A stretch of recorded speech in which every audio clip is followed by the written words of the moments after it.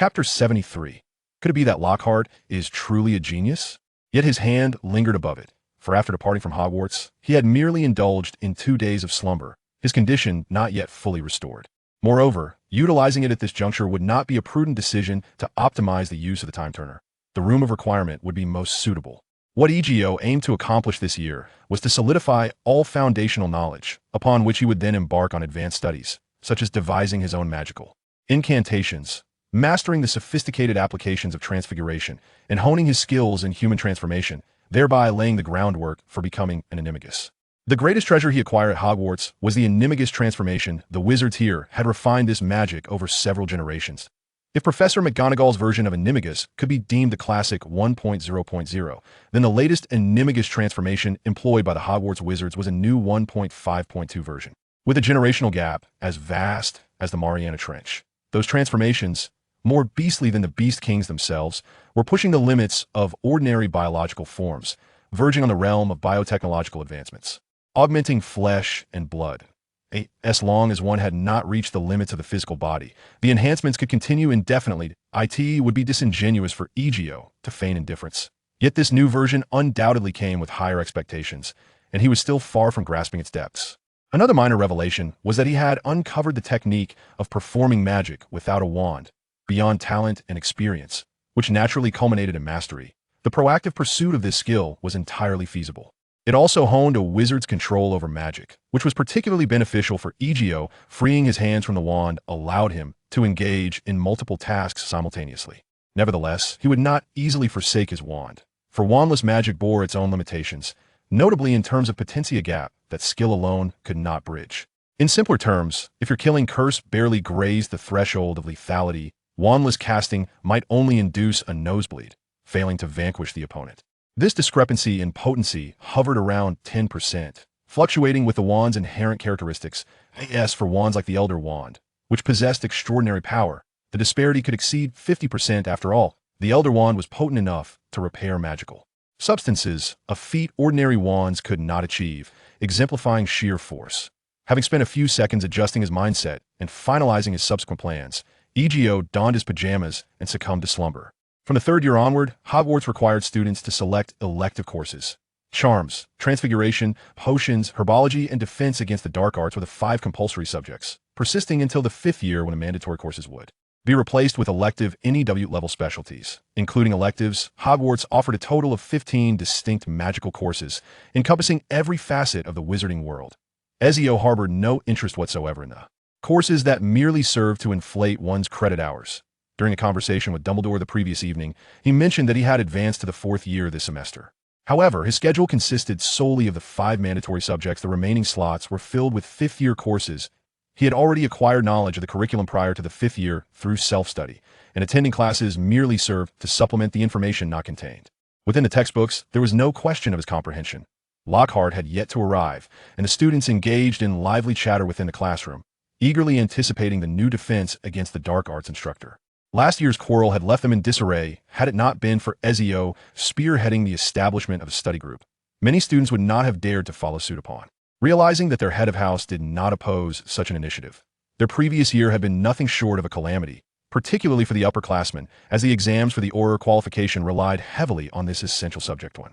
That quarrel had not crafted the questions for. Lockhart was a figure of considerable renown, his fame having spread widely by the time the school year commenced. He had held a grand book signing event in Diagon Alley, which had been covered by numerous magical publications, including the Daily Prophet. Given his considerable reputation and the weight of seemingly impressive accolades, one would expect that this instructor possessed some degree of competence. Ezio, take a look at this. As they sidled up to Ezio, the twins proudly produced a wand from their robes. We crafted this prank prop during the holidays. Is it fake? Ezio inquired as he examined the wand closely. With a solid understanding of transfiguration, many wizards could easily discern the genuine from the counterfeit. Fred and George's aptitude in the subject was commendable, their creation appearing convincingly authentic. Ezio waved the wand, which promptly transformed into a rubber duck. Do you think it would be more surprising if this wand emitted a cloud of black smoke, leading wizards to believe their magic had failed? Isn't mischief all about teasing and pranking? The twins exchanged glances, then gave a thumbs up. We shall W the creator of blackheads. This idea is simply splendid. We've just stumbled upon a particularly stubborn black pigment that can only be washed off with the slime of a slug. and more intrigued by the idea of eliminating blackheads. Ezio remarked casually he bore no animosity towards black people, but he abhorred the term black bastard, a distinction that, while superficially similar, was fundamentally divergent in essence. If Jordan heard that, head likely wet his pants. The twins chuckled, casting a glance at Lee Jordan, who was attempting to impress a female classmate nearby. We plan to open a prank shop in the future, and thanks to your gold, we can start preparations much earlier than anticipated. Initially, we intended to save up over the next few years, but this opportunity has come to fruition sooner than expected. When the shop opens, would you like a share?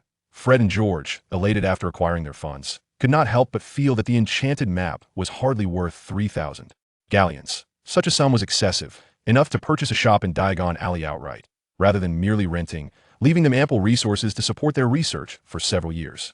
To come. I only hope you can make the shop truly splendid. If you find the time during the holidays, I highly recommend a trip abroad. To be candid, Diagon Alley leaves much to be desired. Experiencing the broader world of magic may inspire you further, said their mentor. We certainly intend to, though it may be a couple of years before we can. Our mother is quite reluctant to let us venture out, but once we master apparition, that will change, they replied. Moreover, we still have a great deal to learn at school.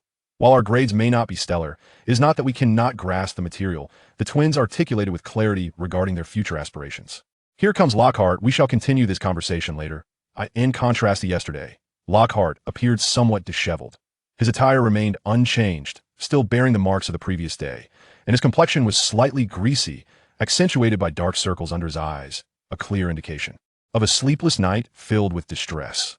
The once meticulously arranged golden locks now lay in disarray, yet he made a commendable effort to present a radiant smile, though his demeanor stiffened upon encountering Egio. Greetings, students, he managed, swallowing hard as an internal struggle ensued. Who am I, Gilderoy Lockhart, to deceive these esteemed heads before me, especially with Dumbledore himself overseeing the matter? Having succumbed to the allure of the memory charm over the years, he had grown adept at charming those elderly wizards into recounting their glorious tales, only to erase their memories, thus claiming their experiences as his own. This art of deception had become intoxicating, leading to a notable decline in his magical prowess. Much like the employees of the Ministry of Magic, many had forgotten how to cast even a basic shield charm, in a world where most wizards believed that merely uttering a spell constituted success. The speed at which they forgot these incantations was alarming. Just because one could perform a spell did not guarantee mastery over it. Now, Lockhart found himself ensnared in a predicament. His former abilities had waned since his school days.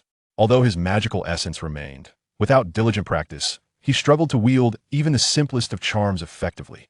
What were the incantations? What gestures accompanied them? Lockhart could not recall, as he had neglected such magic since graduation. What I still possess? What skills remain? Is there anything I can impart to my students beyond mere storytelling? My astute mind, blessed by Ravenclaw, must devise a solution.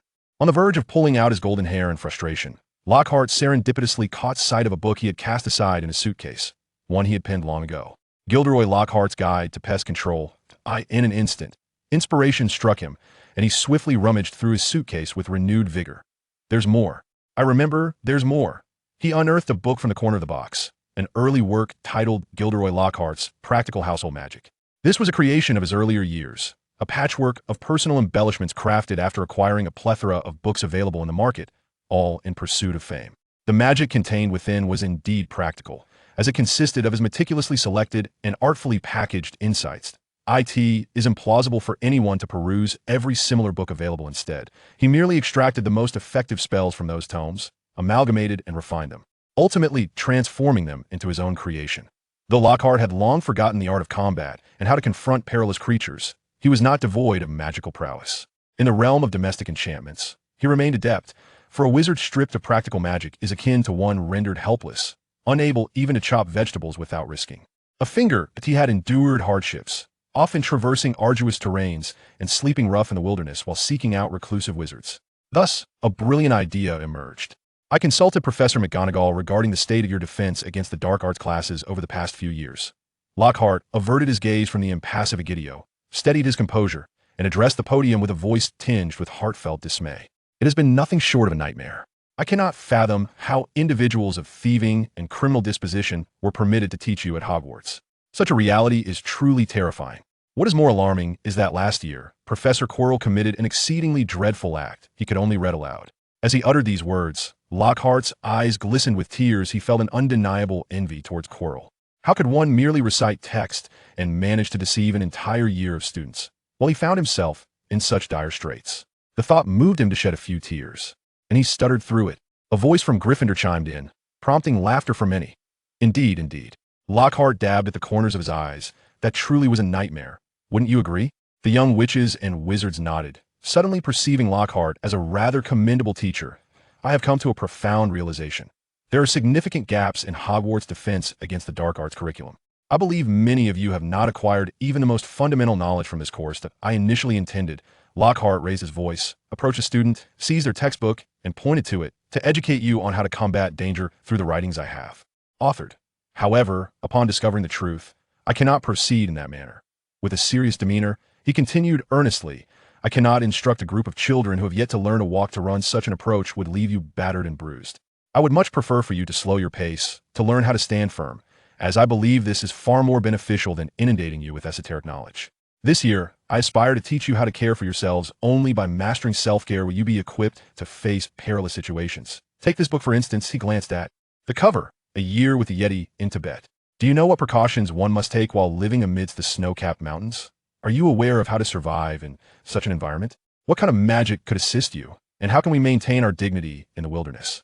Do not underestimate the last point. Lockhart continued with increasing confidence, revealing a quintessential commercial smile. We are here to coexist with the Yetis, not to become one of them or revert to savagery. Now, allow me to instruct you on how to establish a campsite in the wild. In the beginning, Lockhart was so impoverished that he could not even afford a magical tent. Clearing the area, constructing a shelter, and then igniting a furry dough. Not underestimate these tasks. They will help you evade pests in harsh conditions, minimize the risk of illness, and ensure you can rest adequately to regain your strength. He retrieved the practical spells he still remembered and utilized for daily life. Last night, he had diligently revisited the 2 earliest volumes he had stitched together, which contained quite useful magic. With this knowledge, he felt a newfound confidence in teaching these skills. Egio was well-versed in the comprehensive guide to domestic magic, yet some of the techniques Lockhart had just mentioned proved to be more effective and convenient than those outlined in that book. Could it be that he is truly a genius? Chapter 74, The Meditation Basin and Memory. Lockhart's class was an overwhelming success. It was truly enlightening. They were utterly unaware that even pitching a tent in the wilderness required such meticulous attention to detail, and there were even tricks to starting a fire. After the course concluded, Lockhart wiped the sweat from his brow and, for the first time, dared to cast his gaze upon a student who, while not a judge, instilled in him an even greater sense of pressure. Egio gave him a slight nod, which greatly relieved him. This feeling of elation surpassed the satisfaction of receiving 100 fan letters. Lockhart possessed an immense vanity. He relished being the center of attention. Yet, deep down, he understood that he lacked the extraordinary talent that could fulfill his vanity. Therefore, during his student days, he resorted to attention-seeking antics, which ultimately set the stage for his later theft of others' adventure stories. Unable to achieve what he desired through genuine means, he resorted to unscrupulous tactics, honing his craft through deceit. However, if he could accomplish his aspirations through his own abilities, the outcome might differ significantly. This was the first time he savored the sweetness of reaping the rewards of seeds he had sown himself, a feeling that was distinctly different from before, one of inner peace.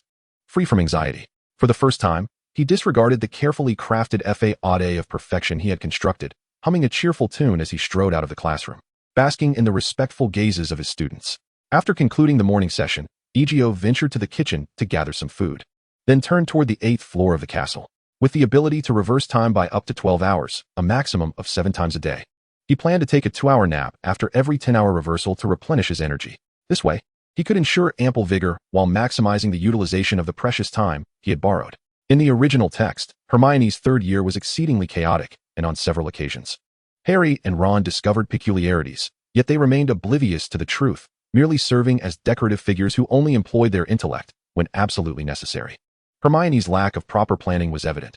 Her time turning was aimed at attending classes, unlike Egio's self-directed study, which was fraught with uncertainties. Ahead of him stood 7 doors, each marked with a number. He would spend the next 12 hours in the room behind one of the doors, emerging after the first reversal to conduct the 2nd, 3rd, and so forth, until the 7th time, before entering a new room, thereby circumventing all potential mishaps. Dumbledore had repeatedly cautioned him, and he certainly had no intention of seeking thrills, such as allowing 2 versions of himself from different timelines to meet. Upon exiting the room of requirement, it remained 12 o'clock. Traversing the corridor, Egio rapped gently on Dumbledore's office door. Wasn't a midday respite warranted? Dumbledore raised his head from a stack of documents. As the headmaster of Hogwarts, he typically enjoyed a significant amount of free time. Yet his multitude of responsibilities, including those concerning the WizardingWorld and the International Wizarding Federation, kept him perpetually occupied. It seemed I had arrived at an inopportune moment. There were numerous convoluted matters at hand, and to be frank, I had contemplated stepping down. Perhaps a simpler existence as a headmaster would bring me greater joy.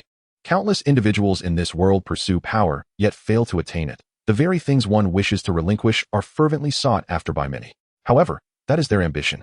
I merely perceive it as a burden. Dumbledore raised his hands in resignation, yet I find myself compelled to shoulder these responsibilities. Allowing them to run amok would only invite greater troubles, especially in this particular year. He sighed, reflecting on the profound impact of the Soviet Union's dissolution. Such a colossal collapse reverberated through every facet of the world, and the magical realm was no exception. You arrive at a fortuitous moment. I too seek a respite for my mind. Let us discuss Tom. His matters might provide some relief from these petty disputes. Voldemort had never truly posed a threat. While he was undoubtedly troublesome, once the context was clarified, addressing him proved far simpler than engaging in squabbles with wizards from other nations. Where would you like to begin your understanding of him? Naturally, we must start from his origins. A person's formative environment significantly shapes their future. Much like myself, my perspectives diverge from those of the majority. Indeed, let us commence from Tom's pre-enrollment days. Dumbledore nodded and approached a cabinet. Upon opening it, an ancient stone basin emerged before him. The pensieve, an object with which Egio was familiar, having acquired one himself. While at Hogwarts, he had enlisted the help of Bansino to inquire about this item, and the following day he procured a nearly pristine pensieve for personal use, a commodity not particularly rare. As many wizards worldwide had employed them, simply immerse your head within. London in the 1930s was far more dilapidated than it is today, during the Great Depression, marked by the catastrophic stock market crash on Wall Street, soaring unemployment, declining industrial output, and pervasive poverty. Orphanages, reliant solely on government and societal aid, naturally faced dire circumstances. Tom Riddle's childhood unfolded amidst such adversity. Egio followed Dumbledore's lead, observing the entire process of Tom's recruitment from the orphanage. He spared no valuable details. Recognizing that the real world diverged significantly from the cinematic realm, and even the original novels could not be wholly trusted, Egio had witnessed a divergence from the narrative. His presence altering many outcomes, not least of which was Gilderoy Lockhart's starkly different trajectory from that depicted in the original text. Fortunately, Voldemort's childhood remains unchanged. He continues to embody the same insatiable greed, arrogance, and an innate disdain for others. This is indeed a favorable revelation. Approximately 20 minutes later, Ezio and Dumbledore emerged from the pensieve. What are your thoughts on Tom? Dumbledore inquired, sipping a sweet beverage, his brow unfurling.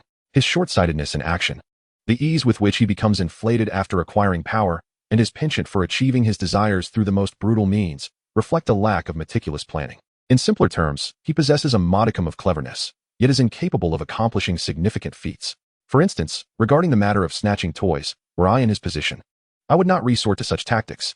Had I grown up in an orphanage under poor conditions, possessing some extraordinary power unbeknownst to me at that time, I would choose to conceal this power, nurturing it until the moment I truly needed to wield it.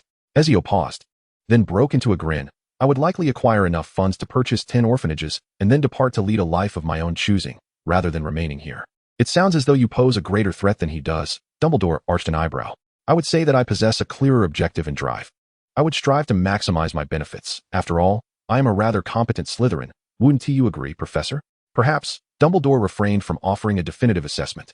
Let us continue our discourse on Voldemort.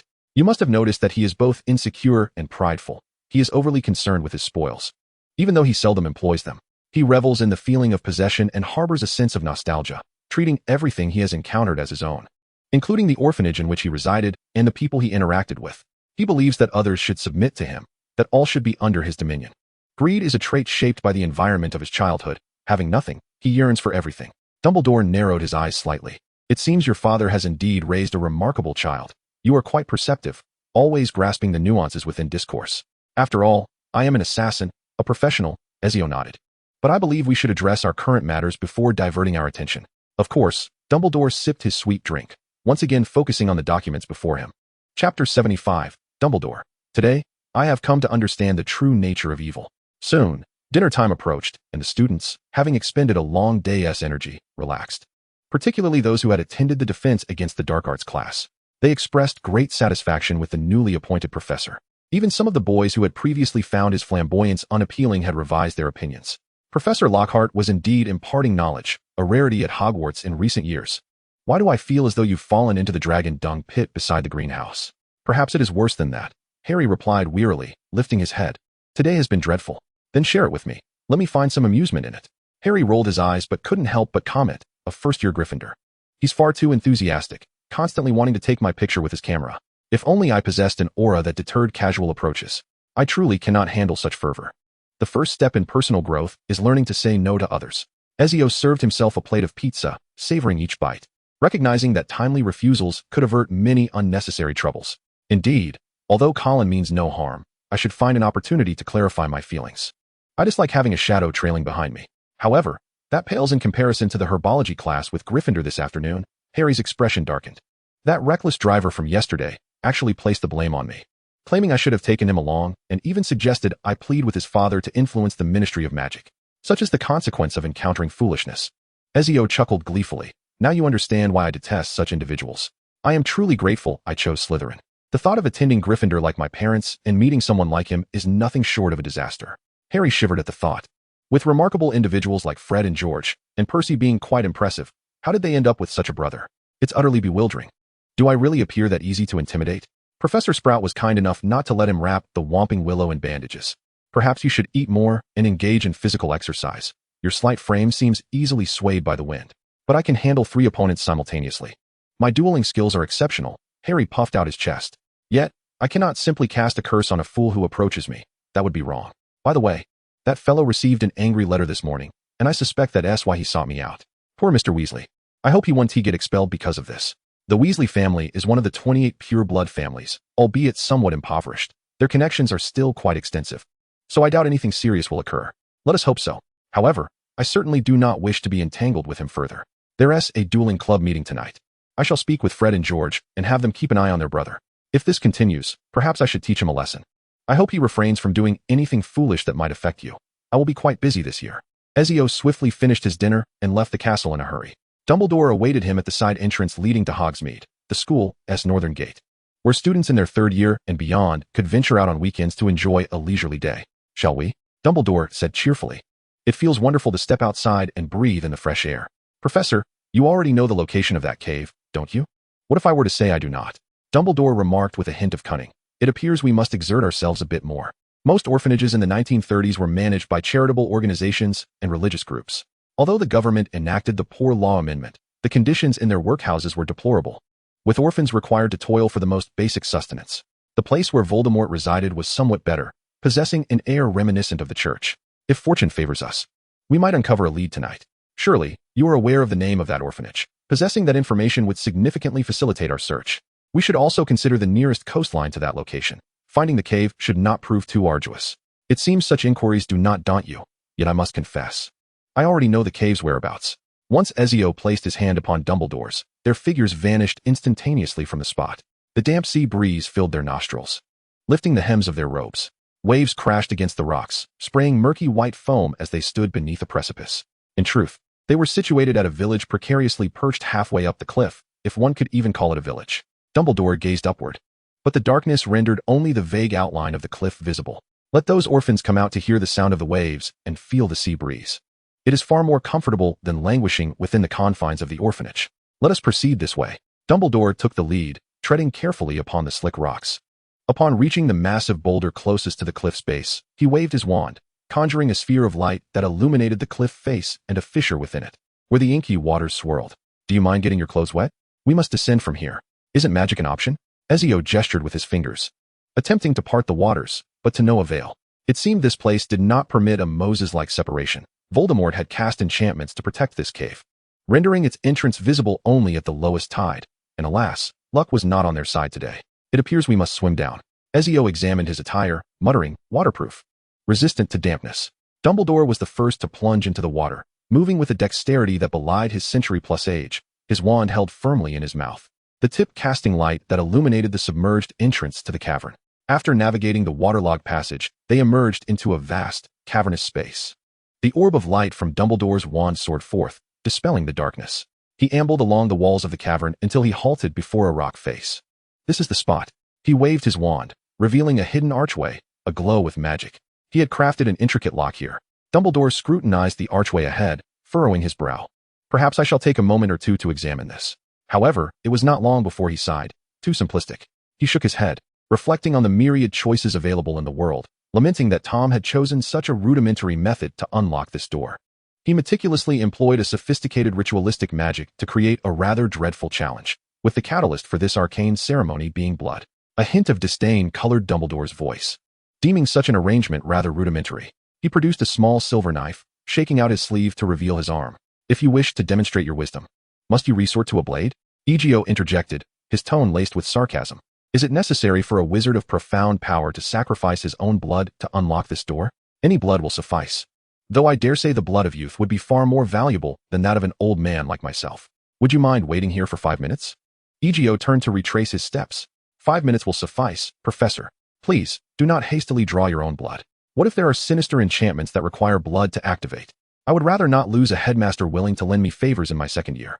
As Dumbledore watched Egio's retreating figure, he suddenly felt a fondness for the boy, appreciating his consideration for an aging solitary figure. Must the walls be smeared with blood? Egio drew forth a broken spear, gesturing ominously near the man's neck. Perhaps we should refrain from involving the innocent. I thought you might procure some blood packs or something of the sort. The blood packs imported to Britain are all from America. They are either tainted with HIV or syphilis. I find them unclean, and I would assume you do as well.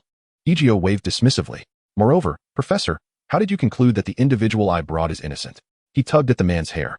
He did not appear menacing, but rather had an air of refinement about him, with a medium build, fair skin, and the demeanor of an educated gentleman. Clad in attire reminiscent of surgical scrubs, resembling a doctor. I am quite familiar with London. I wonder if you are as well, Professor. If you are, you may have heard of a gang known as the Chamberlain Gang, an old Anglo-Saxon outfit that has somewhat waned in power. Their operations focus heavily on human trafficking and organ smuggling, particularly thriving this year. This is a doctor I just extracted from their stronghold, primarily responsible for performing organ extractions without anesthesia. They refer to it as cost reduction and efficiency enhancement, as they can still create skeletal specimens for sale post-mortem. Can you guess how many surgeries he conducts in a day? Dumbledore fell silent, his lips sealed in contemplation. Must the walls be drenched in blood? Egio inquired once more. I believe that would not be necessary, Dumbledore replied slowly, shaking his head.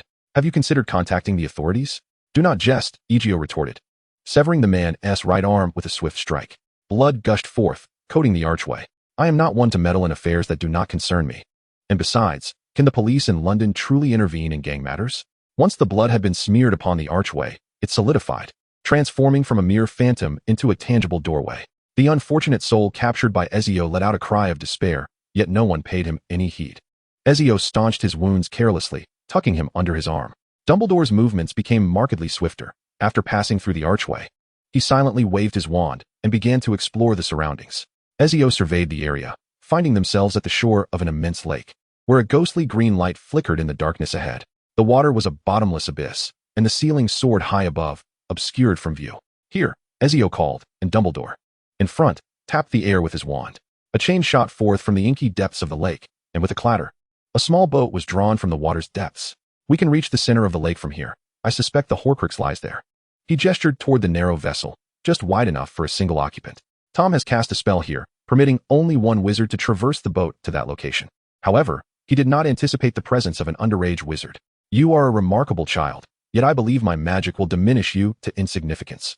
Just remember, do not touch the lake water as you ascend. Thank you for illuminating my current insignificance, Ezio replied, raising his hands in resignation. Dumbledore's flair for the dramatic was indeed striking. Is it truly wise to bring him along? Tom regarded muggles as lesser beings. His arrogance had been evident from a young age, had it not? Ezio perched at the prow of the boat, balancing expertly despite still holding onto a person, choosing not to contest Dumbledore for space. The water teemed with corpses, several thousand, perhaps. Yet, strangely, there seemed to be no record of a massacre from over a decade ago. Acquiring bodies does not necessarily require inflicting death, Dumbledore mused, his gaze fixed on the distant light, lost in contemplation. Before long, the small boat reached the shore, a diminutive island at the lake's heart, crowned by a stone pedestal. Upon it rested a basin, reminiscent of a meditation bowl, from which the eerie green glow emanated, filled with a liquid akin to juice pressed from goblins or greenskins. Dumbledore approached the stone basin, his wand swirling gently in his hand, seemingly attempting to dispel the magic encasing it. Yet, after a moment, he halted. This liquid protects what lies beneath. We must not allow it to separate or vanish. I surmise it can only be consumed. His gaze fell upon the man tucked under Ezio's arm. How fortuitous that he would serve a purpose once more. Dumbledore's tone brightened, perhaps believing this course of action to be justifiable. Then let us commence. A goblet materialized in his hand, filled to the brim with the green liquid. The man, under Ezio's spell, caught the chalice and, tilting his head back, drank it all in one gulp. In that instant, a visage of excruciating agony contorted his face. The spell's efficacy was shattered by the magic within the liquid, and for reasons unknown, the man suddenly broke free from his magical restraints. I don't want to. No. You cannot do this. I still hold value. I am a doctor. The man discarded the goblet, clutching his neck as though confronted by something terrifying. Egio retrieved the goblet he had cast aside and filled it with a potent elixir. No, no, no. Do not give it to me. He protested, retreating repeatedly, only to be pressed to his knees by Egio's firm hand, the liquid forced into his mouth. Coughing violently, the man's visions grew increasingly horrific before him. Spare me. Spare me. I will do anything. The green liquid surged down his throat once more, his struggles intensifying. Yet, with a series of sickening cracks. His jaw dislocated and his arm was wrenched from its socket. With each goblet of liquid consumed, the agony etched deeper onto his face. After 10 doses, he collapsed onto the ground. A pendant box.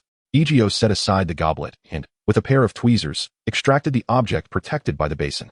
Dumbledore's gaze settled upon it, scrutinizing it closely. A counterfeit, he declared, shaking his head, before seizing the golden pendant box. Someone has preemptively taken the true Horcrux. This is but a sham. He pressed the button on the box to reveal its contents, where a folded piece of parchment had replaced the expected portrait. To the Dark Lord, by the time you read this, I will have long since perished, yet I must inform you that I have uncovered your secret. I have stolen the true Horcrux and intend to destroy it at the earliest opportunity. I risk my life in the hope that you may be vanquished when faced with an adversary. A true warrior has undertaken the task we just performed. After perusing the note, Dumbledore sighed softly. Tom, you once betrayed your followers. Initially, some pursued the glory of pure blood, and you were adept at ensnaring hearts. But the false shall always remain false. You possess no glory, only selfish ambition. Perhaps this individual chose to rebel upon realizing this truth. Things have become complicated, Egio. Dumbledore remarked, visibly troubled. Horcruxes are not easily destroyed. There exists but a scant few substances capable of obliterating them. Not everyone possesses your formidable, unforgivable curse. However, I hope for his success. Dumbledore gazed deeply at Egio. You are the first wizard in history to have employed the killing curse to dismantle a Horcrux. I have never witnessed anyone infuse the power of the Cruciatus curse into a Horcrux. Why not simply declare me innately malevolent? Egio shrugged, accepting Dumbledore's assessment as an indication of his lack of disapproval. This is your gift, it is not evil. I merely hope you wield it wisely rather than indulge in reckless abuse. He is, Dumbledore pointed to the man beneath Egio's foot. I should not have probed into his memories. Those images rendered me unable to eat for a week. Your capacity for acceptance requires enhancement. He is scarcely more than a mere snack, Egio retorted. Ezio exerted force with his foot, shattering the spine of his foe, the fractured ribs penetrating the heart, thus concluding his agonizing struggle. Observing Dumbledore's indifference to the scene, Ezio felt a sense of satisfaction. This marked a promising beginning. Dumbledore gestured for Ezio to board the small vessel, warning that the gate would soon close. No worries, I brought an arm, Ezio remarked, waving his freshly severed left hand, eliciting a flicker of surprise from Dumbledore. Perhaps we ought to show some respect for the deceased. I never consider these things as human. They are mere props, meant to serve their purpose and be discarded. They resumed their journey in the small boat, retracing their steps as the pale bodies of the deceased swayed gently beneath the inky waters, reminiscent of cocoons dangling from treetops. Chapter 76. Tom harbored a particularly strong desire for demise today. Ron's academic performance was less than stellar. The Weasley family was large. The eldest, Bill, served as the president of the student council, while the second, Charlie, captained the Quidditch team. The third, Percy, held the position of prefect and was poised to succeed Bill. Although the twins' grades were subpar, no one deemed them foolish. Their energies simply lay elsewhere. Ron, similarly distracted from his studies, struggled to identify his own talents. Aside from playing wizard's chess, in his despair, he discovered that he could no longer find anyone willing to play with him. Not merely due to the 20 points deducted at the start of term, but because he had once again perpetuated the family's tradition within a few short weeks. If copying assignments ensures your passage through exams, then by all means, continue. Weasley, Professor McGonagall's eyes flickered with disappointment. Hogwarts had changed considerably this year, most notably. She observed the students working harder than in previous years, which brought her solace. Yet, there were still those who chose to be the proverbial fly in the ointment, which disheartened her greatly. And you too, Mr. Longbottom and Mr. Finnegan, while you completed your assignments as required. It does not grant you the right to lend your work for others to plagiarize. Such behavior is utterly unacceptable. I trust this will be the first and last time I encounter this, and thus, you shall each lose 5 points. Pale-faced, Seamus shrank back, murmuring, I never intended for him to see it. He said last year it was fine. That is no excuse. You are no longer first-year students. You should be well aware of the rules, Professor McGonagall admonished sternly, though she did not intend to pursue last year's errors, for that was in the past. And she did not wish to deduct further points from Gryffindor. As head of the house, her own reputation was at stake if Gryffindor languished at the bottom. I hope you both learn from this experience and ensure such mistakes are not repeated. She gently wiped away Neville's tears, softening her tone. All right, you two may leave now. And now, Mr. Weasley, do you have anything you wish to say? She altered her approach as Ron opened his mouth to defend himself. What more do you wish to argue? Her voice took on a stern tone. This is not the first time you've engaged in such behavior. Yet this instance is the most egregious. You have copied word for word without making a single alteration. Professor Sprout approached me this afternoon, informing me that she had received 2 submissions that could be deemed exemplary, one from Mr. Lumbaden and the other from you. Do you have any notion of how embarrassed I felt in that moment? I can overlook the errors present in Mr. Finnegan's assignment, but I cannot pardon your decision to replicate those mistakes, particularly when you even misrepresented the correct information he had provided. The law of transfiguration is not the GAMP's law of transformation. This is a fundamental principle of transfiguration that I instructed you to memorize and recite back in your first year. Is my course so tedious that you find it unbearable to listen? Or do you consider yourself so astute that you need not pay attention? Mr. Florence, who enrolled in the same year as you, brings a notebook filled with questions he cannot comprehend to me each week. He self-studied the entirety of the 5th grade curriculum last year, yet he continues to exhibit the utmost respect for knowledge and never neglects the basics. My expectations of you are not particularly high. Pay attention in class and complete your assignments diligently. If you persist in this manner and fail to pass the ordinary wizarding level exams in 5th grade, Hogwarts will have no choice but to advise your withdrawal or even expel you outright.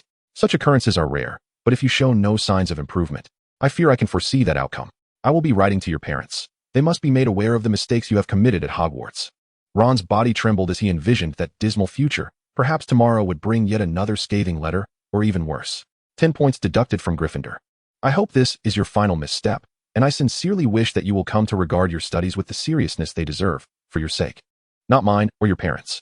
Professor, I promise I will never repeat this mistake, Ron implored. I will certainly pay attention in class. Could you please refrain from writing to my father? Such news would be an unbearable burden for him. Ultimately, Professor McGonagall softened, nodding slightly after a moment.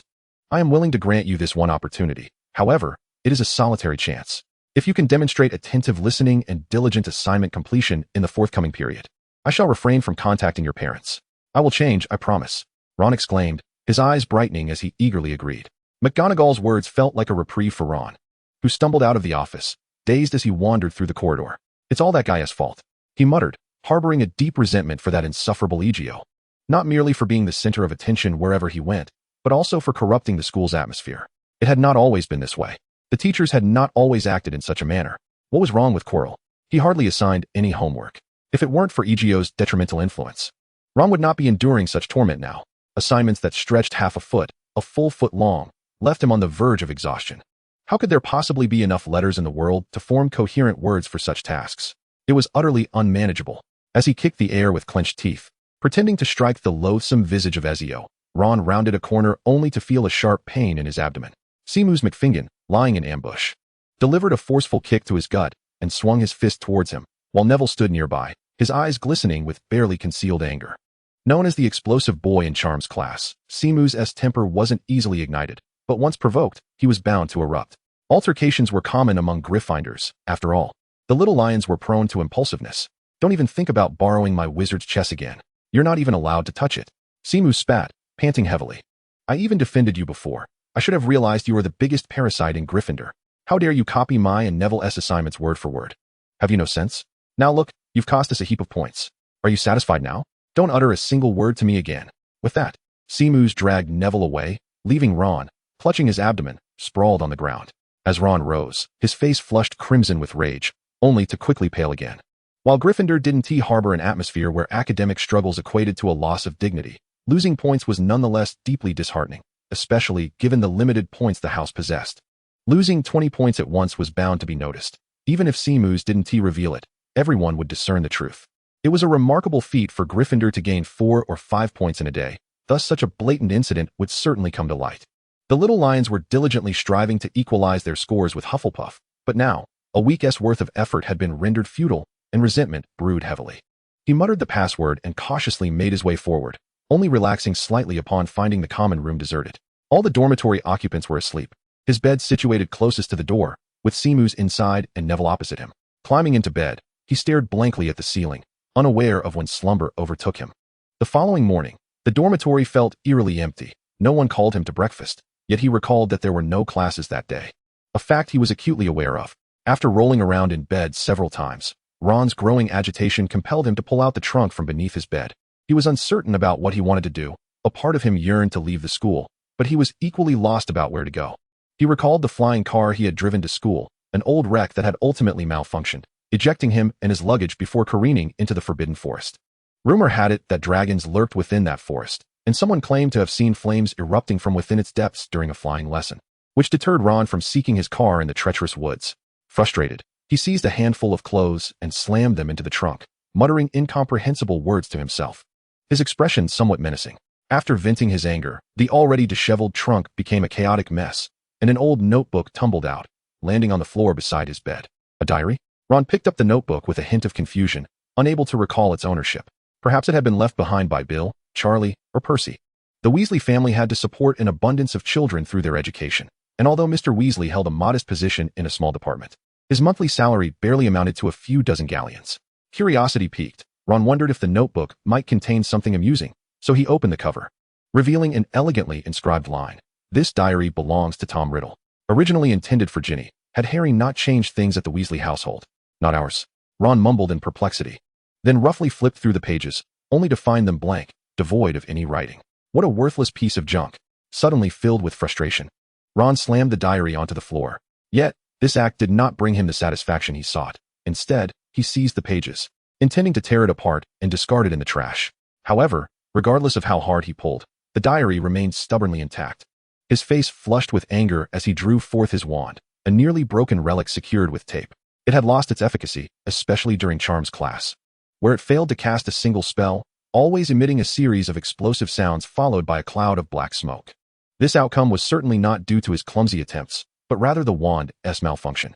He habitually overlooked the dismal score he received on his end-of-year Charms exam. The first-year test had been deceptively simple, merely a matter of listening and practicing, yielding him a lackluster score of 5. Even this wretched diary dares to mock me. Ron furiously waved his wand, striking the pages of the diary, which crackled and released a somewhat acrid odor.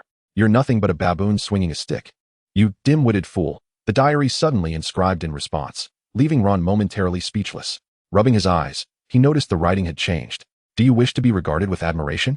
Perhaps I can assist you in this regard, should you desire change. Of course. Ron nodded vigorously but skeptically questioned. With just this pathetic diary? You're an insult to the very concept of measurement. The writing paused, contemplating before ultimately yielding to its true feelings. Fury welled up within Ron. Yet he realized he had little power over this peculiar object. You claim you can help me gain respect, then speak. He challenged. Can you even assist me with my homework? The diary appeared to hesitate, with several drops of ink spreading across the pages. Yes. Fantastic, Ron exclaimed, seizing the diary in delight and giving it a fervent kiss. However, this action seemed to disgust the diary, which expelled numerous ink splotches, contorting into an unrecognizable state. Hurry up now? Help me with my homework. Ron seized a blank piece of parchment and tucked it into his diary, forcefully closing it while mumbling something under his breath. This peculiar ritual persisted for quite some time, after which Ron joyfully opened the diary, only to find the parchment still devoid of any writing. You deceived me. You worthless piece of trash, Ron exclaimed in a fit of rage. What a useless diary. It serves no purpose at all. Shut your mouth. You imbecilic fool. You have even sullied the term fool. If you wish to be regarded with esteem, then you must heed my instructions. Then tell me. Ron hurriedly responded. First, you must inform me of the assignment you wish to write. Oh, I seem to have forgotten. Ron scratched his head. It's probably about transfiguration. Just make sure it's different from everyone else's. The ink splattered even more, as if the diary were on the brink of madness from Ron's antics. If you desire my assistance in writing your assignment, you must do as I say. Right. Ron scratched his head again, pondering the transfiguration methods and precautions for reducing the size of large objects. Isn't this elementary school level material? After this line appeared, the handwriting wavered, seemingly filled with uncertainty. You're quite clever, Ron exclaimed happily. So now you can help me write, right? Indeed. Do I still have to copy it myself? Ron lamented. And why so much? Can't you write less? I can write really large. A foot long would suffice. This is too daunting to copy. Shut the hell up. Your mother must regret giving birth to you. You are so incredibly foolish it's suffocating. After a tirade filled with high levels of maternal references, the diary seemed to begrudgingly calm down. Upon realizing that this object could potentially alter his fate, Ron chose to swallow his anger. I can write your assignment for you, and I will make it easier to copy. But what? Ron inquired, elated. But you must follow my instructions. You must do as I say. As long as you handle the assignment for me, I will do anything, even cuddle with you while I sleep and kiss you daily. Without hesitation, Ron agreed. I need you to empty your mind. Daydreaming, I can handle that. Shut up. Then you must place me close to your heart, whisper my name, pray to me, and expose everything to me so that I can assist you. Do you understand? How troublesome, Ron mumbled, but he made no objections. At least this was far more comfortable than attending classes. Your name is Tom Riddle, right? Correct. From this moment on, once you have completed all of this, I shall help you with that wretched assignment. It's a deal. However, I find myself quite hungry now and must go enjoy a meal. You, of course, have no such need, and thus cannot possibly comprehend just how delectable the chicken legs at Hogwarts are. Last year, I managed to consume 8 in one sitting. This year, I believe I could indulge in 2 more. They are as large as a fist. Ron, who had just lamented his hunger, sprang up immediately, hastily tossing his clothes into his trunk, giving it a kick to secure it closed. He then seized his diary and tucked it into his bosom, dashing towards the door. If only I had kept my mouth shut from the beginning. How infuriating. A line of text materialized in the diary, revealing a profound indignation, yet it remained powerless, being merely a diary with no choice in the matter. Chapter 77. Farewell, Norbert, the clever and considerate little darling. On a bright and sunny afternoon, a large cloud drifted across the sun, momentarily thwarting the oppressive heat. It was the weekend, and the older students flocked to Hogsmeade to unwind, while the younger wizards frolicked by the Black Lake, enjoying the refreshing breeze. The giant squid would splash the surface of the lake, sending moist vapors wafting through the air. As the beloved mascot of Hogwarts, it was quite amiable towards the young wizards. It has been quite a while since I last saw you, Egio. Hagrid beamed upon spotting the approaching figure. It has almost been a month since the term began. Why have you only just arrived? Norbert has missed you dearly. He must wish to bite me, Egio mused, recalling a memory with certainty. I remember the week he was born, when I dangled meat from a fishing rod, spending over an hour trying to catch him. That little creature became so incensed he spouted fire from his rear, chasing after me. I have known since his infancy that he holds grudges. It was merely a child's playful antics, nothing to be concerned about. Hagrid waved dismissively. Norbert is quite obedient. Although he once desired to unleash his fury upon the forest, he has learned better after my guidance. He is an intelligent creature. How long did you educate him? Egio inquired with newfound curiosity. Norbert is full of energy. I spoke with him for several hours. Hagrid replied. With your fists? When he becomes too mischievous, I do give him a light thump. I have learned from experience that it does not harm him, merely causes a bit of discomfort. And he recovers in a couple of days. Wasn't Ruby raised in a similar fashion? Look how well-behaved she is now, even helping me care for Norbert in the woods. They truly are good sisters. I find it difficult to imagine Ruby and Norbert as good sisters. Egio had little faith in Hagrid's naming choices. Let chaos reign, swiftly. Would you like to visit him? I have built him a nest, which is undoubtedly safe. You are correct. There have been dragons in the Forbidden Forest, and the Ministry of Magic has shown no concern. Although they sent someone to check during the holidays, they merely flew above on brooms, too afraid to enter, claiming they were nearly ensnared by the spiders of the forest. Aragog is a good creature, though his offspring are rather numerous. However, that is of little consequence. Hagrid harbors a deep affection for magical creatures, yet his fondness for them does not extend to consuming those delightful beings that exhibit obedience. However, should they display mischief, he would not hesitate to invite them into his belly for a visit. He adheres to the primal law of survival of the fittest, holding great respect for the age-old natural order. The forest is home to many creatures that are intended for sustenance, including the 8-eyed giant spider. Previously, their population thrived in the Forbidden Forest as few dared to prey upon them, resulting in an overabundance. Thus, it was only fitting to sample them. Egio ventured out to unwind his mind. In the morning, he would reverse time to study, while in the afternoon, he would seize moments to relax. Maintaining a constant state of tension would prove unsustainable for him, as he is human, not a tireless machine. Hagrid led the way into the woods, clearing obstacles ahead to allow Egio to follow comfortably. After approximately 20 minutes of trekking through the depths of the forest, a cacophony of barking resonated, accompanied by the sounds of snapping branches and kicked stones. Suddenly, a colossal 3-headed dog, nearly 3 meters tall at the shoulder, emerged from the woods. Woof, woof, woof. Fluffy wagged his tail and bounded over to Egio, sniffing the air around him before extending his head forward. Long time no see, Fluffy, Egio exclaimed as he mounted the dog's neck, his legs comfortably nestled between the three heads. Hagrid watched this scene with delight, relishing the sight of his beloved creature receiving recognition and affection from others. However, the professor of magical creatures at Hogwarts disapproved of Hagrid's interactions between these adorable beings and young wizards, deeming it too perilous. Fluffy, charge forth. Let us visit Norbert. With a joyful bark, Fluffy dashed into the forest, galloping with wild abandon. Suddenly, he leaped into a vast clearing, his paws landing upon something that emitted a plaintive whine.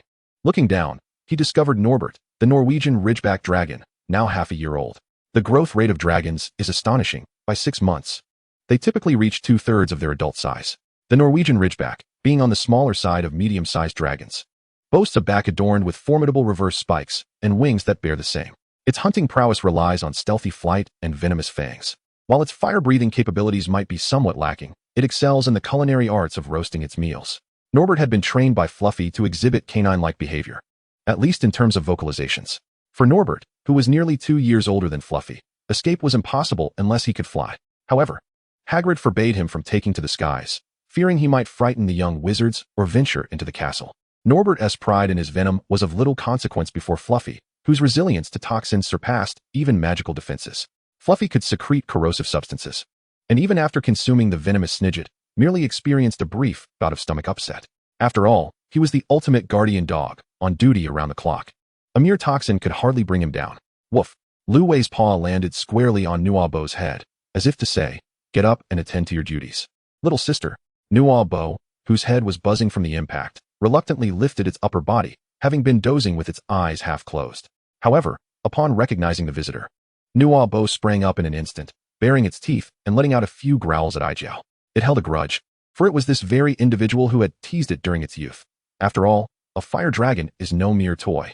Now that it had grown, it was time to settle the score. Yet, Lu Wei made it clear that she regarded Egio as a young master. Woof woof woof. What are you dawdling for? Hurry up and bring some delicious food for the young master.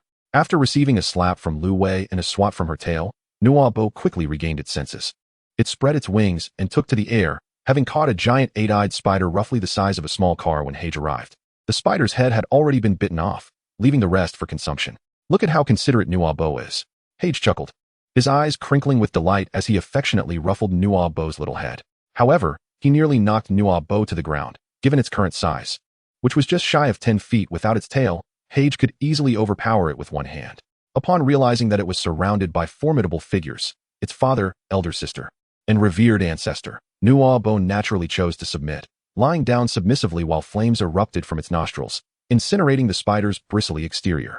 Hage dragged over a piece of dry wood and quickly set up a campfire. In no time, a delightful aroma wafted through the woods. As Hage had mentioned, the 8-eyed spider tasted remarkably like crab, with its legs as thick as a normal person's calves, yielding exquisite meat. A sprinkle of seasoned salt transformed it into an unparalleled delicacy, sweet and chewy, utterly delectable. Chapter 78. This is a sprite, not a doll. The chaos was all due to the doubled assignments. However, most of them bore no ill will towards Egio, for they had learned much from that experience. Should another giant creature incident occur this year, each of them was eager to test their mettle against that foul beast. While giants might not be entirely precious, they certainly had their share of usable materials. The mucus of a giant serves as a natural antibacterial agent and, when heated, can also function as a natural thickener. This viscous mucus is crucial for the giant's resilience in harsh environments. The decoration of the Great Hall bore little difference from last year, save for this year's bats being replaced by a group of rather endearing little ghosts, draped in cloths atop their heads. They floated near the long tables, nimble and elusive.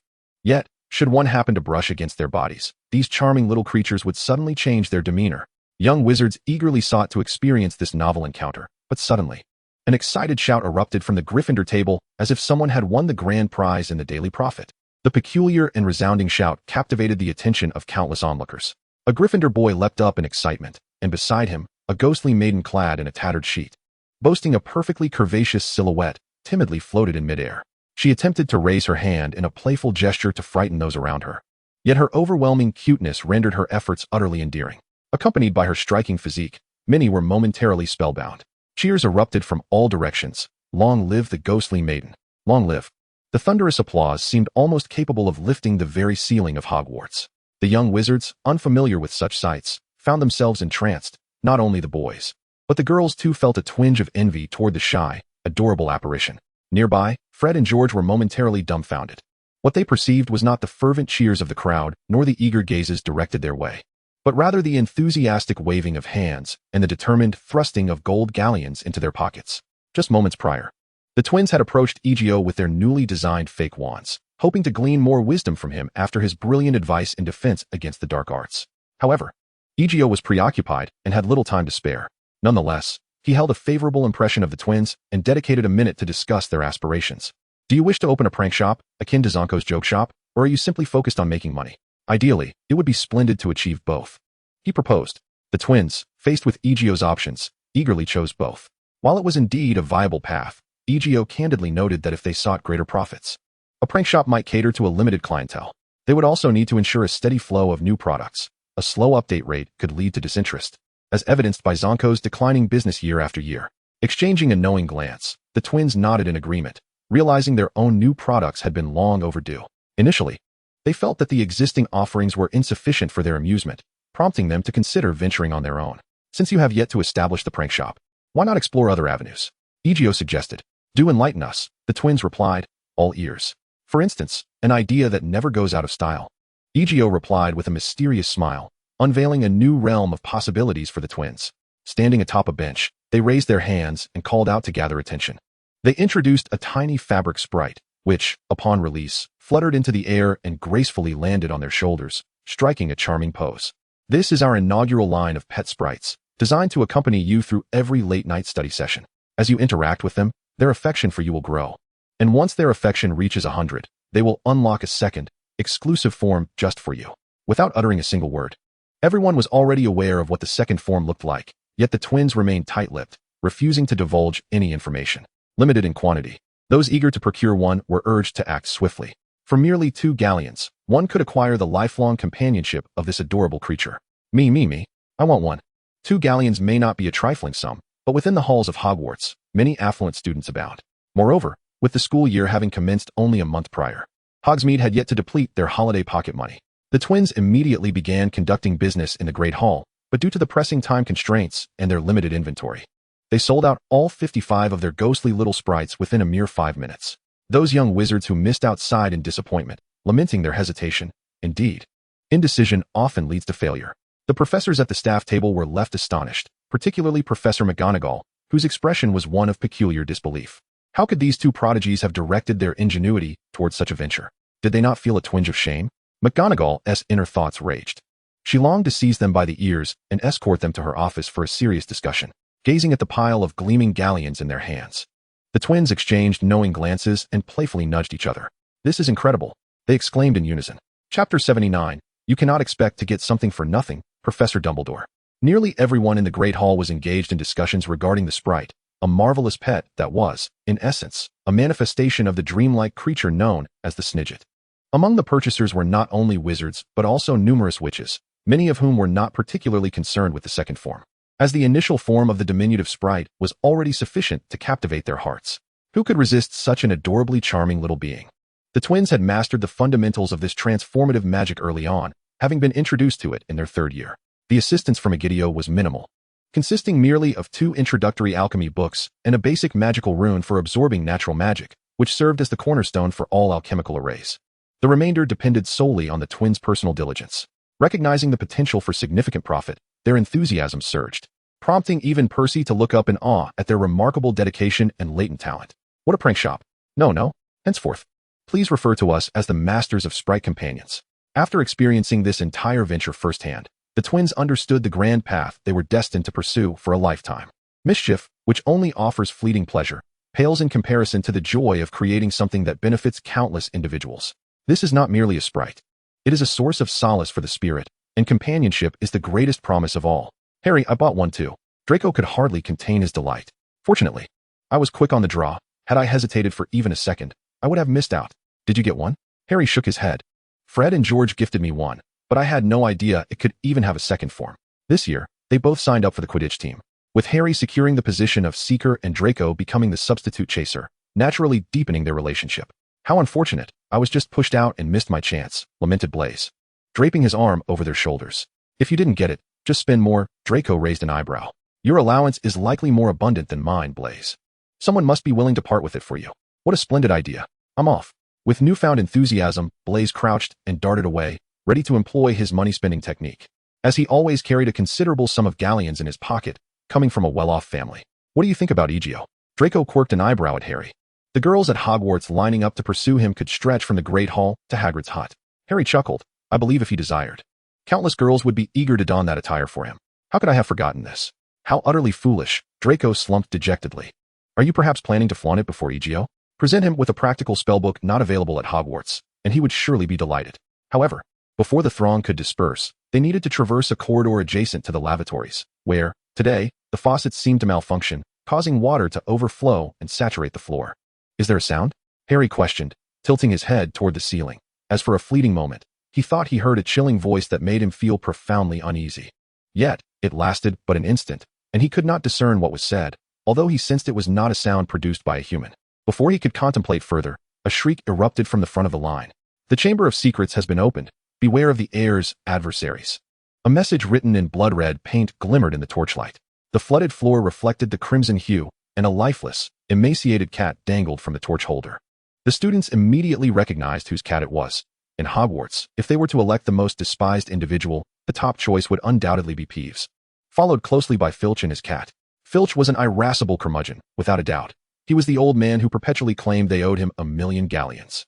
Before Dumbledore became the headmaster of Hogwarts, he would resort to various forms of punishment against mischievous little wizards, though this was later strictly abolished by Dumbledore. Nevertheless, he now glowered ominously at every passerby, ready to pounce if he spotted young wizards frolicking in the corridors, even if they were merely walking without casting spells or engaging in pranks.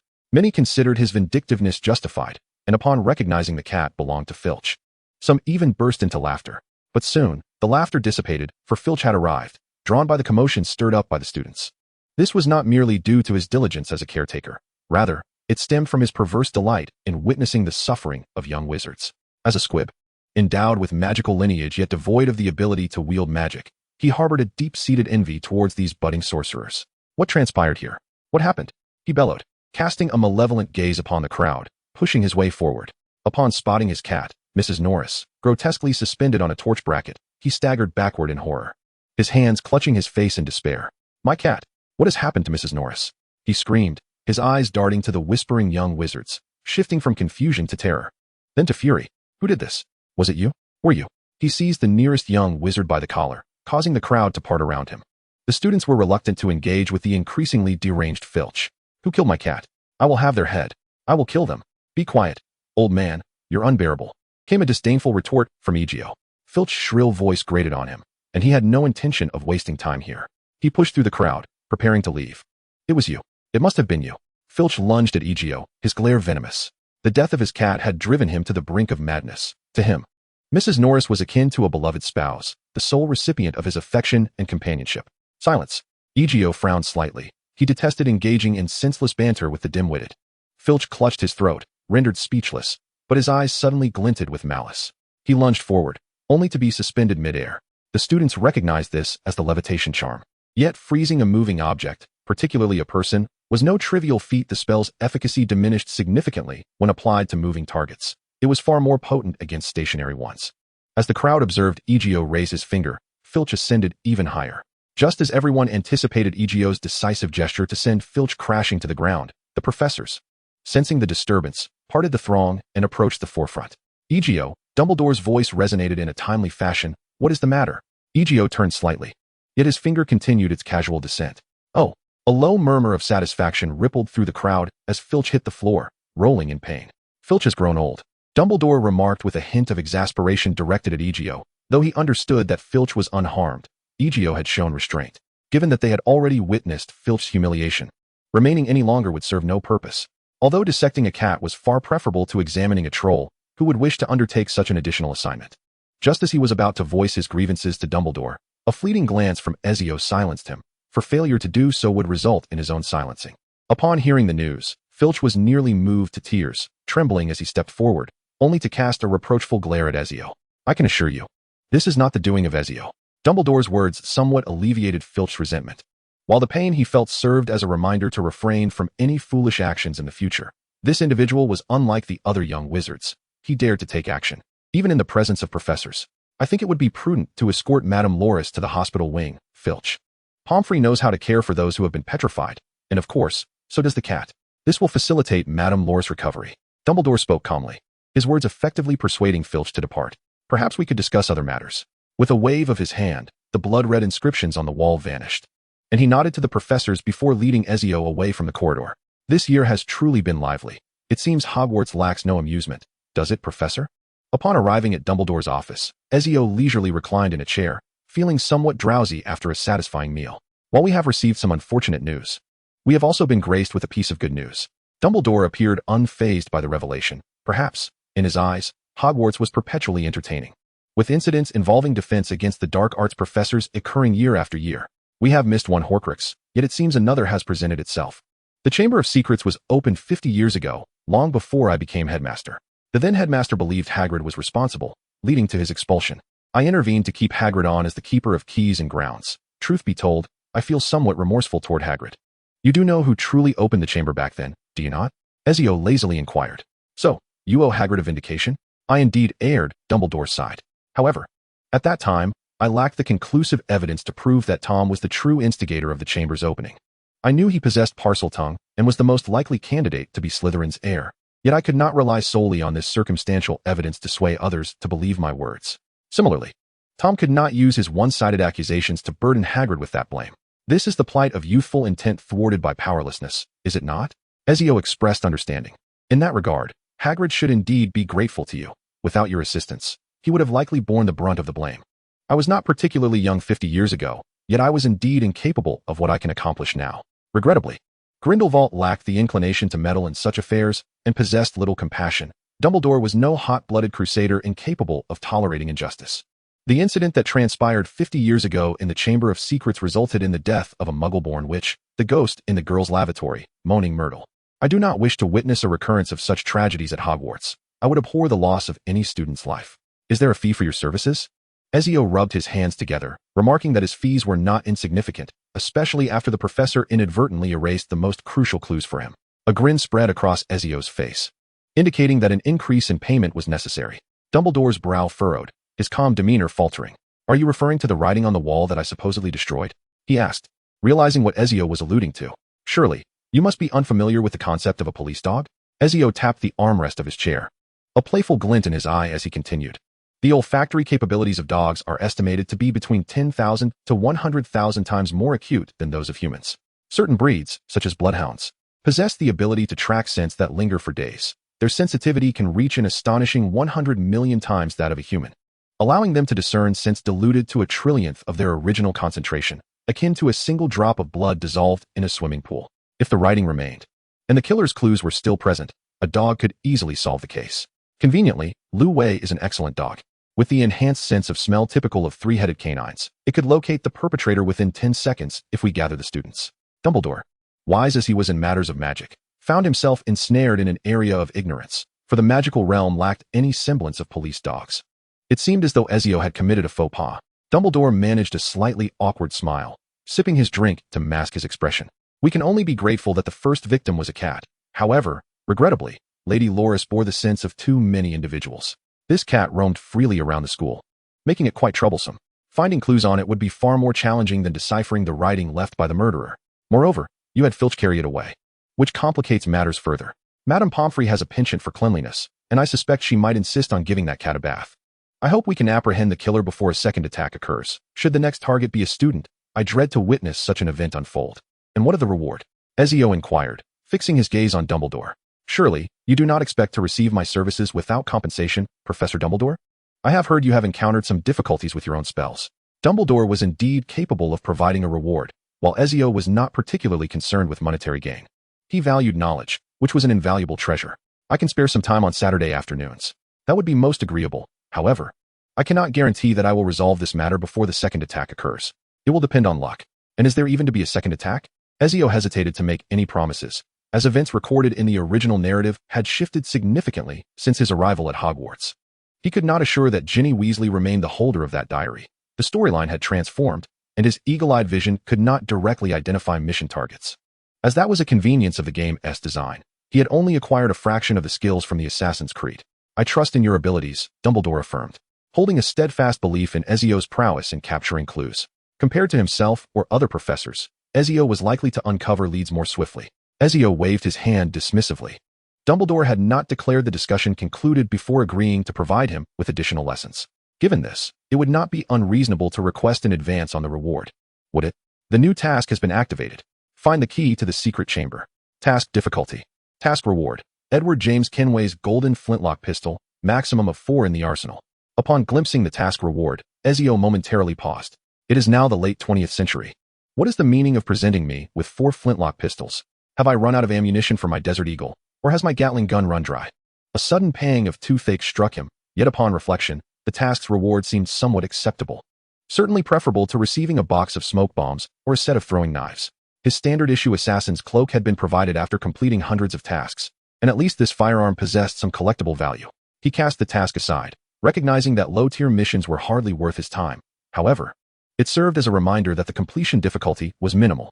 A 2-star task equated to assassinating a high-value target sheltered by guards within a mansion or executing a massacre at a stronghold, both trivial challenges for him. Thus, the clues must be readily apparent. Ezio understood that this indicated a deviation from the original course of events, yet finding the clues would not pose a significant challenge. The breakthrough lay beneath his very nose, and he had already identified the individual. Harry. At the station, Harry had regaled him with tales of his unfortunate encounters during the holiday, but after they indulged in a lavish feast accompanied by 3 pints of butterbeer, Harry had set aside his grievances and refrained from venting. Now, it was time to engage him in a proper conversation. Ezio quickened his pace towards the Slytherin common room. Chapter 80. The Price of Foolishness. What is the matter? Ezio inquired, casting a curious glance at Rabastan. Everyone is speculating whether you might be the heir of Slytherin. How could that be possible? Ezio waved his hand dismissively. Salazar Slytherin has a clearly defined line of descendants. The long-extinct Gaunt family is his bloodline. It has only been a few decades. Surely you all remember this? The pure-blooded wizards exchanged glances, then nodded in acknowledgement. They were indeed aware of the Gaunt family, as intermarriage among pure-blood families was prevalent. In England, one could easily piece together nearly all pure-blood surnames by perusing genealogies. Such unions were exceedingly common and interconnected. Moreover, Slytherin was well known as a speaker of parcel tongue, a trait that became emblematic of his lineage, as the Gaunt family naturally possessed the ability to converse with serpents. Unfortunately, I am not one of them, he added, eliciting a collective sigh of disappointment from the group.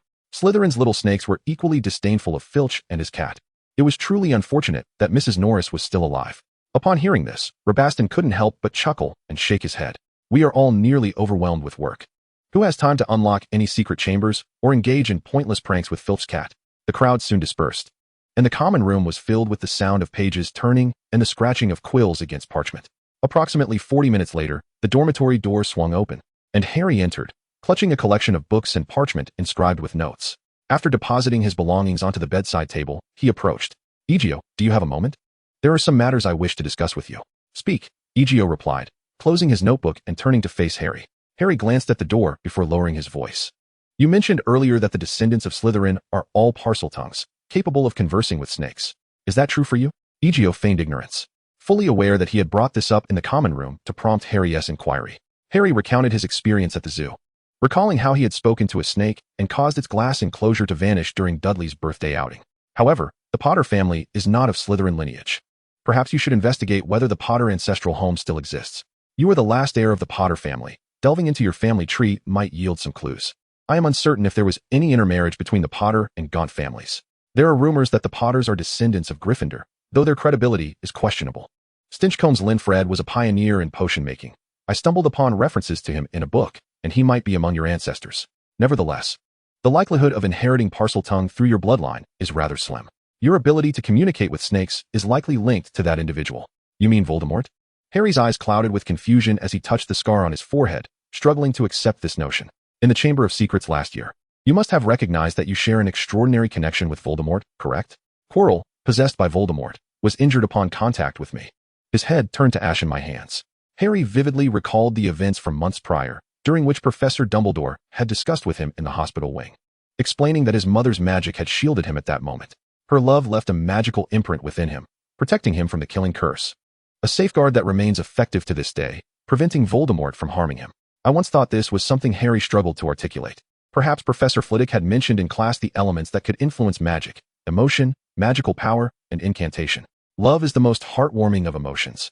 The strength of magic derives not only from magical power, but also from our innermost feelings, Harry replied, recalling these fundamental concepts with clarity. Your mother's protective magic forged a unique bond between you and Voldemort. He could not kill you with the killing curse. And he paid a tremendous price for that failure. Do you understand the reasons behind it? Harry was intensely curious, sensing the significance of this revelation. Some truths must be uncovered through personal exploration, Egio pondered. He was reluctant to divulge all the information directly to Harry, as it would be counterproductive to his plans. Once you unveil the veil of this mystery yourself, you will comprehend everything. I detest riddles, Harry muttered. Harry felt somewhat disheartened. Yet he believed that Ezio's reluctance to divulge information was undoubtedly for a reason, much like the events surrounding the Chamber of Secrets last year. He sensed that this was a deliberate challenge set before him. Strangely, he did not resent this feeling, whether it was Dumbledore or Ezio. They were both aiding him in confronting the adversary he longed to vanquish. One cannot perpetually rely on others. True strength lies in one's own empowerment. This was a lesson he had absorbed during his time at Slytherin, and he had been striving to embody it. I understand, Harry said, revitalized. I will certainly uncover the truth. I will ascertain everything. By the way, Harry, Ezio prompted. You mentioned at the station that you encountered some trouble during the holidays. Would you care to share? Of course, Harry nodded, a frown creeping onto his face at the mere recollection of that day. You mean to say a house elf, who refused to reveal its name, approached you and warned you of danger at Hogwarts this year? Yes, Harry confirmed. The house elf resembled those I saw at Hogwarts, albeit in far shabbier attire, a mere ragged cloth. It informed me that a dreadful entity's possessions had been sent to Hogwarts and that it posed a threat to me, although it did not specify a name. I suspect it must be associated with Voldemort. Harry pondered aloud, recalling this during their conversation, as he had not had the opportunity to reflect during the holidays. The latter half of his break had been utterly miserable. Had he not resorted to desperate measures, he would never have completed his holiday assignments. He had firmly declared that if the Dursleys insisted on separating him from his books, denying him access, he would teach them a lesson, even at the risk of expulsion. Harry had developed a bit more resolve than before, yet it was limited. After all, he had spent the past decade in fear of the Dursleys. He nearly loathed that troublesome elf, but it had darted away too quickly for him to retaliate. Who could fathom what such a creature was thinking? When he witnessed it smash a cake atop Uncle Vernon's important guest's head, he felt a surge of murderous intent towards it. Following the events in the Chamber of Secrets, Harry was acutely aware of his future endeavors. Though the elf seemed to have good intentions, risking itself to warn him, every action it took was harmful. He even harbored doubts that his inability to enter the station was also the work of that elf. Could an elf possess such formidable magic? Harry was not well acquainted with house elves. Despite having interacted with them in the kitchen, he remained oblivious to the extent of their powers. Perhaps, Ezio remarked vaguely. House elf magic differs from wizardry. Strictly speaking, house elves are a branch of fairies. They possess their own magical system, but they were sold out long ago by fairies, given to wizards as a form of reparations following their defeat. It is inconceivable that after 3 consecutive fairy wars, the victorious wizards would not demand reparations. Such a scenario is utterly inconsistent with British tradition. If they do not extract a hefty toll from the fairies, they hardly deserve to be considered Anglos. Initially, house elves were not regarded as slaves. They aided wizards in various tasks. For instance, Helga Hufflepuff shared a close friendship with her house elf. Hogwarts was not particularly harsh on house elves, largely due to the fact that after Hufflepuff's passing, her elf companion remained at Hogwarts, which altered many dynamics. The kitchens of Hogwarts serve as a sanctuary for the elves, where they are shielded from the malice of malevolent wizards. However, the outside world inevitably casts its shadow over Hogwarts. Following the demise of the early free elves, the remaining house elves found themselves burdened with the identity of slaves, as not every headmaster of Hogwarts possessed the requisite compassion and tolerance. Do you believe that the warning from that individual pertains to the Chamber of Secrets incident? Is the chamber real? Is it not merely a prank? Egio nodded, revealing that 50 years prior, the chamber had indeed been opened, resulting in the death of a muggle-born witch. Hagrid was wrongfully accused of murder, with Voldemort, a former student, being the one to level the accusations against him. How could Hagrid possibly be guilty? Harry could no longer contain his frustration. Even with the intellect of a troll, it is unfathomable that the heir of Slytherin could be a half-blood giant. Thus, trolls are not the most foolish beings in existence. Some entities that resemble humans are far more devoid of intellect. Egio shrugged, a hint of disdain flickering across his lips. They merely wished to expedite the case's conclusion, regardless of whether they apprehended the right individual or mistakenly identified the culprit. What matters most is to sweep the matter under the rug swiftly. Such despicable and shameless individuals deserve to be hanged, Harry declared vehemently. This illustrates that bureaucracy is inherently untrustworthy. The Ministry of Magic exists merely for its own sake, failing to serve any meaningful purpose. The wizarding world is thoroughly corrupted, is it not? Although the Muggle realm is hardly better. I have heard news of protests and parades year after year. It is utterly foolish. Why not consider running for the position of Minister of Magic after graduation? Egio suggested with a hint of encouragement. Start by becoming a prefect or the male student council president to test the waters, at least if power is in our hands. It would be preferable to entrusting it to imbeciles. We can at least ensure that we do not mismanage things. Prefects must wait until their 5th year. Harry waved his hand dismissively, suggesting they discuss it later, as he was uncertain of his aptitude for managing others. By the way, if you seek to find the one who opened the chamber, is there any way I could assist? Harry expressed his eagerness, feeling that this matter could serve as an opportunity for personal growth. Perhaps you could help me observe if anyone in the school has been behaving differently lately. Shouldn't the heir of Slytherin be discreet in their endeavors? Surely, they cannot be a fool. Harry found himself grappling with Ezio's perspective. The last individual to unlock the Chamber of Secrets was Voldemort, the final scion of the Gaunt family. However, he left no progeny. Here, we shall not delve into the concept of the cursed child, which diverges wildly from the original narrative and bears no substantial connection, deemed mere folly, as if one were blind to the script of a theatrical performance. A certain house elf informed you that a particular artifact belonging to Voldemort had been sent to Hogwarts, and that this item might pose a threat to you. While Voldemort may possess cunning, he also exhibits a foolishness in perceiving everyone but himself as a fool. This is a misguided notion he has clung to, and fortunately, there are those even more foolish than he. Perhaps he seeks to instill fear? Voldemort seems quite adept at that.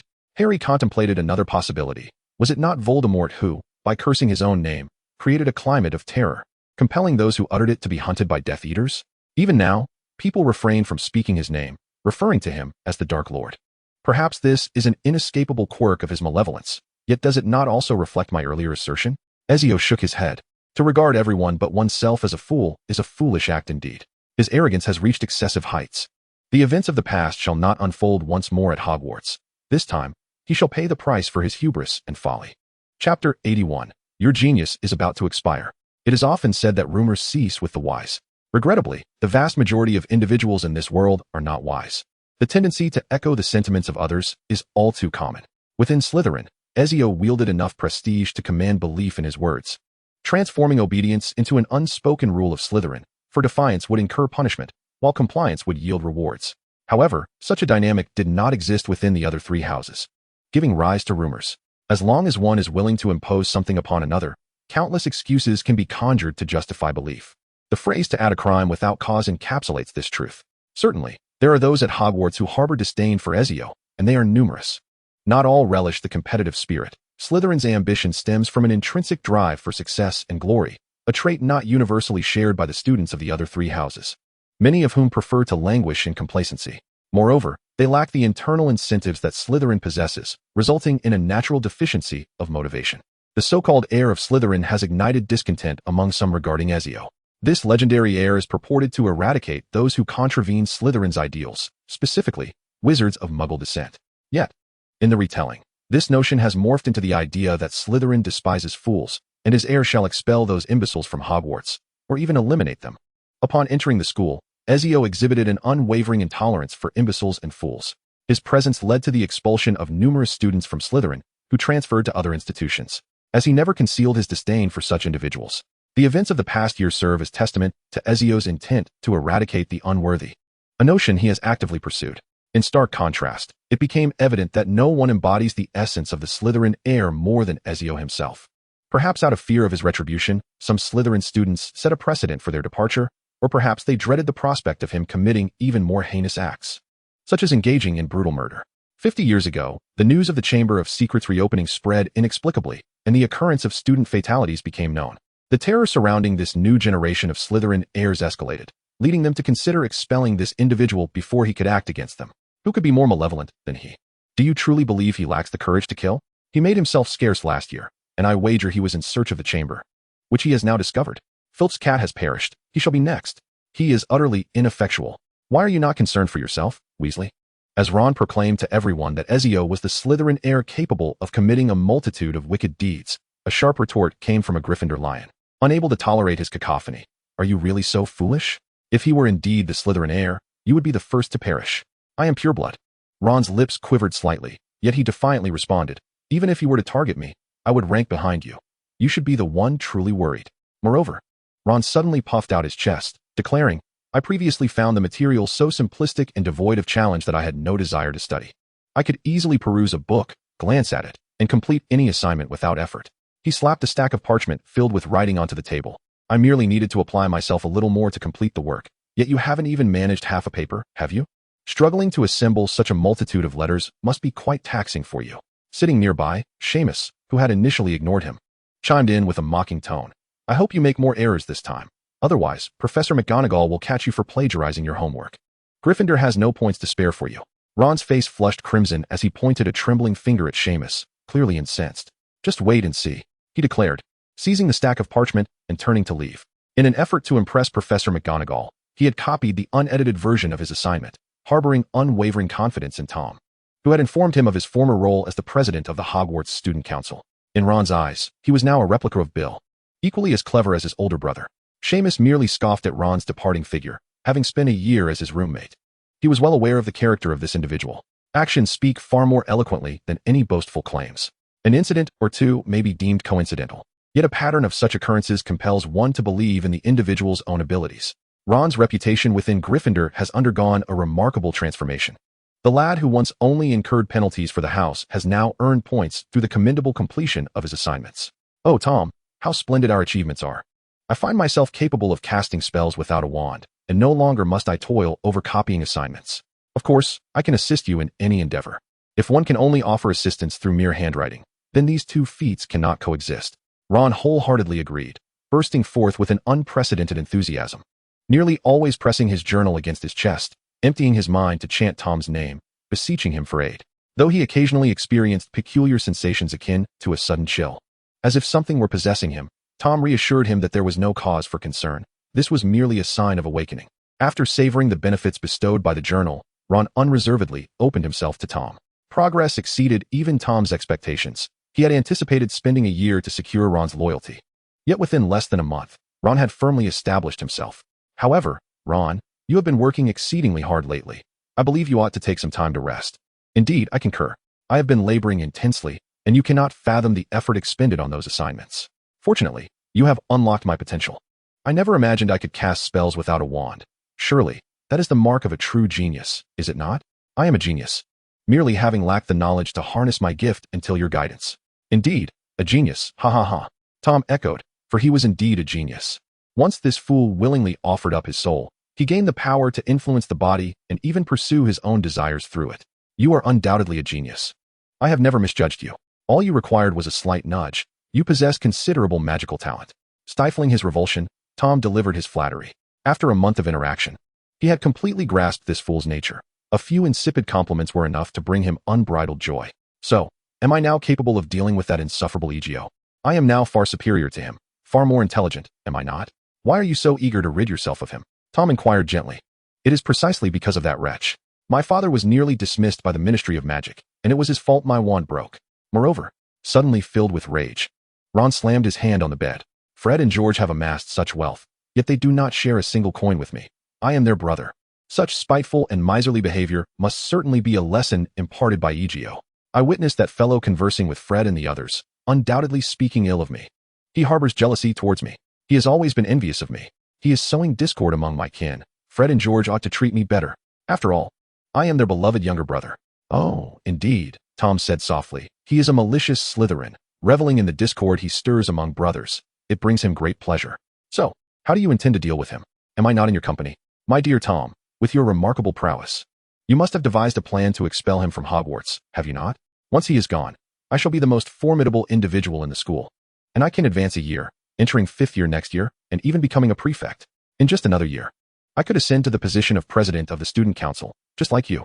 My capabilities are so extraordinary that upon graduating from Hogwarts, I shall undoubtedly be able to join the Ministry of Magic, perhaps even rise to the position of minister. At that time, I shall secure a promotion for my father, and he will be so proud of me. The first minister of magic from the Weasley family. How splendid that would be. Tom remained silent for a considerable time, struggling to comprehend how such notions could spring forth from a mind that, to be charitable, could only be described as resembling that of a human. Even in dreams, such aspirations seemed utterly preposterous. You must be astonished by my brilliant ideas, but fear not, though you may be but a fraction behind me. I have clearly envisioned far more. By the way, there's Quidditch. Charlie is the captain of the Quidditch team. I believe I could also take part. In just a week, once these exams are concluded, I will present my mother with 7 outstanding grades, and she will surely acquiesce to buy me a broomstick. Perhaps even a new wand. Ron chattered excitedly, already calculating which broom to purchase. The Firebolt 2001 might be too costly, but the latest Nimbus 2000 should be within reach. I merely need to practice a bit, and I shall fly splendidly. I could ride a broomstick as a child. Let me tell you, Tom. The first time I rode a broomstick, I caught up to a Muggle airplane, and we raced to see who could fly higher. I won. Tom was greatly skeptical, convinced that this fellow must have suffered a head injury from a collision with an airplane, rendering him utterly foolish. It seemed that Ron stifled a yawn. Perhaps it was time for him to rest properly. Do not forget the tasks that must be accomplished before sleep. Of course, I remember. You are my best friend. I would never forget that. Ron pulled the blanket over his head and began to chant as he had done before. Outside Hagrid's hut, Egio ignited a bonfire. December had arrived, bringing with it a chill, yet today was a rare sunny day, free of snow and wind. There was no greater satisfaction or relaxation than kindling a fire, roasting some acromantula legs over it at such a moment. At first, Harry was reluctant to accept the spider legs, but the sheer size of the eight-eyed giant spider was overwhelming. Its limbs were thicker than Harry's arms and bore a striking resemblance to a mutated, oversized Scottish crab. However, the flavor was exquisite, and after tasting it once, Harry found himself enamored with the delicacy. Egio, I believe I have discerned the matter you spoke of earlier. Pray tell, Egio replied, flipping the spider leg over. He had not forgotten about the issue over the past month. Ginny had been ruled out as a possibility. The young girl appeared rosy-cheeked and evidently in good spirits, with no unusual behavior displayed on the Marauders map. He was quite occupied and could not afford to wander the school incessantly in search of clues. Thus he enlisted some assistance. However, Horcruxes are not marked. They are safeguarded by magic. Unless the fragment of the soul within emerges, they do not reveal their names. Harry himself was a prime example, being an accidental Horcrux, with Voldemort's soul concealed within him.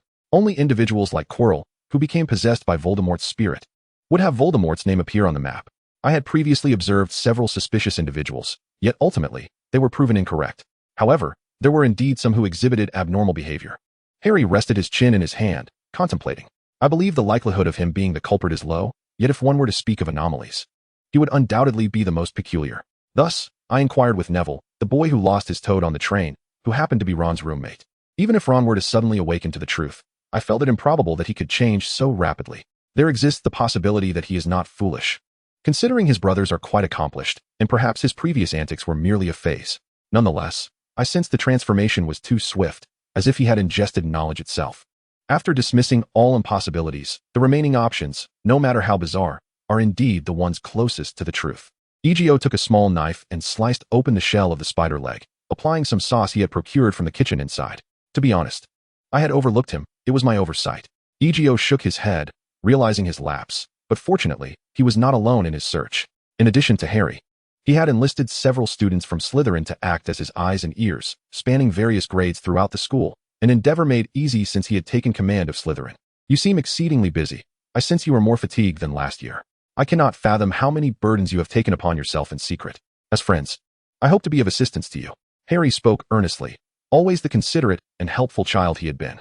Egio glanced at Harry, a faint smile tugging at his lips. He understood all too well that he was no paragon of virtue. Yet, even a rogue like him was willing to befriend a good person, for they genuinely cared, unlike himself, who was steeped in mischief. Perhaps I should prepare a grand surprise for you, he mused. Since you suspect Ron, let us observe him closely.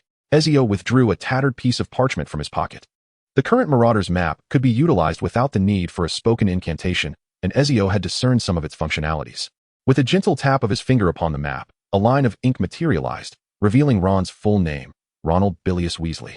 The ink spots representing others faded, while the one marking Ron's location danced momentarily, indicating his whereabouts before the map reverted to its original state.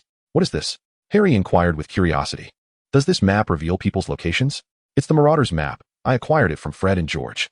Quite useful, isn't it? Ezio refrained from disclosing to Harry that this map was created by his father and several friends. The moment was not yet ripe. To him, the map symbolized a new transaction, one that Snape, while begrudging, would be eager to endorse. However, this year, Snape was preoccupied, leaving no time for business discussions. How is he in the dormitory at this hour? Surely he isn't asleep? Harry pondered, having seen Ron's location. Neville had mentioned that Ron retired early, yet it was only 3 in the afternoon. Could he have a habit of studying at night? That seems unlikely. Gryffindor's dormitory is the farthest from the library, requiring a trek across half the castle. Yet, if he weren't going, how could he suddenly improve his grades? I think that's possible, Harry nodded. Should I keep an eye on him for you? While I can't watch him continuously, I could glance over occasionally to see if he ventures into any suspicious places. Perhaps this way, we might uncover the location of the Chamber of Secrets. It might be a bit arduous. Harry accepted the Marauder's map, his curiosity piqued. Perhaps Fred and George had discovered numerous secret passages within the school, all linked to this map. Recently, Ron had become increasingly lethargic, often dozing off after afternoon classes until the following morning. If he had no classes in the morning, he would continue to slumber. As his intelligence and brilliance garnered increasing recognition, this phenomenon intensified. Ron firmly believed he was experiencing physical changes, but more importantly, he was now the object of admiration from many, especially after his stellar performances in class, which earned him extra points from professors. The sight of Ron, with his chin held high after receiving praise, was a testament to his newfound confidence. Out of the points Gryffindor has earned, 3 of them are mine. 5 points. I am the most talented wizard Gryffindor has ever seen. The victory in the House Cup is all thanks to my contributions. Sleeping is what a young wizard of your age ought to be doing. Tom could hardly contain his urgency, for he was merely a final step away from liberating himself entirely from the imbecile whose foolishness was so profound that even the apocalypse could not give rise to someone more obtuse. To call him a simpleton would almost be a compliment. Although this boundless self-satisfaction was partly due to Tom's influence, he was taken aback by how readily it overflowed, nearly choking him in the process. He felt utterly repulsed. The past 2 months had been the most memorable yet tormenting century of his life, making each day feel like an eternity. Gryffindor's unacknowledged king. The annals of Hogwarts will immortalize your extraordinary talents and accomplishments. You shall become the focal point of discourse. A voice intoned. Indeed, Ron murmured softly, this is all thanks to my own gifts. Of course, Tom, you did lend a small hand. I shall mention your name in my autobiography. What an immense honor that would be. I should retire for the night. Tomorrow brings the examination. Ron stifled a yawn, drowsily covering himself with his blanket, muttering incantations that had become second nature to him.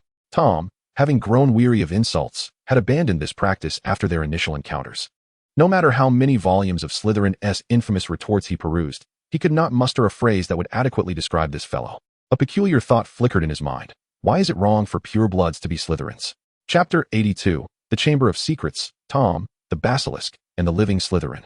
Hogwarts was about to experience its first midterm examination, distinct from the year-end finals, as this new assessment did not involve practical tests.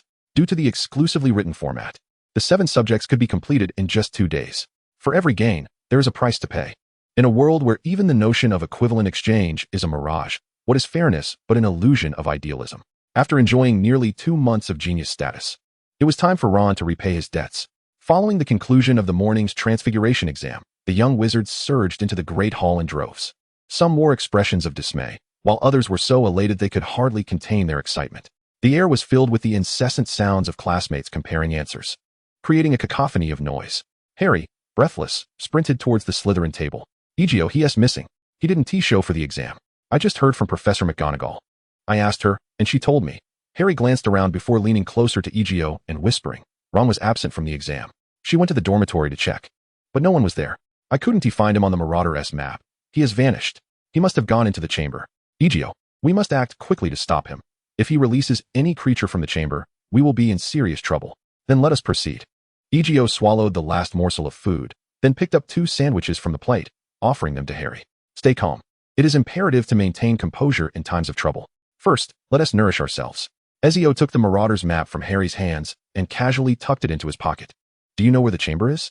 Harry, devouring a sandwich, still felt hungry as he reached the end of the table and grabbed a slice of pizza to munch on while walking. Let us head to the girls' restroom on the 3rd floor, the one with Moaning Myrtle. Isn't that the girls' bathroom? Harry recalled the infamous yet troublesome ghost. Moaning Myrtle was exceedingly sensitive.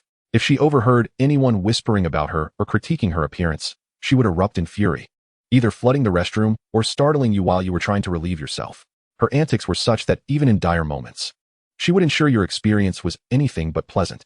Faced with such a self-destructive adversary, the young wizards preferred to circumvent her presence, for they had no means to contend with the ghost. Perhaps Slytherin had a penchant for cross-dressing to access the ladies' room? Harry shivered at the thought. The Slytherin common room housed a statue of Slytherin himself, and he was certainly not endowed with the talent for drag. Even to imagine it made Harry feel the need to cleanse his eyes. There could be nothing more dreadful in the world. I have heard many apocryphal tales about the 4 founders from the Sorting Hat. To be honest, their era was far more thrilling than ours. It is said that once, Gryffindor lost a bet to Slytherin and had to run around the castle clad only in bright red shorts. Harry grimaced, covering his face in disbelief. Please don't tell me Hufflepuff and Ravenclaw were watching with great amusement. The Sorting Hat did not mention that detail. It merely emphasized that Gryffindor was not a pervert, but rather a man of his word, never shirking from a lost wager. As they lamented the Sorting Hat's outrageous tales, they soon arrived at the girls' restroom on the 3rd floor, which had long been abandoned. No one dared to use it, not even the boys' restroom across the hall. Let us hope Myrtle isn't here, or perhaps she is. Maybe we can inquire about her demise? Harry scanned the area, but found no sign of Myrtle. She frequently occupied a bathroom stall here, yet she wasn't always present. Harry had heard from upperclassmen that she sometimes ventured to the prefect's private bathroom to gawk at the naked boys, a situation that was eventually resolved by the intervention of bloodstained Barlow. No need. Ezio's gaze was fixed on the sink within the restroom.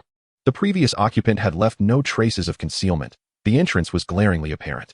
Even without knowing the exact location, once inside, Ezio could use his eagle vision to immediately discern clues pointing the way. Is it this faucet? Harry followed Ezio's finger to quickly spot a copper tap adorned with serpent patterns on the side. How do we open it? Just as he posed the question, the answer struck him. Parseltongue, right? The heir of Slytherin is bound to encounter this. Let me give it a try. Harry endeavored to envision the serpent's pattern as a genuine snake, but before he could commence, a real snake fell before him. Hello? Harry hissed. It is quite impolite to disturb my slumber. The snake, approximately the thickness of a broomstick with a triangular head, flicked its tongue. My apologies. I meant to say, open the door. Activate this mechanism. I suspect that creature harbored no kind words. Are you referring to that snake? Harry grinned, recalling the foul language it had just uttered. Shall we leap down from here? Harry peered into the pit ahead, which reminded him of a nightmare that Blaise had last year, where he dreamt of falling into an abyss of a giant trolls behind, only to awaken from the stench of his cat's flatulence on his face. I wondered why he hadn't brought his cat this year. Egio was quite oblivious to the happenings in his dormitory. He preferred to avoid interactions unless they held some utility for him. Let us proceed. We can descend. Egio stepped forward, unhesitatingly entering the deep shaft, and although Harry contemplated alerting a professor, he quickly followed suit upon seeing Egio already advance. As they plummeted swiftly through the twisting tunnel, they reached a profound level of Hogwarts. Fortunately, the passage was clean, otherwise, being covered in filth would not have been a pleasant experience. After a while, the tunnel concluded, revealing a faint glow below. They were propelled out of the passage by inertia, and Egio landed smoothly, reaching out to grasp Harry's clothing as he flew past, preventing him from tumbling. The ground beneath them was damp, yet uneven, and as Egio conjured a glowing orb to illuminate their surroundings, they discerned the floor scattered with the fragmented remains of small creatures. Naturally, there were rats in the sewer, but they had all become sustenance for some creature, their bones having existed for a considerable time, with most now part of the muck beneath their feet, only a few remaining intact. As they ventured further along the subterranean passage, a colossal shadow suddenly materialized at the end. What is that? Harry whispered, a hint of anxiety evident in his voice. A snake's shed skin, Egio responded, maintaining his pace. It was the molted skin of an enormous serpent, seemingly quite fresh. Likely shed when the Chamber of Secrets was first opened, discarded by the monster within. They approached to examine the vibrant, greenish snake skin, which, unlike the more common white shed skins, was thicker and more resilient than cowhide. This is a valuable find. Very few in the magical world are willing to raise such a perilous creature. What? The Serpent King, or more aptly, the Serpent Creature, is a magnificent being endowed with a formidable curse that resides within its gaze. Those who dare to meet its eyes are said to perish instantly. It is rumored to be a creation of the nefarious Herbo, a practitioner of dark magic, though the veracity of this account is questionable. It is indeed plausible that Herbo tamed the Serpent Creature, as he himself harbors a serpentine disposition. Wizards who possess such affinity with serpents live in profound harmony with them, to the extent that even the Serpent Creature poses no threat to them. The Serpent Creature is among the rare beings capable of surviving for over a millennium. It can enter a state of hibernation, emerging anew by shedding its old skin. Does this not imply a form of immortality akin to that of the Phoenix? Yet, the Phoenix surpasses the Serpent Creature in prowess, as long as it finds a safe haven to undergo its fiery rebirth, enduring the vulnerable first month of its juvenile stage. It can live indefinitely. Even when struck by a death curse, the Phoenix remains unscathed. Its sole vulnerability lies in the necessity of periodic rebirth, which renders it a rare sight unless protected by a trusted wizard. Conversely, the Serpent Creature merely extends its lifespan through hibernation. Without this, its existence is limited to a mere 3 centuries.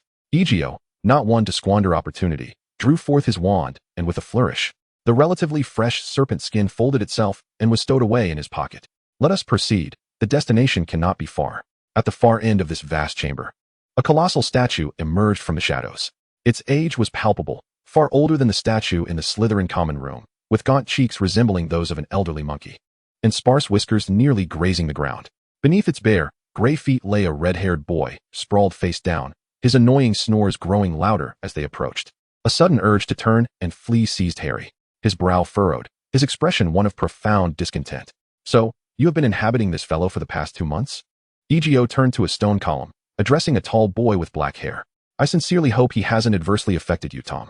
After so many years, I finally behold an exceptional successor capable of keeping pace with me," Tom proclaimed, unreserved in his admiration.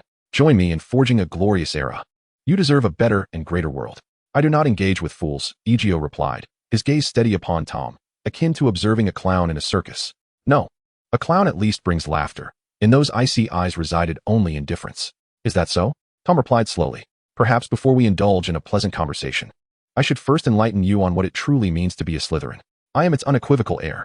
Yet, I find myself more intrigued by your current form. What magic has granted you this nearly corporeal semblance? Is it a technique akin to solidification spells?"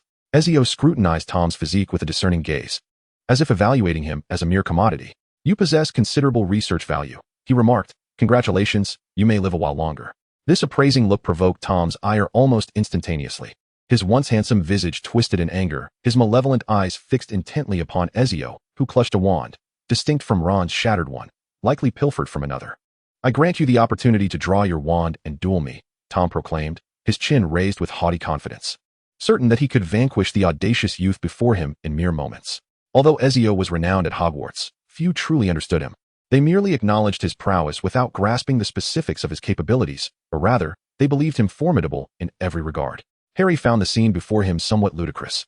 He had never witnessed anyone daring to speak to Ezio in such a manner at Hogwarts. Perhaps it bore resemblance to Marcus's earlier actions upon Ezio's initial entrance into the Slytherin common room, but the outcome of that confrontation had been evident to all. "Are you afraid?"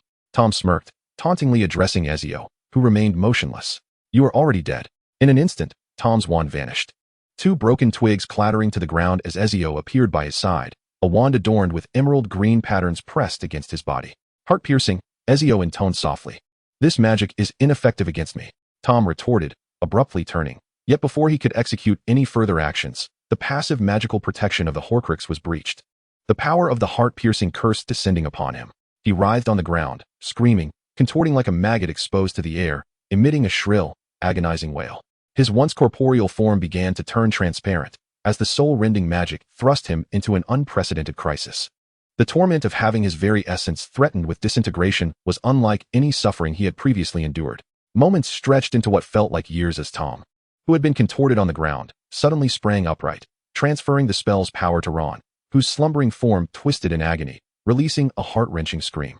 Released from the spell's confines, Tom raised his hand, attempting to conjure a lethal curse. "But I concede," he declared, raising both hands in surrender, relinquishing his resistance.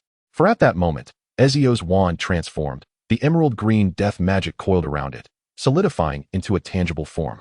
Resembling a one-handed emerald gemstone sword gripped securely in his hand, its tip mere inches from Tom's forehead. A profound dread of death flooded Tom's heart and soul. Perhaps in the past, he had harbored the belief that no one understood death better than he, nor was anyone more adept at the killing curse. At that moment, he encountered a creature, a being that seemed to embody death itself, cloaked in human skin yet devoid of the fragile essence of humanity. A wise decision. Ezio lowered his wand, and Tom, once proud, now slightly bowed, revealed an air of submissive humility. The transformation on Tom's face was astonishingly natural, as he lowered his once raised chin and hung his proud head, succumbing to the status of a defeated man, a blow that seemed to greatly diminish his spirit. "Ezio!" Harry suddenly exclaimed with a sharp cry, as one capable of conversing with serpents through Parseltongue. Harry discerned whispers not of human origin, but the hissing language of a venomous snake. "Speak to me, the greatest among the 4 founders of Slytherin at Hogwarts." "Parseltongue, it appeared that you still wished to play tricks," Ezio remarked with an indifferent smile, having anticipated this moment, for he too had been awaiting the basilisk. "Stay back, Harry. Turn around and close your eyes. The basilisk's gaze can instantly slay most living beings." Harry cast a worried glance at Ezio. Yet he understood that approaching now would only complicate matters, so he obediently ran several meters away and closed his eyes. You shall not defeat me." At this moment, Tom raised his now grotesque visage, while Ron once again screamed in agony, as the Cruciatus curse was cast upon Tom once more, only for the spell to be redirected. Yet before he could act further, the searing pain returned. "This is the advantage of wielding two wands," Ezio remarked softly. After Tom summoned the basilisk with Parseltongue, the face of the Slytherin statue morphed into a black void, from which rustling sounds emerged, indicating that some colossal creature was crawling forth. Those fleeting 10 seconds stretched into eternity. As the basilisk revealed its enormous, fearsome form, Tom, already on the brink of death, lost any semblance of resistance, his torment affecting his soul far more profoundly than it would a normal person with flesh. "I must admit, I am rather curious to sample the basilisk's serpent stew." Ezio sheathed his wand just as a flash of red flame raced from a distance. The Phoenix of Dumbledore. The headmaster always possessed an acute awareness of events transpiring within the school. Upon discovering Ezio and Harry's absence, he sprang into action. Fawkes arrived just in time, but Fawkes, "Stay by Harry. I have use for the basilisk's gaze." As he neared the basilisk, Fawkes executed a swift 180-degree turn and immediately flew away, still haunted by the overwhelming aura of death emanating from the young wizard, evoking a deep-seated fear even in the immortal Phoenix. "Do you believe you can vanquish what Slytherin has left behind?" The heart-piercing curse once again took effect, draining Tom of his last vestiges of strength to speak. He was no longer interested in the trivialities of others. Instead, he craved blood and battle, which could momentarily soothe his increasingly restless soul. Ezio reached into his pocket and drew forth two cleavers crafted from high-carbon, low-chromium stainless steel, combining strength and resilience. Each blade measured 15 meters in length and weighed 123 kilograms. When wielded by one with sufficient strength, Ezio had once used this prized weapon to cleave a rampaging rhinoceros in the African savanna. With the brutal grip ability, one could effortlessly wield a two-handed weapon with a single hand. As a master of weapons, Ezio could unleash greater power than others with any weapon. His berserker spirit granted him an all-encompassing enhancement of strength, agility, and intuition during direct confrontations with foes. The Ares battle roar, a thunderous bellow imbued with divine authority, instilled fear in enemies, ensuring he would evade death for the ensuing 30 seconds. The colossal serpent caused the entire chamber to tremble, its menacing head adorned with sharp spikes. It opened its cavernous maw, filled with venomous fangs, while its large, yellow eyes scanned the surroundings, its long tongue flickering like a whip. Yet, before it could receive further commands, a soft command echoed from beneath it. The serpent's massive body stiffened, as the whisper resonated in its mind like a resounding bell. It envisioned a battlefield shrouded in an infinite crimson mist, where countless corpses lay stacked upon the blood-soaked earth. The only figure standing upon this boundless realm of blood resembled a war god, a singular deity amidst the carnage, drenched in the blood of others, unleashing a bloodthirsty roar that promised to bury it here. Ezio's gray eyes met the serpent's bright yellow gaze, and at that moment, the deathly curse conveyed through their stare appeared remarkably docile. Faced with a more terrifying demise, the serpent chose to submit. However, should Ezio lose this fleeting protection, it would unfurl its venomous tongue, unhesitatingly slaying any life that met its gaze. Yet, it was too late. The cleaver's blade bore shallow grooves, filled with gold, intricately shaped by arcane runes. Once infused with magical energy, the alchemical array was activated. Divine edge, shadowless, Ezio intoned softly, a subtle luminescence coursing along the blade. This incantation was part of a previous agreement between Ezio and Snape. Compared to the cutting charm and the splitting charm, Snape's unique divine edge, shadowless, possessed superior destructive capability.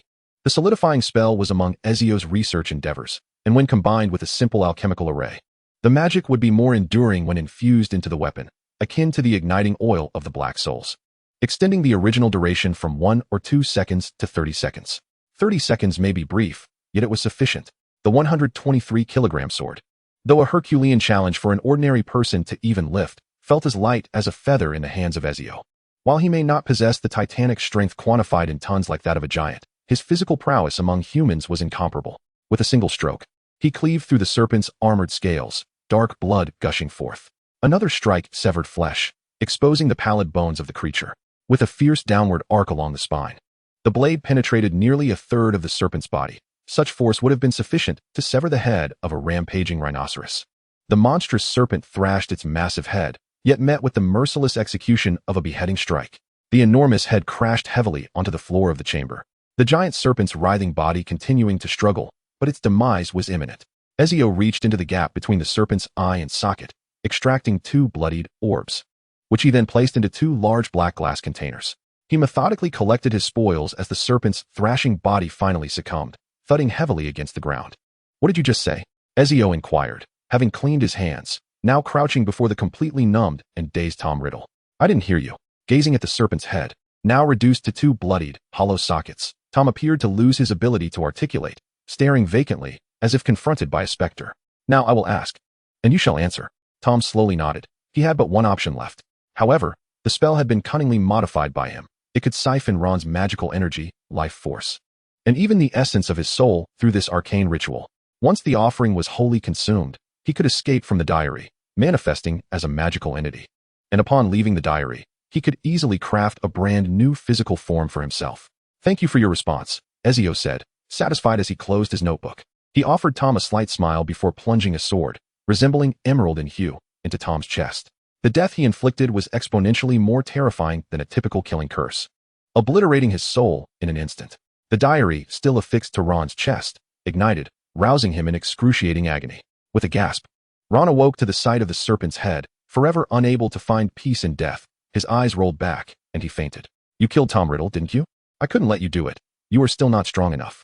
However, what I eliminated was merely a fragment of Voldemort from his time at school, not the one who fled last year. Is that so? Harry found himself perplexed. Why did Voldemort have to divide himself? Did he possess numerous incarnations? Yet, Ezio would not deceive himself. Harry chose to believe, for he had no other recourse. The desire to grow stronger took deeper root in his heart. And after witnessing Ezio's formidable power, his yearning for strength intensified. Shall we proceed outside now? Ezio raised his gaze to the statue of Slytherin. Surely, this individual, after concealing such a secretive place, would not leave behind merely a stewing basilisk? This notion seemed illogical. Slytherin could not be so foolish. If he was not foolish, then the only ones who could be deemed so were the self-proclaimed heirs. Perhaps I shall attempt to use Parseltongue to uncover any hidden mechanisms or secret doors. Harry felt a surge of excitement. He had not participated in the previous skirmish, but when it came to deciphering enigmas, he felt a modicum of confidence. Fox. Ezio extended his hand towards the magnificent golden-red bird perched on Harry's shoulder. Fox, with his dark eyes, regarded Ezio with a hint of reluctance but eventually complied. He hopped onto Ezio's arm, only to emit a somewhat flustered coo as Ezio embraced him. The sudden closeness startled the bird, causing it to release a rapid series of coos. I assure you, I have no intention of consuming you. I merely wish to gauge the sensation of holding a phoenix. Fox, feeling his feathers being tousled by Ezio, drooped his head in resignation, allowing Ezio to explore. Do phoenixes excrete? This whimsical thought suddenly crossed Ezio's mind. However, before he could daringly validate this query, Fox unfurled his wings and ruffled them against Ezio's head, conveying a clear message of defiance should he dare to pursue such an idea. All right, I was merely inquiring. I have no desire to unearth your feathers. But would you be so kind as to part with a couple of tail feathers? I presume regrowing them is not a troubling endeavor for you. After locking eyes with Ezio, Fox appeared to deflate slightly, his head drooping. He shifted his body, and two long tail feathers floated upward, each approximately a foot in length, resplendent in a blend of gold and red, and warm to the touch. Thank you, Fox. I happen to possess a bit of eternal fire. Would you care to sample it? Eternal fire, also known as the Phoenix Flame, is an alchemical material utilized in various magical processes. Ezio had previously collected some to forge materials that could not withstand ordinary flames. Upon hearing this, Fox seemed somewhat pleased. When Ezio produced the bright blue flame contained within a crystal vial, Fox opened his beak and inhaled, swallowing the small flicker of fire. The golden red flames surrounding him brightened slightly, and he seemed to forgive Ezio's earlier transgression. Ezio then began to process the enormous basilisk carcass. After death, the serpent's skin became far easier to handle. This hide could withstand a multitude of spells. Without enchanted weaponry, Ezio suspected even his two broadswords would struggle to penetrate its scales. Snape's spells were remarkably effective, akin to his potions. Approximately an hour later, Ezio completed the dissection and collection of the basilisk's remains. Ron remained unconscious, having had too much of his life force and magical energy siphoned away by Tom. However, as long as he was not dead, Ezio felt no inclination to concern himself with him. Even if he had perished, it would bear no significance to Ezio.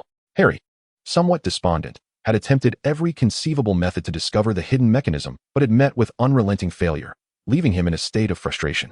What about you, Ezio? Harry asked, cradling Fox in his arms. I shall remain here for a while longer. You might as well take this fool with you. Harry glanced at Ron, who was once again snoring, a look of disdain crossing his face. How could this fellow sleep so soundly? With a flick of his wand, Harry levitated Ron a few feet off the ground, subsequently guiding him along behind him. The floor of the chamber had been thoroughly cleared, and the basilisk's blood served as a fine potion ingredient, also applicable in alchemical pursuits. Were it not for the perilous nature of raising such a creature, many a wizard would likely seek fortune in nurturing a basilisk. Yet, its most valuable assets were its two eyes, which could be utilized to craft formidable dark magical artifacts or brew exceedingly rare potions. Were there truly no secrets left? After Harry's departure, Egio lifted his gaze towards the statue of Slytherin. If all that remained was a perplexing basilisk, I would genuinely question your prowess. Simple slaughter is far too pedestrian, akin to Voldemort's creation of that door, which could only be opened with blood. If your intention was to select an heir capable of inheriting your will, then it is utterly implausible to leave behind such meager remnants. Though Egio did not possess the ability to speak Parseltongue, it mattered not, for he could wield the broken spear of Leonidas. This spear could dismantle all defenses known to Egio, had it not been devoid of the ability to slay souls. A Horcrux would not withstand a single strike. Utilizing the spear against a Horcrux would likely result in the release of the fragmented souls contained within. Yet it would not deliver a fatal blow. Perhaps you disdain your heirs, considering them inept, thus denying them access. Therefore, I must resort to the simplest method to seek you out. After a few steps upon the statue, Egio found himself perched upon Slytherin's shoulder. With a flourish, he swung the broken spear, severing half of Slytherin's neck. After several decisive strikes, Slytherin's enormous head tumbled down, revealing a dark void concealed within his mouth, leading to the inner wall where the basilisk hibernated. It was vast and shrouded in darkness, yet utterly empty. The sound of stones cascading echoed around him as a violent demolition unfolded. Egio painstakingly pried the statue from the stone wall, and no magical protections could withstand the spear's cutting force.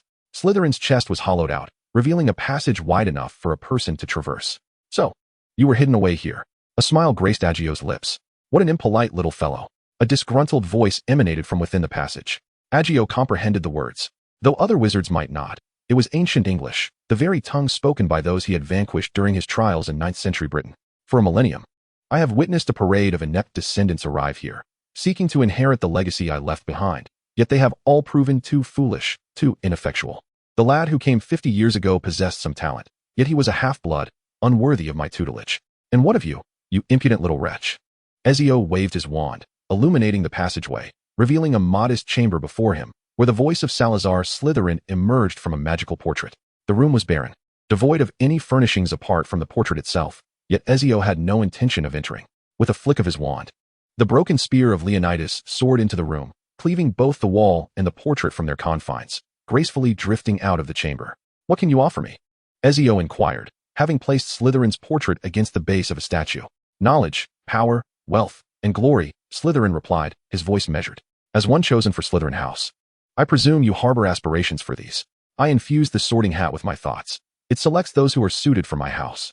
I see your yearning for power, and, I must admit, you are more admirable than my ineffectual descendants.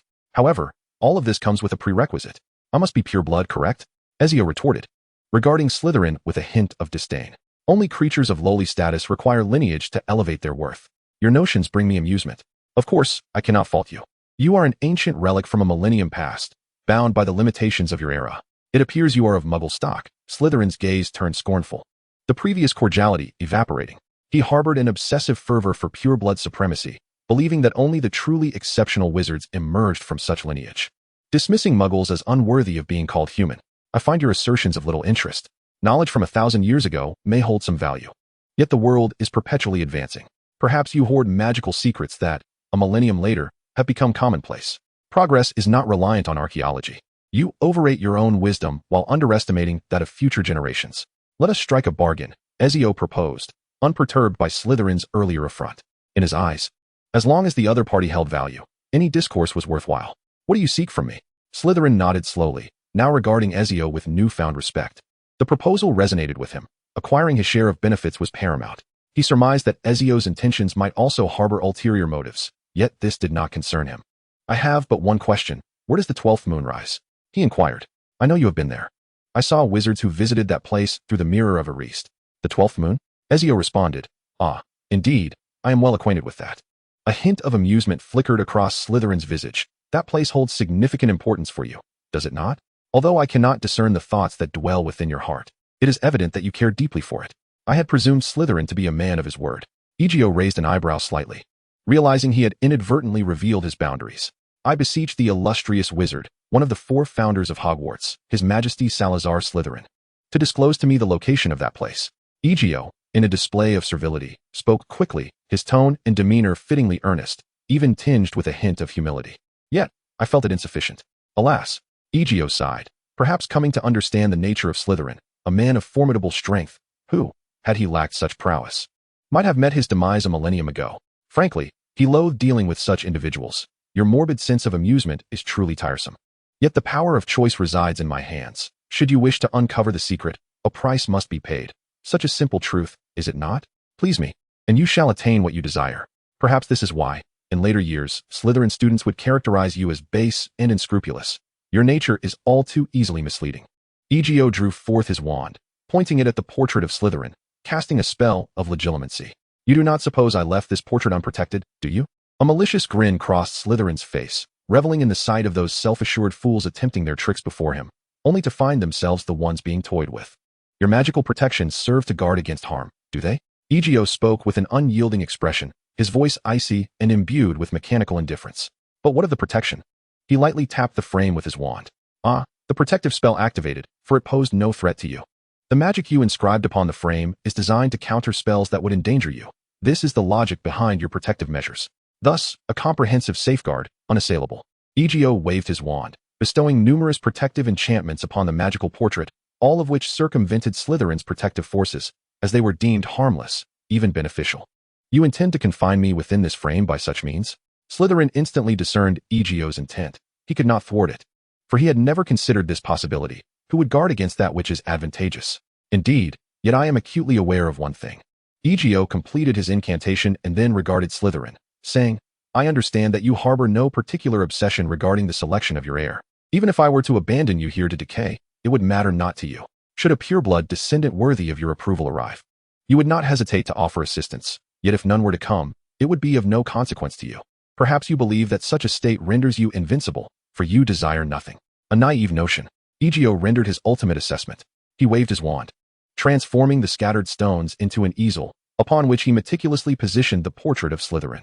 From what appeared to be an enchanted pocket reminiscent of a supermarket, he rummaged and extracted a palette, a set of magical paints for creating enchanted artwork, and a complete assortment of brushes in varying sizes. You are curious about my intentions, are you not? Would you mind having a companion? Egio grasped a brush and began to illustrate anew upon Slytherin's enchanted portrait, a venture that, astonishingly, did not trigger Slytherin's protective magic, which he had never anticipated. I am quite familiar with trolls, having personally vanquished two. They left an indelible negative impression upon me. Yet, one cannot deny that trolls possess the uncanny ability to leave the worst impressions on anyone. I shall incorporate into your painting two trolls, reeking with foul odors. Eternally captured in the artwork, two, perfectly positioned, one before the other. A hint of shattered terror surfaced upon Slytherin's visage. You shall be transformed into a windmill. Or perhaps I shall simply paint a windmill, with you as the spinning axis at its center, thus becoming a fully automated troll spinning pleasure device. A unique Slytherin collector's edition. You may not comprehend that term, but feel free to imagine. I am quite affluent and could invest 10 million or even 20 million galleons to host an exhibition showcasing solely this piece. Your fame shall transcend the confines of this minuscule England, resonating throughout Europe and the world. The Salazar Slytherin and the Troll Windmill will be an unforgettable masterpiece, ensuring your name echoes through the ages, a millennium hence. Egio completed his final stroke, seamlessly embedding two lifelike trolls into Slytherin's enchanted portrait, though they remained dormant, awaiting the infusion of memories to awaken them, alongside a rather unique windmill that had been erected. Am I not an exemplary student? Perfectly embodying all the traits of Slytherin House. I care deeply for that answer, yet I can also choose to disregard it. My current concern lies solely in the price you shall pay for having offended me. Cherish your remaining moments. You shall soon find yourself exceedingly busy, spinning and whirling. Egio inscribed a title at the pinnacle of the artwork, Salazar Slytherin and the Troll Windmill. Hush. Egio raised a finger, savoring your final minutes, old one. With a flick of his wand, the enchanted portrait floated beside him as he mounted his broom and leisurely soared towards the exit. Here, 100,000 words of traditional Slytherin expletives are omitted. After approximately 2 minutes, Egio emerged from the exit, where Dumbledore was engaged in conversation with Harry. Egio offered no greeting, merely nodding as he departed with the artwork in tow. Was that a wizard depicted in the painting? Harry questioned Dumbledore, uncertainly observing Egio's retreating figure. Dumbledore furrowed his brow, grappling with a notion that he hardly dared to entertain. Could it be that Egio had truly discovered the legacy left by Slytherin within the Chamber of Secrets? A madly spewing, coarse-tongued magical portrait? Merlin above. Was it Slytherin who had lost his sanity, or was it I? Could that be the portrait of Slytherin himself? Perhaps we might defer our conversation. Harry, you ought to prepare for your examination. Dumbledore hurriedly departed, unable to spare another word for Harry. Egio. Dumbledore called, somewhat disregarding his dignity as he hastened after him. Remarkably, at over 100 years of age, he could still sprint at a speed akin to 10 seconds for 100 meters, leaving him quite breathless. Do you not possess a phoenix for transportation? Egio glanced back at Dumbledore, who was pursuing him from the castle. Please do not tell me you have lost your composure and forgotten that you are a wizard. Nor should you tell me that you discovered Slytherin's portrait within the chamber. Indeed, I did. However, at present, I am tasked with finding 2 companions for Salazar Slytherin, who has languished in solitude for a millennium, to accompany him through the coming centuries and millennia. 2 trolls? Dumbledore questioned, his expression shifting to one of astonishment as he beheld the portrait. To be precise, 2 trolls in their mating season. I am en route to the Forbidden Forest to procure 2 fresh specimens and extract their most vibrant memories to satiate the insatiable Slytherin. Insatiable Slytherin? Dumbledore felt a peculiar numbness. He understood the individual words, yet their assembly rendered them utterly incomprehensible. He observed Slytherin within the portrait shouting something at him, but the archaic English was lost on him. While he could grasp a few words, it was a rare feat, especially as Slytherin spoke with remarkable speed, making understanding elusive. Nonetheless, his expression conveyed certain truths to Dumbledore. Was there a misunderstanding at play? He hastily reached out to grasp Egio, yet his hand met only air. He calls me a vile mud-blood, demanding that I amuse him, the great wizard. Then I shall oblige as he desires. Egio accelerated, soaring on his broom above the Forbidden Forest, while Neil circled ahead, having intuitively assisted Egio in locating his target. I am beginning to believe that the tales the Sorting Hat shared with me are not mere fabrications. Dumbledore murmured as he watched Egio's receding figure. You are no longer that wizard who commanded unchallenged power. Dumbledore, having conjured an image of Slytherin's potential machinations, understood why matters had devolved to their current state. Yet he could not remain idle. After all, he was the headmaster of Hogwarts. Fawkes, Dumbledore called, and in an instant, a burst of golden-red flames enveloped him.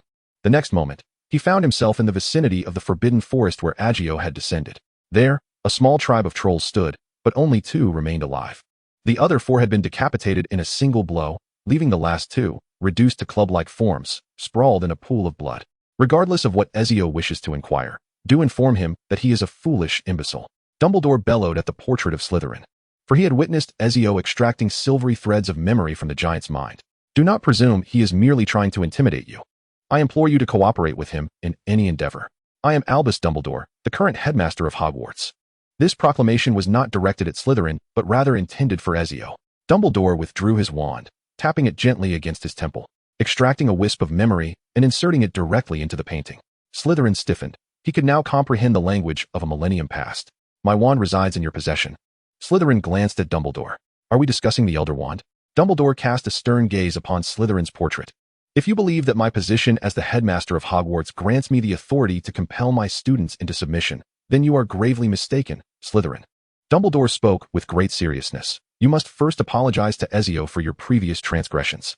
He shall not apologize, Headmaster Dumbledore, Ezio interjected coldly, having already obtained the memories he sought from the giant. I do not require an apology. He simply needs to pay the price. I can locate the 12 lunar cycles on my own, even if it necessitates the annihilation of every wizard in the magical realm. I shall undoubtedly discover its whereabouts. A formidable aura of death emanated from him, and Ezio's eyes were filled with an unsettling crimson hue. The beast he had concealed within stirred, straining against its chains, yearning to emerge and roar. Surely, someone will assist me in achieving this, will they not? You shall never succeed in deterring me. Slytherin's furious words were left unspoken as he stumbled backward, for Ezio's wand was nearing, its tip ensnaring a strand of silvery memory. The giant had come to life. A giant depicted within the confines of the painting had awakened. It thundered toward Slytherin, its steps quickening. The exhilarating roar was imbued with a primal desire. Its bloodshot eyes harbored but a singular thought, to wreak havoc. It found the diminutive figure before it quite appealing. And Ezio had inscribed certain parameters into this memory, ensuring that the mindless giant would harbor no suspicions. It was solely focused on causing mischief. In that moment, Slytherin lost all semblance of his previous composure and arrogance, flailing about like a monkey. He could not escape the confines of the portrait and was forced to flee within that miniature world, while the clumsy giant, devoid of any finesse, pursued him. Slytherin, unable to wield magic, was no more formidable than a muggle. He clumsily evaded the giant's enthusiastic embrace, already envisioning the monstrous tent it was erecting. He could scarcely fathom the impending calamity. Look how joyous he is. A chilling smile graced Ezio's face. It has been a millennium since he has engaged in such exertion. Life thrives on activity, and I deem this a favorable development. However, this is not right, Ezio.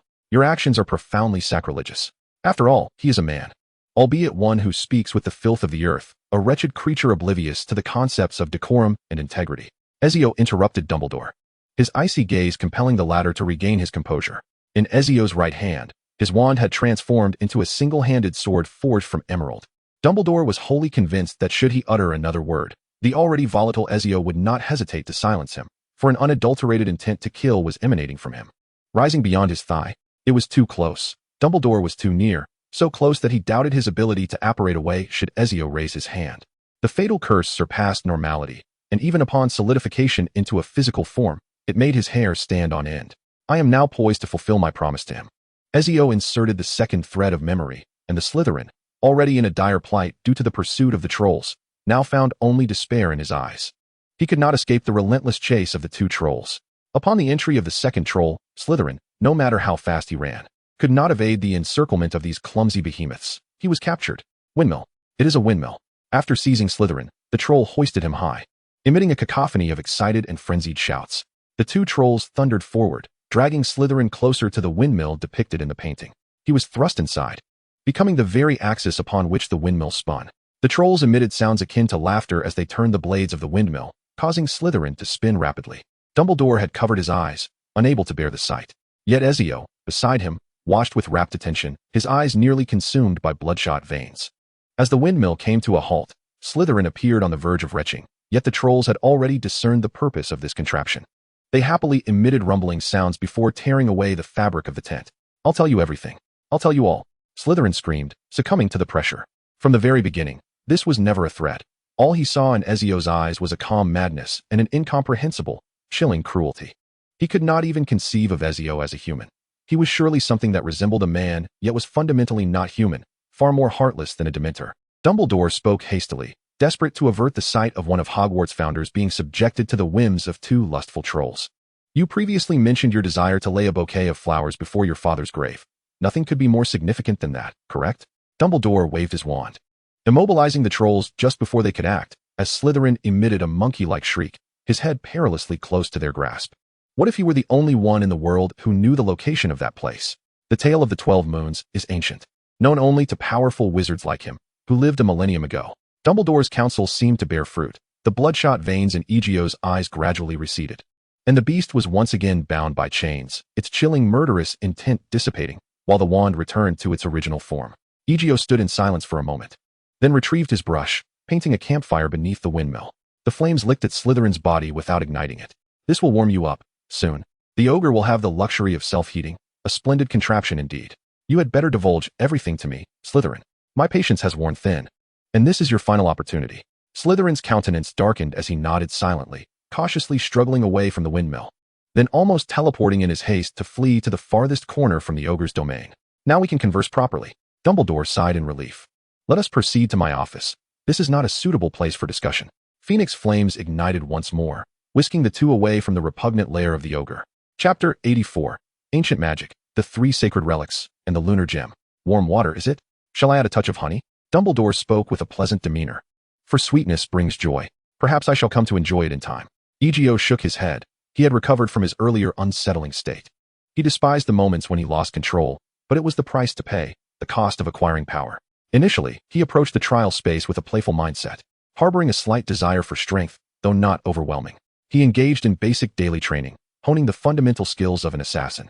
However, as the instances of killing increased, his mindset began to shift. As a player, he was unafraid of death, yet he loathed it, for players possess an inherent sense of superiority, believing themselves to be above all. For instance, if one were to suffer a harsh reprimand from a boss at work, the frustration could lead to a cathartic release in the game, wielding a Gatling gun and unleashing chaos upon the streets, reveling in the ensuing 5-star wanted status. The more tumultuous it became, the better, for it was merely a means to vent one's pent-up emotions. This embodies the essence of the chaotic evil. I am the god of this world. I shall do as I please. Is that not my prerogative? With this player mentality, Egio naturally gravitated towards vengeance after enduring punishment. The habit of slaughter took root, especially after unlocking the milestone, Who is the God of War? The milestone requiring 1,000,000 kills became his sole motivation for grinding in the trial space. He nurtured a beast within, becoming one with it. Although Egio could suppress and control it, he remained influenced by its presence. His indifference towards others and disregard for life were the irreversible consequences inflicted upon him by this beast. This is the price he paid after acquiring power. Humanity serves as the shackles and prison for the beast he has confined, with Giovanni playing a pivotal role within this construct. Before this void could be filled, Ezio was acutely aware of his instability, which compelled him to urgently seek resolution. He yearned for an explanation that would allow him to find peace in his heart and confront a new life. Slytherin had tread upon Ezio's sensitive ground. Had he approached the transaction with sincerity from the outset, Ezio would not have been incensed by his derogatory remarks about his lineage. Yet, he managed to ruin everything due to his malevolent nature. Now, it can be said, can't it? Sipping from a cup of warm water, Ezio gazed at Slytherin within the frame, his eyes devoid of the previous madness and murderous intent, yet still sending a chill through the heart of this ancient wizard. Perhaps you have heard of ancient magic. It wanes with time, but at a pace far slower than the spells cast by ordinary wizards. Indeed, a mere few hundred years cannot erase its traces. It is immensely powerful, truly formidable. This wand, the Elder Wand, said to be crafted by death itself, was born of such magical essence. Alongside it, two other artifacts share this origin, the Invisibility Cloak and the Resurrection Stone. I have only managed to gather two of these items. The possessor of the Invisibility Cloak cannot be detected by any magical means, nor can I. And what of the Resurrection Stone? Dumbledore inquired softly, his voice somewhat ethereal, seemingly unaware of its magical properties. It allows one to glimpse the specter of the deceased. But it is lost. Slytherin shook his head. I devoted many years to studying this stone, only to conclude that it is an incomplete prototype.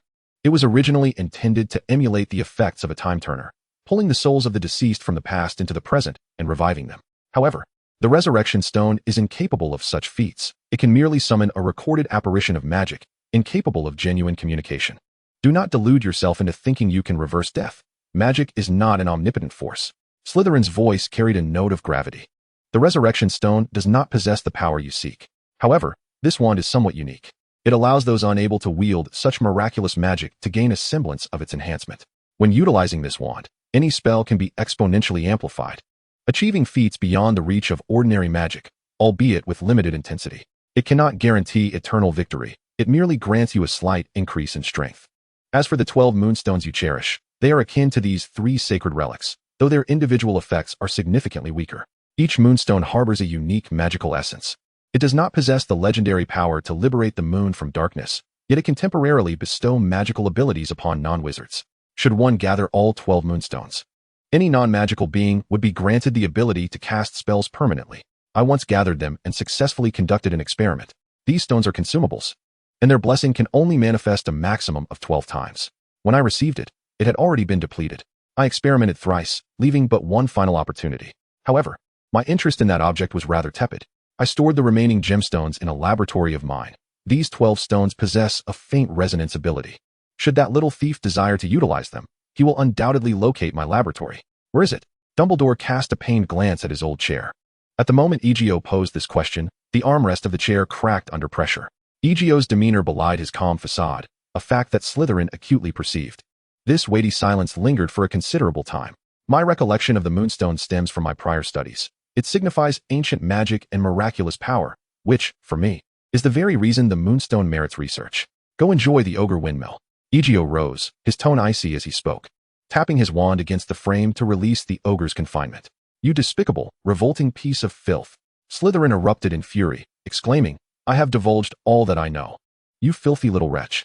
You brainless fiend obsessed with ogres. Egio, Dumbledore, somewhat awkwardly caught in the middle, honestly did not wish for Slytherin to experience the ogre windmill. Though a Gryffindor, he was also the headmaster of Hogwarts, a fact that left him at a loss for how to properly articulate. The portraits of past headmasters at Hogwarts whispered amongst themselves, with the notorious Professor Black being the most exuberant. Upon seeing Slytherin's magical portrait, he trembled with excitement, only to erupt in fury once he grasped the nature of the ogre windmill. Would you care to try it? Egio shot him a glance, silencing the irate Black, who promptly turned away, pretending not to see. Slytherin has already imparted all the information. Should we? Headmaster, do you believe this might bring shame to Hogwarts? Or tarnish Slytherin's noble image? Egio observed the ogre, chasing Slytherin around the map, and calmly stated, I acknowledge Slytherin's greatness, at least in his time, indeed. However, regrettably, Slytherin's greatness does not stem from extraordinary wisdom, noble character, or steadfast integrity, but rather from his sheer power. Yet, if he were to lose this unparalleled strength, he would forfeit his greatness. I declared upon my arrival at Hogwarts and my sorting into Slytherin that if the house were to be solely filled with schemes devoid of strength, it would be nothing but a circus. Did I not change Slytherin? The current Slytherin is no longer a gathering of jesters. They have grasped the essence of honor and learned to wield the power that prevents them from being seen as fools. What relevance does Slytherin's greatness have to this portrait? Yet, such humiliation will yield you nothing, will it not? This affront to him brings you no advantage, does it? Dumbledore endeavored to persuade that, rather than resorting to force. He preferred the art of reason. The strong may readily bully the weak. Is this not the very essence of Slytherin's legacy? If he can treat others in such a manner, why should I not reciprocate? There exists no rationale in the world for such a notion. Before taking a life, one must be prepared to lose their own, and he should be no exception. Egio observed as the two trolls once more ensnared Slytherin, placing him upon the windmill anew. I repent. Must I not be allowed to err? The trolls resumed their rotation of the windmill, and amidst the frenzied spinning, Slytherin cried out, his voice somewhat garbled. All of it is yours. You are now my heir. Keep that accursed troll away from me. He bellowed in a fit of despair as the troll tore apart the tent fabric. You seek a bargain, do you? The scene froze once more. Upon witnessing Egio's delight in striking a deal with Slytherin, Dumbledore shivered in revulsion, internally reflecting, Slytherin has indeed found a most fitting heir.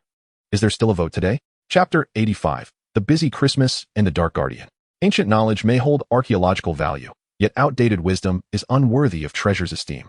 A millennium ago, he was undeniably a great wizard, but that glory belongs solely to the past. The magical realm of England is indeed stagnant. Wizards seem to dwell in the Middle Ages, with the evolution of magic progressing at a glacial pace. However, this is merely a reflection of England. In other corners of the world, many wizards passionately pursue innovation, much like Egio's previous visit to Wagadu, where they favored transfiguration. In other nations, there may very well exist researchers with an extraordinary fervor for spells. Magic from distant lands spreads with the migration of wizards, who have long since possessed convenient means of transportation such as apparition, port keys, and flue powder. Compared to muggles, the interactions among wizards are significantly more efficient. Most of Slytherin's initial concepts and groundbreaking research are no longer considered extraordinary in contemporary times. His contributions serve merely as a reference point. After all, his ideas were brilliant, and some remain intriguing even today. In the realm of dark magic, Slytherin's research was profoundly insightful, but constrained by the era in which he lived. Much of his work relied on ritualistic and scriptural magic, practices that modern wizards have entirely discarded. Such methods may find limited application in alchemy, perhaps to tinker with the creations of dark magic. Is this all you are capable of? I expected something more astonishing. Egio frowned at Slytherin. Realizing that the old man was indeed out of touch, knowledge that cannot keep pace with the times is scarcely worth more than waste paper. Yet, there remains much that can be gleaned and adapted from his work. Dumbledore spoke favorably of Slytherin, at least in the realms of ritual magic and magical literature. We have received a plethora of supplementary information, which is a boon for alchemy. Although alchemy is also undergoing iterations and updates, the alchemical arrays based on magical scripts are inherently challenging to modify. Slytherin has provided us with over 100 entirely new combinations of magical scripts. Surely, you desire to craft your own spell? This assistance is invaluable. One can only hope. Egio's alchemy has merely grazed the surface of the most fundamental threshold. While Dumbledore is regarded as a master of alchemy, otherwise, Nicholas Flamel would not collaborate with him. He is certainly more aware of the worth of this knowledge. Each validated combination of magical scripts is precious, and perhaps issues that previously eluded resolution can be unraveled with the application of these new combinations. I hope these revelations justify my absence from this afternoon's charms examination. Trust me, Egio, it is worthwhile. Perhaps when you come to my office next week to study, I can impart more knowledge to you. The grades on the exam sheet are not of paramount importance to you, are they? This attitude is commendable and worthy of emulation. Perhaps I can persuade Professor Flitwick to craft a separate paper for you. It is already done. Egio waved his hand, preparing to depart. Professor Flitwick is an excellent teacher. He has been of great assistance to me. We are even now. This transaction is concluded. As long as you refrain from troubling me in the future, I do not mind what you choose to pursue. Whether you select an heir to bother me is inconsequential, or if you have other ideas, that is acceptable as well. However, I hope you are prepared to bear the corresponding costs. That is all I have to say, Mr. Slytherin. Watching Egio's retreating figure, Dumbledore finally felt a sense of relief. He glanced at Salazar Slytherin, whose face bore displeasure and irritation. Yet, in truth, Egio is a fine young man. Indeed, Slytherin smirked. A wretched rogue, just like me. Yet he is more trustworthy than you. The Sorting Hat contemplated placing him in Gryffindor or Ravenclaw, as he embodies qualities of both houses. However, Slytherin House proves more beneficial to him. Just him? Yes, Egio shattered Slytherin's misguided pride in pure blood during his first year at Hogwarts. Bloodline does not determine one's worth. Excellence is contingent upon individual talent and effort. Indulging in the false glory of pure blood will only lead to one's own degradation. Upon hearing Dumbledore's words, Slytherin felt a flicker of contention rising within him. He is a staunch purist, firmly believing that the ancient wizards who wielded miraculous magic could only arise from pure-blooded lineages. Yet, at this moment, he remained silent, having recognized that over a millennium later, the world has undergone profound transformations. It has been 1,000 years. Slytherin sighed regretfully. This is no longer my era. However, as wizards, even if we may one day perish in the past, some remnants of our existence will allow us to witness the future. Dumbledore waved his wand, dispelling the enchantment cast by Egio upon the portrait, and the memory of the giant was extracted, restoring the image to its original state. This was indeed a moment of profound happiness, was it not? Those of us who have perished in the past can leave behind remnants for future generations to comprehend our histories. Slytherin remained silent, enveloped in his quietude. Before gradually stepping out of the frame, he did not partake in the examination, as if he had evaporated into thin air. Some voiced their concerns, pondering whether this was the doing of Slytherin's heir, yet the professors dismissed such rumors, assuring the students that this matter bore no relation to Slytherin's heir. The earlier incident involving Filch's cat was merely a cruel prank, and Ron's absence from the exam was due to unforeseen circumstances. Only the Weasley couple, who received a summons to Hogwarts, along with Ron's siblings, were aware of his severe injuries. Headmaster Dumbledore, what exactly transpired with Ron? Mrs. Weasley, her eyes red from previous tears, gazed at Dumbledore as he visited Ron in the infirmary. This was an unfortunate accident. Dumbledore spoke gravely. A student at Hogwarts left behind a magical artifact, and I suspect ill intent, for this object has aided Ron significantly. His remarkable performance over the past 2 months was largely attributable to this item. However, acquiring that which does not rightfully belong to one comes with a cost. Ron's excessive use of this artifact has led to dire consequences. In other words, Fred's face tightened, his brows knitting together. This fool Ron, in his pursuit of good grades, resorted to using something left behind by a dark wizard, and for 2 months, he remained oblivious to it. George, feeling a pang of discontent, lamented internally. To trade a significant part of one's life for mere praise and additional points. I truly wonder if this can be deemed courageous. He felt a mix of sorrow for Ron and frustration, recalling how Ron strutted about after receiving his good grades. If he wanted good results, he could have simply devoted some time to studying. Is that so difficult? Upon hearing George's words, Percy involuntarily tugged at the corners of his mouth, almost inclined to agree, though the moment was inappropriate. Previously, he had felt joy at Ron's outstanding performance, never imagining it was built on falsehoods. Fred, George, Mrs. Weasley turned to glare at the twins. At least Ron aspired to achieve good grades for our sake. But what about you two? At least 8 outstanding grades each. Fred and George simultaneously lowered their gazes, feigning sorrow. The report cards are coming soon, and we plan to surprise you for Christmas. Dumbledore did not mention that due to the excessive extraction of life force, Ron may likely suffer a shortened lifespan. Tom had drained him too severely, and the killing curse's influence from Egio had also affected him. When using the killing curse to obliterate a fragment of Voldemort's soul, Ron, who shared a soul connection with Voldemort, was inevitably impacted as well. The potency of Egio's curse was overwhelming. Even wielding the Elder Wand would not suffice to counteract its effects in time. I believe this could potentially expedite Ron's recovery, as Molly is quite adept at caring for others. Dumbledore was well aware of Mrs. Weasley's culinary prowess. She was an exceptional witch during her time at Hogwarts and has managed her household with remarkable organization. However, this matter is inextricably linked to Hogwarts, and as compensation, I hope you will accept this. Dumbledore produced a heavy pouch of coins containing 300 galleons, nearly half of Mr. Weasley's salary for 6 months. I hope to see a lively and healthy Ron returning to Hogwarts next year. You can ensure he catches up with the third-year curriculum, can't you? I haven't completely forgotten what I learned at school. Mrs. Weasley nodded. While the children were engaged in their studies, she found herself with ample leisure at home. With the assistance of magic, even a full-time homemaker does not need to labor excessively over household chores. Just a flick of the wand, and it is accomplished. Nevertheless, this money, please accept it, Molly. Dumbledore did not grant Mrs. Weasley the opportunity to refuse, for Hogwarts is responsible for every student, and I have been remiss in this regard. You cannot be blamed for this. Mrs. Weasley shook her head, fully aware that this was not Dumbledore's fault. And such an abrupt change in a student's performance could not have been anticipated. If blame were to be assigned, it would rest solely on Ron for straying down the wrong path. Dumbledore placed the pouch in Mrs. Weasley's arms and nodded farewell to them. I intend to visit my parents. Harry quickly packed his belongings, with Hagrid willing to accompany him to see his parents' former home. 10 years ago, Hagrid had personally rescued him from the rubble, assuring him that he had been well protected. His mother had shielded him. and the explosion from the house's destruction seemed to have been deflected by her. People had erected their memorials in front of that house for years, and Harry realized he should have visited long ago. He should have done so last year. As he spoke, a hint of guilt surfaced on Harry's face. I am grateful for your reminder, Egio. It has illuminated the depth of my parents' love for me, a love I must remember. Even though they departed from my life so early, Harry still recalled the heart-wrenching truth that he could not even lay a bouquet of flowers at his father's grave. He regretted having come to this realization too late. He should have thought of it last year. Such matters should be instinctive, actions a son must undertake. How could he forget the loved ones who willingly sacrificed their lives to protect him? His mother's love manifested as protective magic, deflecting Voldemort's deadly curse. And the power of that love continues to flow through his veins. Perhaps I shall pay a visit to the old residence once more. Last year, I beheld the appearances of others within the mirror of a Reist. Should their images still linger, I would like them to see me and convey that I am faring well. Harry departed with a small suitcase in hand, opting not to join the throng boarding the train, but rather to make his way towards Hagrid's hut, from which Hagrid soared into the sky upon his motorcycle, subsequently vanishing into the ether. This year, fewer souls remained at Hogwarts to celebrate Christmas compared to the last.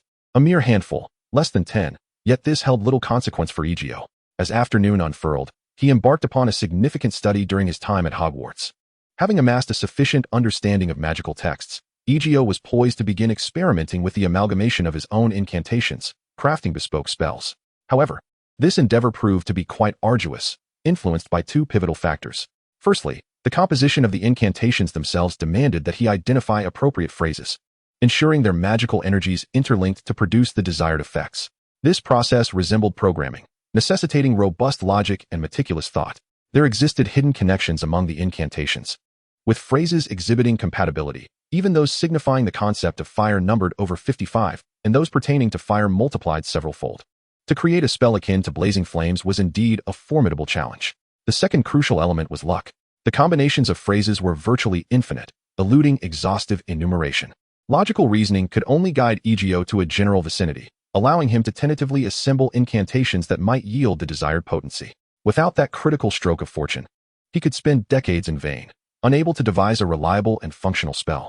Egio's held lofty expectations. He would not accept spells akin to colloquial magic. If he could not tailor a spell to meet his needs, he would prefer to employ existing incantations as substitutes. Prior to embarking on this spell-casting experiment, Egio took a moment to ascertain precisely what he required, contemplating the areas in which his current skills fell short. The first aspect to be identified was his capacity for information gathering, wherein he recognized significant deficiencies. The magical realm offered numerous solutions to this dilemma, with the most effective being the truth serum, an elixir to which no wizard could resist. Mental occlusion spells proved utterly ineffective against the serum, and only beings endowed with innate high magical resistance could withstand or be exempt from its effects. The serum's efficacy was notably diminished on fairies, requiring a dosage of 6 to 10 drops, though excessive use could yield adverse side effects detrimental to the interrogation process.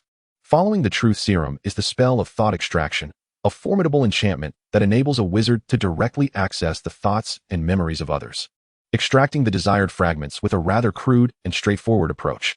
However, this method is curtailed by the mental shielding spell, which allows the targeted wizard to manipulate their own memories in advance, thereby evading genuine recollection. A wizard with profound mastery of thought extraction can even perceive shallow thoughts, such as discerning lies and emotions, without the need for incantation.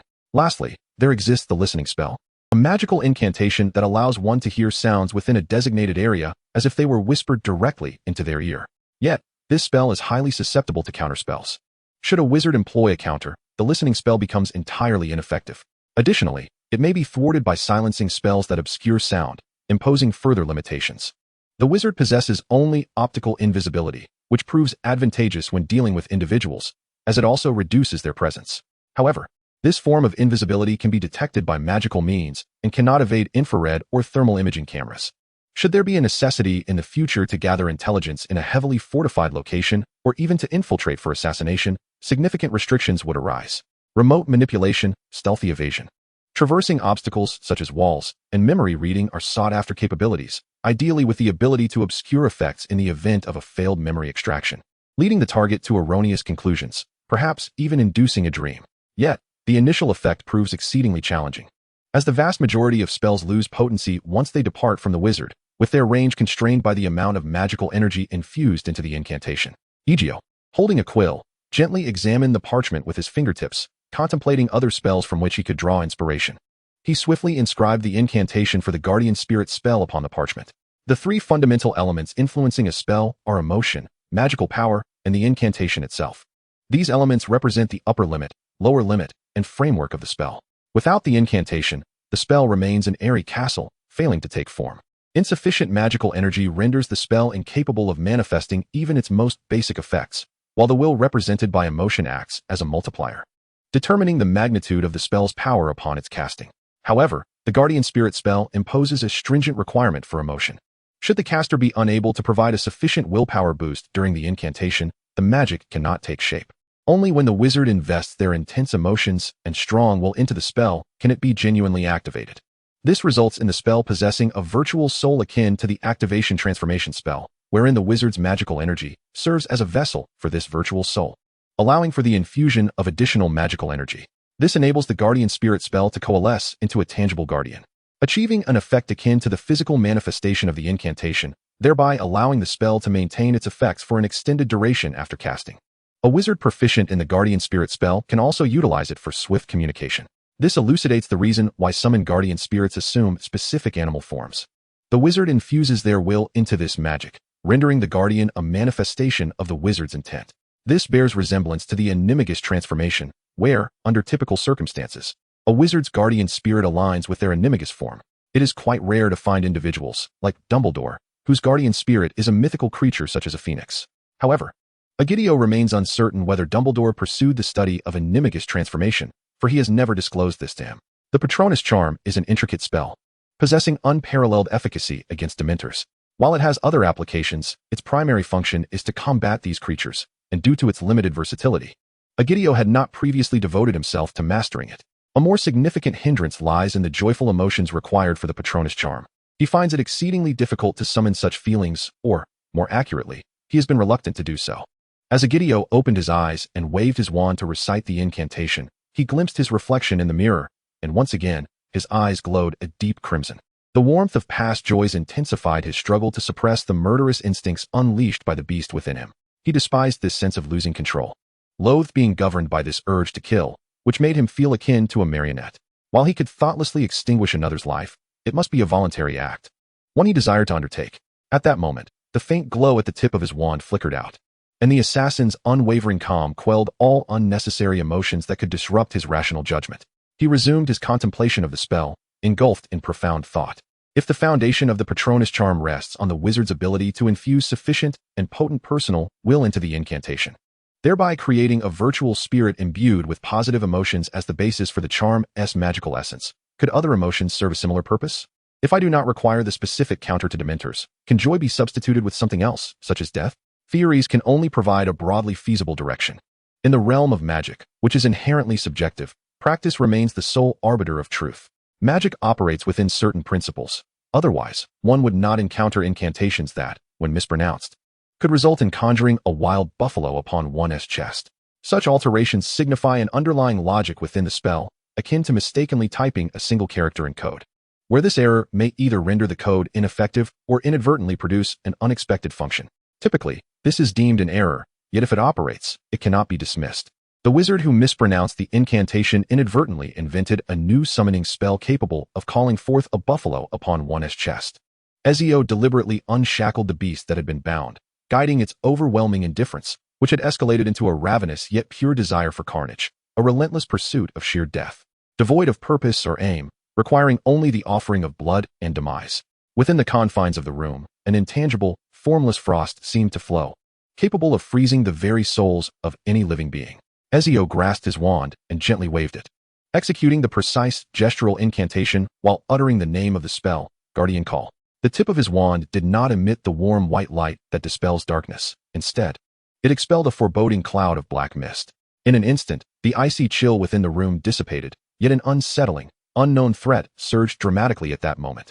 The black mist spewing from the wand swiftly coalesced, forming a shadow, a concept devoid of substance, now endowed with shape and corporeality, its essence woven from magical sinew and bone. This shadow unfurled its wings in midair, the black mist swirling and intertwining beneath its feathered appendages. Though it was daytime, the black hue appeared strikingly vivid, yet it imparted an ethereal, dreamlike sensation. Ezio raised his arm, extending his elongated index finger, upon which a bird, the size of a crow, gently alighted. This was not a guardian in the traditional sense. Rather than merely possessing protective power, it was more apt to say it wielded the ability to eliminate threats, thereby achieving guardianship.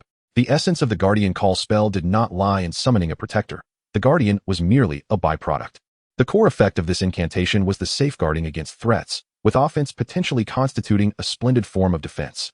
Ezio waved his wand, causing several mice and toads, utilized as live subjects for magical experimentation, to soar into the air, each being placed in separate cages. The black crow ascended silently, fully obeying Ezio's command. Although it appeared to have a tangible form, like a specter, this dark guardian penetrated the cage, passing through a laboratory mouse and re-emerging from beneath the table. The mouse that had been traversed by the crow suddenly leaped, as if seized by some profound terror, emitting sharp cries within the cage. To ascertain the power of the black crow guardian, Ezio allowed it to alight within the cage, overlapping with the mouse. Yet, there seemed to be no discernible change. Ezio furrowed his brow slightly, opening the cage and placing the mouse into a larger enclosure containing several other test subjects. The previously terrified mouse, now confined within the small cage, suddenly went into a frenzy, screaming as it charged toward its companions, gnawing at their fur not from hunger, but from a frantic desperation. Just before this creature could be driven mad by the others, Ezio isolated it aside, and after a moment of contemplation, he attempted to wave his wand, illusion weaving. The terrified mouse gradually settled down, no longer leaping about, but curling into a ball in the corner, eventually drifting into slumber after several minutes. It appeared that contact with the black raven induced a state of frantic terror in the subject, its aggression seemingly stemming from an acute panic towards external stimuli. When harmed, its reactions were more intense and fervent, and its mental state was highly strained. Egio meticulously recorded his observations on parchment. Yet verifying his conclusions through a single mouse proved insufficient. The creature's thought processes were far too simplistic, and even with the aid of a mind-reading spell, Egio could not extract adequate intelligence. In stark contrast to the comforting power of the White Guardian, it remained uncertain whether the Black Raven could provide a similar defensive effect against Dementors as the White Guardian did. The Black Guardian, embodying the emotion of death, seemed to evoke negative emotional saturation, and the true efficacy of this magic awaited further testing. This was indeed promising news. Compared to the task of creating an entirely original spell, customizing an existing incantation proved significantly simpler. However, this approach pertained to conventional magic, or standard spells. The spells documented in textbooks possessed excellent extensibility and editability, with the majority of new spells being refinements of these standard incantations. Snape's Sectum Sempra was an example of an improved cutting spell, albeit with his genius altering it beyond recognition while incorporating the effects of curse magic. Wounds inflicted by Sectum Sempra were notoriously difficult to heal naturally. Unless someone knew the counter-curse, common blood-stopping potions, such as blood replenishing potion, would fail to mend the injuries. Egio aspired to expand upon the Patronus charm to achieve 2 additional effects he required. In truth, this task proved more arduous than modifying the cutting spell into Sectum Sempra. As the Patronus charm was not a standard spell, it was, in fact, a mature magic with multiple effects. In contrast, the manifestations of standard spells were typically singular: levitation, flames, explosions, and so forth, each possessing a clear and defined outcome. Deconstructing the Patronus charm and identifying its core effects was Egio's forthcoming endeavor. He needed to eliminate the magical effects that were of no use to him while incorporating his desired attributes, ensuring these effects would successfully interconnect to form a brand new incantation. Time seemed to be slipping away once more. Egio glanced out the window, unaware that the sky had begun to darken. Under the glow of the setting sun, a small black duck flitted towards him, flapping its wings. It was a beautiful barn owl, adorned with striking black and white plumage that distinguished it among the myriad browns and tans of its fellow owls. This little creature was not particularly large, standing merely 20 centimeters tall, while Neil, accompanying it, resembled a veritable aerial behemoth, much like the embarrassing 35 that had been shed several times. Neil performed a few aerial somersaults around the diminutive owl, stirring up the air currents and causing the little darling to flap its wings in a fluster, the tiny ball of fluff protesting vocally. The window swung open, and the adorable black and white fluff ball made a spirited dash towards Ezio, colliding into his embrace with an irresistible charm. Momentarily dazed as it lifted its small head, blinking its striking 2-toned eyes of black and red. This little creature was already quite familiar with Ezio. This was not its first arduous journey to deliver a message. "Thank you for your efforts," Ezio mused. He found himself more affectionate towards these charming little beings than towards humans. Their innocence was refreshing, devoid of the intricate calculations that often marred human interactions. The little creature emitted a soft, cooing sound, then lifted its leg to reveal a tiny pouch tied to it, a mini pocket enhanced by a seamless extension charm, ample enough to hold letters or even gifts. Snuggling in Ezio's arms, the little one sought affection, while Neil, observing from the side, bore no jealousy. As a mature and far-sighted eagle, he exhibited great composure. Aware that the little creature had flown a great distance on an empty stomach, Neil skillfully opened the cage, retrieved a large black rat, and with a firm grip, dispatched it on the spot. When faced with prey too large to swallow whole, owls typically resort to tearing it apart, though this time, Neil took care of the task. Time had slipped away, and with each passing day, Ezio's anxiety grew regarding the elusive whereabouts of Giovanni's resting place. A year and a half had elapsed, and he pondered how much longer he would have to wait for truly useful information to arrive. It was merely a task of basic difficulty rated at 3 stars. What clues had he overlooked? He had even conjured the portrait of the original in the Slytherin chamber, yet it had played a cruel jest on him. While he understood the absence of that place in the memories left behind, he couldn't help but wonder if this was some form of punishment directed at him. Ezio gazed out at the dimming sky, contemplating what form of retribution he could possibly exact. Chapter 86, Death and Destruction, Twin Siblings. I encountered some difficulties while designing spells. At the commencement of Professor Dumbledore's weekend class, Ezio expressed his concerns. I wish to utilize the Patronus charm as the vehicle for my new magic. I have deconstructed the spell and gained a rough understanding of its components. The Patronus charm encompasses 13 distinct effects, including protection, purification, will dissemination, emotional aggregation, magical embodiment, virtual soul, and information transmission. Ezio was always efficient in Dumbledore's class. He recognized the busy nature of his headmaster and never squandered his time. The foundational knowledge was something he could acquire independently. His purpose for attending was to resolve the challenges he faced during practical application that he could not surmount alone. If one were to deconstruct this magic and separate the powers represented by its incantation, one must start from the first form, as it is incomplete. Using it as a key would unlock the second form of the magical closed loop. I have attempted this, but it feels as though I have inserted the key into the lock, yet it refuses to turn. For a time, I believed it to be a trap, an unfeasible method. Because this magic is encapsulated, one might surmise that although you have inserted the key, you lack the requisite strength to turn it.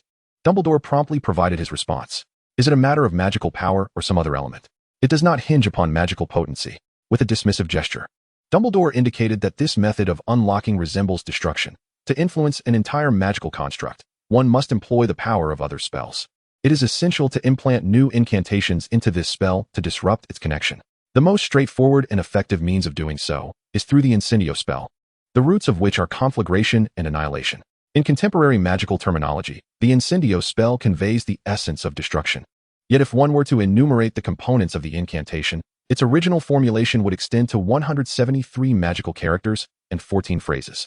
It is an expansion derived from the Curse of Obliteration, embodying the formidable dark magic that encapsulates the definition of absolute devastation. Unlike the Patronus charm, the Incendio spell cannot be encapsulated. Should future wizards discover new phrases that represent destruction to embed within it, they could enhance the spell's potency. This incantation targets the foundational constructs of annihilation, whether material, spiritual, or even those of an ethereal nature. However, this approach renders the Incendio spell exceedingly uncontrollable. Even if it can be wielded, insufficient mastery renders one incapable of managing this fearsome flame. The Incendio spell could ignite a wand, incinerate the spellcaster, obliterating both their physical form and soul, erasing all traces of their existence. Magic is a profoundly mysterious and wondrous phenomenon, particularly evident in spells like Incendio. The incantation that constructs the Incendio spell remains unchanged, even if subsequent wizards incorporate new phrases of destruction. The amount of magical energy a wizard infuses into this spell determines the illumination of corresponding destructive phrases, resulting in varying degrees of devastation. Even if the spellcaster remains unaware that the upper limits of Incendio have been expanded, as long as they channel sufficient magical energy, they can unleash the spell's latest and most potent power. One might posit that the forces represented by the phrases discovered by wizards existed prior to their discovery. However, it is only upon their recognition that such power becomes accessible to us.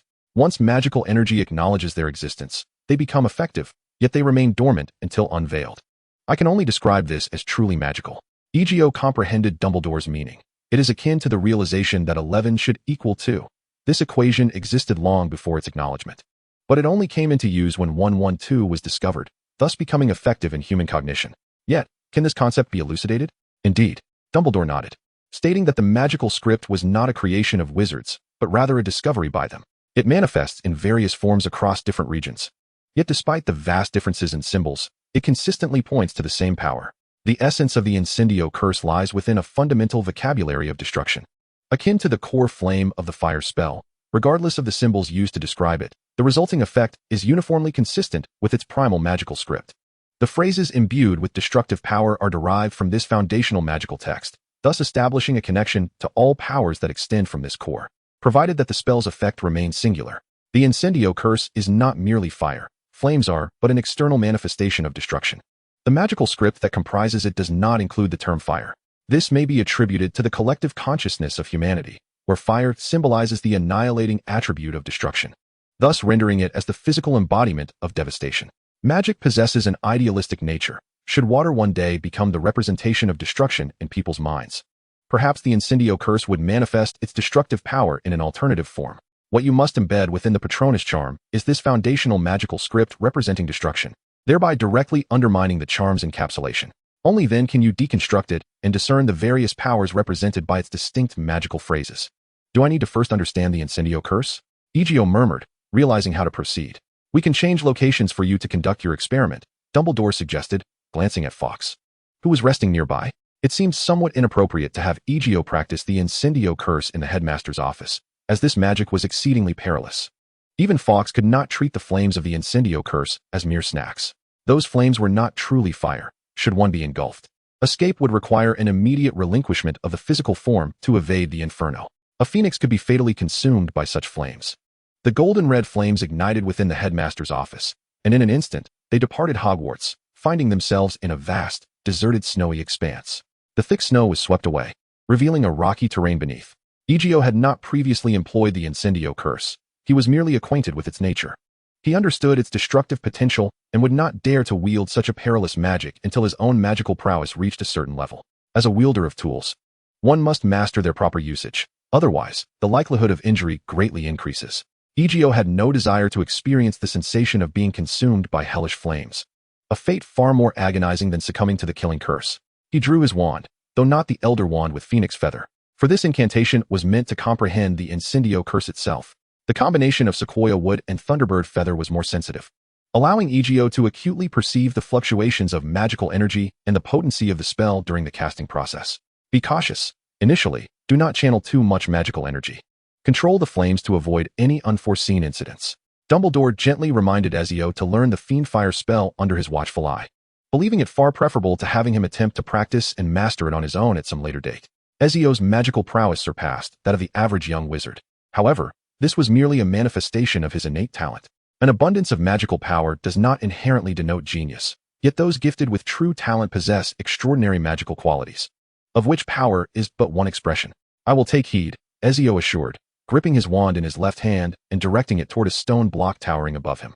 He pronounced the incantation clearly, Fiendfire. A torrent of violent flames erupted from the wand's tip, the force of destruction surging forth as the unburnable stone began to ignite when touched by the Fiendfire, visibly vanishing before his eyes.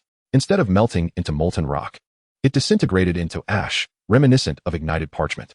A sudden, inexplicable sense of familiarity washed over Ezio, a subtle feeling that compelled him to lower his gaze, revealing the wand of Elderwood, tipped with a phoenix feather. Having absorbed the deathly power nestled within his soul, this wand underwent a fundamental transformation. Ethereal green patterns now adorned its shaft, and while it bore no particular change when casting other spells, employing it for the killing curse would unleash a profound metamorphosis of its potency.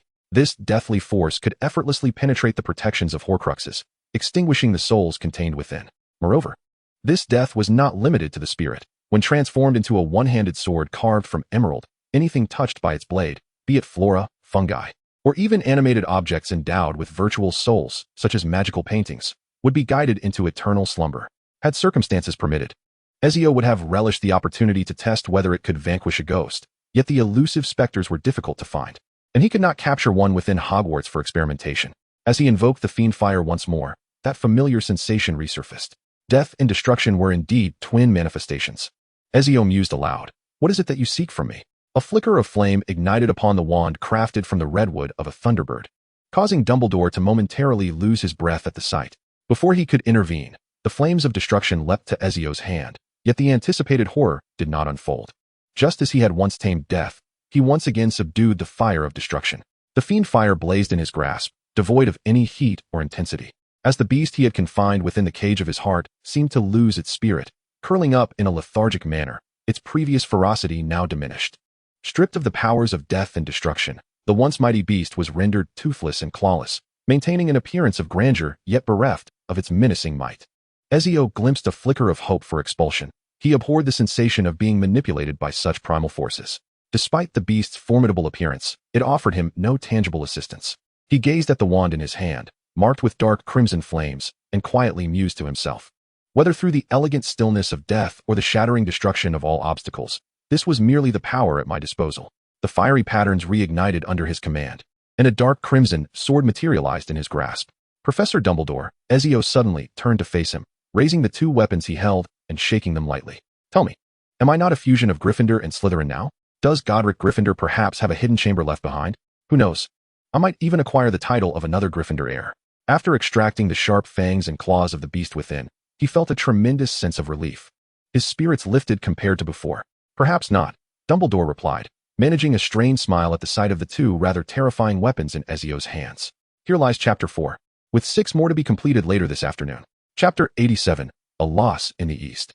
The disassembly of the Patronus charm proceeded smoothly.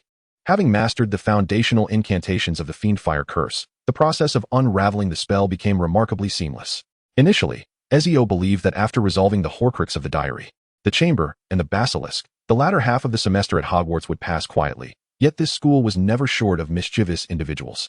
While such operations might not be particularly challenging with the aid of magic, the current situation was complicated by a plethora of bizarre entities capable of manifesting ancient deities, and the probability was alarmingly high.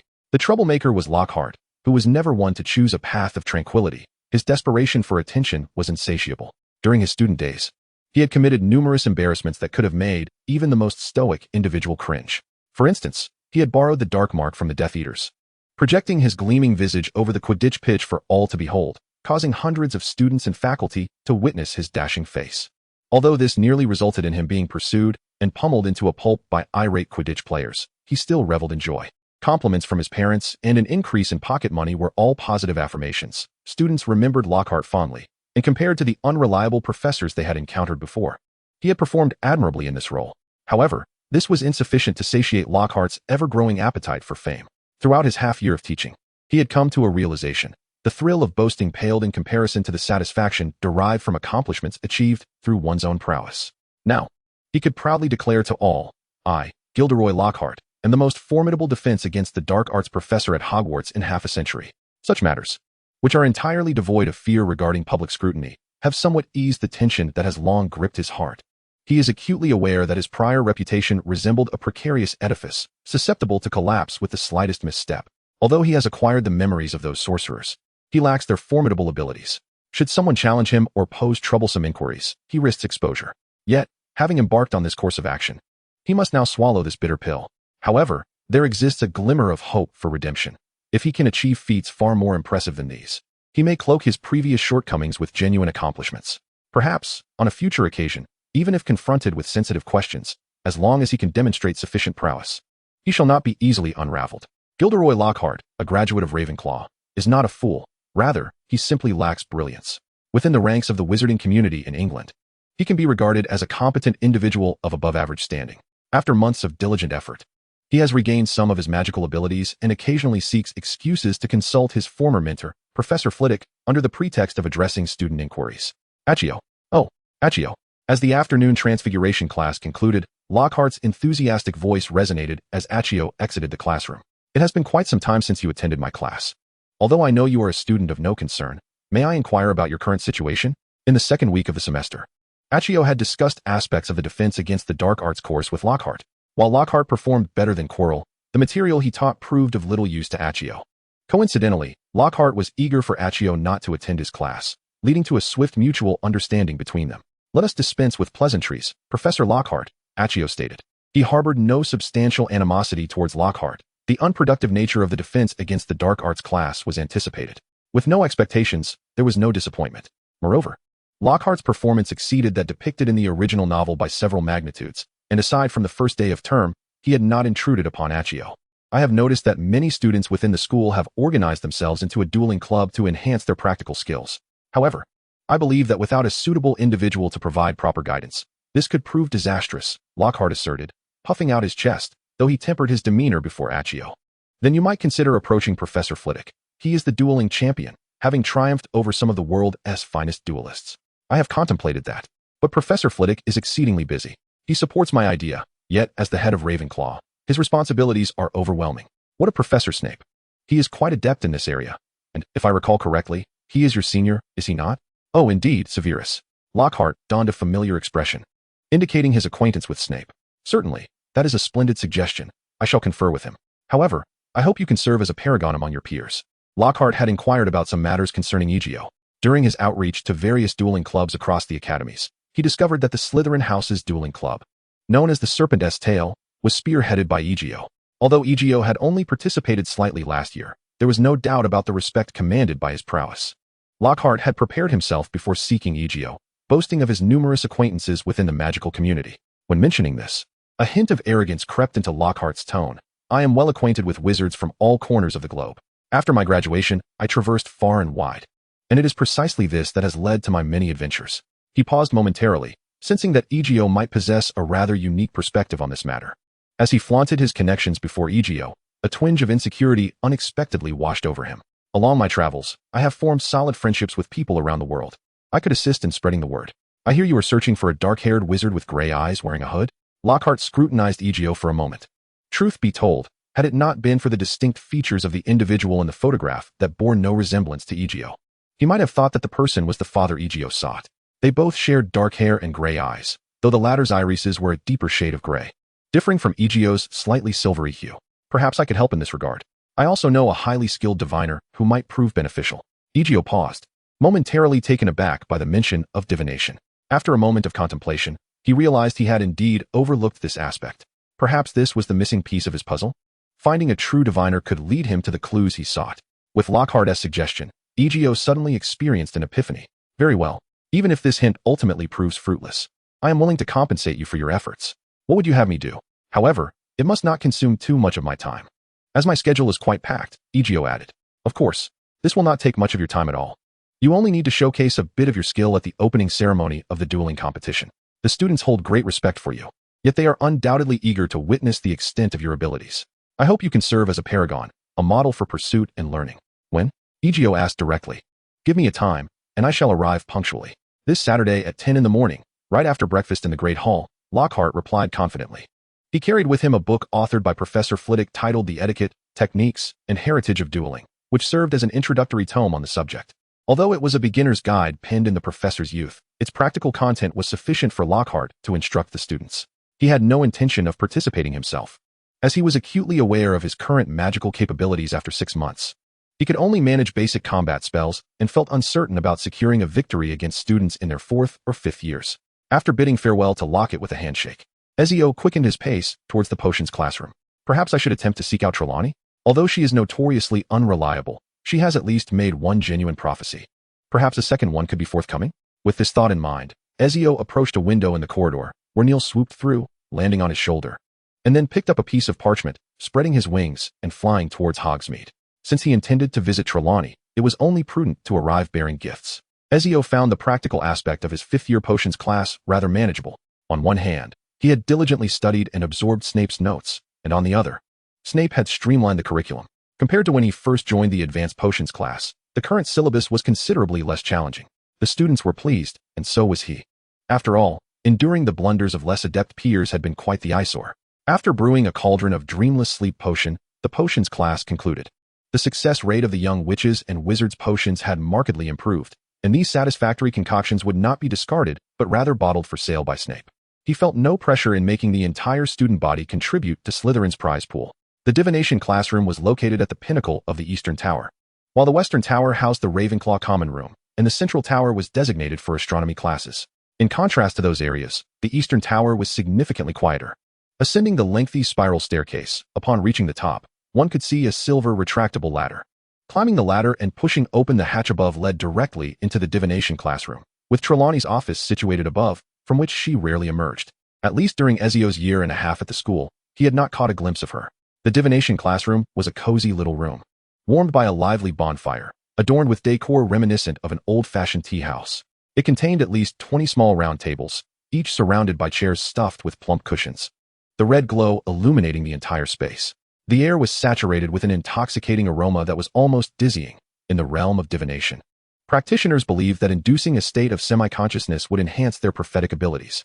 Yet, most diviners were nothing more than self-deceiving charlatans, mistaking their ramblings for prophecies to deceive others. The sound of the hatch being pushed open drew the attention of a gaunt face. Trelawney appeared somewhat inebriated, hurriedly setting down her wine glass, wiping her lips, and adjusting her oversized glasses that had slipped askew. "Greetings, Professor Trelawney. I apologize for interrupting your repose," Ezio said gently as he approached her. "I hope you can forgive my audacious visit." Originally, Trelawney intended to dismiss Ezio, but upon noticing the 2 bottles of fine sherry, she reconsidered. "My third eye foretold your arrival," she exclaimed. Trelawney bore an expression of serene detachment as she spoke in a soft, indistinct voice. As she turned, the ornaments adorning her attire clinked melodically. Around her neck hung countless necklaces of beads, none of which were crafted from precious materials. I beheld a specter approaching me silently, devoid of a shadow in the sunlight, as if it were a mere figment of this world. "Could that be you?" Trelawney pivoted, her large, magnified eyes, magnified by her spectacles, fixating intensely on Egio, an unsettling sight indeed. "This is the very purpose of my visit, Professor. Only a select few possess the ability to glimpse the vistas beyond the veil of fog. I suspect I am not among them. Thus, when confronted with perplexities, I am left with no choice but to seek assistance. I have encountered far too many lost travelers."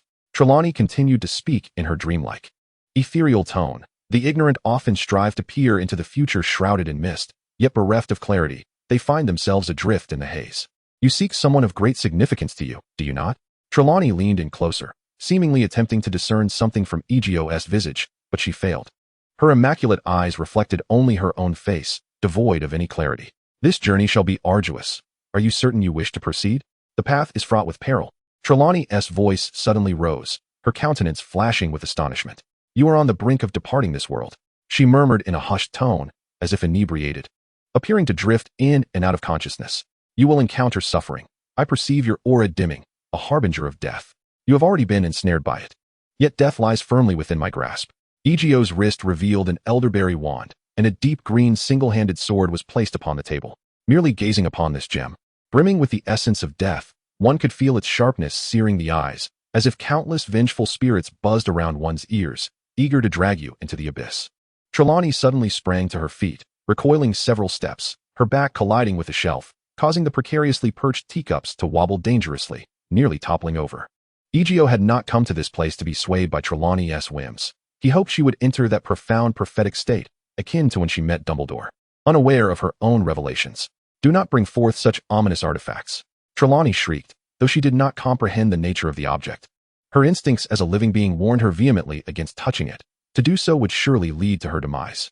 The only flaw of the gem sword, forged from pure death, was its glaring presence, rendering subtlety impossible. To wield such a weapon for assassination seemed rather impractical, unless it were concealed until the very moment of slaughter. "My apologies, Professor." Ezio sheathed the jeweled sword and remarked, "I do not fear death. I have always been its companion. However, do you possess any inspiration at this moment?"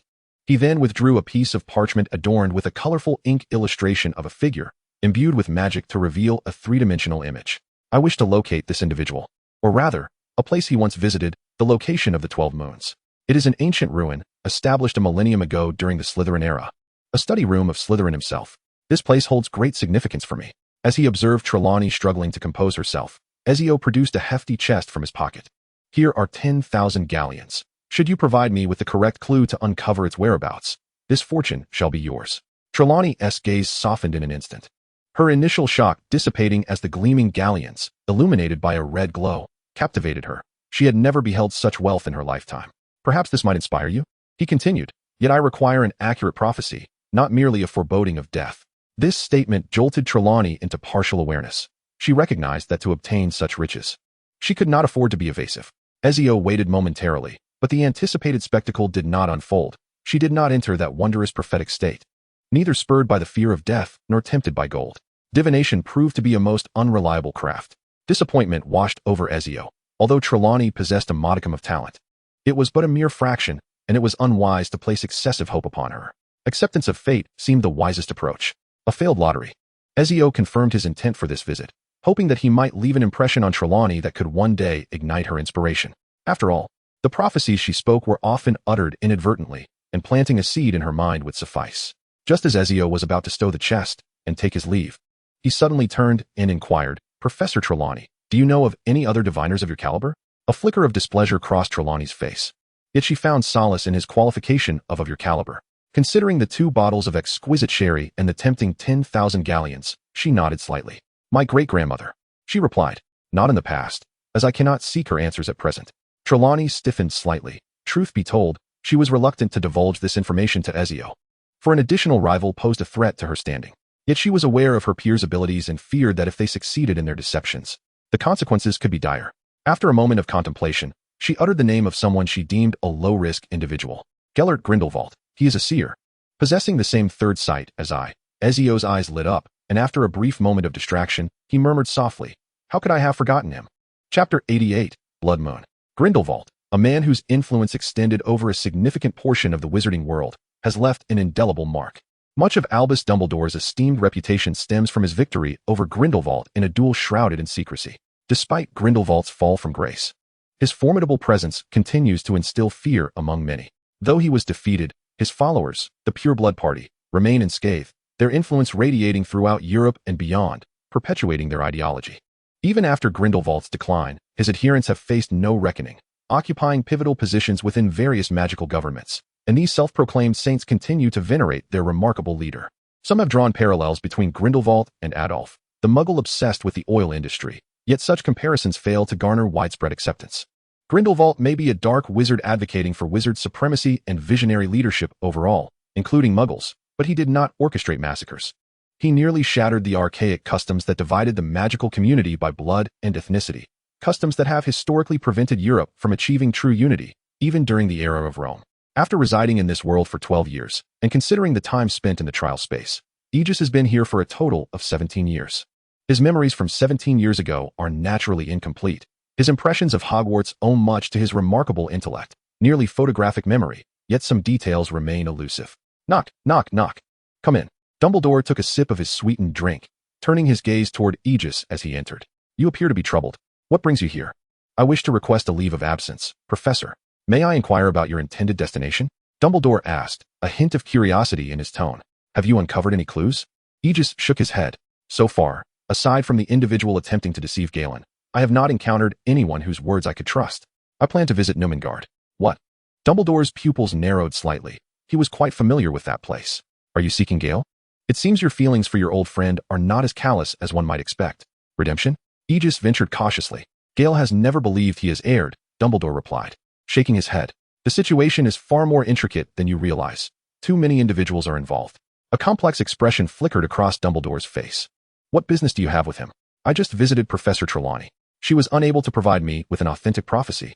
But when I inquired about who possesses such abilities, she mentioned that Grindelwald is a seer. Professor Trelawney's divinations carry a significant degree of uncertainty. She cannot harness that power. Her prophecies resemble a game of chance, Egis remarked. That description is quite apartment, Dumbledore nodded. And it was precisely because Professor Trelawney possessed the genuine ability to prophesy that he had invited her to Hogwarts, nurturing her for 12 years in the hope that one day she might once again deliver a true prophecy. In comparison to such trivial sacrifices, the worth of an authentic prophecy is incalculable. And what of Grindelwald? How does his prophetic prowess measure against that of Professor Trelawney? Gale surpassed Sybil by many-fold, having made prophecies on more than one occasion, each of which came to fruition. Thus, was his self-imprisonment a consequence of foreseeing potential futures? Dumbledore fell silent for a moment before slowly nodding. Prophecy does not directly reveal the inevitable outcome of events, but rather indicates the results that may ensue from specific actions. One must first initiate the cause to attain the effect. Gale, having glimpsed the outcome of a particular choice, chose to sever the cause, thereby preventing the undesirable conclusion he wished to avert. All his actions were aimed at transforming the magical realm, even the world itself.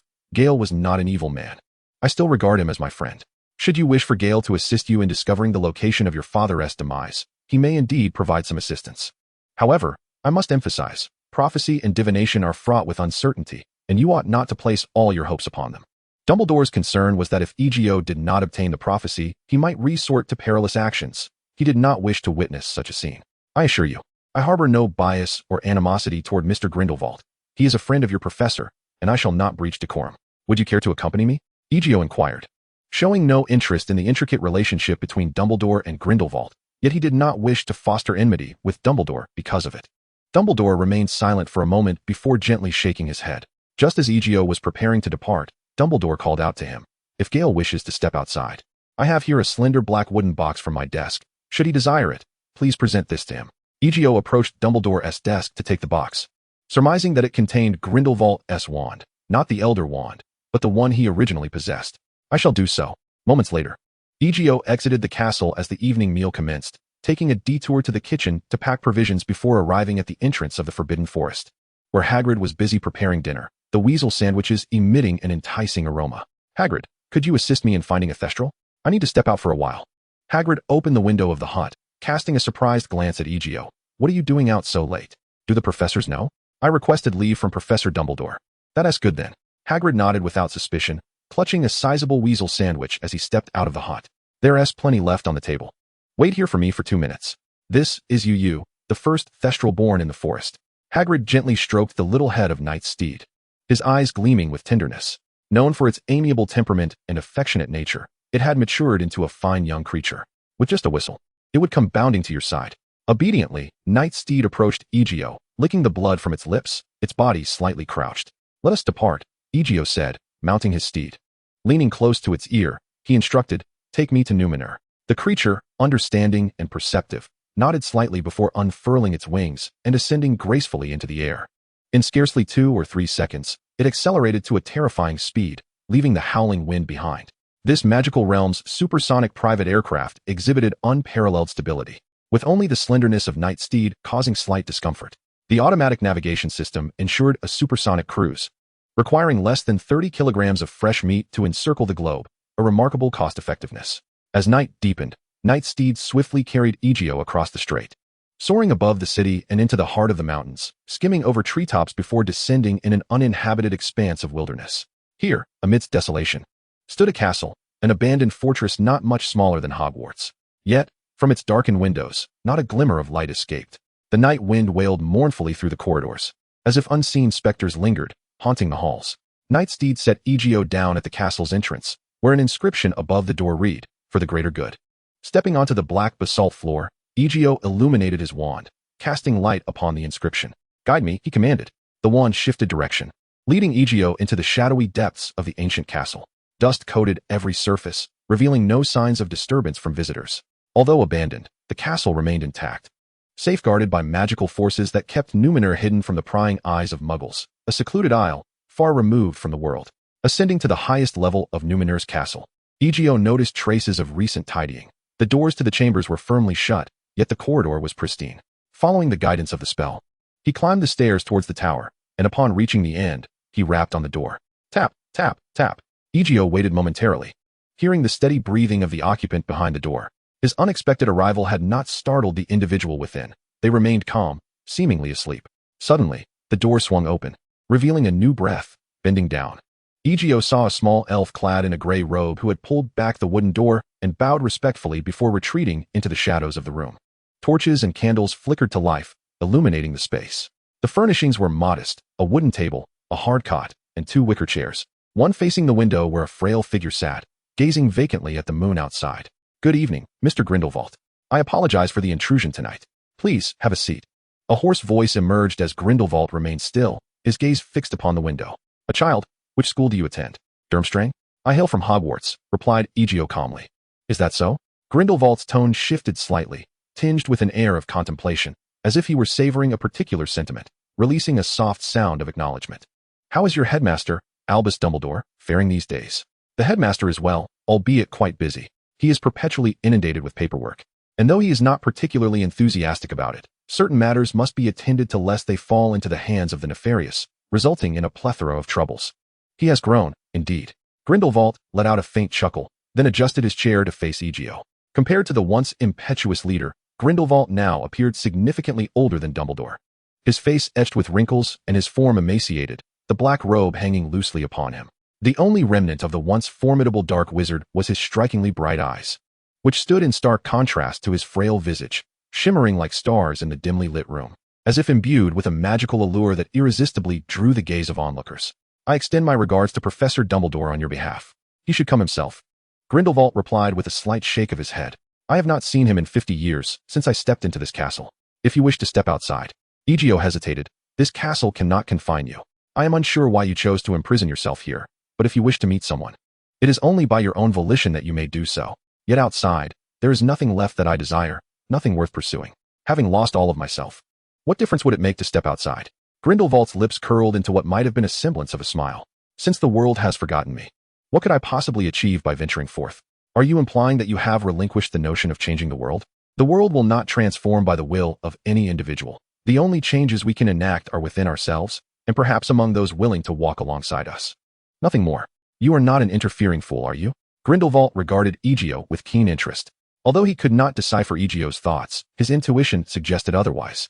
This young lad emanated an unexpected chill and indifference, as though nothing in the world warranted his concern, a sensation Grindelwald had only encountered once before. In a wizard utterly consumed by dark magic, transformed into a monstrous shadow of himself. That he could send you to me, or permit you to seek me out, is what truly astonishes me. Is it because I am not a good person, and Professor Dumbledore would not choose to aid a villain, correct?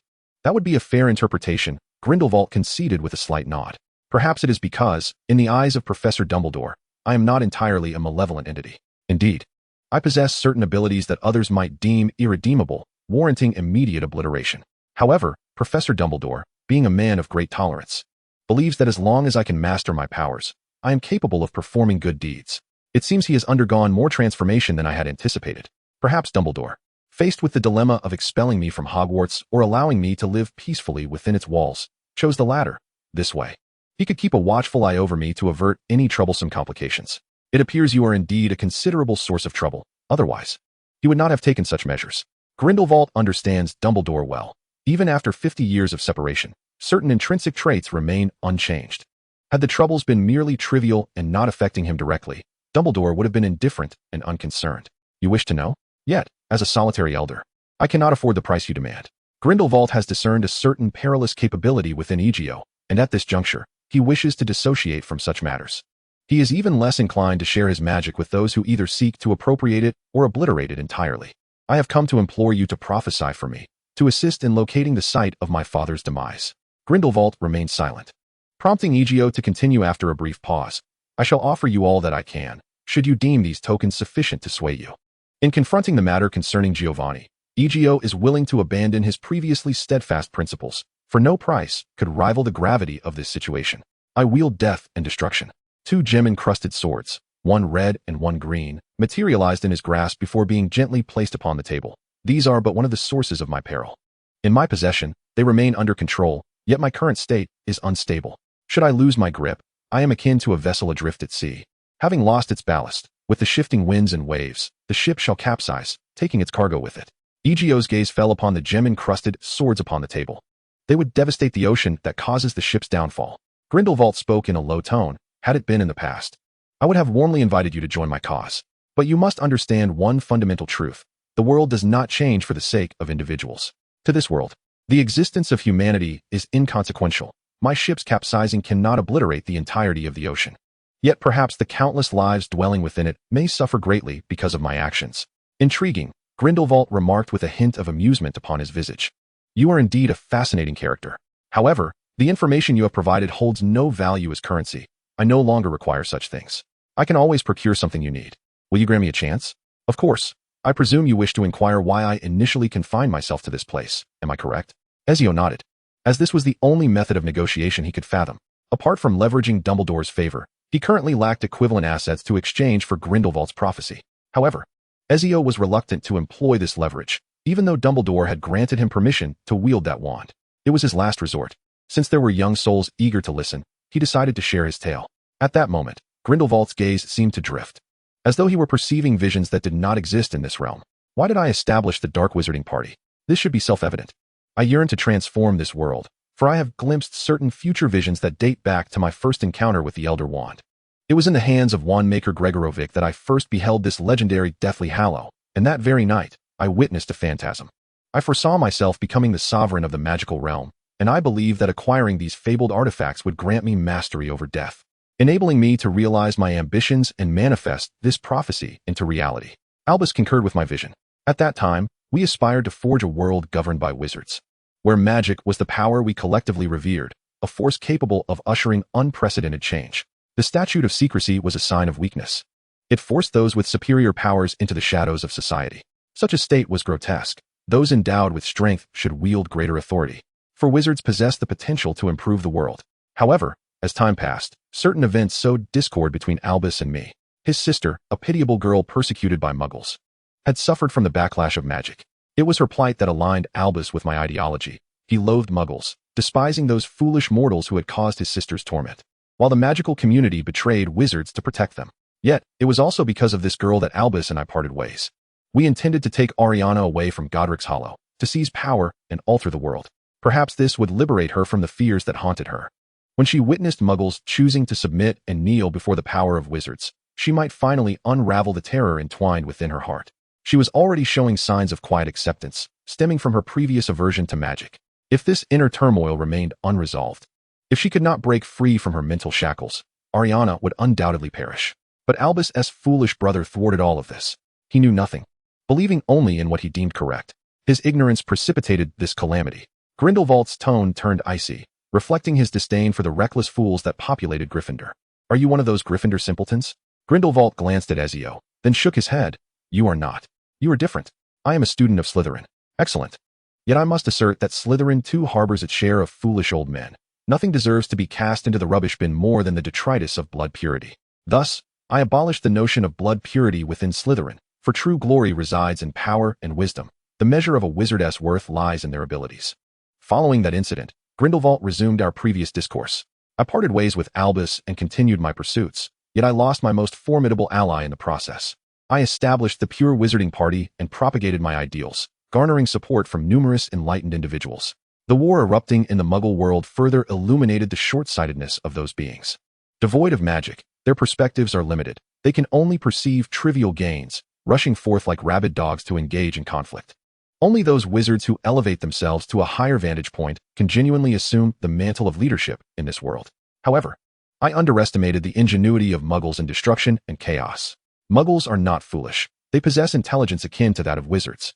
I do not deny the presence of astute individuals among them, nor do I intend to obliterate their existence. They merely require the guidance of those of us who can see from greater heights.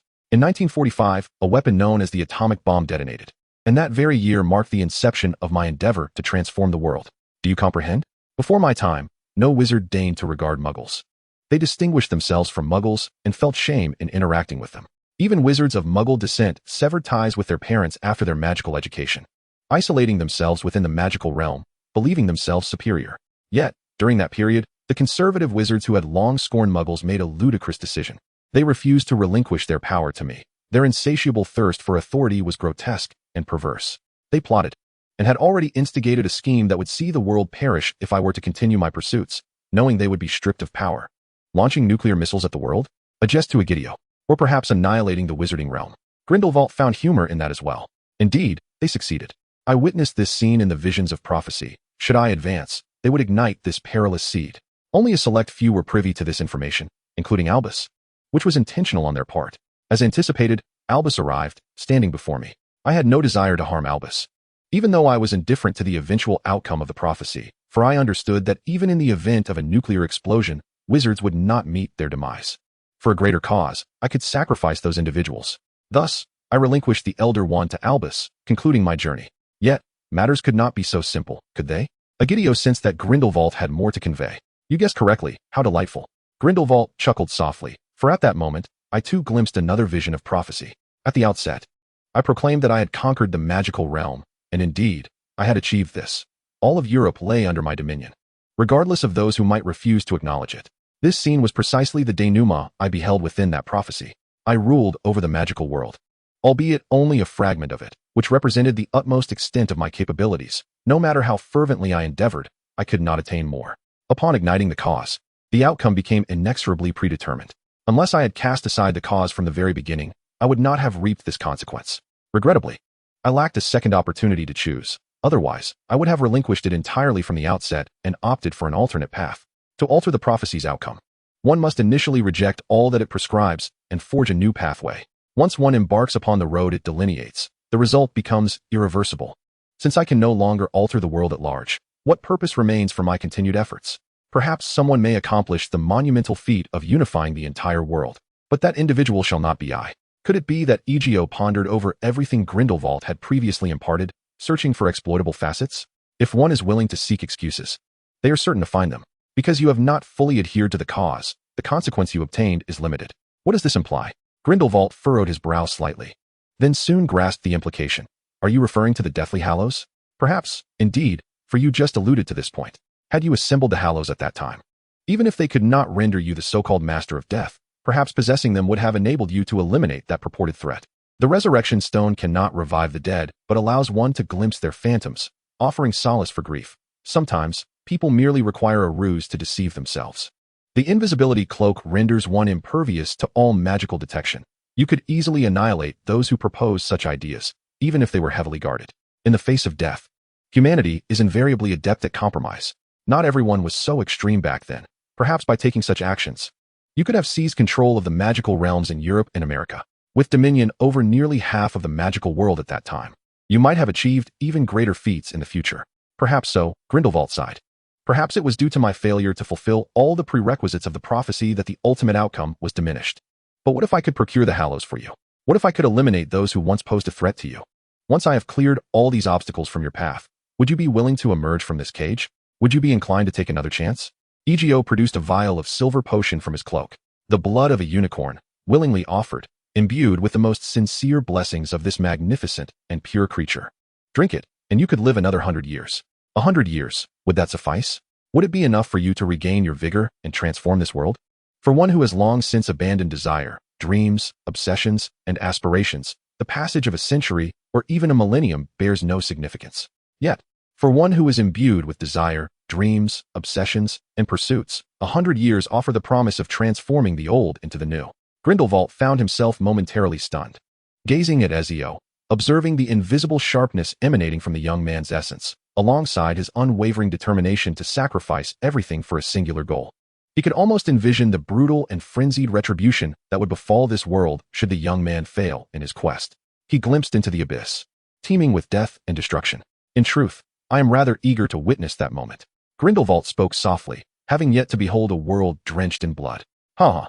His laughter erupted in wild abandon, tears streaming down his gaunt cheeks. How terrifying, how utterly despairing such a scene would be. I find myself anticipating it. Grindelwald's gaze locked onto Ezio's eyes, revealing a danger far greater than he had anticipated. My child, go forth, pursue your ambitions, and when you have achieved your goals, I shall divulge all that you seek to know. Who do you wish to find? Grindelwald rose to his full height, slender and seemingly frail, as if a gust of wind might topple him. Yet, in that moment, he was no longer the decrepit old man teetering on the brink of the grave. He stood there with an uncanny ability to draw every gaze toward him. My adoptive father, Giovanni di Torre de Firenze, I seek to uncover his final resting place. A site where 12 moons rise, and he lies in eternal slumber. Ezio swiftly relayed everything he knew to Grindelwald. The 12 moons likely refer to 12 moonstones, akin to the Deathly Hallows, creations of ancient magic once gathered by Slytherin, but later stolen, with 2 stones lost to time. I discovered the portrait left by Slytherin in the Chamber of Secrets, and it revealed everything to me. However, the memory he bestowed did not include the location of the laboratory housing the 10 moonstones. Apart from Slytherin, another wizard ventured into that place. Ezio produced the portrait and handed it to Grindelwald, stating, "My father was a muggle, thus this wizard must be someone else." I gleaned this information from the Mirror of Erist, leading me to believe this individual is closely tied to that location and my father's demise. Indeed, there is a significant connection. Grindelwald accepted the portrait, furrowing his brow in contemplation. Names hold power, but only for wizards. One might say that a muggle, upon death, vanishes entirely, whereas a wizard, imbued with magic, leaves behind traces that endure in memory. I can offer you this prophecy, but you must provide the crucial information, otherwise, the outcome and direction of the prophecy will remain unfathomable.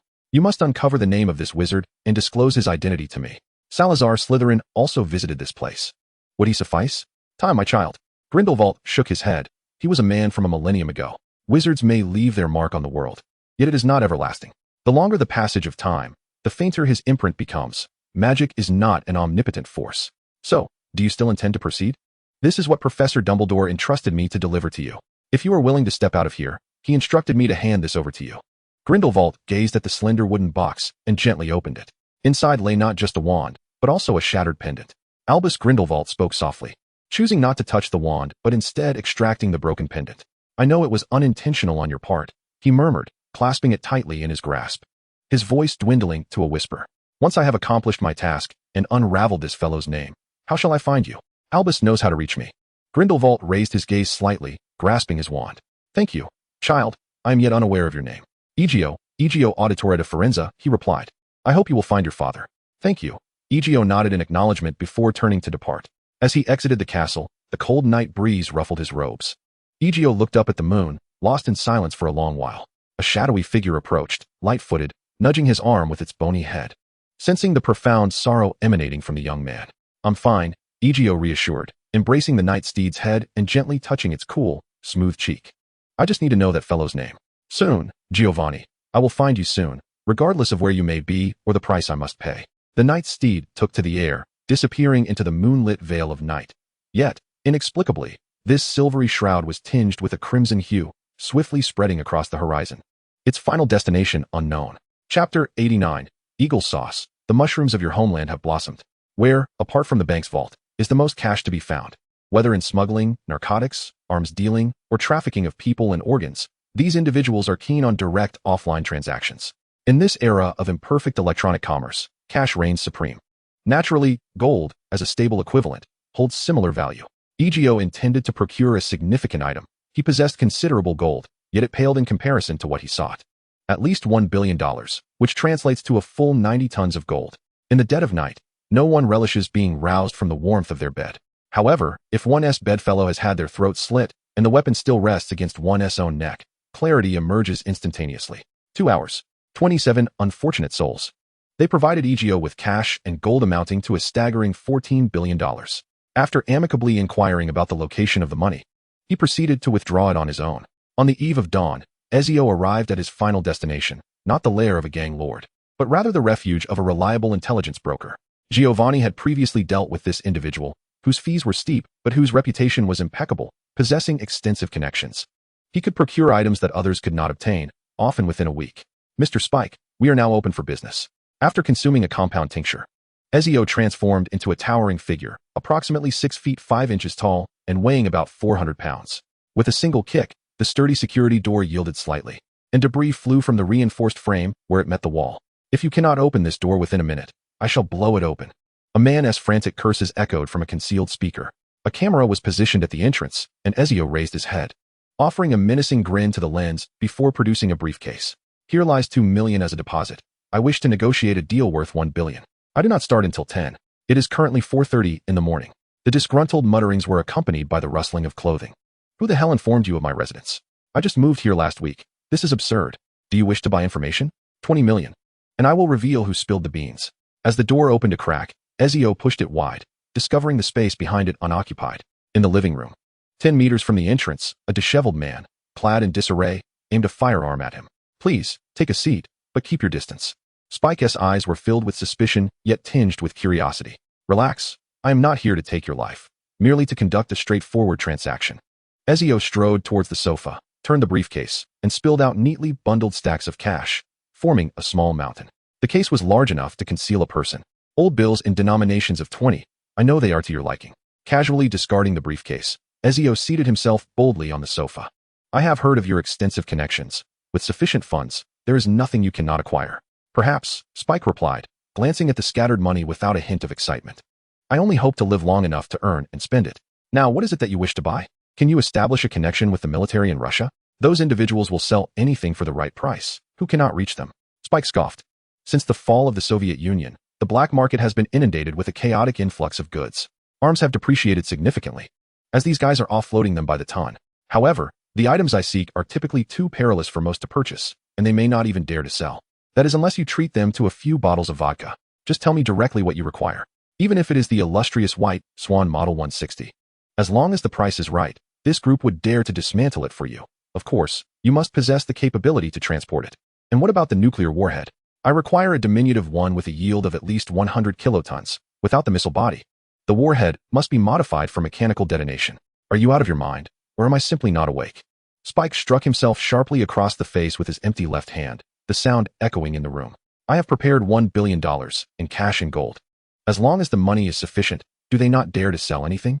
If you desire enriched uranium, I can procure a small quantity for you. 2 to 3 kilograms would be no issue, priced at $4 to $5 million per kilogram, ample for a lunatic like you to craft a few dirty bombs. Spike rubbed his face, cursing fiercely.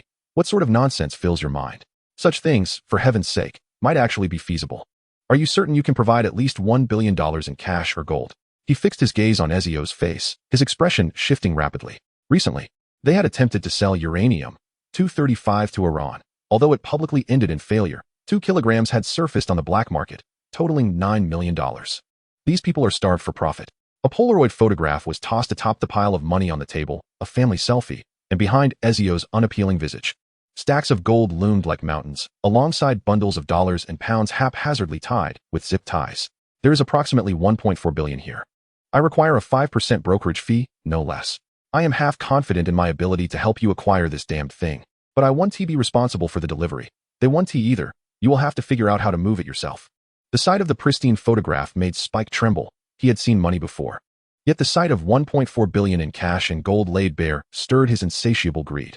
Very well, but you must provide me with a response within 2 weeks. While the situation remains tumultuous, the security agency is not to be trifled with. There is an opportunity now. Ukraine, Belarus, and Kazakhstan are transporting their nuclear weapons for safekeeping in Russia, a deal brokered last year, but I know they have only recently begun to act. $1.4 billion is sufficient to persuade them to dismantle the warheads from the 18 models. Compared to land-based warheads, those crammed into submarines are easier to manipulate. Spike spoke rapidly, the sparks of inspiration igniting in his mind. I happen to have connections to reach that individual. Modifying it for mechanical detonation is not particularly challenging. Are you planning to use this for a suicidal attack? Forget it. You wouldn't even be able to carry it. 2 weeks is rather tight. I must arrange my connections, but you are correct. The sooner the better. While the nuclear transfer is underway, the security agency's attention will be focused here. Observing the army feast, how could the Navy be content? Yet, who in their right mind would purchase a ship, right? Even if the close-in weapon system could be dismantled. No one would buy such a thing. After mumbling for a long while, Spike suddenly turned and fixed a piercing gaze on Ezio's face. You had better not be jesting with me. Before I proceed with this task, I must verify that this photograph is not some elaborate hoax constructed from scrap paper and plastic. Let us proceed now. Ezio smirked as he stood by the truck across the street. You are even more reckless than I anticipated, yet I admire your willingness to invest substantial sums. My good fellow. Without uttering a word, Spike swung open the door and stepped outside. Upon noticing the slight indentation on the door, his lips twitched. Next time, I shall opt for solid metal. A container truck halted over 100 meters away from Spike's residence, and as the door swung open, a dazzling array of gold bars came into view, alongside stacks of cash that nearly filled the rear compartment. An alluring scent wafted from within the container, and Spike, upon climbing into the cargo area, seemed as though he wished to swim amidst the wealth. He sifted through the piles of money, digging nearly a meter deep, yet found no flaws in the arrangement. If those gold bars are genuine, then this place harbors at least $800 or $900 million in cash and gold. I have always yearned to swim in money. He cast a lingering glance at Ezio by the entrance. This time I shall indulge in your madness, my tall friend. He seized 2 hefty gold bars and tucked them into his jacket pocket. This shall be deducted from my commission. I prefer this over mere paper.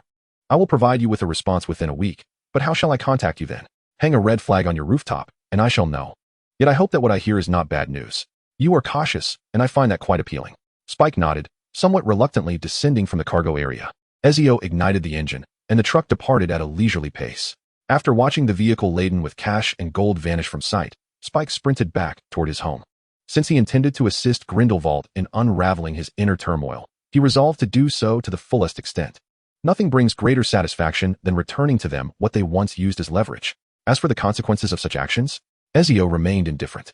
Even if a third world war erupted, it would not concern him in the slightest. A chaotic world would, in fact, favor his endeavors. For he believed that if Grindelwald were to make a comeback, chaos would be precisely what he required. This also served as a subtle reminder to Grindelwald, urging him to take the prophecy seriously in the future. Ezio never placed his trust in the integrity of others, for even he, when necessary, could casually disregard any so-called agreements. Neil was dispatched by Ezio to London, and through their soul link, Neil could share visions with him at any moment. Magic often influenced many Muggle creations, particularly complex electronic devices.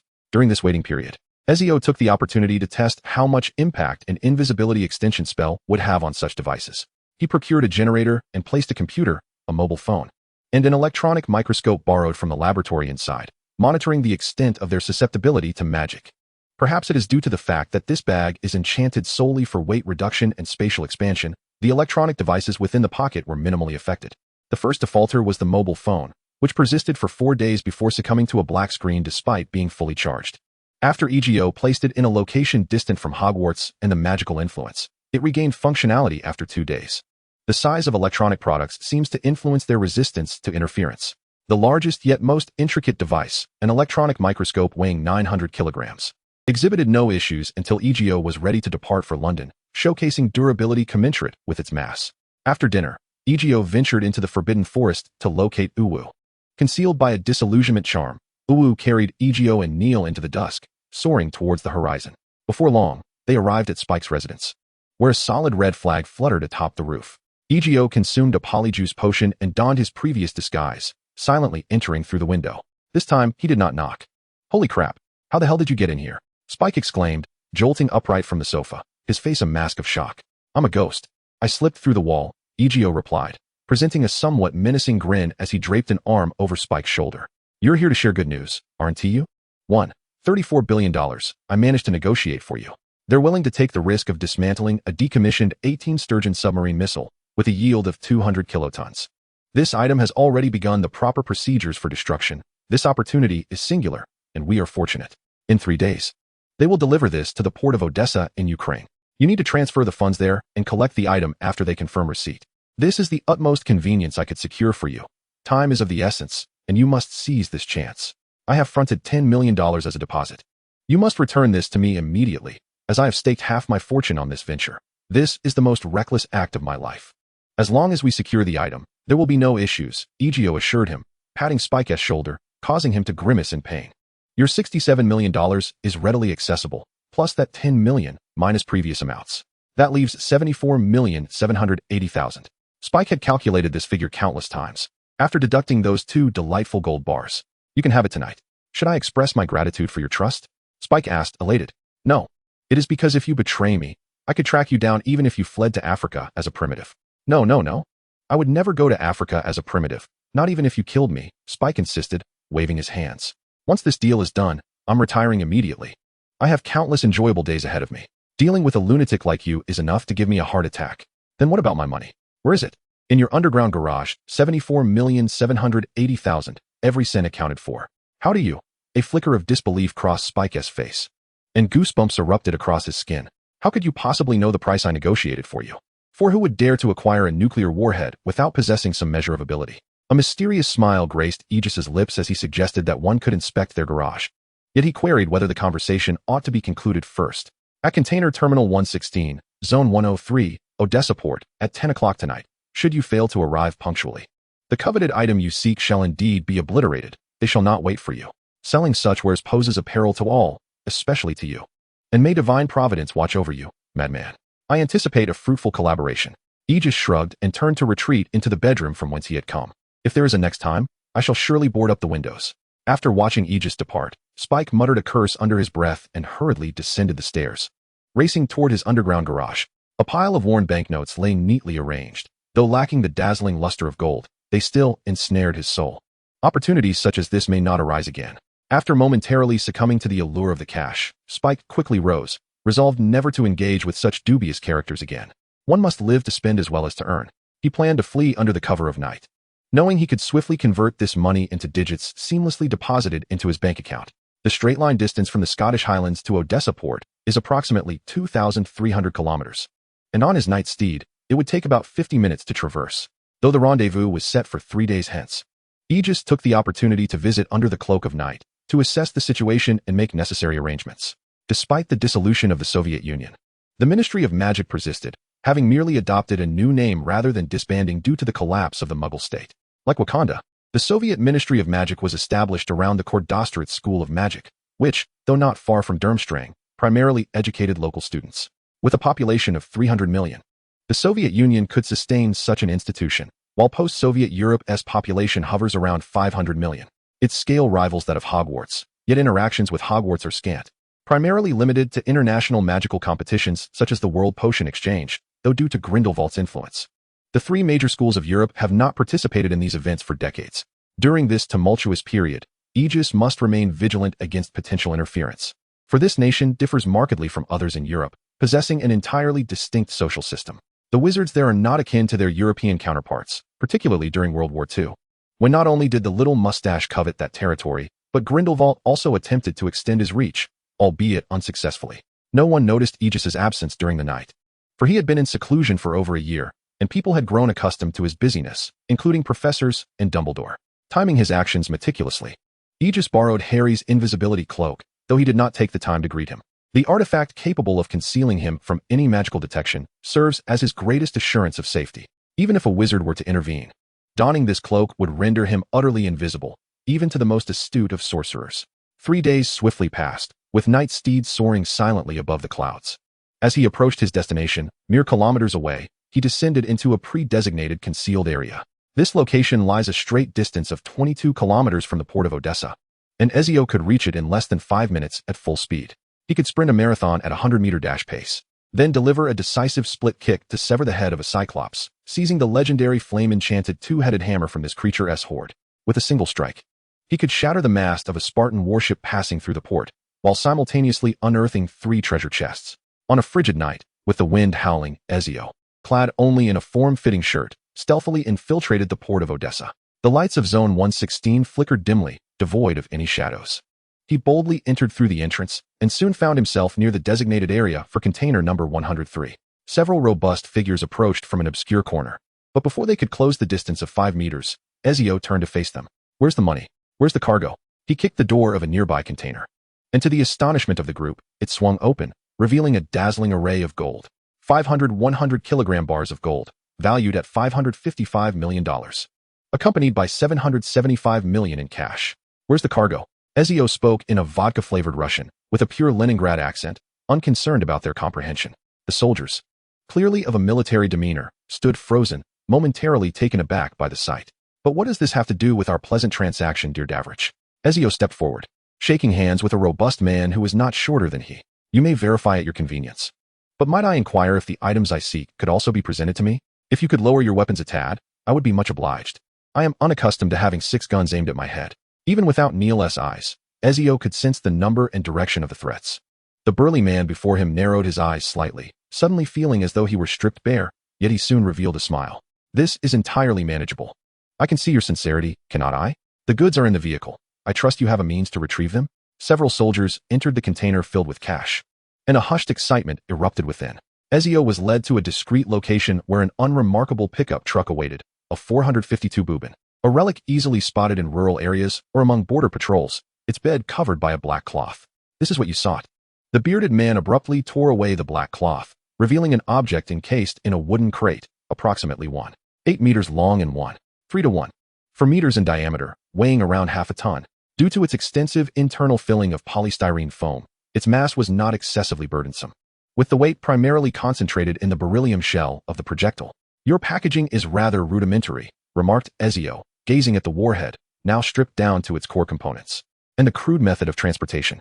"This is indeed the safest approach," the bearded man replied, grinning. "I never intended for this to be moved from here. Its safety is assured. However, how do you plan to transport it?" "That is my concern," Ezio replied, approaching the vehicle. "I only hope it is not some cast iron scrap. This is unequivocally the real deal, a thermonuclear warhead with a yield of 200 kilotons, currently in a safe storage period.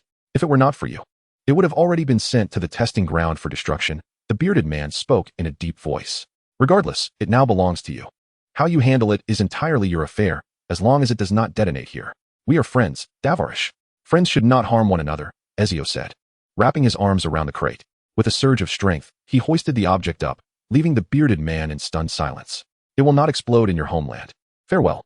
Several black spherical devices were forcefully thrown to the ground, unleashing a thick plume of smoke that rose several meters high, far more efficient than typical smoke grenades.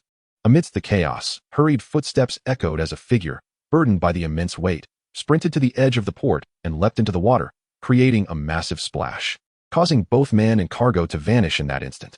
A frustrated exclamation from Sukabur was scattered by the bone-chilling night breeze. Although the object was genuine, no one wished for it to leave this place. At worst, the security agency would claim credit for thwarting a high-risk nuclear weapon transaction, with everyone reaping the rewards. However, as the man capable of carrying nearly half a ton escaped into the dense fog, the situation deteriorated to its most dire. This is a 200-kiloton hydrogen bomb. The gravity of the situation was stark. This was not comparable to a mere few kilograms of weapon-grade uranium-235. Such a small quantity could not yield an atomic bomb. At most, it could only produce a dirty bomb, contaminating a few city blocks upon detonation. They may have had the audacity to bring out the real article for phishing, but that did not imply they dared to engage in a transaction involving such a formidable device. Setting aside the question of whether it would detonate, the design of a hydrogen bomb is a closely guarded state secret. Unlike an atomic bomb, which can be constructed with sufficient physical knowledge and materials, a hydrogen bomb cannot simply be created. If its self-sustaining combustion issue is not resolved, it is merely an oversized firework. Its internal structural design is classified information, and the configuration of a hydrogen bomb must remain undisclosed. Who could have imagined that there existed beings capable of effortlessly bearing the weight of over half a ton and sprinting with such determination, only to plunge into the depths of the sea? Is this truly a monster? Not only was the bearded man left dumbfounded, but the personnel from the Security Bureau, who had been deployed on the periphery, were equally astonished. Was it not agreed that they would cast a net to catch fish, seizing both the individuals and their riches, while simultaneously issuing a warning to those foolish enough to harbor ulterior motives? How did matters devolve into such chaos? Spike, who had already been apprehended by the KGB, had howled for 3 entire days and nights without divulging a single morsel of useful intelligence. The original owner of the face that Egio now bore had long since been shredded and disposed of as refuse. Who could possibly ascertain where the remnants had been discarded? Most likely, they had been sent into the subspace, rendering them utterly undetectable. In an instant, the already tumultuous situation became even more chaotic. After Egio led the group into the sea, they commenced a rapid blockade of the port and coastal areas, yet they could find no trace of the individual. Even with submarines deployed underwater, transporting the cargo was simply not feasible. Still, no clues emerged, for Egio had already soared away on his night steed. Tomorrow is Saturday, and he has ample leisure time. The journey from the port of Odessa in Ukraine to New York spans approximately 7,500 kilometers. Flying just above sea level at high speed, the Night Steed, a magical private equine capable of traversing the globe, requires no rest upon landing. A mere 2-hour trip is a trivial matter. The American Magical Congress, also known as the North American Wizarding Federation, is a newly established magical authority. Though youthful, their power is not to be underestimated. The indigenous wizards residing in North America, isolated on their islands, maintained minimal contact with wizards from the mainland. Even for wizards, crossing the Pacific and Atlantic Oceans to reach this land posed considerable challenges. After all, the limitations of apparition and the constraints of port keys and flying routes prevent direct global travel. The primary flaw in the magical transportation methods is their poor user experience, fraught with danger and discomfort during long-distance travel, which has led to the limited interaction of the indigenous wizards with the outside world. However, with the colonization of North America by Muggles, numerous innovative wizarding families from Europe, along with some down-and-out individuals, ventured across the ocean. In contrast, European wizards at that time were relatively advanced. Coupled with the plagues and massacres propagated by Muggles, they successfully established a foothold on this continent. Drawing upon the magical knowledge inherited from their European counterparts and pillaging local magical wisdom, their foundations rapidly flourished, even surpassing their European kin. After all, those willing to venture out to sea often possessed a greater ambition, due to the circumstances of their Muggle nation. This self-proclaimed beacon of the world has attracted a multitude of immigrants, including wizards from other lands.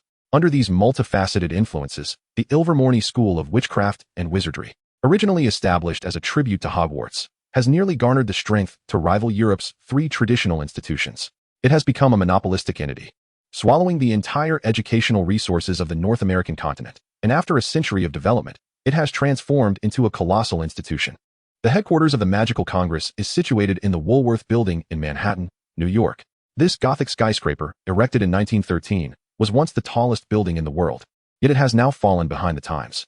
With the advancements in Muggle technology, the Magical Congress is contemplating relocating, as Muggles utilize computers, while magic has created vast spaces concealed within this structure. The powerful magical field interferes with the operation of such electronic devices. Without a timely plan, exposure is inevitable. This nation is one where Muggles and wizards engage in fierce opposition.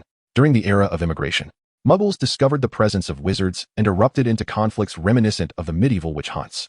Those who self-identify as demon hunters are ever vigilant, armed with double-barreled shotguns, ready to proclaim the time has come and eliminate those perceived as devilish. New York is 7 hours behind Ukraine. When Ezio arrived in New York, It was still 5 o'clock in the afternoon. He found a secluded, tranquil grove for Wu to rest, while he vanished using his magical skills. Shortly thereafter, he arrived near the Woolworth building. As an assassin, Ezio was never lacking in patience. Although he was aware of the name of the wizarding market in New York, he was uncertain of its entrance. To gather information, he resorted to this cumbersome method of capturing a wizard.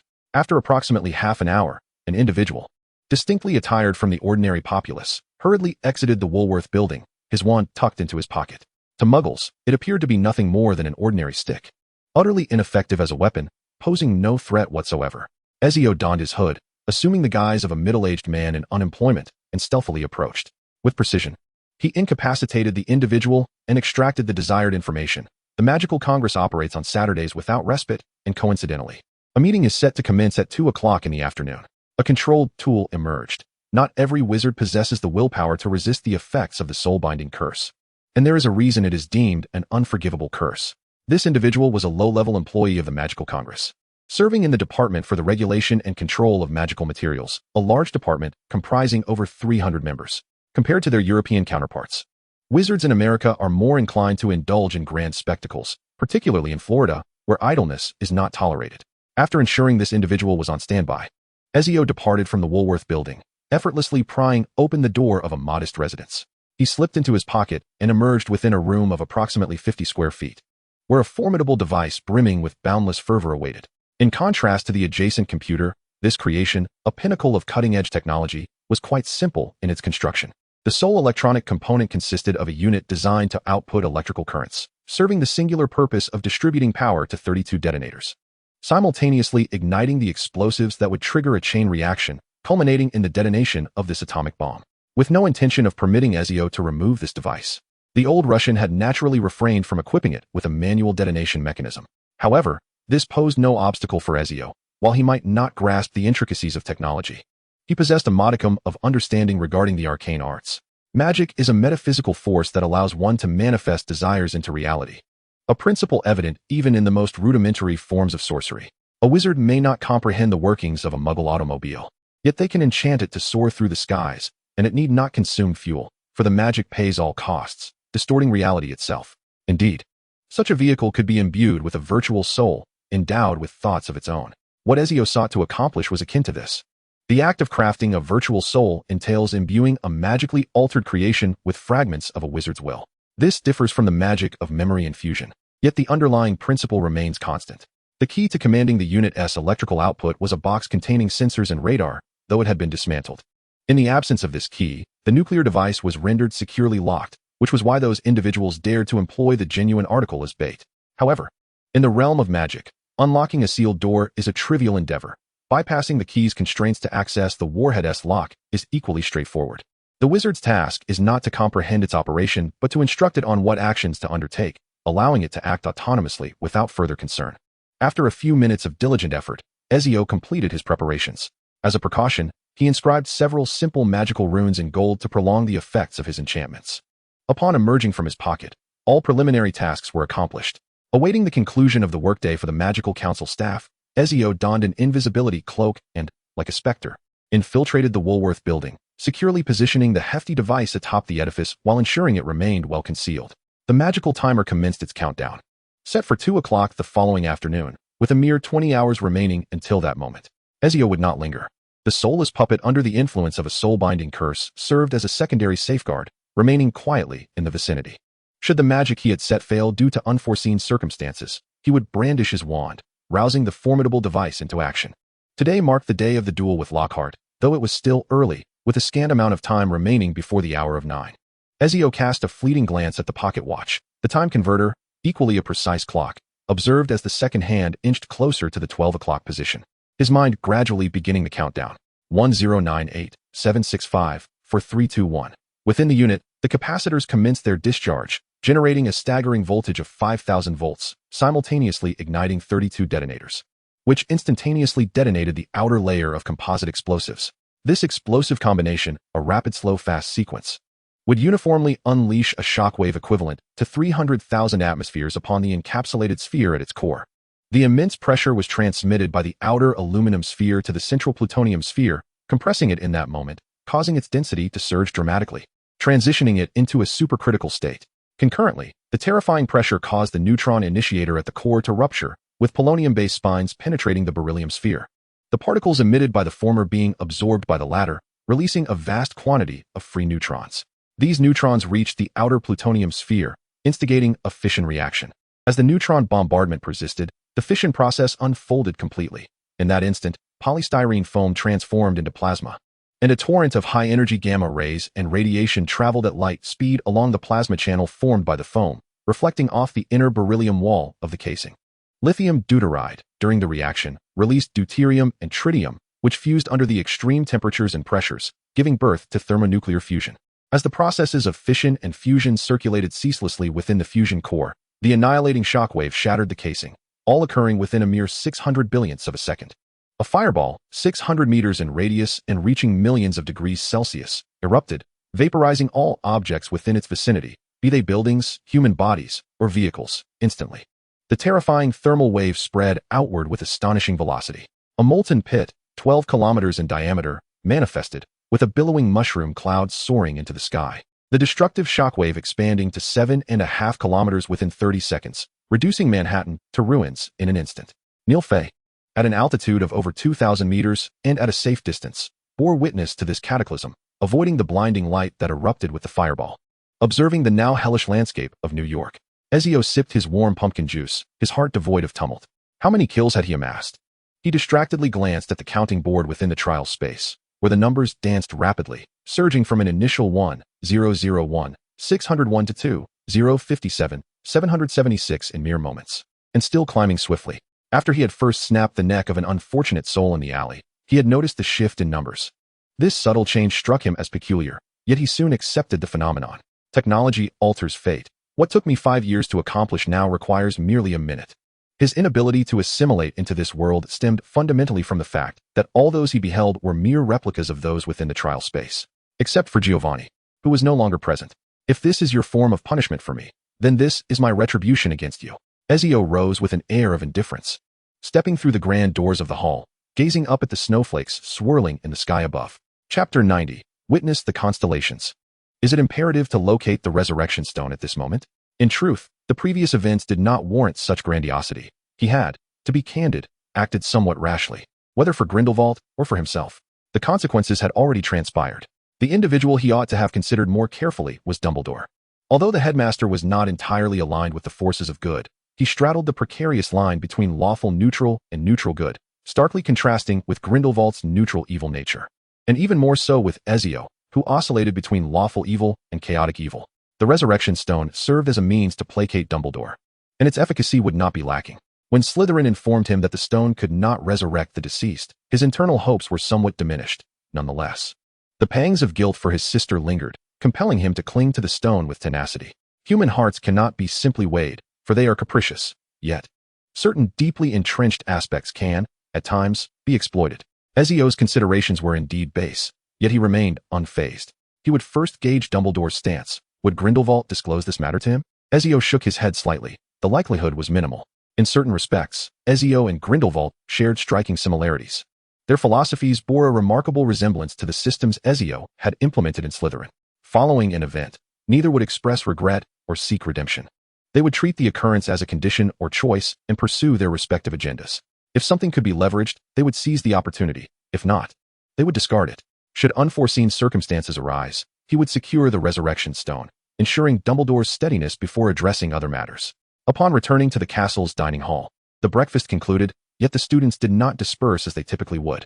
Last week, Lockhart had announced his intention to host a dueling competition, an initiative that promised to make rivalry a public affair rather than a clandestine endeavor, which piqued their interest. Ezio, how delightful to see you here, Lockhart exclaimed from the podium, waving enthusiastically upon spotting Ezio among the crowd. Beside him stood a stern-faced Snape and a beaming Professor Flitwick. Come up to the stage. The students can hardly contain their excitement. Once all were in their places, Lockhart cleared his throat. It is with great honor that I announce this event. In an effort to cultivate your practical abilities in magic, I have organized a dueling competition involving all 4 houses of Hogwarts, rather than practicing spells on dummies. The confrontation between wizards will undoubtedly hone your magical prowess. I have observed a dueling club within Hogwarts. However, regrettably, the sparring has been limited in scope. As the professor of defense against the dark arts, I believe I can equip you with essential skills for such confrontations during my tenure. It is with great honor that I have invited my esteemed professor, who once taught me at Ravenclaw College. Professor Flitwick, a highly respected master of dueling, is also an exceptional educator. To be candid, I have never excelled in the art of dueling. Gilderoy Lockhart has learned not to claim all the accolades for himself. He now comprehends his limitations. He desires a share of the cake, yet recognizes that one cannot consume it alone. Instead, he has chosen to savor the largest piece possible, which is certainly preferable to choking on a solitary slice or having the cake fall to the ground. However, I firmly believe that my own areas of expertise can equally benefit you all, as the dark wizards and malevolent creatures you encounter in the wild do not adhere to the conventions of dueling. Lockhart offered a slight bow to Professor Flitwick, who nodded cheerfully in return, pleased with the transformation he observed in Lockhart. In his memories of Lockhart as a student, he recalled a rather troublesome Ravenclaw, more concerned with seeking attention than delving into the depths of knowledge. Today, I am privileged to have Professor Flitwick serve as our judge and commentator. And I am equally honored to invite Professor Snape to demonstrate for us, alongside the finest student at Hogwarts, Mr. Firenze. I wish to impart to you how to appropriately respond when confronted by a wizard harboring ill intentions. Your opponent may possess unknown strength that could surpass your own. And in such uncertain circumstances, it is crucial to know how to protect oneself. I have requested from Headmaster Dumbledore a temporary opening of the hall's apparition to best simulate an unfair confrontation. While the outdoors would be more suitable, the heavy snowfall renders it an unfit day for such activities. The young witches and wizards erupted into enthusiastic applause, as this duel promised to be even more thrilling than they had anticipated. With a capable and accomplished teacher at the helm, Lockhart felt a sense of confidence. Now, I entrust this to you, Professor, Lockhart said to Professor Flitwick, adept at using his words to persuade others into action, especially now that Flitwick had formed a more favorable opinion of him. To be honest, I am eager to witness Egius's performance, Flitwick remarked softly, playfully winking. Please, everyone, step away from the center of the hall and take your places at the sides, allowing the stage to be set for Professor Snape and Mr. Firenze. Lockhart took charge of arranging the crowd, while Professor Flitwick waved his wand to relocate 4 dining tables and summoned a red cloth to lay upon the ground. This was not a standard rectangular dueling platform, but rather a spacious square stage. He then cast protective enchantments to prevent stray spells from causing unintended harm. Lockhart addressed the older students, inviting those who had mastered the shield charm to assist Professor Flitwick. Suddenly, the young wizards, filled with a sense of participation, excitedly drew their wands and, alongside Professor Flitwick, magically fortified the arena. The only one truly slacking was Lockhart. Although he recited the incantation, he was acutely aware of the inadequacy of his shield charm. He was dreadfully afraid of failing. Should he falter, he would not only forfeit his reputation, but might also face the wrath of irate parents storming Hogwarts, ready to exact their vengeance. Opportunity invariably accompanies risk, much like when he previously appropriated others' tales and erased their memories to elevate his own fame. Professor Snape ascended the stage not in pursuit of notoriety like Lockhart, but because Egio would be his dueling opponent, intended to demonstrate to the students the nature of an unfair battle and how to safeguard themselves in such circumstances. This was precisely what Snape desired. He vividly recalled the events of July 14, 1991, at precisely 9 a.m. The mere thought ignited an unquenchable rage within him. Had he not been utterly unprepared, he would never have been ensnared. It was a profound humiliation to nearly be bested by a muggle wizard who had even mastered magic. Without question, Snape was a man of petty grievances. Professor Snape, you appear to be in good spirits today? A scoff escaped Snape's lips. His feelings toward Egio were not overtly negative, yet they certainly lacked warmth. Were it not for Egio's impeccable conduct in class, he would have found ample reason to reprimand him. In Snape's eyes, Egio was no different from a Gryffindor infiltrating Slytherin. Now then, Lockhart declared, arms outstretched and raised, please do not blink. No one wishes to miss this thrilling duel. When we encounter hostile wizards outside, they will not grant us the luxury of preparation. Begin. Without a doubt, Snape possessed the capability to transform the arena into a site of desolation in an instant. His research in potions surpassed that of ordinary spells. A top-tier potion master, fully prepared for combat, could conjure the most bizarre contrivances to counter any opponent. Egio's unorthodox yet remarkable abilities were equally unparalleled. Compared to their first encounter, Snape had undergone a significant transformation. Having learned from the folly of losing his wand, he devoted time to honing his skills.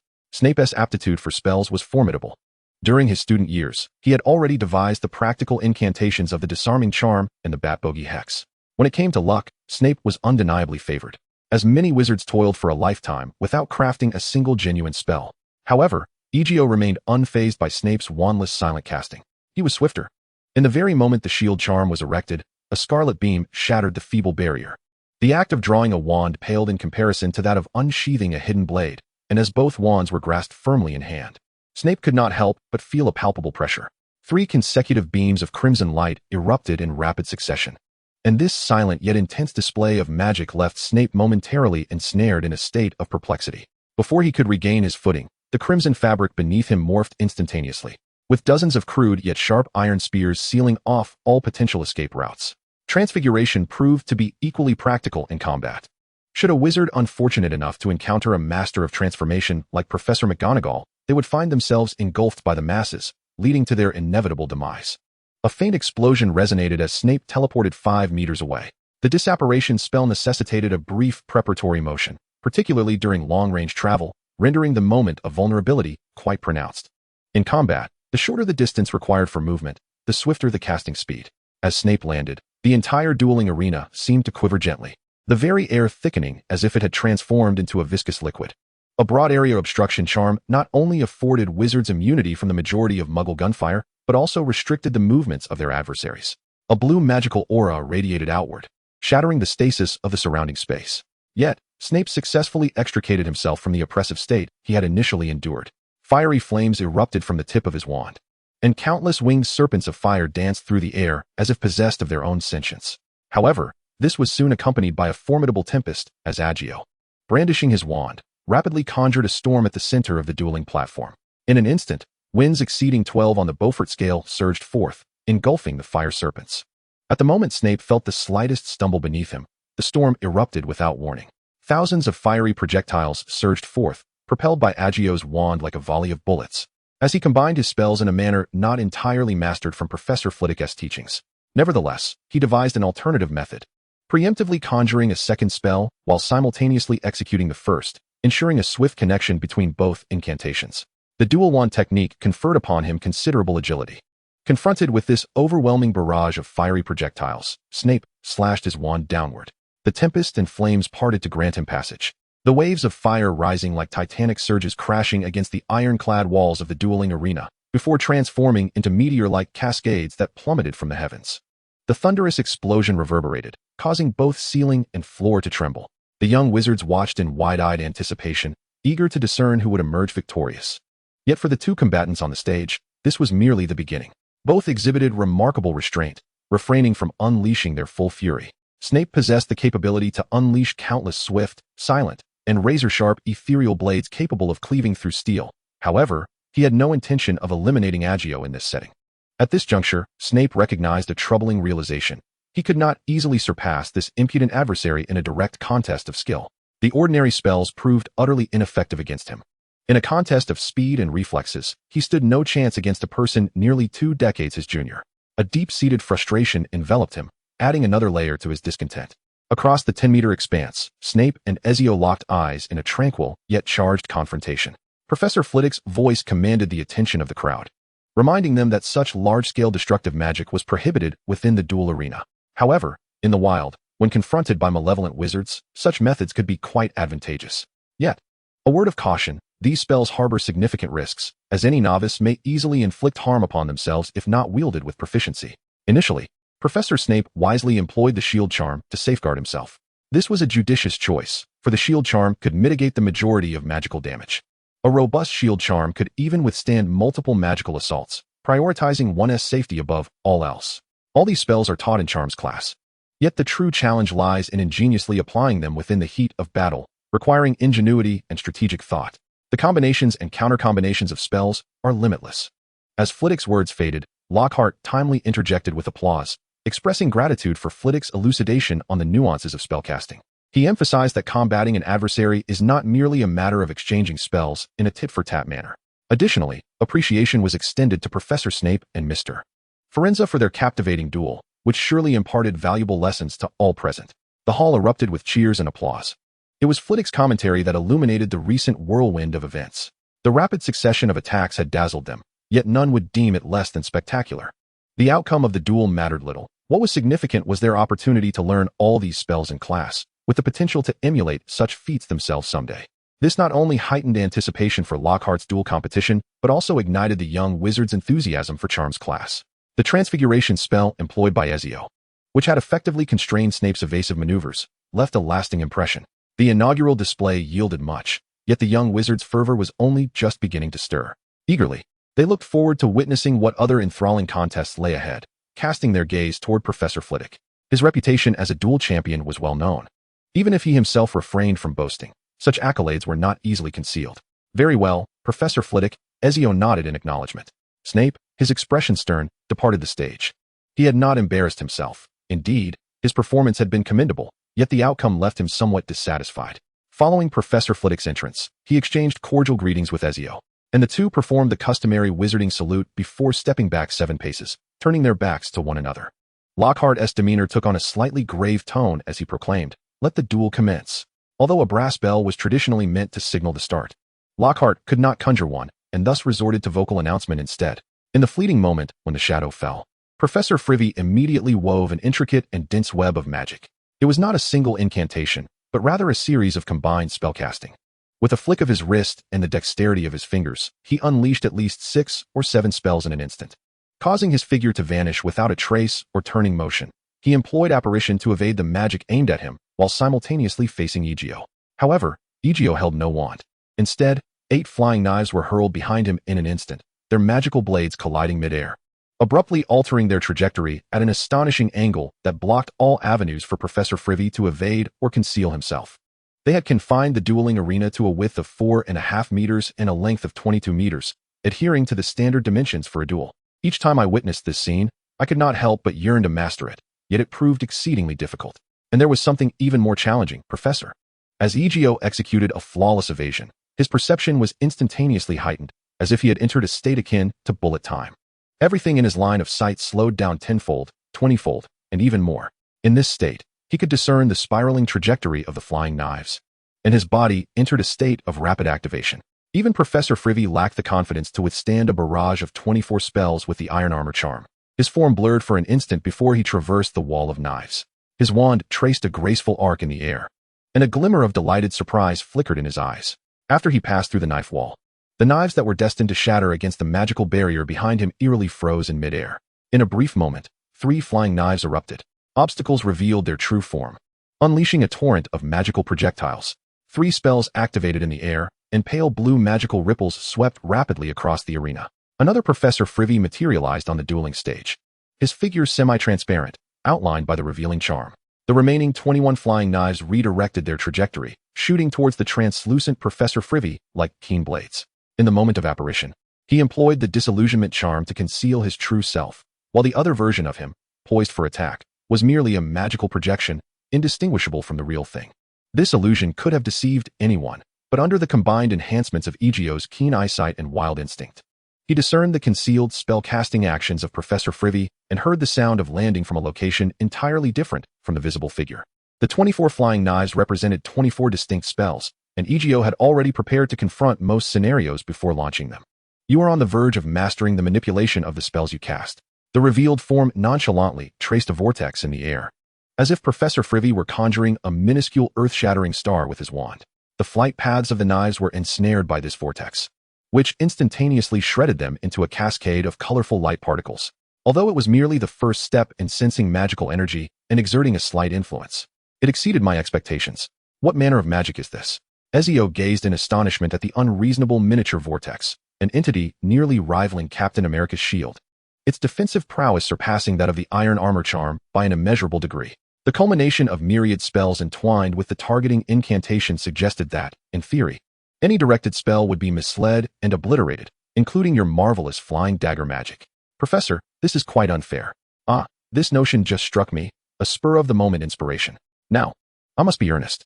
Ezio grasped the emerging wand, his gaze momentarily transforming into a state of cold indifference, or rather, this was his concentrated demeanor.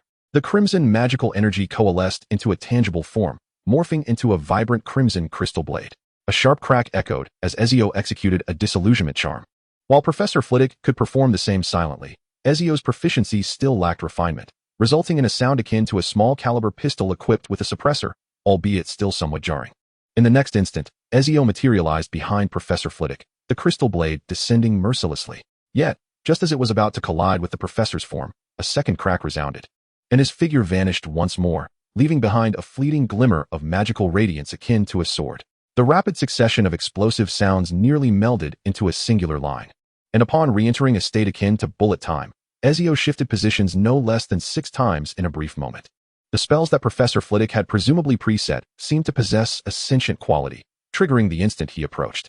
Dozens of projectiles, reminiscent of mini comets, erupted from the tip of the professor's wand, racing through the air, ensnaring Ezio's flickering form, relentlessly pursuing him even as he left behind illusory afterimages in the eyes of the onlookers.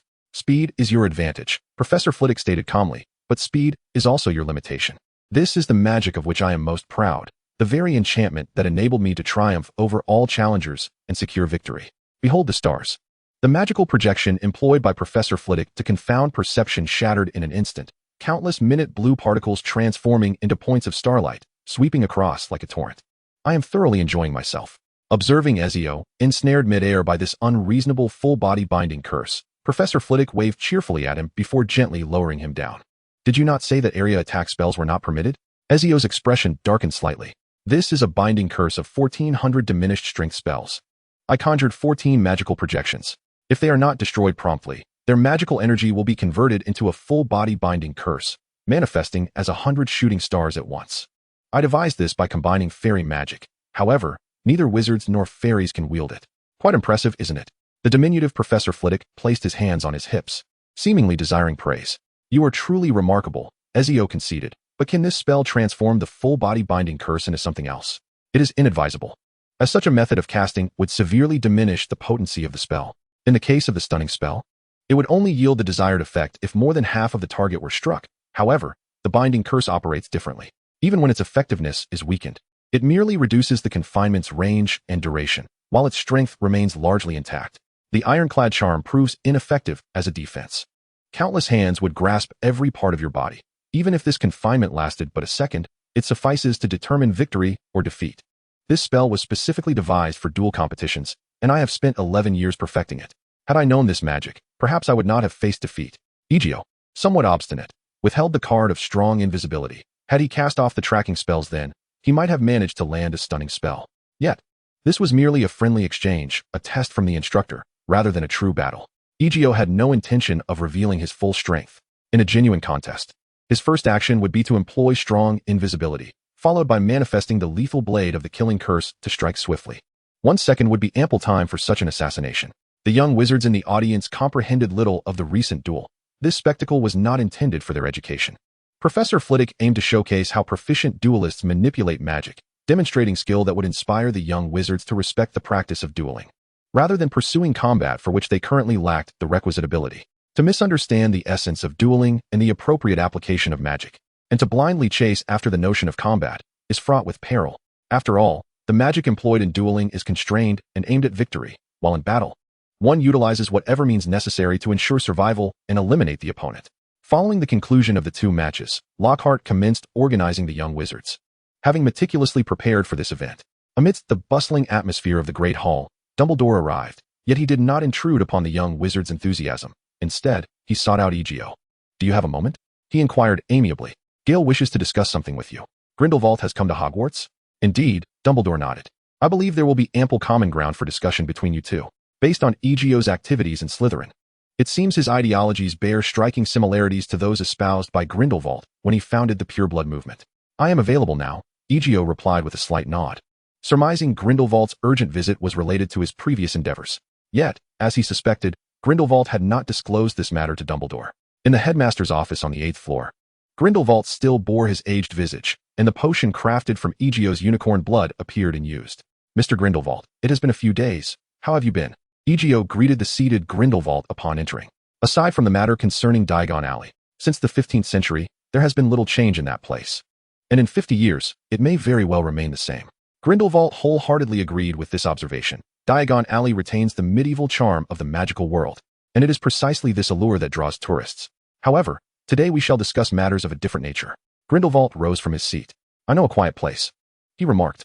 Egio understood and subsequently led Grindelwald out of the headmaster's office, while Dumbledore refrained from following. He was aware that Grindelwald's visit to Hogwarts was specifically to confer with Egio on particular matters. The room of requirement opened its doors once more. revealing a cozy lounge with a roaring fire, the warm air inviting one to sink into the plush sofas. "Look what you've done," Grindelwald remarked, his expression shifting dramatically upon entering the room. He slammed a stack of newspapers onto the table, his demeanor grave as he turned to Egio. "What is it?" Egio inquired lightly, quickly perusing the newspapers. The front pages of these Muggle newspapers reported a singular event, the terror attack in Manhattan that had transpired just hours prior. "It appears someone has beaten me to it," Egio said cheerfully as he tossed the newspaper onto the table. "It seems all I need to do is help you gather the 3 Deathly Hallows. Do you truly believe I would accept that?" Grindelwald raised an eyebrow, knowing that while others might be oblivious, he could be absolutely certain it was Egio's doing. "Did you see me in your prophecy?" "No." "Then why attribute it to me?" "Intuition." That reasoning seemed flimsy at best. Observing Egio's relaxed demeanor, Grindelwald could not help but feel a twinge of doubt. Could it truly not be his doing? He had previously attempted to divine this event, but had met with no results. He was certain that his prophetic abilities had not waned with the passage of time. He was a born seer, unlike the likes of Trelawney. He was not a mere inheritor of bloodlines, but a pioneer and a foundation layer. "I would hope this matter bears no relation to you. The entire North American magical community is in disarray. The magical government is on the brink of annihilation, with over 1,000 wizards lost without exception. Under that heat more intense than the sun, all traces of their existence have been utterly vaporized. Not to mention, this has resulted in the deaths of millions. The Soviet Ministry of Magic is nearly in a frenzy. If the Muggle world ignites a third world war as a result, they will face a crisis 100-fold worse than the present. The Muggle nations had only just disbanded and cannot endure such a shock. Nuclear weapons. This power is held by only 5 Muggle nations, and now, who could possibly orchestrate such a calamity? The Soviet Union. No, it is now called Russia. Even if it is not them, it must be them." Grindelwald furrowed his brow, lost in thought. "So, the wizards, fearing the onset of a third world war, intervened?" Egio was not particularly surprised by this potential outcome. Yet, the arrival of disaster also heralds the advent of opportunity. "You intend to make your return, do you not?" Ezio smiled as he spoke, asserting that no one in North America could hinder Grindelwald from unifying that region. Once he established his foothold there, could he not resume his pursuits? Such words were indeed chilling. Grindelwald curled his lip, yet he did not contest this assertion. The deaths of those unrelated to him mattered little. They remained irrelevant to his existence. Perhaps it was merely coincidence, after all. The nation that fancied itself a beacon of the world had committed numerous misdeeds, and just last year, they concluded the Gulf War. Were the casualties not fewer than those of this recent episode? The lives of refugees are still lives, yet who weeps for them? And is it not natural for the perpetrators of such havoc to face retribution? Since the events have transpired, there is no need to expend unnecessary energy on them. Rather than squandering time on futile endeavors, it is far more prudent to focus on our rightful tasks. Ezio shook his head and rose. For Grindelwald would no longer ponder the identity of the culprits. He exited the request fulfillment room. Chapter 91. The Resurrection Stone of the Gunter Manor. Good news, world peace. Bad news. The eagle has turned predatory, akin to a rabid beast. Another piece of good news. Hogwarts remains unaffected, though Dumbledore has been working overtime for half a month, convening daily assemblies. The time-turner proved less durable than he anticipated, or perhaps it was he who could no longer endure. Why could he not acquire a more potent system? After an exhausting morning of accelerated learning, Ezio reclined on the couch within the room. He ordinarily would not feel fatigued. This weariness was merely his body signaling that it could not sustain the pace any longer. Continuing further would inevitably result in an immediate reckoning of his temporal debts. Although Ezio was not overly concerned about losing several years of life in one fell swoop, the backlash would undoubtedly affect his physical well-being. He wished to avoid any semblance of weakness during this crucial period. Calculating carefully, it had been roughly 7.5 months. 222 days since the start of the term. He had effectively borrowed over 2 years of time, 777, a truly magical number. Gazing at the antique pocket watch with its slender chain, Ezio removed it from around his neck. Though he felt a twinge of reluctance, its purpose had been fulfilled. Very well, you have done enough. He flicked the watch into the air, standing and casually tossing it as he opened the door, making his way to the headmaster's office. Time turner, Professor Dumbledore. Ezio flung the watch toward him, stating that it was time to bid it farewell. You should have rested long ago, Dumbledore replied, catching the watch. I have always been concerned that you might overwhelm yourself. Then, find something relaxing to occupy your time, such as searching for Horcruxes, if that brings you mental ease. By all means, Dumbledore nodded, moving to the bookshelf. He opened a compartment and retrieved the pensive. I happen to possess some clues that may inspire you. However, I believe you might consider finding a more conventional means to unwind your mind. Dumbledore gestured towards the window. From the headmaster's office, one could behold the Quidditch pitch, where Slytherin was set to face Hufflepuff today. Were it not for the documents requiring my attention, I would have been inclined to watch the match. I find little allure in overly simplistic matters. I often ponder why they would dedicate an entire game to capturing the golden snitch, such an overt target. Fortunately, you harbor no interest in Quidditch. As Dumbledore poured memories into the pensive, he remarked, "You would ruin what should be an exhilarating match, ending it before it even begins? That is quite dreadful. I have no passion for competitive rivalry. If I were to attend, it would undoubtedly be with the aim of securing victory." "You are missing out on much joy, Egio." After a brief pause, Dumbledore continued, "Perhaps you could attempt to disregard the outcome and simply relish the experience. Yet, the experience must not be so dreary. In comparison to seeking Horcruxes, Quidditch matches seem rather lackluster." Egio plunged headfirst into the pensive, with Dumbledore swiftly following suit. They found themselves in a room tenfold filthier than the leaky cauldron, the dirt beneath their feet resembling a fungal carpet of insectoid nature. Rotting food and a collection of rusted pots lay strewn across the table, while the ceiling was draped in cobwebs, with captured insects resembling miniature mummies. Mere shells wrapped in cocoons. The sole illumination emanated from a candle struggling to burn at the feet of a man, its flame nearly extinguished. This fellow's hair and beard had grown unkempt, obscuring his mouth, and remnants of food had molded within his beard, casting doubt on whether he was a living being or merely a corpse. Suddenly, a heavy knock at the door roused this cadaverous man, who raised his wand with his right hand while grasping a short knife in his left, evoking the image of an ancient sorcerer wielding both wand and blade. The door creaked open, revealing the youthful visage of Voldemort, pale and handsome, though a flicker of disgust passed through his eyes as he beheld the room's squalor. After poring over numerous tomes and records, Voldemort uncovered the identity of his grandfather, Marvolo, a scion of a pure-blood lineage and the rightful heir of Slytherin. Thus, he had followed the trail to ascertain his heritage. He did not encounter his grandfather, for Marvolo had long since passed. Instead, he met his uncle, Morphin Gaunt. He discerned his lineage. His mother hailed from the Gaunt family, while his father was a muggle from a nearby village. So, I should criticize the trace for being unreliable then? Egio shrugged. After all, it merely served to prevent young wizards of muggle descent from wielding magic within the muggle world. Once they grasped such extraordinary abilities, they would struggle to restrain their desire to flaunt their talents without regulation. The Ministry of Magic cared little about this, only concerned with ensuring they did not require additional work to modify memories. Otherwise, they would hardly intervene in the matter of young wizards casting spells outside of school. As you can observe, that ring must have been transformed into a Horcrux by Tom. It is an heirloom of the Gaunt family, a relic of Slytherin. However, I consulted the portrait of Slytherin, and he informed me that he had no habit of wearing rings. A wizard's hands should not be constrained by anything. Do you know where this village is? Of course, Little Hangleton is located in Surrey, though I am uncertain if anyone still resides there. Would you like to visit it? Certainly. We cannot dismiss the possibility that he derives a morbid sense of accomplishment from this murder and framing, viewing it as his own creation. I suspect this may be his first act of killing, occurring a year prior to the Chamber of Secrets incident. Dumbledore confirmed this notion upon discovering his lineage. He aspired to become Slytherin's heir. Thus, it is plausible that he would want to leave some token of remembrance, especially after he believed this place to be secure. That makes sense. Dumbledore nodded, suggesting that we allow Fawkes to transport us. The Phoenix's flames are far more comfortable for travel. The warm, golden-red flames enveloped their figures, and as the flames dissipated, a dilapidated village appeared before them. This way, Dumbledore indicated a direction opposite to the village. The ruins of the Gaunt family home lie here. The last time I visited was 50 years ago. Dumbledore waved his wand, clearing a path to the ruins. As the previously existing path had been overgrown with weeds and bushes, they arrived in a shadowy glade not far from the main road, where the scurrying sounds of disturbed creatures echoed. There are quite a few snakes in this vicinity, though they are merely mundane ones. If Tom has hidden something here, perhaps we can uncover some clues. Dumbledore paced within the empty house, gently waving his wand. Perhaps we could adopt a more direct approach to search for the chamber's existence? You do not intend to incinerate this place with fiendfire, do you? Dumbledore surmised the efficacy of Egio's methods. Such brutality seemed excessive, as long as it proves effective. Egio withdrew a dark red, gem-encrusted sword and casually thrust it into the wall. Flames did not ignite, yet the force of destruction began to radiate outward, turning to ash wherever the blade made contact, swiftly expanding. This was entirely unlike the spell-casting logic of other wizards. Those of considerable power, like himself, Dumbledore, could only amplify the potency of their innate magic, ensuring better control rather than inducing such a qualitative transformation. He harbored doubts about Egio's inherent talent. It seemed he possessed the essence of death and destruction.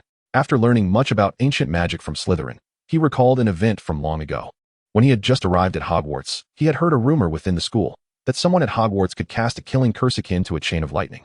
And that fifth-year student who transferred to Hogwarts to begin learning magic was likely the legendary user of ancient magic. Could Egio be that individual? Dumbledore was uncertain.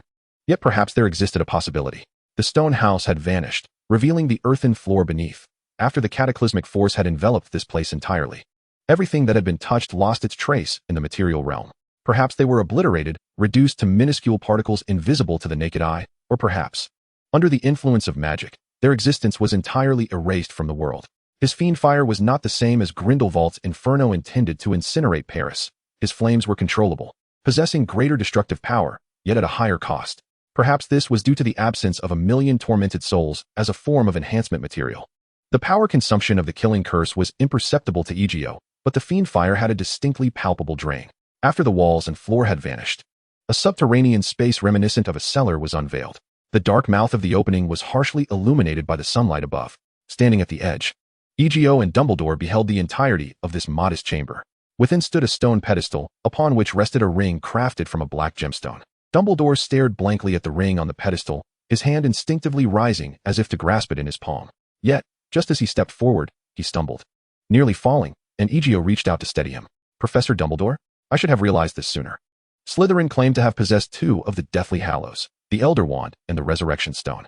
Although the memories in the portrait did not record where he placed the Resurrection Stone, I should have surmised that the heirloom ring of the Gaunt family was, in fact, the Resurrection Stone, embedded within the ring as a gemstone. The descendants of Slytherin were utterly oblivious to the fact that it was not merely an ordinary jewel. Yet, the Resurrection Stone could not resurrect the deceased. I know, Dumbledore murmured weakly, I am aware. He lowered his head despondently, his lips soundlessly moving, uncertain whether he was speaking to himself or silently uttering a name. This must be the greatest punishment the world bestows upon the living, the confrontation with death, which is always unwelcome, especially when one bears regrets in their heart. Dumbledore whispered to himself, let us descend. With a swift flick of his wand, he dispelled the air of protection that once cloaked the basement. Perhaps it had existed before, but was now obliterated by you. However, the ring might not be so easily dismissed. Do not entertain the thought of placing it upon your finger. Dumbledore paused momentarily, then nodded, a hint of self-mockery in his voice. Had I not gleaned from Slytherin that the Resurrection Stone lacks the ability to revive the dead, I might have acted impulsively. I have sought it for far too long. As they approached the pedestal, Dumbledore pointed his wand at the ring, and after a brief moment of contemplation, he gravely remarked, Tom's aptitude for dark magic astonishes me. At this time, he could not be more than 16, yet in the study of the dark arts, he has far surpassed his peers. The exquisite and formidable curse magic, entwined with decay and sacrifice, encapsulates an ancient and cruel ritual within a curse. Anyone who adorns this ring shall be drained of their life force and magical essence, becoming the energy for the soul's rebirth within this Horcrux. Had Voldemort still drawn breath when someone donned this ring, would the world then witness the existence of two Voldemorts? This question had long piqued Egio's curiosity. Would these two entities engage in conflict, vying for dominion over their original self? Yet, the method of resurrection through such means harbors immense peril for the wizard's psyche. Upon returning from death, would likely become increasingly paranoid and deranged. This explains why those who crafted Horcruxes throughout history seldom enjoyed longevity. Their madness inevitably beckons death once more. In this world, only death remains eternally unchanged. Egio shook his head, suddenly recalling a phrase, the immortality of the Grim Reaper. Indeed, aside from death itself, true immortality does not exist. Dumbledore withdrew a vial of potion and poured it over the ring, skillfully stirring it with his wand. A dark, ashen substance oozed from the ring, and with a flick of his wand, he summoned a serpent, likely a nearby resident. The serpent consumed the tainted potion, and within mere moments, its flesh withered and darkened, transforming into a hardened, desiccated strip of meat. The curse was lifted. Dumbledore nodded, stating, the power of this curse is formidable, yet its execution lacks finesse. I have redirected its force and consumed its strength. Now it is my turn. Egio drew the Elder Wand, the emerald-hued blade gently tapping the ring, releasing a plume of black smoke as Voldemort's hidden soul succumbed in silence. Though it was not the first time witnessing such a display, Egio felt compelled to marvel at the mastery over death that Dumbledore wielded. In truth, he did not regard the act of stripping life away as an amusement. Death is a monotonous affair, merely leading to an inevitable conclusion that brings no joy. Indeed, death is as such.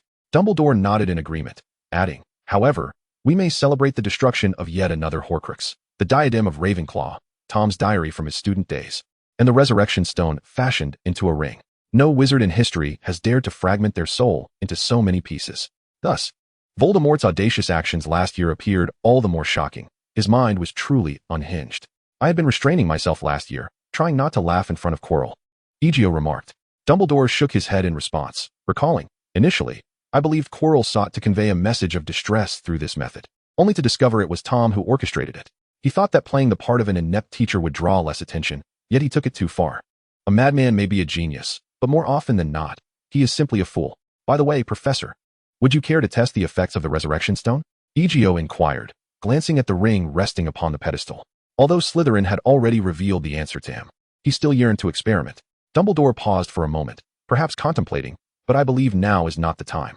He sighed, suggesting that my troubles might be far greater than yours. Egio reached for the black gemstone ring and gently pried the gem from its setting. How should I use this? He inquired. Turn it 3 times, Dumbledore softly replied, as it is written in the tales of Beedle the Bard. Egio attempted to follow the instruction, but he stood frozen, for the apparition he anticipated did not manifest before him.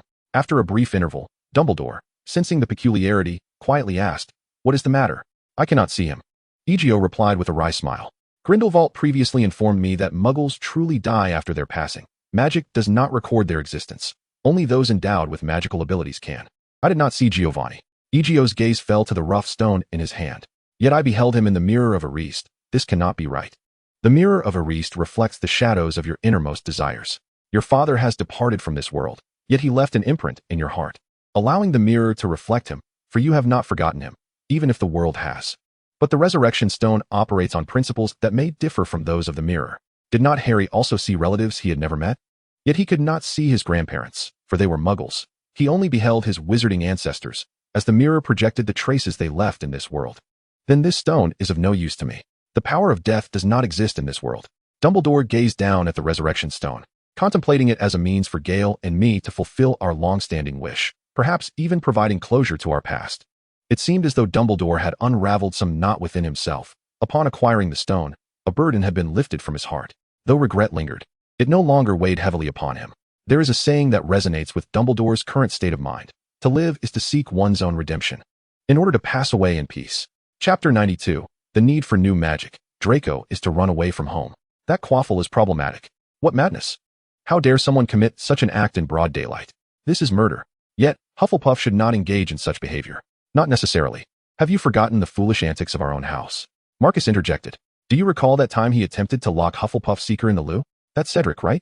Yet, it felt as though Cedric would never stoop to such a deed. That idiot did not even know that wizards possess unlocking spells. Thankfully, he is gone. What a fool. Although he did not fall to the ground, his arm received a harsh blow, and his ribs throbbed painfully. The match was paused, and Hufflepuff graciously chose to postpone the game, which alleviated much of Slytherin's suspicion towards them. Egio surmised that Harry would soon meet with that little elf again. He had not intended to visit Harry, but suddenly, an idea sparked within him. The exploration of the second spell may now commence. The first spell serves to compensate for his shortcomings in intelligence gathering. However, his deficiencies extend beyond this realm. Spells suitable for mid-range assassinations are scarce. He contemplated the creation of a series of finely crafted crossbow bolts, adorned with rubies, upon which he could inscribe the incendiary or the killing curse. Yet, even with such enhancements, the effective range would not exceed 100 meters, and to ensure precision, 60 meters would be the utmost limit. The hand crossbow he wielded was derived from the Assassin's Creed universe, incorporating elements of advanced technology. It operated silently, reloaded with remarkable speed, and boasted exceptional accuracy. When he engaged his eagle-eye vision mode, he never missed. It exhibited a semblance to low guidance arrows. Even if the target attempted to evade, it would still find its mark. However, this came at the cost of limited range. With a maximum distance of 100 meters, and at 60 meters, its power would begin to wane, losing its guiding effect, as this weapon was single-shot when faced with numerous adversaries. His only viable options were to engage in a fray with his weapon or wield his wand in a similar manner. Nonetheless, both choices lacked reliability, as the pace of elimination was painfully slow. Additionally, defensive and mobility spells came into consideration. The ironclad charm proved useful, yet it functioned like a fragile glass armor, self-destructing upon impact to counteract the attack. The protective incantation was adequate, but a single shot from a muggle firearm could easily shatter the defense. When subjected to rapid fire from behind, the basic ironclad charm could only withstand one blow, a limitation not attributable to the wizards. After all, when the ironclad charm was conceived, muggles were still using flintlock guns, which could fire 2 or 3 rounds per minute at best. Who could have anticipated that today's muggles had developed an array of firearms capable of firing hundreds, even thousands, of rounds per minute? Ezio did not dismiss the use of such weaponry. However, he felt an inherent dissonance. He was an assassin and a wizard, yet in battle, drawing forth a 61 caliber Gatling gun seemed incongruous. While the spectacle of 20mm cannon rounds striking a target could be exhilarating, it lacked authenticity. Most importantly, this method felt soulless for him. Mere slaughter held no amusement. If he were to seek glory in combat, firearms seemed far too trivial. He had grown weary of indiscriminate killing. After departing from Hogwarts, he yearned to employ his traditional craft. The last time he faced an evenly matched opponent, his assassination and decapitation skills had lain dormant for far too long. Beyond these considerations, Ezio also found himself lacking in mobility. Apparition was undoubtedly convenient, yet it required extensive practice to master the art of silent transportation. Only through repeated use and earnest contemplation could it be refined to the level of noiseless movement. He had consulted both Dumbledore and Flitwick, masters of silent apparition, who informed him that they had perfected their silent movement approximately a decade after mastering the basic skill. Professor Flitwick was urged to hasten, for the art of apparition was paramount in the duel competition. Yet, even so, it took him nearly 8 years to master the high-frequency, seamless, and silent form of apparition. The faintest sound of a pop would be instantly detected by a wizard after casting the sensation charm, and upon the dueling platform, such a revelation could prove fatal. Moreover, apparition could be curtailed by a remarkably simple counter-curse, a restriction so formidable that even a wizard of Dumbledore's caliber could not forcibly move within the area affected by the counter-curse unless he first dismantled the enchantment, rendering escape impossible. However, house elves possess the unique ability to disregard the counter-apparition curse. This, though rooted in fairy magic and requiring a lineage of fey blood to wield, suggested a certain interchangeability in the essence of magic, perhaps offering him a spark of inspiration. Rather than confront the house elves of Hogwarts, who were exceedingly benevolent towards him, Egio opted for a different course of action. As he silently pushed open the door to the infirmary, a somewhat shrill voice fervently exclaimed, "Harry Potter must protect himself. He must. Harry Potter cannot." Harry's irate interruption cut through the fervor. "To me, you are the true danger. But what if?" The voice of the house elf beside Harry trembled with disbelief and concern. Harry had merely informed him that the Chamber of Secrets was no longer perilous. Yet he had not divulged the entirety of the circumstances, for he harbored distrust towards the creature before him. "I can take care of myself. If your idea of protection entails breaking my arm or ribs, then why are you here, Egio?" Mid-sentence, Harry noticed Egio approaching from the doorway. The house elf instinctively attempted to flee, but his body became as rigid as stone, ensnared by a binding spell. "I heard you nearly met your demise due to a Quidditch match, so I thought I would come and check on you," Egio said as he settled beside Harry's hospital bed. "I'm actually fine now," Harry replied, his cheeks flushed. "Madame Pomfrey reattached my arm in mere seconds. But Professor Snape insists I must rest properly, or he won't allow me to play Quidditch again." With a resigned sigh, Harry continued, "I agreed to rest here for one night. Honestly, these potions are dreadful. Had I not known that Professor Snape would not harm me, I would have thought he was poisoning me with some robust concoctions." Egios caught the lingering scent of the remaining potions and quickly surmised their nature. Deducing that Snape likely considered Harry's constitution too frail and wished to bolster his strength for peace of mind. "Will I have an 8-pack then?" Harry inquired with a hint of anticipation. "Perhaps, but merely consuming supplements will not suffice. You must engage in physical activity. How about hitting the gym during the holidays?" "What about this fellow?" Egio inquired, gesturing towards the house elf beside them, feigning ignorance. He let out a weary sigh, for it was the door he had closed that prevented us from entering the train station. Today's Quidditch match was also orchestrated by him. He believed I was unsafe at Hogwarts due to the Chamber of Secrets being linked to Voldemort, and that someone had delivered Voldemort's possessions to Hogwarts. I was astonished by how much he knew. Ezio shrugged, questioning whether the house elf would also attend classes in Gryffindor. Wasn't this fellow's behavior akin to that of certain Gryffindors? Indeed, it reminded me of the incident Rabaston recounted last year, where a foolish Gryffindor, in an attempt to save a child, killed the child's parents before their very eyes, all the while convinced he was acting for the greater good, believing the child would no longer suffer at the hands of their parents. Such self-righteousness is among the most malevolent of actions. One cannot impose their will upon others. Harry gazed into the elf's tear-filled eyes and spoke deliberately. "Your intention to protect me may stem from goodwill, but your well-meaning actions have caused harm. If you persist in this manner, you shall be committing a crime. Do you understand? The Chamber of Secrets did not harm me, yet you subjected me to great distress." Suddenly, the door to the infirmary swung open once more, revealing Harry's other 2 roommates, Draco and Blaise, who approached with a tray holding that evening's dinner. Draco wore a smirk, remarking that Ezio had evidently heard the rumors, which must be quite frightening, wasn't it? "I'm perfectly fine now," Despite having been half broken, Harry replied, rolling his eyes as he took the sandwich Blaise offered, biting into the smoked ham. Why is there a house elf in your ward? Blaise inquired, noticing the house elf standing beside Ezio, his brow furrowing slightly. In pure-blood wizarding families, there exists a saying that the best servants are those who remain unnoticed. Where? Draco, unable to see the elf from his angle, shifted for a better view, only to widen his eyes in shock. Dobby, how is it you? Harry dropped his sandwich back onto the tray, baffled. Did you speak ill of me back home, Draco? Is this why he came to interrupt my life and broke my arm? It was thanks to him that I couldn't enter the train station at the start of term. I did not. Draco hastily waved his hands. I have always considered you a dear friend. I even wrote you 2 letters over the break, inviting you to my home. Have you forgotten? It's just as well I didn't have the chance to visit, for I fear I might have been poisoned by him. He claims something of Voldemort's was sent to Hogwarts this year, that someone intends to harm me. Could it be your father? Harry squinted, clarity dawning upon him. Draco's pallor deepened, his expression becoming increasingly distressed. He felt an urge to confront the elf, yet he pondered the possibility. His father's reaction upon learning he had become friends with HarryPotter was indeed difficult to interpret. Surely my father wouldn't go so far as to commit such foolishness. Tell me, Dobby. I command you to reveal everything to me. Draco glared fiercely at the house elf, yet Dobby, ensnared by Ezio's binding curse, could scarcely move. The terror in his eyes had manifested into something palpable. Then speak, commanded Ezio, twitching his fingers to release Dobby from his restraints. The elf collapsed onto the bed, overwhelmed. Dobby is guilty. Dobby deserves punishment. He seized a nearby kettle and struck his own head, weeping as he chastised himself. As the servant of his master's household, Dobby dared not defy the orders given, and thus divulged all he knew. Draco felt as if the sky had fallen upon him, for it was indeed his father who had orchestrated the events. His father had once kept a diary for Voldemort, yet in recent years, Lucius Malfoy had been selling off his collection of dark artifacts. This was driven by the family's mounting expenses and the troubles these items brought him, as the ministry's regulations on dark magical objects grew increasingly stringent.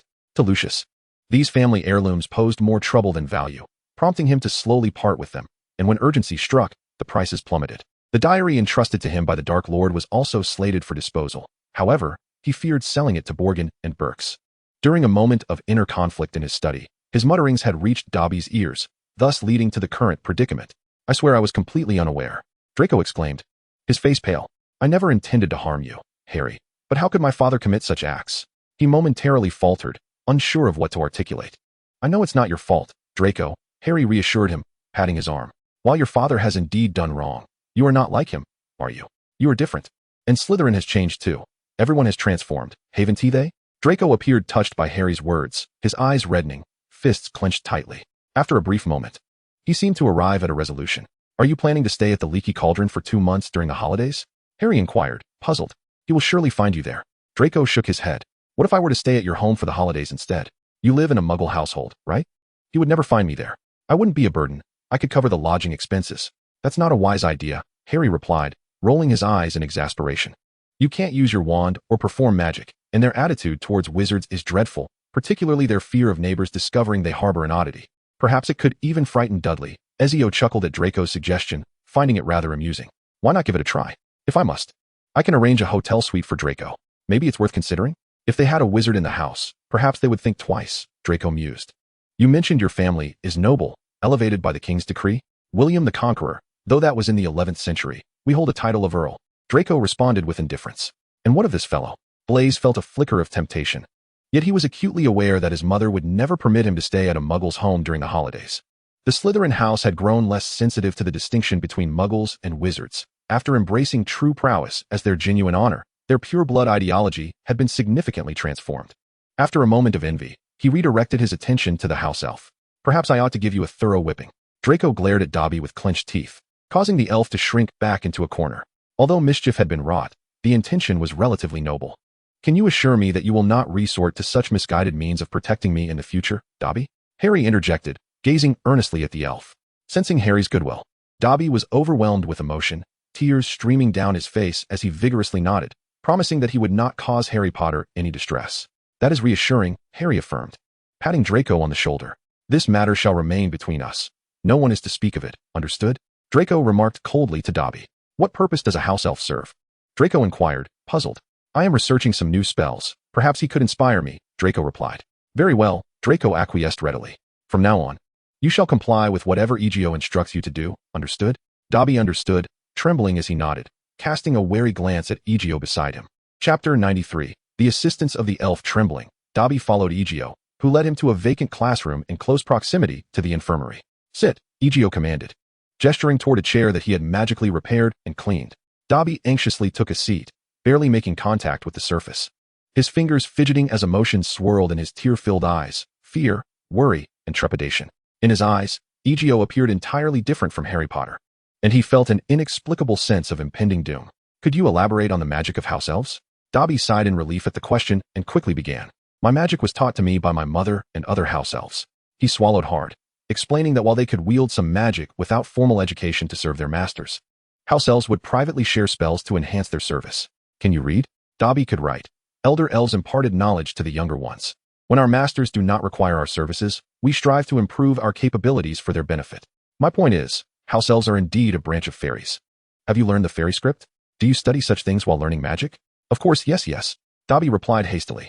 Unlike wizards, when learning magic, they teach me different scripts that do not require incantations like those of wizards.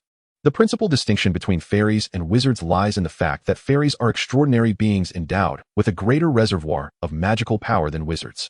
Among fairies, there are no ineffectual members, nor are there any who lack the ability to wield magic. They are wondrous creatures whose very existence is intricately tied to magic. Without it, their kind would face extinction. By learning and mastering certain incantations, one can indeed harness magic, correct? Yes, precisely. Dobby nodded affirmatively, explaining that these incantations symbolize various magical energies. For instance, should Dobby wish to cleanse a room, he would employ such a spell. His confidence swelled slightly as he realized that Aegis was far more amicable than he had initially presumed. With deft, slender fingers, he meticulously inscribed a series of characters upon the dusty table, leaving behind a sequence of sharp patterns akin to those etched into stone. These symbols were not part of any human lexicon. Aegis produced a gold galleon, which bore a similar design. Its meaning was to dispel dust. Dobby softly elucidated that whenever he desired to rid the room of dust, he would conjure this script in his mind. Initially, he needed to inscribe it with his finger, but with practice, he would only need to envision it. As Dobby swiftly traced his fingers through the air, an invisible force of magic radiated outward, eradicating dust wherever it touched. However, this method does not guarantee complete cleanliness. Dobby hesitantly spoke up, indicating that other stains would require distinct spells. The magic could only eliminate dust. To thoroughly cleanse the room, Dobby would need to employ at least 5 or 6 different spells, and for those stubborn stains, he would have to devise further strategies. Aegis began to comprehend the nuanced differences between fairy magic and wizard spells. Wizardry encompasses a broad range of applications, while fairy magic is more singularly focused, rendering it somewhat more complex to utilize. However, due to its specificity, fairy magic often proves more potent in its intended domain. Where a careless wizard might overlook hidden grime in crevices, a fairy would not. And what about your apparition? I am curious as to why your form of apparition can disregard the effects of the anti-apparition charm. Could you demonstrate it for me? Aegis inquired directly, having grasped a rudimentary understanding of fairy magic. Of course, sir, Dobby would be delighted to assist you. Upon realizing that this was his task, Dobby felt a wave of relief wash over him. This spell pertains to movement. Dobby inscribed a series of 8 strokes on the table, resembling a stack of triangles. Then, with a resounding pop, he transported himself from one end of the room to the other. Aegis drew his wand and pointed it at the ground, casting the anti-apparition charm. Once more, Dobby complied without hesitation. In the ensuing moments, Ezio meticulously arranged the various spells at his disposal, each tailored for diverse circumstances, including a rare counter-curse to the disillusionment charm. This particular incantation bore the potential to disrupt spatial stability and exerted a discernible influence on apparition. The wizard would require heightened concentration to maintain the efficacy of apparition, effectively extending the casting time, which could be pivotal in a duel. However, given that the spell's target included oneself, careful consideration was imperative prior to its application. This spell successfully affected Dobby's apparition, albeit faintly. Had Dobby not approached the matter with utmost seriousness, combined with his innate affinity for magic as a house elf and his commendable talent, he might have overlooked the subtle distinction. Sir, Dobby feels it. Dobby exclaimed excitedly, noting that the spell rendered his movements slightly cumbersome, akin to traversing through shallow water.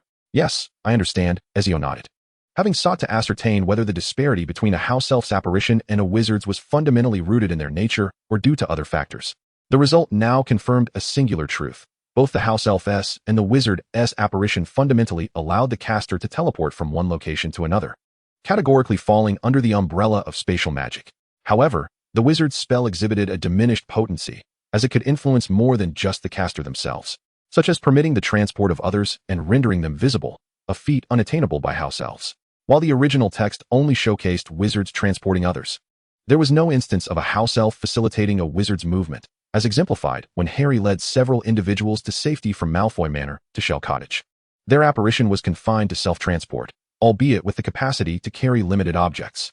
Such restrictions afforded their apparition a greater priority in spatial mobility, which could only manifest in two scenarios, either delivering items to a specified location or transporting oneself to a designated place. Thus, the more stringent the conditions imposed by a spell, narrowing its applicability, the more pronounced its effect. Ezio's fingers lightly tapped the surface of the table, contemplating that. Similar to curse magic, the more rigorous the stipulations inherent in a curse, the more potent, targeted, and enduring its effect would be. Voldemort's curse, which only diminished in lethality after more than 3 decades, would not result in immediate death. However, had he initially cursed all positions at Hogwarts, even a mere sneeze from a professor would have sufficed. If one were to enhance the efficacy of apparition to approach that of a house elf's, a process of subtraction would be necessary for the spell. After a moment of contemplation, Ezio gestured to Dobby. "You have performed admirably. Do you desire a reward?" While Ezio was not particularly generous, he believed in compensating those who rendered him assistance, disliking the notion of others taking advantage of him without due recompense. "Thank you for your kindness and generosity, sir," Dobby expressed gratefully. Dobby deeply bowed to Ezio, so moved that tears streamed down his cheeks. If only Dobby could lend a helping hand, that would suffice. "Enough, be quiet," Ezio interrupted Dobby's incessant chatter. The little elf immediately stiffened. "Take what you're given. I detest idle talk. Remember, this is a transaction. We must settle the accounts clearly. What do you still want at the Malfoy estate?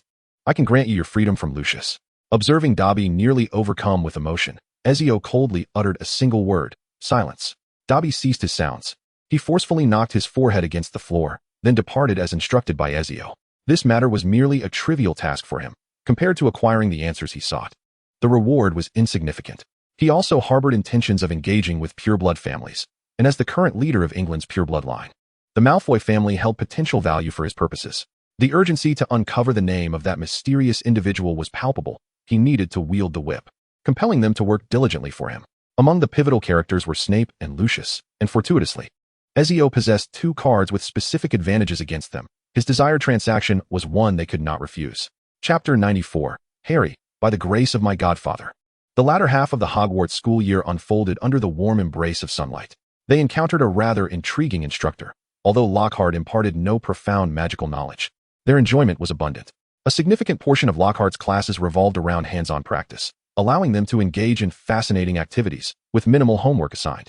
His assertion that defense against the dark arts was a subject of practice over theory elicited enthusiastic applause from many students. Unfortunately, during the year-end feast, Professor Lockhart delivered disheartening news. His tenure at Hogwarts was concluding, as he intended to pursue further adventures around the globe. One day in the future, he promised to pen a book more thrilling than all his previous escapades, which he would graciously gift to the students of Hogwarts. Upon Lockhart's pledge, the students' sorrow over his departure was somewhat alleviated.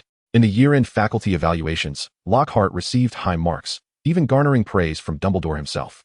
Previously, he would have relished the attention, wishing for his name to dominate the headlines. However, after that year, Lockhart had shed much of his ostentation.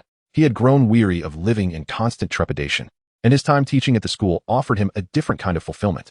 Ravenclaw students perpetually seek the path of unknown knowledge. May I triumph. And may you always possess a heart eager to explore the beauty of the unknown. Lockhart's farewell words were spontaneously inscribed on the walls of the common room by some Ravenclaw students. Witnessing their teacher and senior's choice inspired this group of knowledge-hungry students to pursue their aspirations with renewed vigor. Such a pity. On their way to the train station, Hermione held a photograph signed by Lockhart, sighing with a tinge of regret as she expressed her hope that they might encounter another exceptional teacher like him next year. "Perhaps we will," Egio replied without lifting his gaze. "Unless unforeseen circumstances arise, next year's defense against the dark arts instructor will be Remus Lupin. Unlike Lockhart, he is a genuinely capable individual, and his teaching will truly equip young wizards to confront and guard against the perils that lurk beyond. If his lessons are combined with Lockhart's, it would indeed provide young sorcerers with ample resilience against the dangers of the wild." At that moment, he was perusing a lengthy letter delivered by a bar-tailed godwit, a bird not commonly seen in Britain, renowned for its remarkable migratory prowess. Capable of traversing the Pacific from Alaska to Tasmania, covering an astonishing distance of 13,560 kilometers, surpassing even many magical creatures in endurance. This little creature had flown nonstop from Wagadu to Hogwarts, bringing Egio a long-distance missive from Master Uwaru.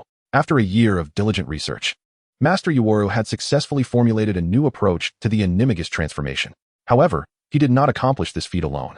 As the former headmaster of Wagadu and a distinguished master of transfiguration, his great summoning spell had attracted many renowned scholars of transfiguration from across the African continent. The school had also provided substantial resources, and with a viable research pathway established, the process had progressed with remarkable momentum. He invited Egio to visit once more during the holidays to share in this groundbreaking research achievement, the multiple transformation forms of the animagus. His team had successfully constructed a second magical core through the overflow of the soul, thereby completing the theory of a wizard's second animagus transformation form. Awaiting only the final step of practical validation. After Egio dispatched the letter, Hermione curiously inquired, "Do you know who the teacher will be next semester?" Her bright front teeth sparkled in the sunlight, causing Egio to pause momentarily before shaking his head in uncertainty. "No, but rather than that, have you considered using a small charm?" Rapid shrinking. Egio brandished his wand with a flourish, causing Hermione to instinctively cover her mouth, her eyes wide with alarm. "You are no longer Miss Beaver." Hermione quickly grasped the implication, pulling out a small mirror to inspect herself, her face flushing crimson. "You are the Beaver. I merely need to wear braces. But have you forgotten that you are a witch?" Egio shrugged. Nearby, Harry struggled to suppress his laughter, though his efforts appeared fruitless. If magic cannot make life more convenient, then it loses its most significant purpose. Hermione, feeling a tumult of emotions, gratitude unexpressed, frustration unvoiced, stamped her foot in exasperation. She pressed her lips together and turned, following Professor McGonagall into a circle of girls nearby. You may find it challenging to form romantic connections. After witnessing Ezio's outrageous antics, Harry couldn't help but comment, wondering if Hermione would be upset. Yet, if I do not divert her attention, how can I present you with the gift we previously discussed? Ezio had borrowed Harry's invisibility cloak, and he despised being indebted to anyone. Thus, he felt compelled to reciprocate. Harry scratched his head, having completely forgotten when Ezio had owed him a gift. However, I can only initiate this gift for you. The subsequent matters must be handled by yourself. Harry was left in a state of confusion, pondering this for quite some time without arriving at any understanding. But soon, the arrival of the train interrupted his thoughts, and he followed the crowd onto the return journey. Are there any other passengers here? Ezio led Harry past several empty compartments before stopping at the door of one that was already occupied, knocking gently. Harry, trailing behind, was uncertain of the situation. Was Ezio intending to introduce someone to him? But it didn't appear that way at all. "No, please come in." A girl's voice emanated from within the compartment, further perplexing Harry. Upon entering the compartment alongside Ezio, Harry was taken aback.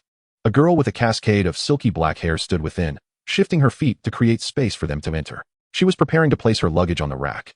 Though Harry could only see her profile, his heart began to race, soaring from a steady 90 to a rapid 180, and his face flushed crimson. "Thank you." The girl turned her head, offering Harry a gentle smile, and in that instant, he was engulfed in a dizzying sensation. "I am HarryPotter. I watched your duel competition before, and you were quite impressive. Is that so?" Harry felt a sudden wave of surprise and was unsure where to place his hands. During the end-of-year duel competition hosted by Lockhart, Harry had reached the finals and secured first place in the 23-year-old category. Given the limited number of students at Hogwarts, the competition was quite exclusive, as not everyone possessed the skill to take the stage. The first, fourth, and sixth-year groups had a relatively small disparity in strength, making the matches engaging, while first-year students wielded too few spells to partake in proper competition, hence they had their own entertainment matches. "My name is Chiozhong, a third-year student from Ravenclaw."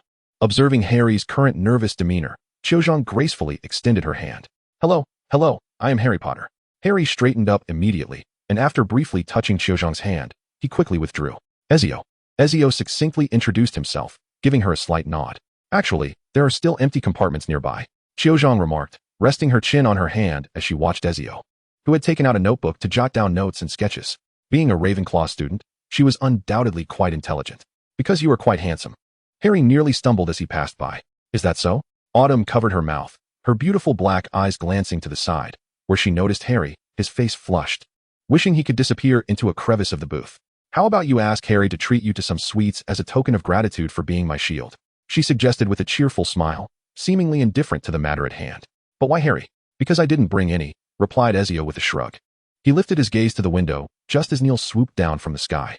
As Ezio opened the car window, Neil tucked his wings in and landed steadily in Ezio's embrace. After a brief moment of hesitation, a startled cry escaped from his claws. A poor little creature had been captured, its feathers disheveled, a familiar little guest. Neil released his grip, and the tiny owl scrambled toward Ezio, its legs trembling. Yet it waved its little wings to protest Neil's earlier actions with a flurry of chirps. Neil is quite mischievous. How about we punish him by not allowing him to have dinner tonight? Ezio chuckled as he affectionately patted the little ball of fluff. After the creature nodded vigorously, he retrieved the letter it had brought. An eagle delivering a letter via owl. Autumn exclaimed, utterly astounded, having never witnessed such an unusual occurrence. Perhaps Neil deemed this fellow too slow to catch the train. The Hogwarts Express, on its return journey, traveled at full speed, reducing the travel time from Hogwarts to King's Cross Station to a mere 4 hours, almost having the usual duration. They would arrive by 1 in the afternoon. Upon seeing the exquisitely crafted envelope imbued with a delightful floral scent, Autumn's curiosity was piqued. She whispered eagerly, "Is this a letter from your girlfriend?" "Not exactly. But it is from a girl I met last year at Beauxbatons," Ezio clarified. "That sounds rather romantic." Autumn couldn't wait to hear more, but Ezio swiftly changed the subject. "Perhaps you'd like a fizzy honey candy?" he suggested, gesturing to the sweets Harry had procured. "Of course, thank you," she said, reaching out to accept the candy from Harry and delightfully popping one into her mouth. "If the holiday proves to be dull, it would be splendid to go camping on a flying broom." "That is indeed a splendid idea. I have been considering trying out for the Quidditch team, though I feel rather unskilled at riding a broom," Autumn admitted, a hint of frustration in her voice.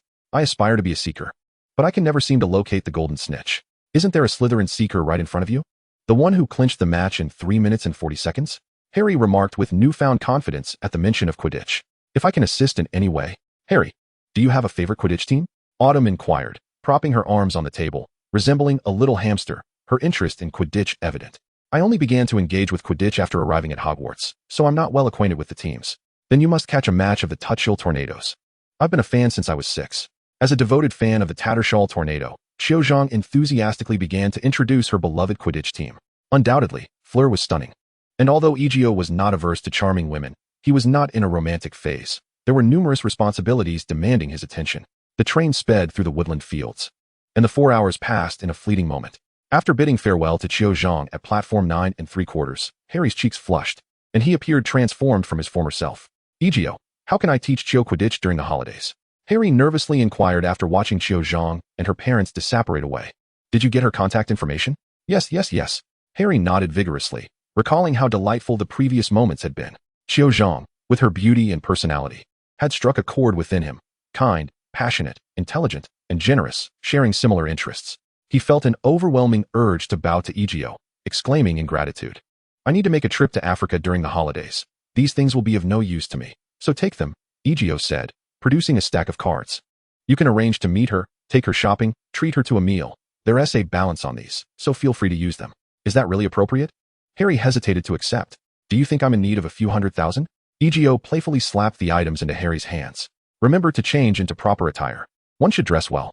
Don't skimp on the expenses. If you need cash, go withdraw it. The password is 6 zeros. And there's over $1 million in pocket money on the card."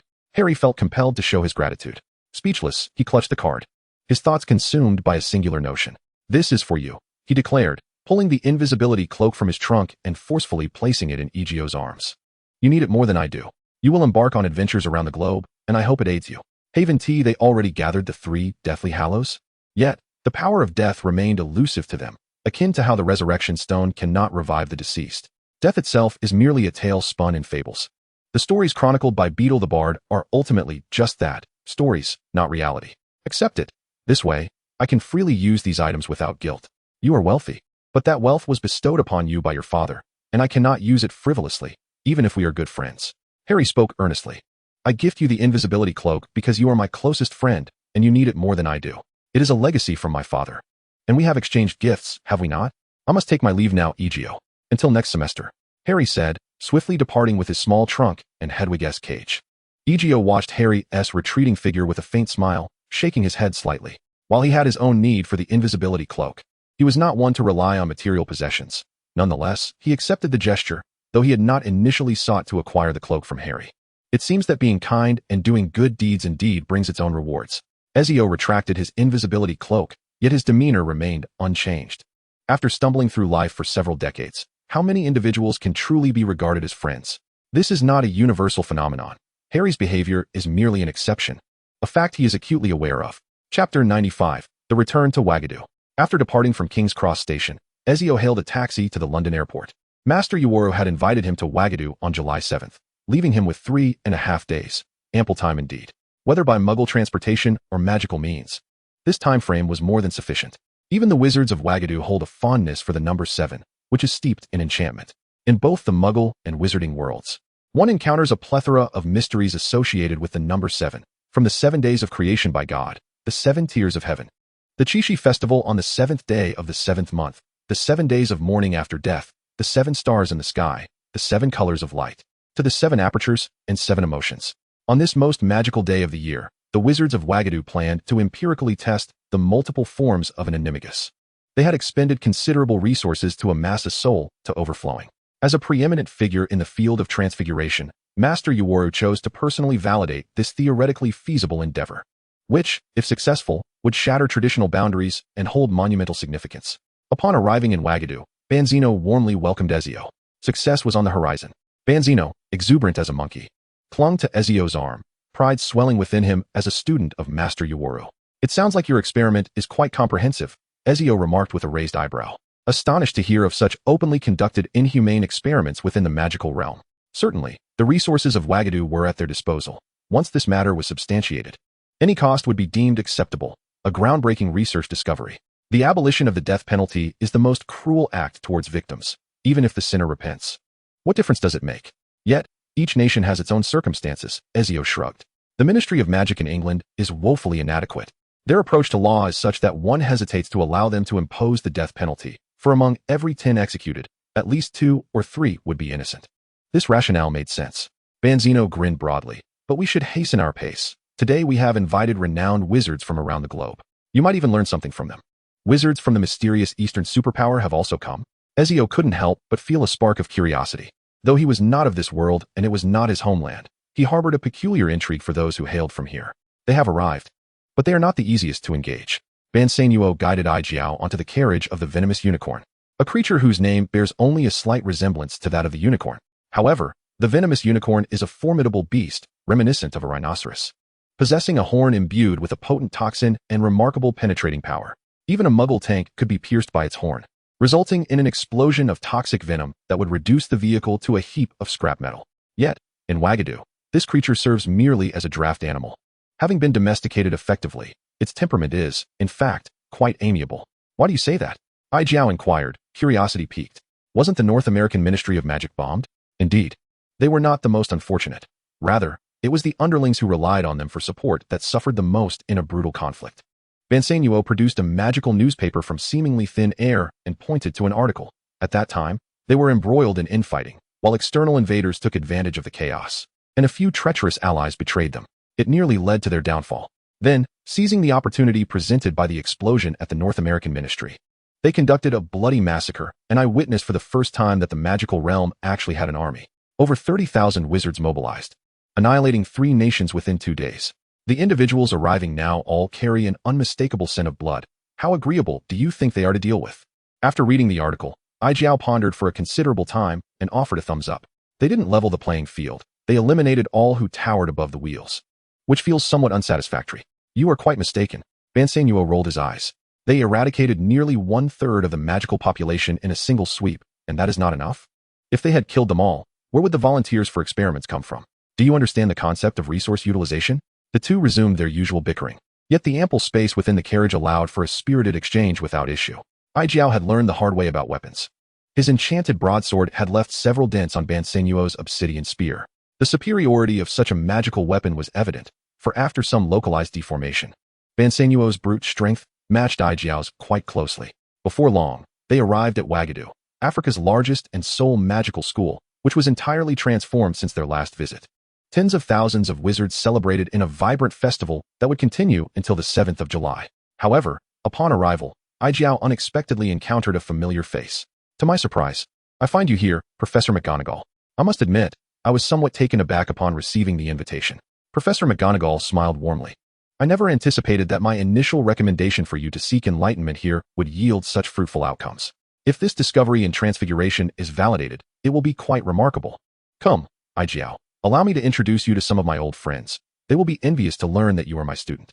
Professor McGonagall is not one to boast, yet today is an exception. She is delighted to expand Ezio's network while allowing her long-lost friends a moment of envy. The interactions between Hogwarts and the outside world have been scant over the decades, and as the deputy headmistress, she possesses extensive knowledge of various school affairs. With Dumbledore's intention to revive relations with other institutions, today presents a splendid opportunity. Perhaps in a few years, the connections from her school days will be restored. In her youth, she had the privilege of engaging with wizards from other schools, which greatly enriched her magical research.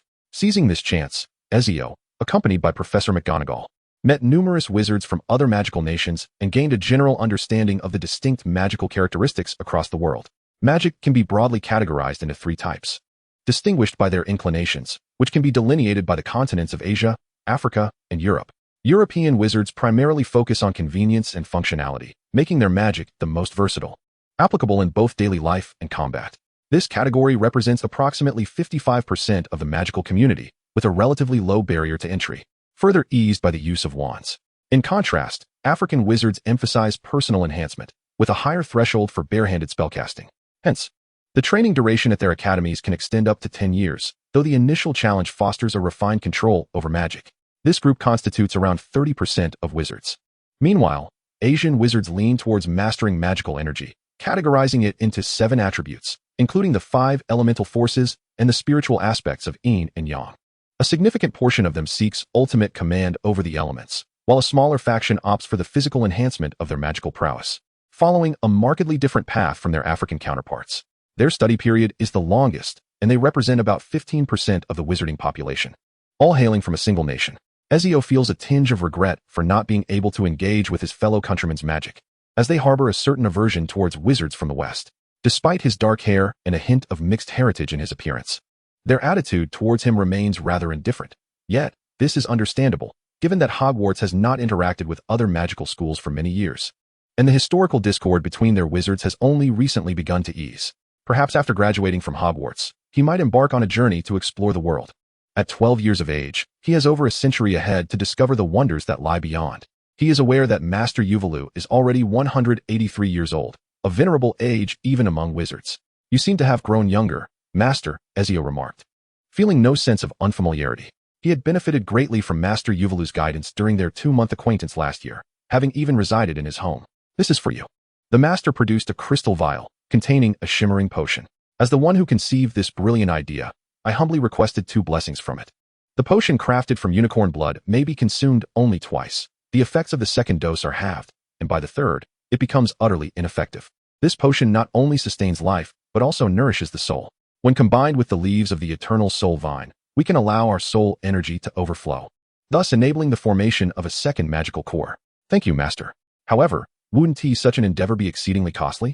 Egio received the master's gift without hesitation, feeling justified in his acquisition and thus refraining from any pretense, as the master preferred straightforwardness over pleasantries. In truth, unicorn blood is not a necessity. After all, very few are deemed worthy by unicorns. They are not miserly, yet they do not bestow their blessings lightly, for it is a considerable burden upon them. Master Ovaru nodded in agreement, having already devised a solution. "If I could not promote this, I would not be so ostentatious in sharing it with everyone. The eternal soul vine can be cultivated artificially. Although it poses challenges, it can be mass-produced. Its growth relies on death. Specifically, the soul fragments of deceased beings serve as its nourishment. However, souls are not solely confined to magical beings. Every form of life possesses a soul. Upon death, the soul dissipates, leaving only fragments, which, over time, may vanish entirely. You must be familiar with slaughterhouses, where countless lives perish daily to provide meat for human consumption. The soul fragments of those lives after death nourish the eternal soul vine. It is indiscriminate and accepts soul fragments from non-magical beings as well.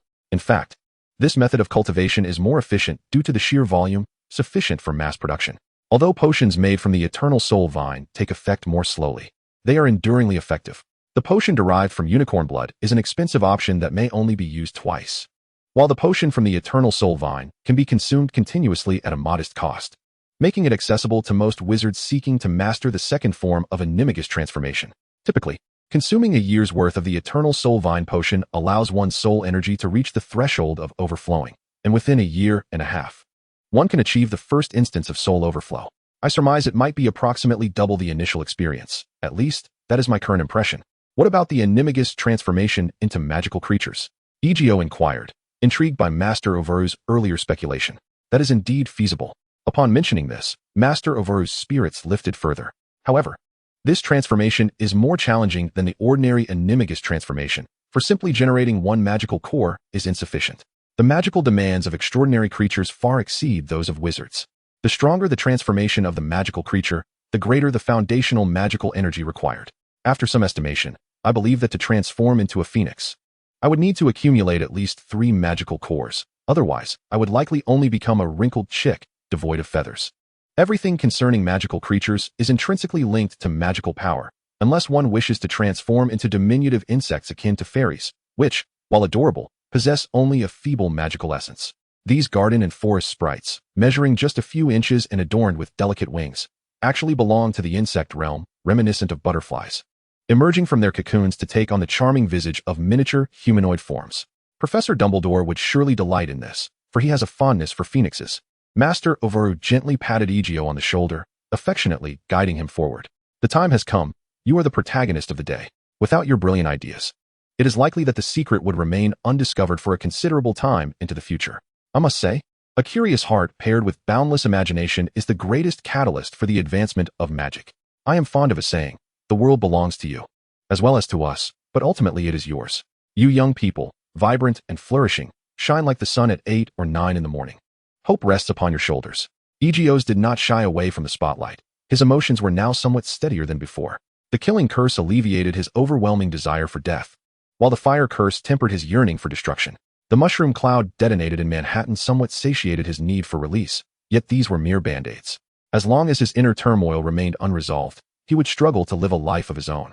Deep within him lay an obstinate will, deeply entrenched and persistent. Master Ovaru ascended to the stage, awash in the gaze of the crowd, with Egio by his side. Many in the audience were already aware of Egio's existence. Master Ovaru had no intention of concealing the source of his inspiration. At his level, the pursuit of fame holds little allure. He does not covet the contributions of the younger generation and is more than willing to uplift them. Friends from around the globe, I trust you have been waiting patiently. Master Ovaru's voice resonated clearly for all to hear. Today, we shall witness a monumental breakthrough in transfiguration. Should this discovery come to fruition today, it is with great honor that I announce a revolutionary transformation in the art of animagus transfiguration. By overflowing with soul energy, we can isolate an independent core of magical power, which will serve as the foundational basis for animagus transfiguration, enabling wizards to assume the forms of a second, third, and potentially up to 6 different magical creatures.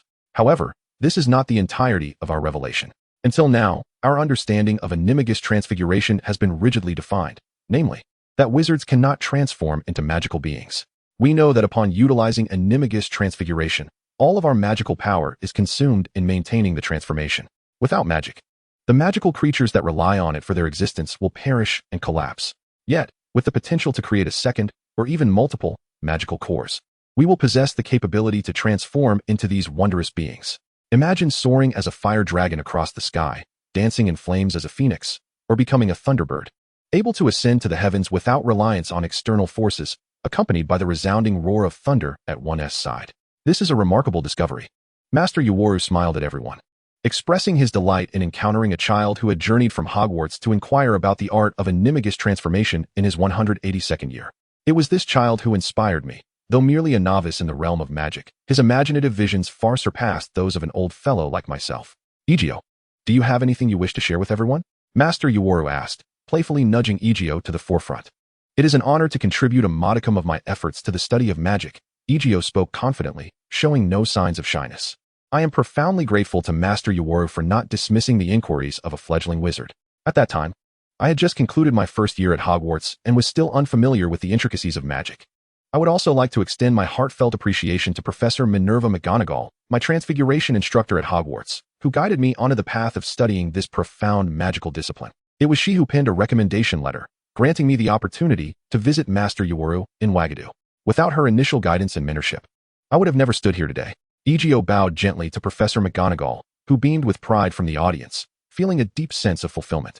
Simultaneously, I am thankful for the guidance of Professor Albus Dumbledore, who ushered me into the enchanting world of magic and showcased its wonders. Alas, due to his immense popularity, he could not accompany me on my exploration of Diagon Alley. A wave of friendly laughter arose from the crowd as Dumbledore stroked his beard, chuckling at Egio on stage. After completing the customary expressions of gratitude, Egio seamlessly transitioned to share a modest request. He stood before the audience, wishing solely to seek assistance from the esteemed and knowledgeable figures within the magical community to aid him in uncovering the whereabouts of a certain wizard. Upon articulating this sincere plea, the audience's impression of him only grew more favorable. Who could harbor ill feelings towards a child of remarkable talent and insight, who had endured the loss of a beloved family member? Those capable of offering assistance would not turn him away. When Egio first arrived in the magical realm, he confided in only a select few, as he lacked the means for self-protection. He had spoken to Harry in hopes of establishing a rapport to garner trust and subsequent aid.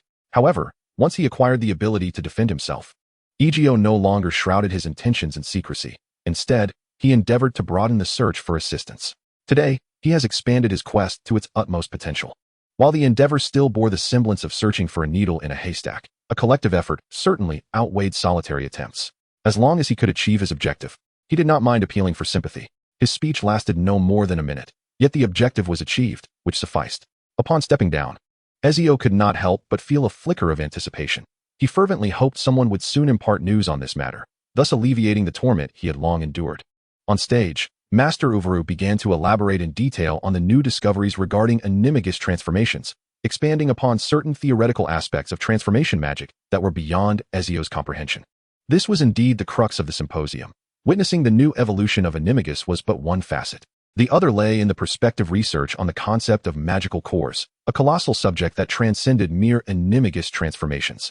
Initially, animagus transformation was a ritualistic form of magic, necessitating the use of mandrake leaves, dew infused with moonlight, in a setting encircled by thunder. Once the magical concepts of revival, rebirth, and destruction were satisfied, the transformation ritual could be fulfilled.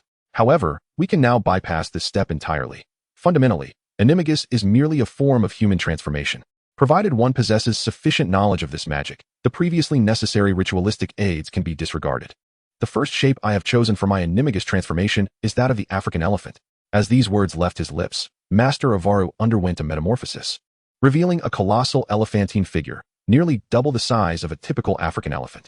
Standing at an imposing 7 meters tall, this majestic creature towered over even the largest elephants, exuding the presence of a prehistoric titan. This enhanced form was the result of the Vidagdu wizards' profound exploration of animagus transformations, wherein they still transformed into ordinary creatures devoid of magical power. However, the physicality of these beings could be continually strengthened. This elephantine form could easily overpower 5 others with ease. I have decided, and am prepared, to complete my transformation into a black rhinoceros. Please forgive my cautiousness. While I yearn to metamorphose into a bird, I have encountered far too many unfortunate souls who turned into birds yet could not soar. Now, let us all witness together as I undertake the final step of the animagus transformation, the designated transformation following the selection of my form. He extended a finger to press against his heart, employing a form of amplification magic to magnify the sound of his heartbeat alongside other noises.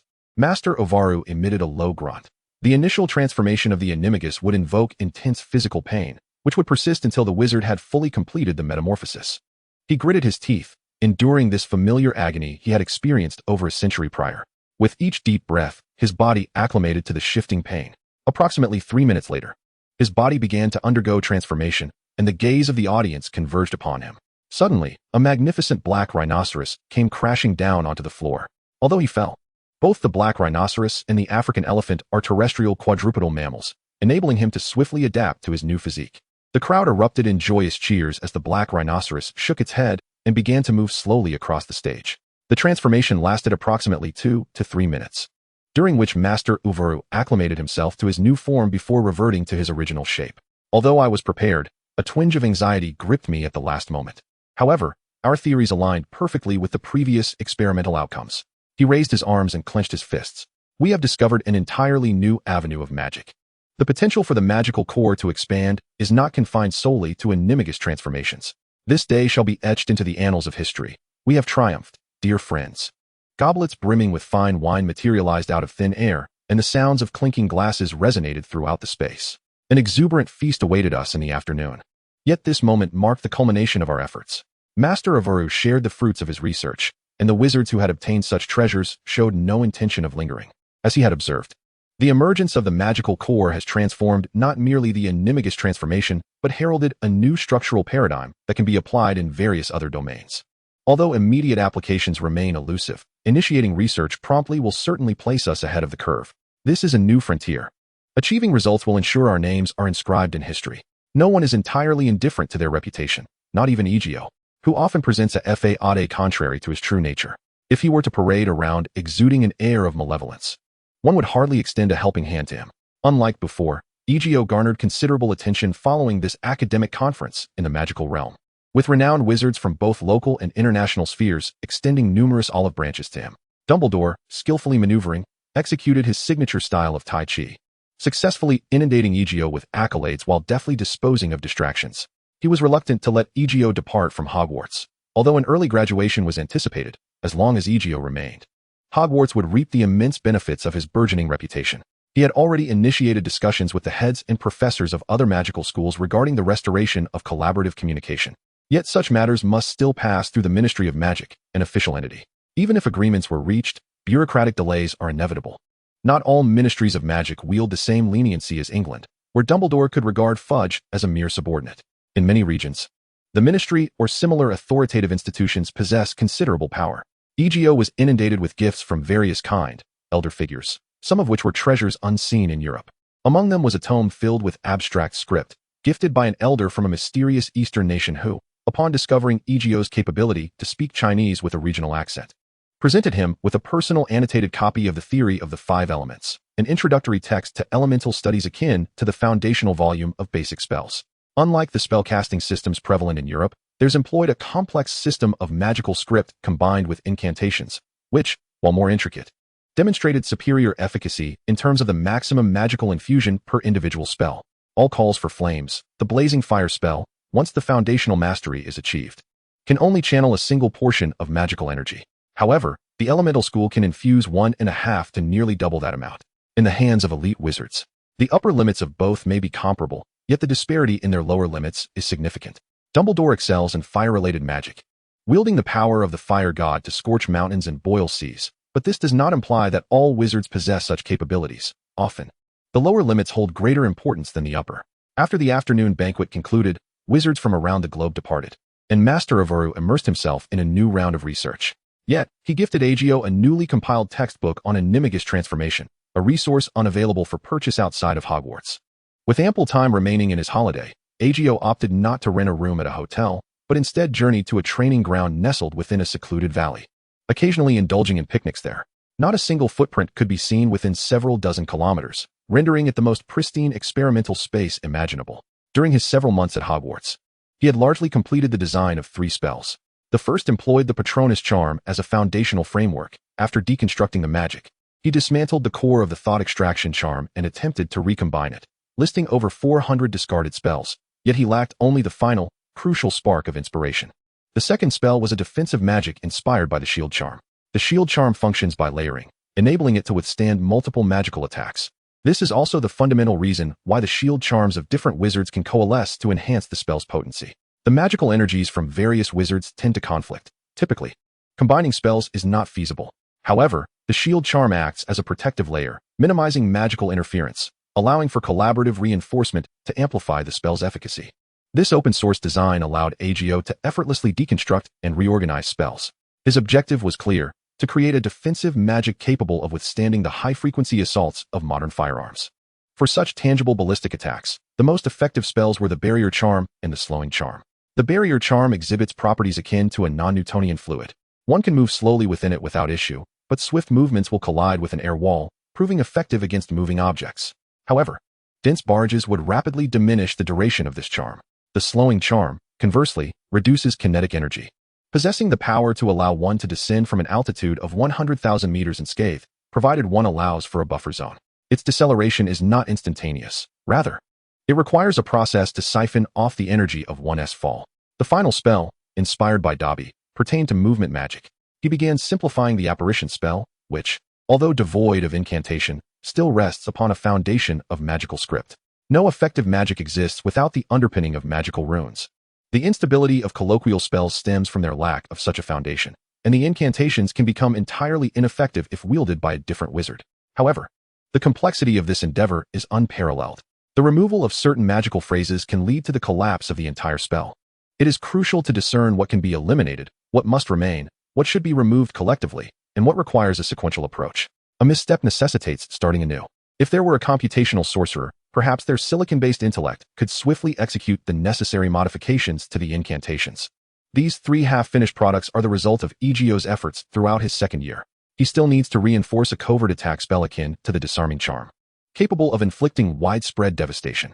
He does not wish to exert mental effort on single-target mid- to long-range damage, as Snape's disarming charm is already exceptionally effective. It can even be employed for close combat enchantments, which is quite remarkable. Nevertheless, he has made headway with this particular magic. The thermobaric bomb. Egio inscribed this phrase in his notebook. The technological version of the thermobaric bomb employs an initial detonation to disperse fuel, such as ethylene oxide or aluminum powder, creating an aerosol cloud. A subsequent ignition triggers the cloud to explode, generating temperatures soaring between 500 to 3,000 degrees Celsius, accompanied by a shockwave with a peak overpressure of 30. Following the explosion, the oxygen within the vicinity is depleted, particularly in enclosed spaces where the effect is even more pronounced. Creating high-temperature explosions and overpressure shockwaves via magic poses considerable challenges, as wizards have their limits. Magical beings, such as the Phoenix, adept at wielding fire, can elevate temperatures to thousands of degrees, but wizards cannot replicate this feat. The magical flames struggle even to melt steel through temperature elevation. While deforming steel is relatively straightforward, employing fire spells to liquefy steel proves exceedingly difficult. The explosive effects are even less impressive, whether through the thunderous blast or the advanced roaring explosion. Neither spell can match the impact of a mere kilogram of explosive material. Even with enhancements, the power increase remains marginal. The sole advantage of magical explosions lies in their concentrated force, effective only within the spell's designated range. They may suffice for single targets or small groups, but against larger hordes of adversaries, they fall short. Furthermore, neither explosions nor flames are suitable for stealthy assassinations. Egio's chosen method is asphyxiation. The bubblehead charm is a spell that allows wizards to filter out toxic gases from the air or breathe underwater. However, in oxygen-deficient environments, the charm does not generate oxygen. It functions similarly to magical gills. What Egio requires is its ability to filter specific gases. This spell is not straightforward. It necessitates first creating an enclosed space through magical means, followed by effectively removing oxygen from the area to induce drowning or mechanical asphyxiation. Additionally, he must ensure sound insulation. Employing a silencing charm, such as the silencing charm, Egio meticulously tidied the small room, and soon, sheets of parchment became covered with his writings. The study of magical phrase combinations is a tedious process, with countless trials serving as the groundwork for a singular moment of success in the future. Egio remains unfazed by the pace. His primary task is to familiarize himself with these magical combinations, deepening his understanding of them. Whether he achieves the spell's completion through sheer luck is of little concern to him, as he immersed himself in deep research, far away in Paris. Farong sat somewhat bored at a small round table on the balcony. An unfolded letter lay pressed beneath a silver tray, filled with macarons. Although it was a bright and sunny day, her spirits were rather low. A simple yet somewhat rough bracelet adorned her slender wrist, its smooth material granting it an alluring warmth akin to that of a precious gem. Crafted from unicorn horn, the bracelet possessed a calming effect, yet regrettably, it failed to evoke any joy. "Sister," a sweet, childish voice called from within the house, jolting Farong from her reverie. She hastily tucked the letter away and turned her gaze towards the bedroom. A delightful little girl, around 5 years of age and resembling a porcelain doll, staggered over, clutching a plush bear. Upon seeing her sister, Gabrielle, a smile finally graced Farong's face. She took Gabrielle's hand and lifted her onto a nearby chair, offering her a homemade rose-flavored macaron. "Sister, Mama said you have someone you like. Is that true?" You haven't taken Gabrielle to the garden to play. "What does it mean to have someone you like?" Gabrielle queried, nibbling on the cookie, her big, adorable eyes fixed intently on Farong. "Does that mean you won't play with Gabrielle anymore? Can you like Gabrielle a little too?" Farong's cheeks flushed slightly at her sister's direct inquiry. "That's just something Mama said. I was thinking about something else. I have always adored you, Gabrielle. You are my sweetest little sister." Gabrielle beamed at Farong's affectionate gesture, her little head being patted. "Shall we play in the garden? I just saw some potatoes moving. I told Awu to catch them." Awu was the family's pet raccoon, designated to watch over the garden, though that was not its actual name.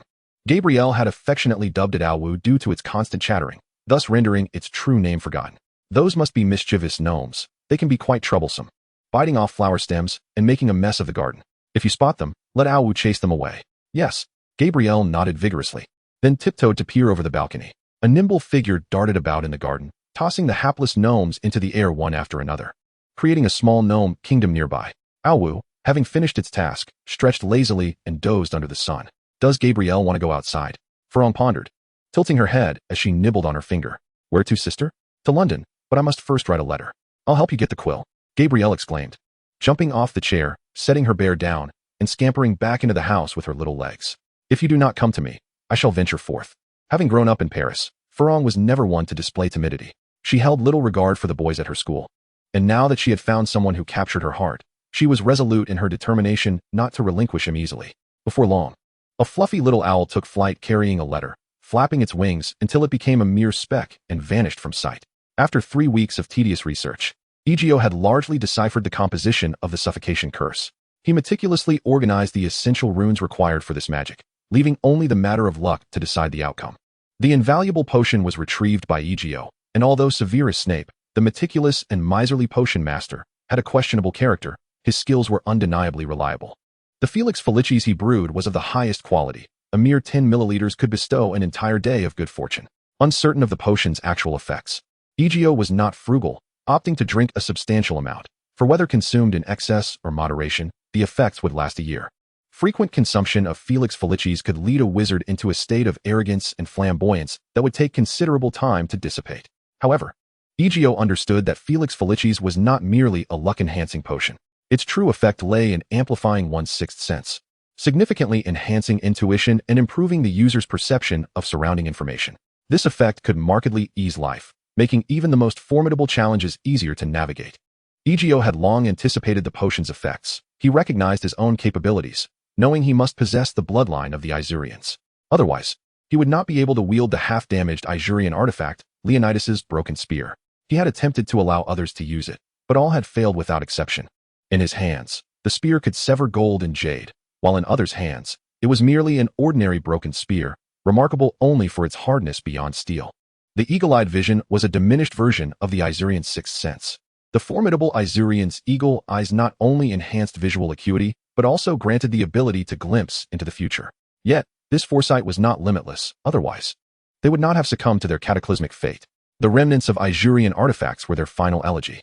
Egio's sixth sense surpassed that of anyone in this magical realm. He could actively employ it to evade danger and discern hostility. The perception of an assassin was a passive ability resulting from the continuous activation of this sixth sense. As Egio prepared to drink the precisely measured 10 milliliters of Felix Felicis, the sound of flapping wings drew nearer. A familiar little fluffball alighted on the window of the small cottage, and Neil extended his wing to push the window open. The little creature hopped onto Egio's desk. You have a letter. Quickly check it. The small fluffball chirped, raising its right foot in excitement. Chapter 97, Spell Testing and Harry's Birthday Showdown. 4. Privet Drive, Little Whinging. Surrey. He reconciled with his aunt and uncle in a rather straightforward manner. Harry recognized the value of the invisibility cloak, and thus, when he resolved to retrieve the money, he did not hesitate excessively. The Dursleys had never treated him particularly well, however, even after last year's holiday debacle that ruined his meticulously planned feast and caused the drilling business to fall through. Uncle Vernon still came to the station to collect him this year. In that moment, Harry felt a tangle of emotions. Aunt Petunia was, after all, his mother's sister, and their fear of him being a wizard was understandable. They had raised him for 10 years and sent him to school. Although their lives were somewhat meager, it was still preferable to being sent to an orphanage. Even during the third week of the holiday, Draco, who had run away from home on the night bus, encountered no hardship. Uncle Vernon furrowed his brow but ultimately acquiesced to Draco's request to stay for a month, bringing in a folding bed to Harry's bedroom, which, while not overly spacious, could accommodate an additional bed. Draco. Harry suddenly rose from the bed, but upon glancing at Draco, who was struggling with a quill to tackle his summer homework, he felt a wave of discouragement wash over him. What's wrong? Draco turned his head in confusion. Never mind, asking you is futile. Harry flopped back onto the bed. How would you know I can't help if you don't ask? Draco's curiosity was piqued. He tossed aside the quill and plopped down on the edge of the bed. I've noticed you often have Hedwig deliver letters for you, all mysterious-like. Are you hiding something from me? But discussing this matter with you is pointless. Harry stared at Draco with a deadpan expression. Have you ever been in love? Draco was momentarily taken aback before shaking his head. No. Have you ever pursued a girl? Harry pressed further. Well, not really. Draco scratched his head, looking somewhat constipated. But there was a girl who pursued me. His voice suddenly gained a bit of bravado, albeit just a touch. Are you referring to that girl with the lion cub hairstyle from first year? Pansy was it. Do you still keep in touch with her? Is that what you call being pursued? Being chased by a lion cub? Just tell me if she was pursuing you or not. Draco flicked his bangs aside, adopting a haughty demeanor, then leaned in conspiratorially. I haven't seen you getting close to any girls at school. When did that start? This is a golden opportunity. Draco perked up instantly. I know this. You're asking the right person. You haven't even held a girl's hand. What do you know? Harry scoffed, rolling his eyes. As if you have. Draco huffed. Does shaking hands count? I did shake hands with her on the train. Does that count? Draco sounded uncertain, as his earlier confidence was swiftly unraveled. But he quickly added, of course, that doesn't count. What is a handshake? Let me tell you about pursuing girls. I plan to take her out for dinner after Quidditch practice, maybe catch a movie, and then go shopping. Do you have anything to add? Draco's ear-scratching demeanor was somewhat comical, and after a long pause, he finally managed to utter, that's a good idea. Did you come up with that? Ezio had previously spoken to me about this, but I find myself utterly at a loss. He makes it sound so effortless, yet the moment I contemplate it, I am completely unsure how to express myself. Now, it is Harry who is on the verge of desperation. Do you think this might be a tad hasty? Perhaps it would be wiser to wait a while. So why not consult the omniscient Ezio? Why not pose the question? It costs nothing to inquire. When have you arranged to meet? This Friday, coincidentally the last day of the month, which also happens to be my birthday. Could I use my birthday as an excuse to invite her to dinner? Harry's mind suddenly began to whirl. This reasoning was exceptionally smooth and utterly unobtrusive. A minute later, Hedwig was solemnly grasped by Harry's hand. I implore you, Hedwig, please deliver this letter to Ezio swiftly. I hope he is not in Africa. Hedwig pecked at Harry's fingers, indicating he should release her. Then with a powerful flap of her wings, she soared into the distance. Just moments after the little ball of fluff set off to deliver the letter, a magnificent snowy owl appeared at the window of Ezio's cottage. Hedwig and Neil shared a cordial relationship. The two birds were acquainted, primarily due to Hedwig's impressive size, which Neil did not perceive as a potential meal. It seemed today was indeed bustling with activity. Ezio unfurled the letter from Hedwig's talons. After a rapid scan, he placed the two letters side by side. If I succeed at least halfway, then I shall proceed. This sensation was akin to a realization that no challenge in the world could possibly thwart him. In that instant, his perception expanded rapidly, as Ezio possessed an innate mastery of his sixth sense, granting him a heightened sensitivity to the effects of Felix Felicis far beyond that of other wizards. His passive senses were amplified exponentially, and his hawk-like vision was instinctively activated. He scrutinized the parchment stacked upon the table, the incantations inscribed upon it suddenly appearing to him as if they had come alive, dancing and leaping. Seizing a quill, he swiftly inscribed line after line of magical text, the characters pulsating at the tip of his pen. Before the ink even touched the page, he could glimpse a second into the future, foreseeing whether this character would effectively coalesce with the preceding spell. Erroneous options were rapidly discarded as he navigated through a multitude of choices, seeking that singular correct path. This was not merely a flood of inspiration, but rather a profound certainty, as though he had grasped the very essence of the future. Felix Felicis does not bestow luck upon wizards. Its power merely assists them in avoiding erroneous choices, relying on an intuition that, while less potent than magical prowess, proves invaluable in discerning the path that leads to success. Thus, fortune manifests. The correctness pointed out by Felix Felicis aligns with what people perceive as good fortune. This particular spell was the one upon which Ezio invested the most time and research, unlike several other spells which he did not delve into as deeply. Even if their complexity did not rival this one, the time spent was certainly comparable. The enhancement of the second ironclad spell has been meticulously transcribed onto parchment, enveloping the room in a profound stillness, save for the faint rustling sounds. 3 perceptive birds flitted out of the window, as Neil led them into the adjacent grove to tease the hapless little prey. As twilight descended, the pile of parchment on the desk grew ever taller. Yet Ezio's spirit burgeoned with vitality. The completion of each spell bestowed upon him an unparalleled sense of fulfillment. The exquisite sensation of forging a path in the realm of magic through his own endeavors was extraordinary.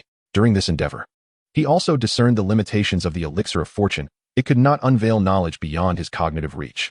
Ezio could not rely on the elixir to directly invent an entirely new spell, as his knowledge reservoir was insufficient. The elixir could not confer upon him previously unmastered wisdom. It merely allowed intuition to eliminate erroneous options. The potion, originally potent for 24 hours, experienced a diminishing duration under such intense exertion. If his sole aim was to ensure a pleasant day, the potion could indeed sustain its effects for that duration. However, the inspiration it could ignite was finite. As was the enhancement of his sixth sense, Ezio's pace in writing and drawing slowed, as he sensed the waning efficacy of the potion, and his final incantation remained incomplete.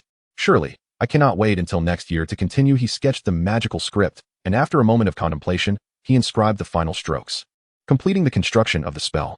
The wondrous sensation that allowed him to glimpse a second into the future dissipated, the eagle-eye vision automatically deactivated, and his previously heightened spirit gradually calmed. Ezio exhaled a breath of relief. It seems my fortune is indeed favorable. He cast aside the quill and stretched his body, the stiffness in his muscles easing at this moment. He languidly reclined in his chair. Several sheets of parchment were extracted from the stack on the desk and arranged before him. The lengthy magical script would ultimately be encapsulated by a single incantation. Should he choose to share this incantation publicly, any wizard utilizing it could wield a spell aligned with Ezio's envisioned effects. Could this be deemed dark magic? Regardless, he dismissed the thought, whether dark or light. Effective magic is simply good magic. Ezio possessed a certain understanding of Latin, a once native tongue now regarded as a dead language. The reason for employing Latin in spells was to mitigate the risk of misinterpretation, thereby maximizing the efficacy of the incantation, ensuring accurate correlation with the magical script. This method was favored among European wizards, while other regions had their own analogous alternatives. Precisely articulating the meaning of the magical script constituted the final and most crucial step in spell design. Once the incantation was established, alterations became exceedingly challenging. A poorly crafted incantation could significantly diminish the spell's effectiveness. Rewind nightmare. Ezio's wand traced elegant arcs in the air, as the arcane symbols materialized alongside his whispered incantations, leaving a trail of golden characters suspended in the atmosphere. At that moment, the spell and the magical script intertwined, inscribing this incantation upon the infinite pages of a tome unseen. A black raven emerged from the tip of the wand, and Ezio, with a casual flick, extracted a comatose man from his pocket, unceremoniously casting him onto the ground. The raven flew silently, before gracefully alighting upon the man, vanishing in the blink of an eye. The man, still ensconced in slumber, exhibited a subtle shift in expression, his brow furrowed, emitting indistinct murmurs as his eyes darted rapidly. Ensnared in a nightmare decidedly unfriendly to him. The effect was satisfactory. Ezio nodded slightly, the efficacy of the spell aligning perfectly with his design: stealthy infiltration, memory extraction, and the concealment of any adverse effects from the memory retrieval. Furthermore, this black raven possessed ghost-like properties, capable of traversing walls and barriers, its movements entirely governed by Ezio. With the success of his initial incantation solidified, he approached the subsequent nomenclature with newfound familiarity. Stasis field, interstitial leap, enclosed death domain. Ezio grasped a standard 134 mini-cannon, employing 76,251 rounds. After a simple modification, the battery module was discarded, replaced by a rudimentary alchemical array that activated the internal gear mechanism, achieving a maximum firing rate of 6,000 rounds per minute. The weapon retained a linked ammunition feeding system, and the barrel was enchanted with silencing, shock-absorbing, and fireproof spells, eliminating the need for a cooling system. The magazine module was enhanced with a seamless expansion spell, accommodating 60,000 rounds. A simple target dummy donned a lightweight bulletproof vest as Ezio, standing 15 meters away, activated the alchemical array, priming it for action. Golden shells were ejected, the sound of their clattering on the ground ringing melodiously. As a nearly 3-foot-long serpent of fire erupted silently, hundreds of projectiles weaving into a dense curtain of fire. Yet, the moment the first bullet grazed the target dummy, an invisible magical shockwave unfurled. As the bullet's kinetic energy reached the outermost layer of the ironclad spell, the unleashed magic deflected it, and the stasis field simultaneously activated, establishing a spherical zone with a 5-meter radius that thwarted all high-velocity projectiles. The bullet's kinetic energy was stripped away, colliding with an invisible wall of air. The free-falling projectiles scattered across the ground, while the timer's needle continued its relentless dance. 43 seconds. As Ezio dismantled the target dummy, he released the trigger and pressed the pause button on the timer. The outcome was commendable. Ezio nodded in satisfaction. If he had relied solely on a barrier spell, firing at the same rate with identical caliber bullets, a standalone barrier would only endure for a maximum of 11 seconds. While a singular slowing spell would necessitate at least 13 meters of deceleration to fully dissipate the bullet's kinetic energy. By amplifying the magical output, he anticipated that expanding the stasis field to 8 meters would enable it to last for over a minute. Changing his stance, Ezio conducted the test once more, and the ultimate outcome revealed that by augmenting the output of magical energy and expanding the magic field's radius to 7 meters, the yield of magical power was maximized, resulting in the most balanced effects, allowing him to endure a relentless barrage of 134 shots for a full minute and a half. Indeed, 7 is a most intriguing number. After discarding the now-empty magazine and the nearly obsolete toy, Ezio retrieved a reliable and inexpensive weapon, a model known as 7, which had become mere scrap in the black market. Although it was sold as worthless metal by others, its simplicity and effectiveness remained unaffected. With a new mannequin target set at a distance of 30 meters, Ezio squeezed the trigger.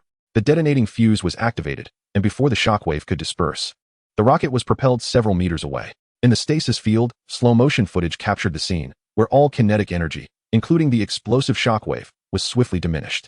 The fragments of the explosion fell helplessly to the ground, while the spreading flames were confined to a remarkably small area. The second rocket, however, did not share the fortune of the first. Upon entering the stasis field, it became suspended mid-air, and the untimed rocket plummeted to the ground with a muted thud.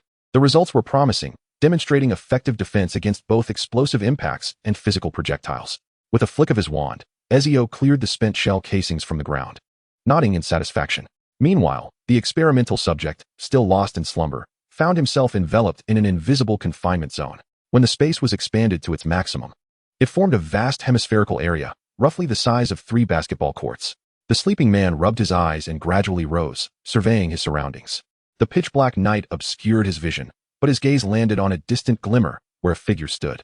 Muttering to himself in confusion over how he ended up there, he instinctively reached into his pocket and retrieved a filthy dagger. Yet, as he rushed toward the figure, a burning candle hovered in midair, while an unseen air barrier obstructed his advance. Bewilderment filled his mind as he thrust the dagger against the invisible wall, but it proved insurmountable. Ezio removed his hood and locked eyes with the man, who uttered words that fell on deaf ears. Ezio merely observed quietly, watching as the individual, unable to communicate, began seeking a way to escape this place. The confinement as strength was not overwhelming, yet it was not a mere petty thief who could easily break through.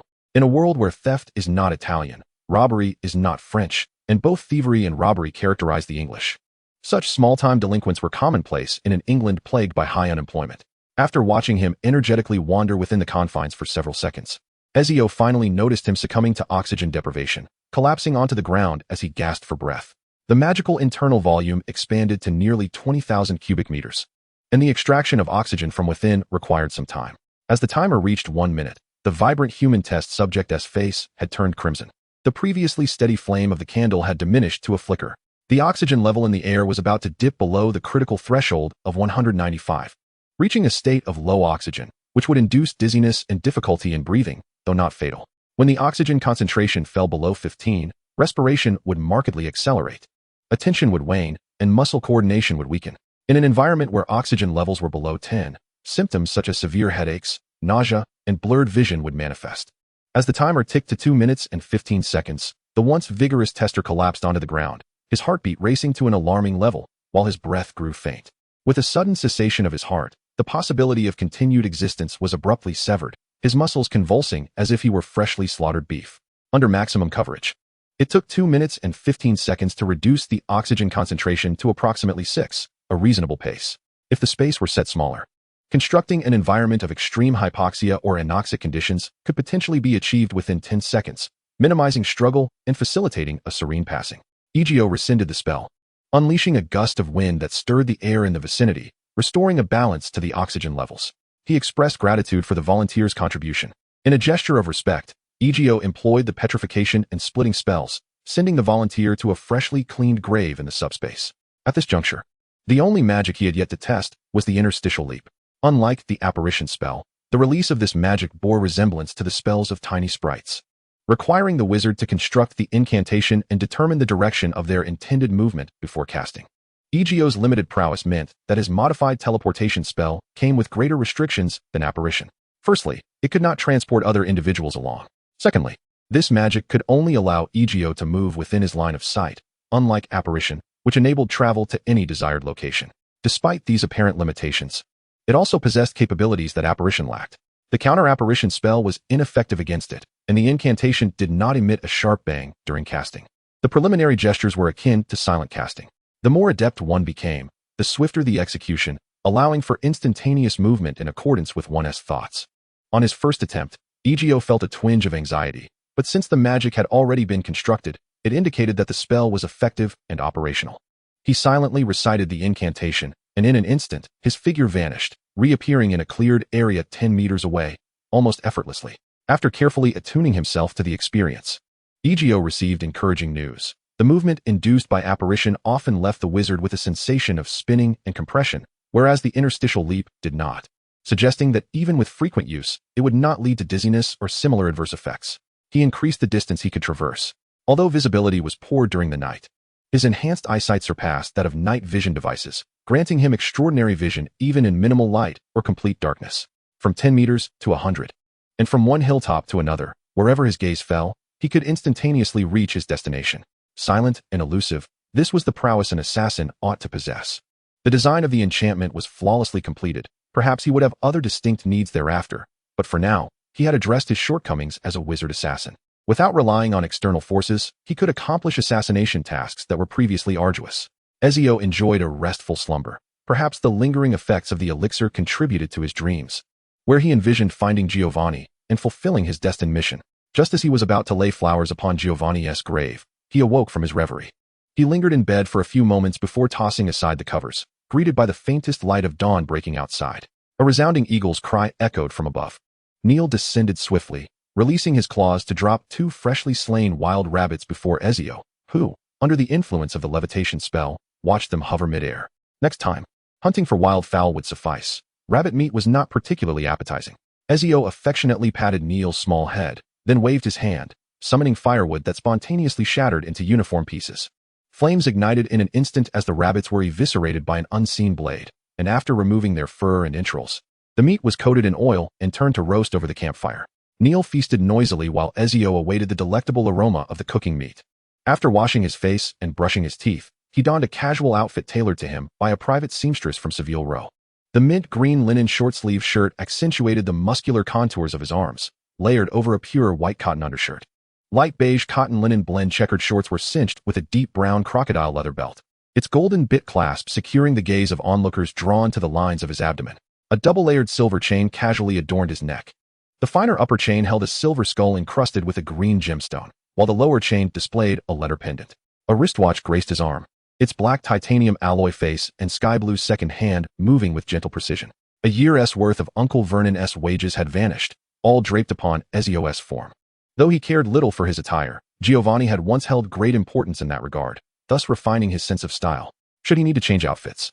The small pouch attached to his belt could readily produce his possessions, allowing him to switch garments in mere seconds with the aid of magic. A convenience that required no further validation in daily life. Yesterday's triumph allowed Ezio the luxury of a day off. He utilized the shadowy form of his teleportation to depart from the cottage. Having informed them of his location when he wrote to them, the Claridge Hotel in the heart of Mayfair, conveniently near Bond Street. A splendid destination for shopping in this era. In the Hotel CAF, Ezio leisurely perused a book, serenaded by soft melodies. After a brief wait, 2 enchanting figures, a striking pair of a woman and a young girl, were gracefully ushered in by the hotel attendant. The combination of Fleur and Gabrielle was nothing short of a breathtaking spectacle in the Muggle world. Even the most lethargic gentleman nearby couldn't help but be captivated by the sight of the 2 young ladies, both adorned in exquisite matching dresses. Fleur, poised to enter 5th grade next term, radiated an innocent yet intoxicating allure, reminiscent of a flower in full bloom. Her name, meaning flower in French, perfectly encapsulated her beauty and elegance. Meanwhile, her younger sister Gabrielle, though still blossoming, resembled a little angel, her gentle smile capable of melting the iciest of hearts. Would you prefer iced tea or juice? Perhaps a taste of coffee? Ezio inquired with a smile as he invited Fleur and Gabrielle to take a seat. Iced tea. They replied in unison, intrigued by the idea, as coffee and juice were commonplace in the magical realm, but they had yet to experience iced tea. Ezio nodded slightly to the attendant, and soon 2 glasses of peach iced tea arrived, their vibrant hue sparking curiosity in the girl's eyes. Is anyone else joining us today? Fleur asked, her curiosity piqued. I thought your attire was specially chosen for a date with me. When did we progress to such a stage? Ezio stirred his coffee with a silver spoon, his tone casual. Are you reluctant? Fleur arched an eyebrow. At least not at the moment. Even with a beauty before me who could outshine the flowers. Noticing Gabrielle's gaze, Ezio quickly amended. I should say, 2 angelic maidens. Gabrielle nodded in satisfaction. Sipping her refreshing peach iced tea, her eyes narrowing in delight. Is it truly so challenging to pursue a boy? Fleur mused, resting her chin on her hand, a slight pout forming on her lips. You are tempting me, Ezio remarked, taking a sip of his mildly warm coffee, unadorned by sugar, its bitterness evident. Fleur's cheeks flushed slightly, and after a moment's hesitation, she defiantly replied, and what of it? If I encounter someone I admire, I will certainly pursue him. Should I wait until you are whisked away before regretting my inaction? Are you not afraid I might be a roguish charmer, enamored with every pretty face? Then you must find a beauty worthy of comparison, Fleur replied, scanning the surroundings, acknowledging the difficulty of the task unless one were to cast their eyes upon Gabrielle. I would never stoop so low, Ezio chuckled, shaking his head. Gabrielle was lovely, but charm paled in comparison to allure, as Ezio shrugged. I appreciate that sentiment. Fleur leaned slightly forward, unloading a heavy burden. She was acutely aware that her most formidable asset was her beauty. However, that alone was insufficient. She possessed a wisdom that matched her appearance, excelling both in her illustrious lineage and her academic pursuits. The Delacour family in France is akin to the Black family of England 15 years prior, holding a prominent position within the wizarding world as a renowned and powerful pureblood family. They are celebrated for their striking beauty, with both handsome men and stunning women, and their influence in France far surpasses that of the current Malfoy family. I believe, however, your direct approach may be too swift, leaving you unprepared for my response should our companions arrive. Egio's gaze shifted to Harry, who had donned a fresh, crisp outfit and was engaging in light-hearted conversation with a dark-haired Asian girl. This was Fleur Delacour and her sister Gabrielle, my roommate HarryPotter and Ravenclaw's Cho Chang. Egio stood to introduce them. Harry and Cho were momentarily taken aback by the beauty of the Delacour sisters. Their Vila heritage endowed them with a captivating allure that, combined with their already high attractiveness, was magnified several times over, appealing to both genders. However, for women, if one does not succumb to their charm, jealousy may easily arise as a side effect. Harry, having been forewarned by Egio, discreetly pinched his palm when Cho's gaze fell upon him. His expression momentarily faltered before returning to normal, yet he dared not linger his gaze, opting instead to focus on Cho. Their eyes met and held for a moment before parting. To Egio, Cho lacked the exotic beauty that would have elevated her appeal. While he acknowledged her beauty, it did not astonish him, as he had encountered many such beauties in a past life and had developed a certain immunity. Harry, however, genuinely admired her. If Fleur's beauty rated a perfect 10, then Cho's foundational allure was an 85, and with the added enhancement of a filter, that figure could rise to a 9. The striking combination of handsome men and beautiful women drew attention. After a brief respite in the CAF, Egio announced the first destination for Harry's assistance today. Are you ready to begin? Egio led them out of the hotel to a secluded spot free from prying eyes. Our first stop today is Sop Park. Take my hand. Can you apparate, Egio? Cho asked, a hint of surprise in her voice, for this was a 6th-year topic. I'll be in 6th year next semester. I've already passed the 5th-year exams this term, but I only chose to take the 5 compulsory subjects along with ancient runes and alchemy. That was fast. Cho covered her mouth in astonishment. Graduating from Hogwarts in 4 years is quite an impressive pace. Actually, it isn't too difficult if you establish a solid foundation. Harry also plans to skip a grade. He excels in Slytherin, Egio remarked. Upon hearing this, Harry felt a pang of anxiety. He had not applied to skip a grade. Since boarding the train, he had resolved to keep up with his studies. I even wrote to Professor Dumbledore on his behalf, and the headmaster approved it. Harry cleared his throat, nodding with calm assurance. I am confident I can keep pace with the curriculum. Speeding up will not be an issue. As Autumn's gentle gaze shifted, it fell upon Harry. So, we will be classmates next year? She inquired. If you're willing. I find myself somewhat concerned about keeping pace in certain classes. It would be wonderful if you could lend a hand. Harry's mind raced at that moment, nearly reaching the brink of overload, while he covertly observed Cho, feeling a surge of anxiety. On the side, Farong discreetly curled her lips into a smile, having discerned what Egio intended to do that day. For her, this was not a matter of concern. Rather, it was quite favorable. If I can be of assistance. Cho spoke, her confidence wavering slightly.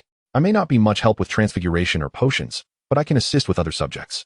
Harry agreed to help her improve her Quidditch skills over the holidays, considering it a mutual support, and he found her company quite pleasant. Are you ready? Egio extended his hands. Farong and Gabrielle grasped his right hand, while Harry and Cho took hold of his left. In an instant, their figures shimmered, and with a soft pop, they vanished from sight.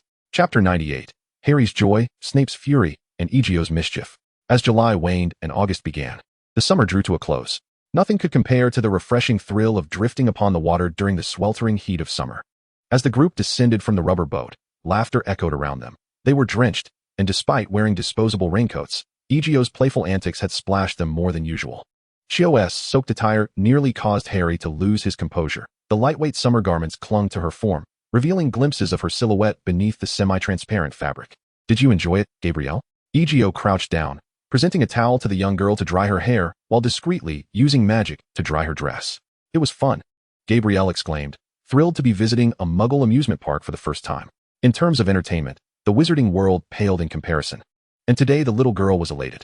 Would you like some ice cream? Yes. Gabrielle joyfully took Egio's hand, while Farong, witnessing her sister being whisked away, pouted slightly. Egio, we've lost our sister. After taking a few steps, Gabrielle looked around anxiously, calling out to Egio. She hasn't been lost. She's just feeling a bit jealous. Oh, but what does being jealous mean? Gabrielle spun around, catching sight of Farong a few steps behind them. She raised her hand and waved cheerfully, calling, "Sister, come quickly. We're going to get ice cream." Being jealous, Egio chuckled, glancing at Farong, who approached with her arms crossed, clearly aware of Egio's intentions. "What are you looking at?"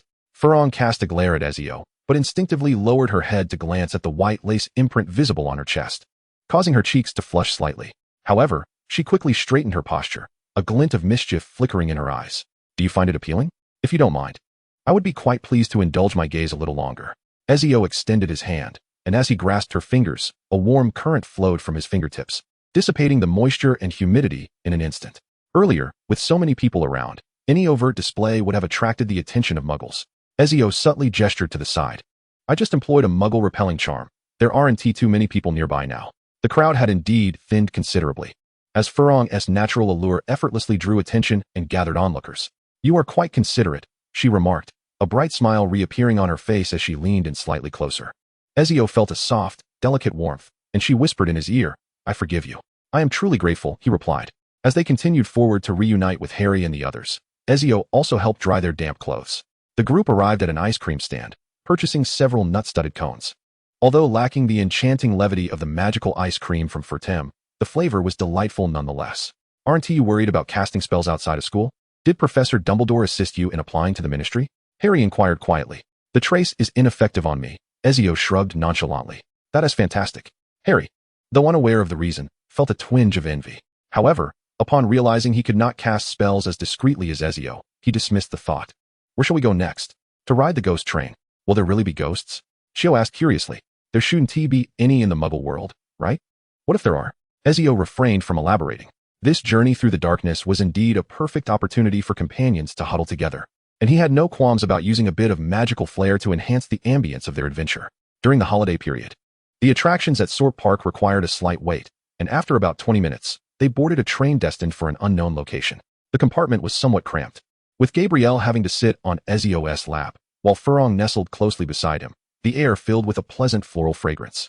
This deliberately shaky train plunged into the darkness, illuminated only by a flickering light that cast soft shadows within the compartment, creating an atmosphere of obscurity, accompanied by strange whispers of wind in their ears.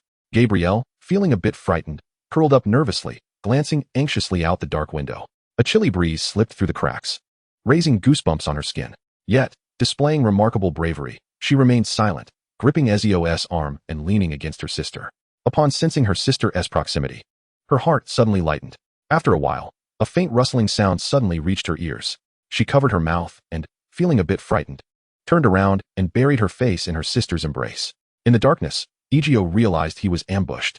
A fairy sought to devour him, compelling him to retaliate, albeit cautiously. Fuyun, slightly blushing, held Gabrielle's hand as they disembarked. Harry and Shio, who had walked out behind them, seemed to have undergone a subtle change after their brief interaction. Their compartment appeared not entirely soundproof, for strange noises from outside pervaded, resembling the chilling whispers of ghosts that sent shivers down one's spine. Amidst the tranquil darkness of their journey, they could only clasp each other's hands, alleviating the increasingly oppressive dread of the shadows surrounding them. A leisurely stroll through the woods eased their spirits. As noon approached, Egio suggested they find a picturesque spot to rest and address their lunch. Departing from Sop Park, Egio led them to the edge of a sparse grove not far from the seaside, where they collaborated to gather firewood and set up a picnic site, reveling in their task while minimizing the use of magic. After sharing a platter of fruit to cleanse their palates, the dappled sunlight filtering through the treetops made them drowsy. Gabrielle, sleepily clutching a plush teddy bear, dozed off, while the remaining four gathered to converse. The contrasting landscapes of Beauxbatons and Hogwarts fascinated Harry and Shio, and the magical world so distinct from England captivated Harry's imagination. Was the moonlit embankment of Paris truly that beautiful? He found it hard to believe, as he had always thought that other places in the magical realm resembled Diagon Alley. "Indeed, it is splendid," Shio nodded. "I visited a few times with my parents. There's a divination shop I particularly wish to see, but I never had the chance. It's quite convenient to use flu powder, as it's not far. Just utilize the ministry's official flu network." Gabrielle and I arrived that way. With only 2 or 3 transfers, it took just a few minutes. "That sounds wonderful." Spending the day out and returning home by night.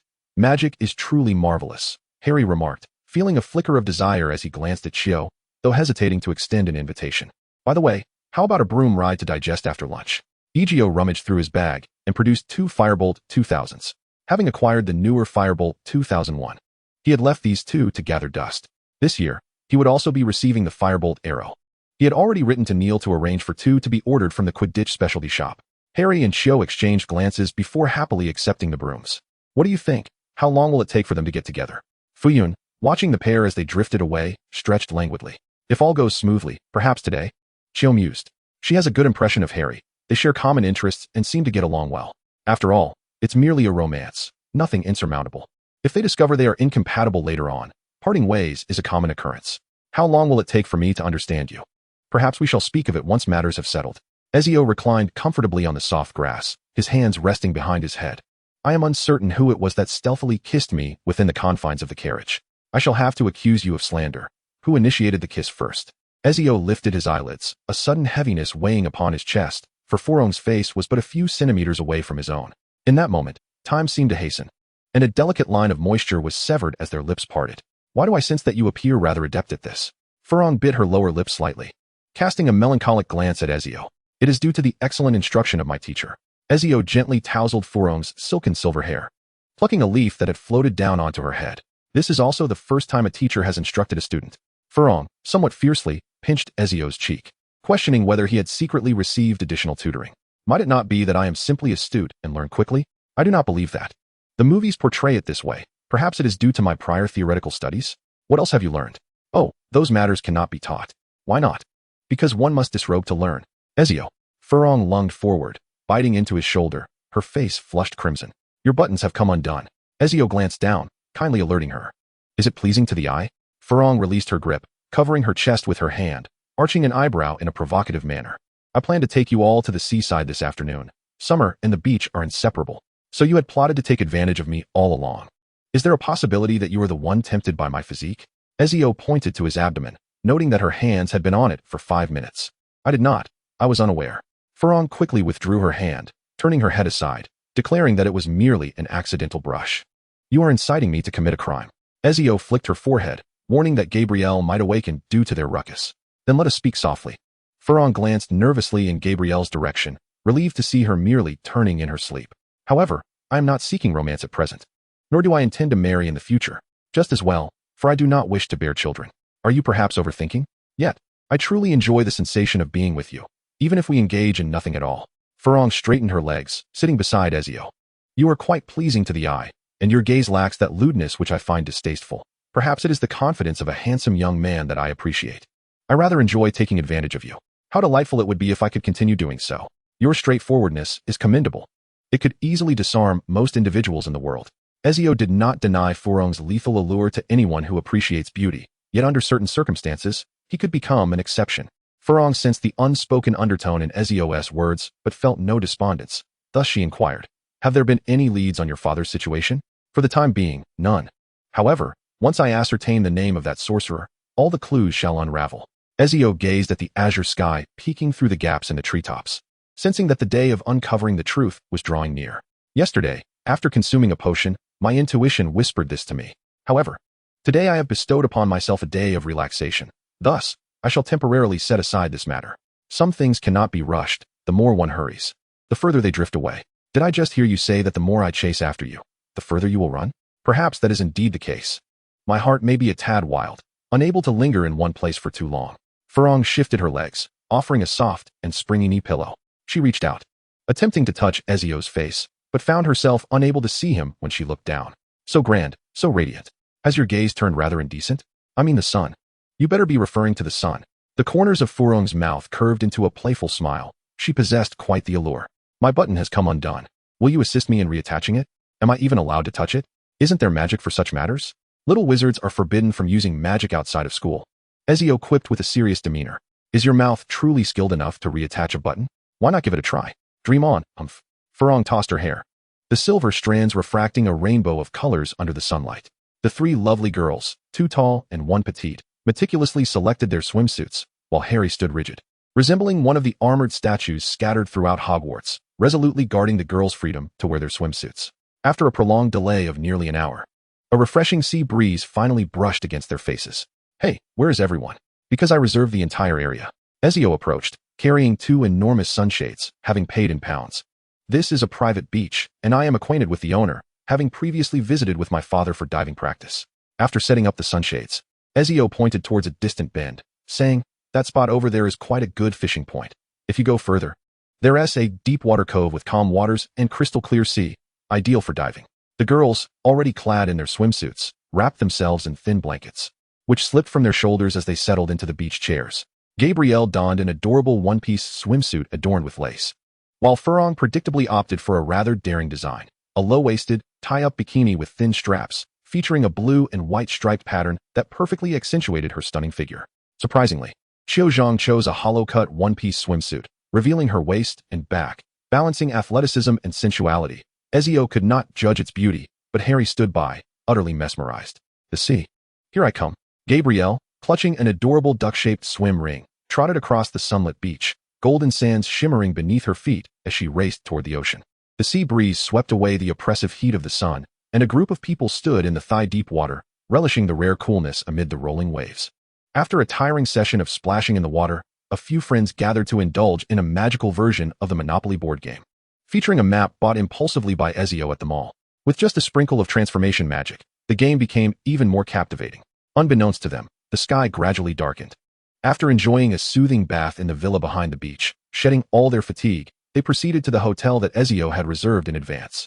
Today marked Harry's birthday, and it was the first time he celebrated by blowing out candles and making wishes with friends. The joy radiating from him was palpable to all. After a sumptuous birthday dinner, their journey reached its final destination. At the Blackpool Pleasure Beach stood the tallest Ferris wheel in London before the construction of the London Eye, soaring to a height of 60 meters. Its transparent cabins offering breathtaking views of the Irish Sea. What a splendid day it was. Furong tilted her head, resting against Ezio's shoulder, while Gabrielle, weary from the day's activities, felt the urge to sleep after dinner. Nestled in Ezio's embrace, clutching her teddy bear, she had already closed her eyes and drifted off. Having come to London, they certainly did not wish to disappoint their guest. But merely a guest? Furong playfully lifted Ezio's chin with a finger, now slightly taller than him, exuding an air of dominance. Surely, they could not be mere lovers. That would be a more preferable designation. She leaned in for a kiss, this time tasting sweet cream with a hint of strawberry. Two pairs of curious eyes secretly observed from above. Qiu, initially intending to admire the scenery from their elevated position, caught sight of the scene unfolding in the cabin below, as did Harry. Had it been at least 3 minutes? Would they not suffocate? Qiu poked Harry's arm. Harry could feel his face burning, but in the current environment, visibility was limited, and he was unsure. As the Ferris wheel reached its apex, the youthful couple, having just witnessed a rather stimulating moment, fell into a serene silence within their tiny, transparent cabin. "Happy birthday, Harry," Qiu whispered softly, perhaps due to his nervousness. His hand inadvertently brushed against something cool. "You're blushing," Qiu observed, her eyes crinkling with mirth. "I'm sorry, I didn't mean to," Harry stammered, struggling to articulate his thoughts. His mind felt muddled, and he yearned to change the subject but found himself at a loss for words, resulting in a nonsensical utterance. Wouldn't they suffocate? A warm presence, infused with a delightful fragrance, drew closer. After 5 or 6 minutes, the Ferris wheel completed its final half-circle, and Harry, feeling as though he were walking on clouds, stepped out of the cabin, convinced that today felt like a surreal dream. Yet it seemed all too real. A fleeting thought crossed his mind, and the warmth in his palm reassured him that this was no illusion. "Looks like you've had quite a day," Ezio teased, noticing Harry's still flushed cheeks. "Wishing you sweet dreams, and a happy birthday, Harry." Ezio retrieved a birthday cake that had been previously packed at the restaurant and placed it in Harry's hands. Thank you, Ezio," Harry exclaimed, feeling the weight of the cake in his grasp, momentarily at a loss for words. A fleeting shadow of sorrow passed across Harry's face, as this signified a month of intense self-study ahead, ensuring he would not be left bewildered upon returning to school. Yet, he welcomed the challenge with open arms. "See you next semester." "Yes, see you."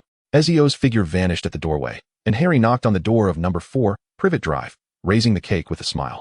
However, it wasn't long before the sounds of distressed wails echoed from within, akin to the cries of a slaughtered pig. Dudley, who rarely exchanged more than a few words with him, astonishingly forgot his fears of the wizarding world, joining his friend in an impromptu performance as the unlikely duo of Hefty and Slender, lamenting the occasion with their debut rendition of Happy Birthday to You. In contrast to the lightheartedness of some, the wizards at the Ministry of Magic found themselves in a state of disarray during the holiday season. A grave incident had occurred. The first egregious escape from Azkaban had transpired. The notorious Sirius Black had broken free, sending the Ministry's wizards into a state of heightened vigilance. For such an occurrence was utterly unacceptable in their eyes. The Dementors of Azkaban were not mere toys. They were dark magical creatures that fed on souls and joyful emotions. and Azkaban was their largest stronghold. While they drained the despair of the prisoners, they also siphoned off their magical essence. Typically, a wizard's magical prowess would significantly diminish after a few months in Azkaban. Although there was a possibility of recovery post-release, the rehabilitation period was undeniably lengthy. Unless one possessed an inherently malevolent nature that allowed them to befriend Dementors, such individuals were deemed a rarity.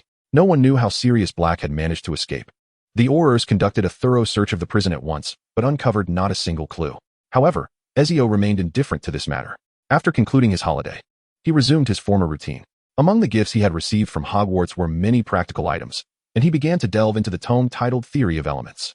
He found himself intrigued by the magic of other regions, particularly that of his homeland. Yet, accustomed as he was to the European style of spellcasting, starting anew proved more challenging than he had anticipated. After all, magic is an empirical discipline, heavily reliant on the guidance of a mentor. Fortunately, the book contained numerous annotations and analyses, making it relatively accessible for him to read. In the first week of August, which marked half a month since Draco had left home, Ezio arrived at the exterior of an opulent estate. Within the exquisite wrought iron gates lay a spacious lawn, where several resplendent peacocks proudly displayed their plumage, strutting regally to and fro. Ezio tapped the grand door with his wand, and shortly thereafter, it swung open to welcome him. Lucius Malfoy had been in a state of restless agitation for the past fortnight. His wife, Narcissa, had expressed her considerable ire towards him, for their beloved son had run away from home, leaving behind only a brief note. Nevertheless, today he found himself compelled to set aside those burdens and treat his visiting guest with utmost seriousness. "Welcome, Mr. Florent," he greeted with due courtesy at the entrance of his home. As the host, Lucius was acutely aware of the esteemed reputation that the young wizard before him now held. The events surrounding Hogwarts were no secret to him. "Pleasure to meet you, Mr. Malfoy. I have a matter of some import to discuss with you, if you do not mind my forthrightness," said Egio, who had little patience for pleasantries, especially in business matters. Lucius, taken aback by the directness of his approach, nonetheless nodded and led Egio to his study on the first floor. A house elf brought in tea, but discreetly withdrew from sight. Once they were both seated, Egio lightly tapped the armrest of his chair. The crux of the matter lay in a diary, Tom Marvolo Riddle S. The very diary of the Dark Lord Voldemort, whom you once followed. As Egio bluntly articulated this, Lucius felt a subtle tension grip his body. "That was entrusted to you by your master, was it not?" Egio's piercing gaze locked onto Lucius, a chilling intensity in his eyes that made Lucius shift uneasily in his seat. The Chamber of Secrets indeed existed, and the creature within was a basilisk, a serpent that had lived for 1,000 years. Surely, you understand the nature of such a beast. 50 years ago, a witch was slain by the basilisk. Do you truly believe that Professor Dumbledore, now the headmaster, would permit such a lethal creature to roam within the school? Did you ever consider the consequences of your actions? Egio pressed, not allowing Lucius the chance to respond as he opened his mouth to speak. The atmosphere in the study became almost palpable, and Egio's aggressive demeanor left Lucius with no avenue for retreat. Yet, this was not the gravest of matters. Suddenly, Egio shifted his tone. "Dumbledore is unaware of who sent the diary to Hogwarts." This revelation momentarily eased Lucius's tension, but his heart sank once more. "Your gravest error was treating Voldemort's Horcrux, a vessel of his pursuit of immortality, as a mere dark artifact to be bestowed upon the Weasleys, intending to frame them or embroil them in trouble. Are you not aware that Voldemort is, in fact, not dead?" The words sent a chill of cold sweat cascading down Lucius's back. He had certainly heard of Horcruxes, while he had never studied such malevolent objects. He was not entirely ignorant of their nature, an item in which a fragment of one's soul is preserved, allowing for resurrection after death. A charred diary was carelessly tossed onto Lucius's desk by Egio. "It has been destroyed, has it not?" Lucius gazed at the remarkably familiar diary, his voice trembling as he began to speak. Upon realizing the gravity of the situation, he understood the magnitude of the calamity he had unleashed. Dumbledore would not show him mercy, for it was he who had delivered this item to Hogwarts, thereby reopening the Chamber of Secrets and allowing the basilisk to reemerge.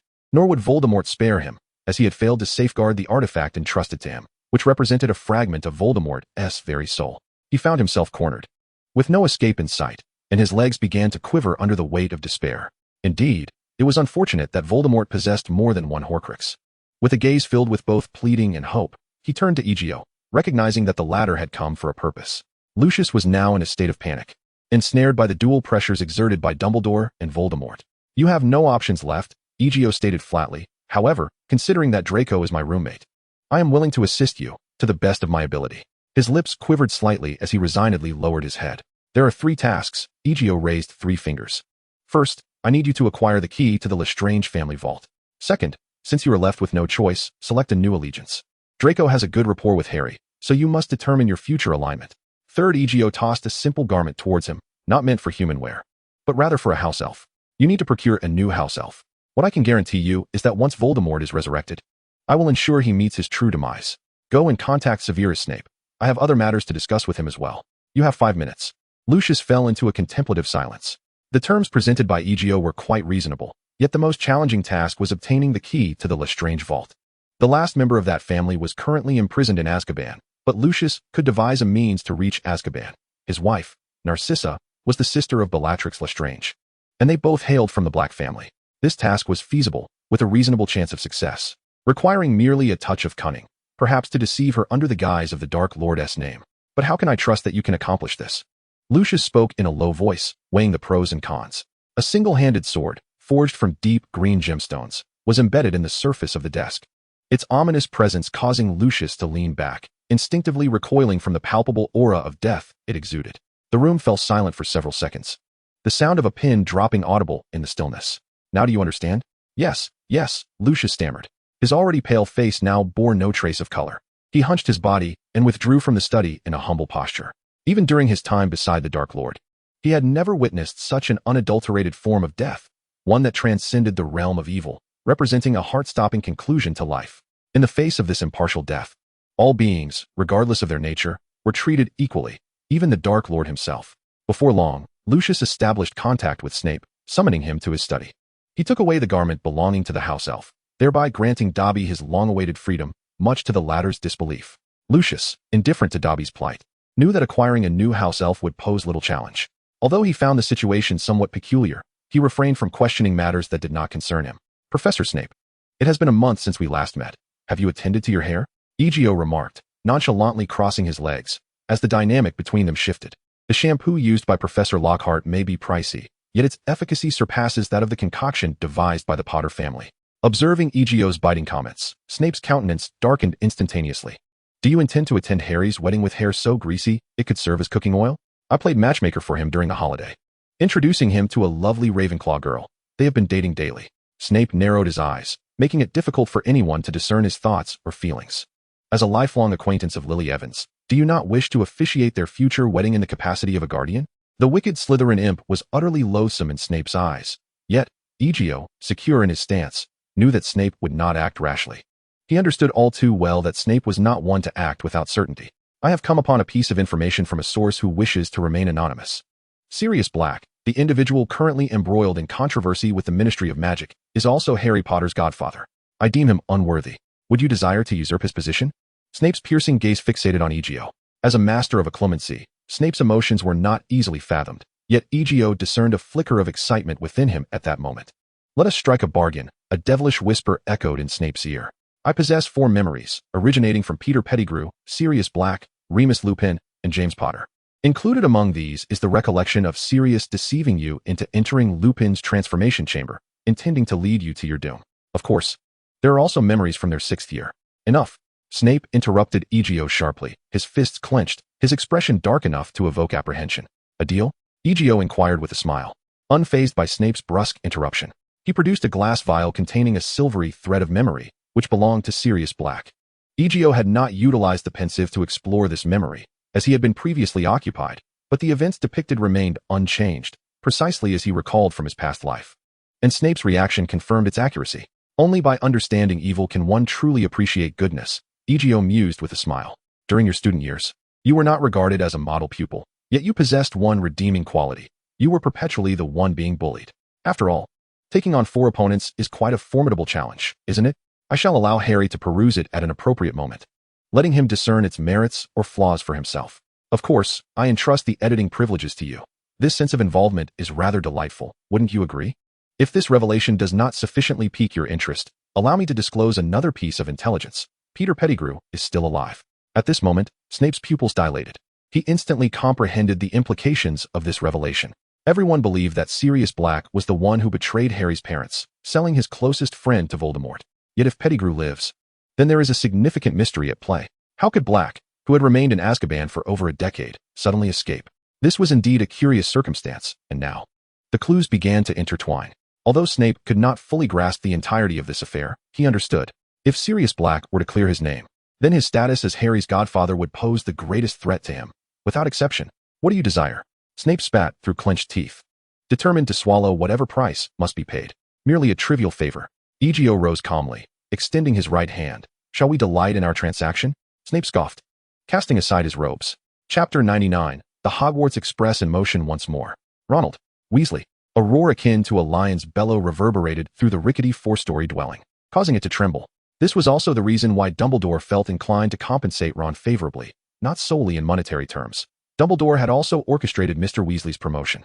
The office he oversaw, dedicated to the prohibition of the misuse of Muggle artifacts, had expanded, and he now earned a salary of 140 galleons per month, nearly double his previous earnings, with a staff of 16.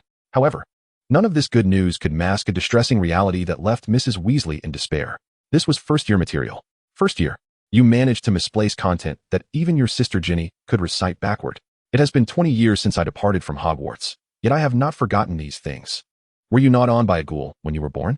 I feel compelled to unscrew your skull to see if it houses decayed cheese or some other refuse. It has been a full 2 months since you recovered. What did you promise me 2 months ago? Mother believed wholeheartedly that you were a child eager to learn. Even after you had misbehaved at school due to this matter, I always had faith in you. Mrs. Weasley's chest heaved violently. And had it not been for the twins and Mr. Weasley restraining her, she would have already brought the frying pan down upon someone's face. Her furious outcry sent dust cascading from the ceiling, causing everyone in the room to tremble, while Ron, facing her, felt his legs turn to jelly.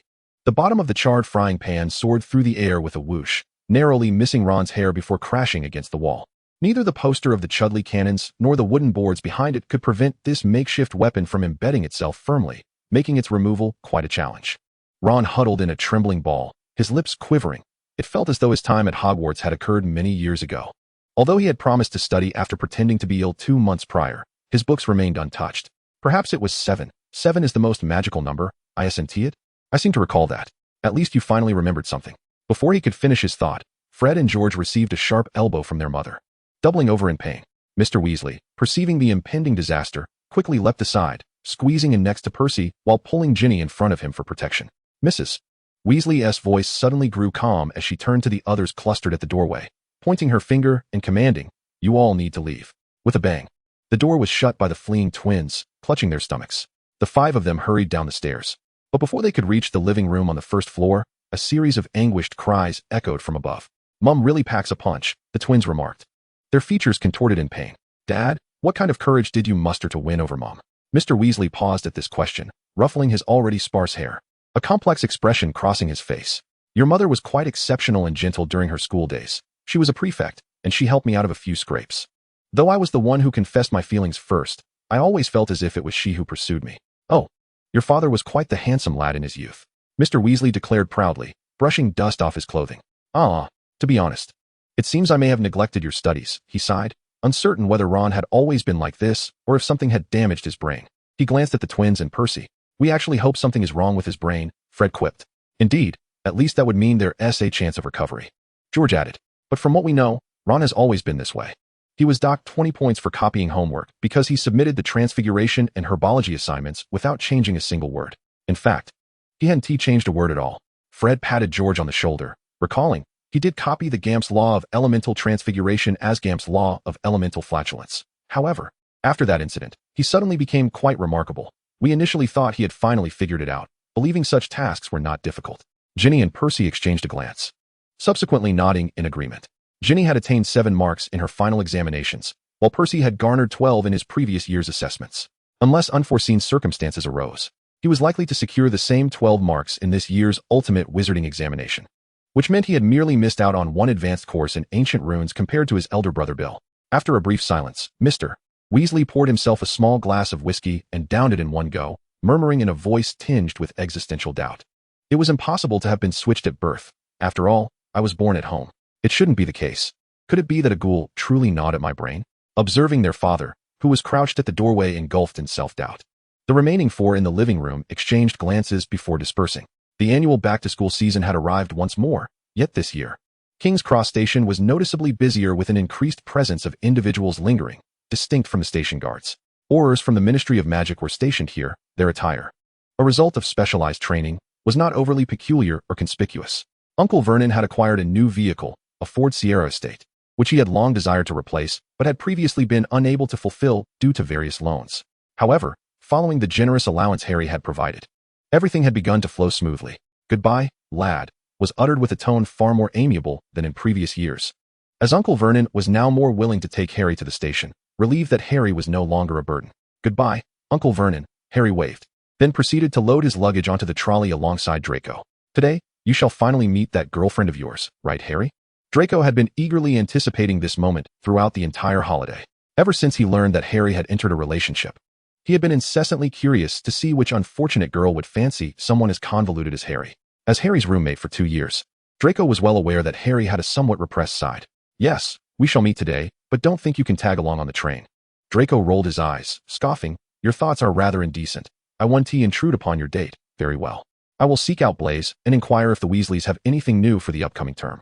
This topic piqued Draco's interest. He had fully maxed out his affinity with his little cleaning spirit, and with a mere thought, the spirit could transform into a soft, delightful, ghostly figure. Though limited in capabilities, there were still numerous possibilities. Under the watchful eyes of the Aurors disguised as Muggles, they swiftly made their way to platform 9 3/4.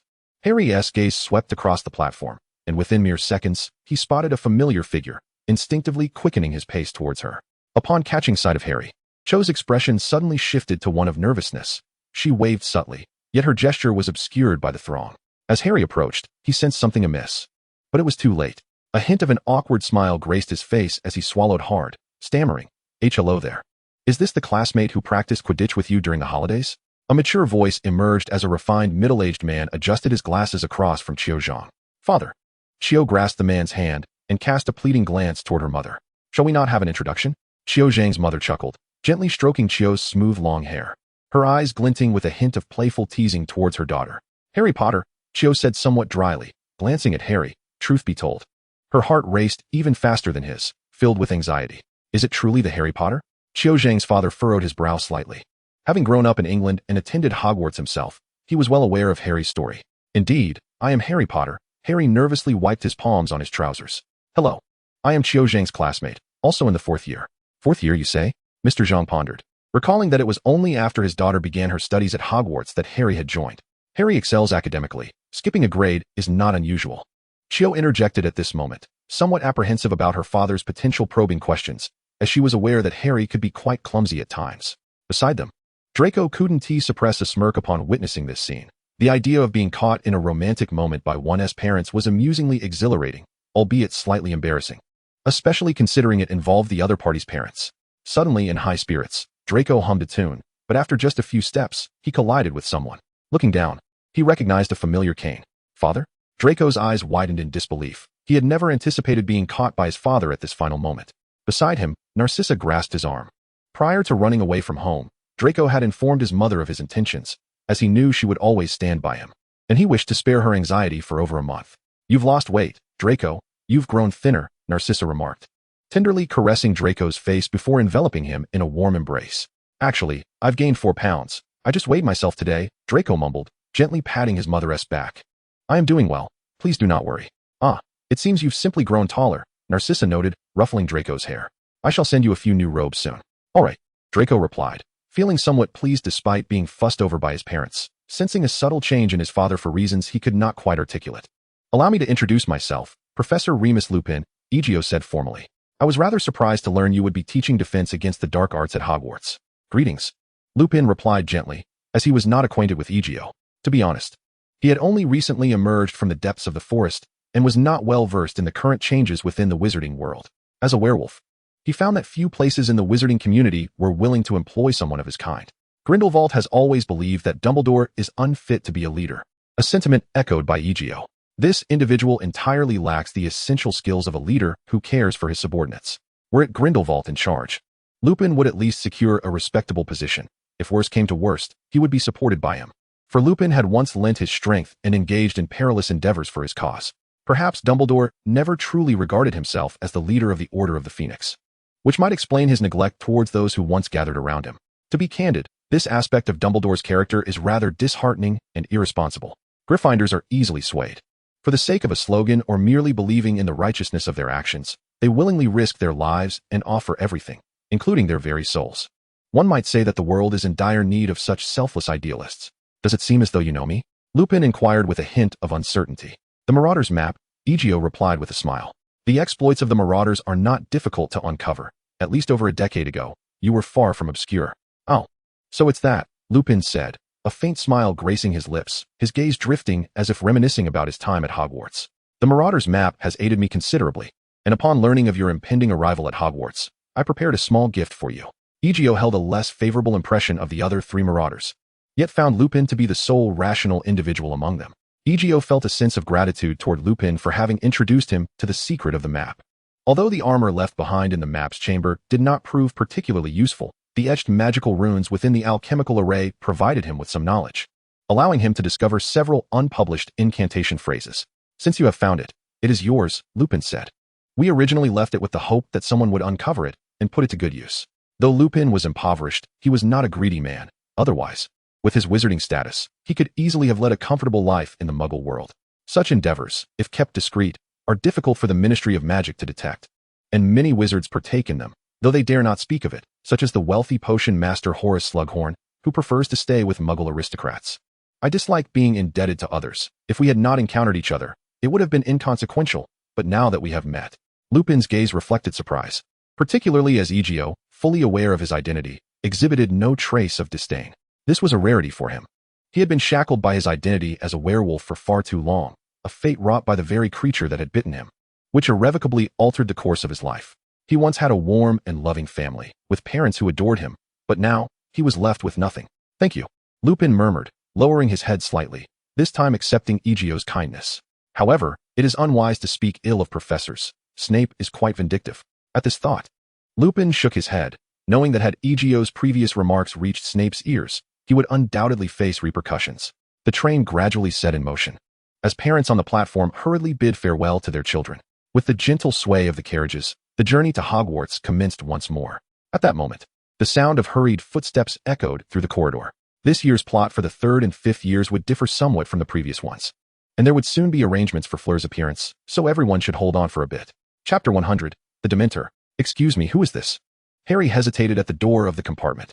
Professor Remus Lupin. He is our defense against the dark arts teacher this year. Hello, Professor, Harry greeted Lupin, instinctively releasing his grip. There's no need to be nervous. In fact, Professor Lupin is your uncle. He was a good friend of your father's during their time at school. Really?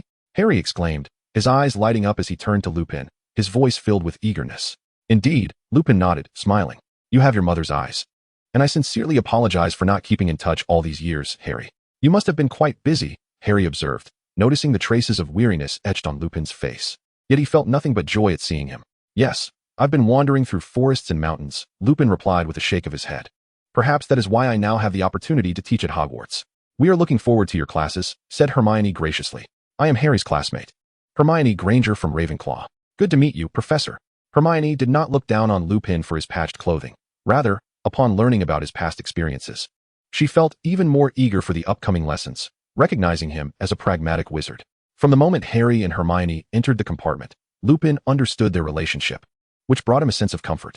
It appeared that Harry was thriving at Hogwarts, with a girl he fancied who was as lovely as her mother, and she also exhibited great politeness. Professor Lupin, may I ask you something? Harry hesitated, aware of certain matters. Hermione's parents were warm-hearted individuals who did not mind their daughter having someone she liked. Harry detected a warning in Mr. Zhang's tone. If I find out you're treating Hermione poorly, you'll regret it. Harry was determined to swear that he would never err, and because of this, he had learned some things from Hermione's parents as well. Go ahead, Harry, Lupin nodded, thinking Harry might wish to inquire about his parents. However, Harry's next words rendered him momentarily speechless. Sirius Black. Harry had subscribed to the Daily Prophet and had contemplated gifting Hermione something from the Wizarding World. The newspaper was rife with advertisements. He had purchased 2 firebolt arrows, one for himself and one for Hermione. As the notorious fugitive who dominated the front page of the Daily Prophet, Harry was well aware of Sirius Black. Before boarding the train, Hermione's father had shared some information that the newspaper did not cover and had urged him to be cautious. I have heard that he was the one who betrayed my parents, the one who informed Voldemort, and now, with his escape, it is highly likely that he is coming for me. After a brief pause, Lupin nodded gravely. If this event had not transpired, I would have never believed him to be such a person. He and your father shared a close bond during their school years, akin to brothers. Yet, in the end, James misjudged him. Lupin's voice was laced with a biting intensity. As a member of Gryffindor, he despised and loathed such treacherous betrayal. But Harry, you need not worry. You are absolutely safe at Hogwarts. This was a comforting statement, for Lupin was aware that as one of the original creators of the Marauders map, Sirius possessed knowledge of the secret passages into the school, a perilous situation indeed. Had it not been for Egio mentioning the Marauders map, he might have forgotten about it after such a long passage of time. 14 years can cause one to forget far too much, especially considering that he had spent a decade of those years in a state of homelessness, burdened by the hardships of life. Can you tell me more about him? Harry's voice was edged with a chill. Though Voldemort had not yet returned, he would not hesitate to wield his wand to exact punishment upon this traitor. Sirius. Lupin mulled over the name, reluctant to discuss the individual, yet since Harry had broached the subject, he would share some insights. He must have acquired formidable dark magic from Voldemort. This was not an adversary to be taken lightly. As the snack trolley rattled down the aisle at noon, Lupin ceased his narration, feeling a wave of fatigue wash over him. The previous journey had not been restful. Noticing his weariness, the others refrained from pursuing the topic further. After a light lunch, Lupin rested at the small table, while the remaining three immersed themselves in their books.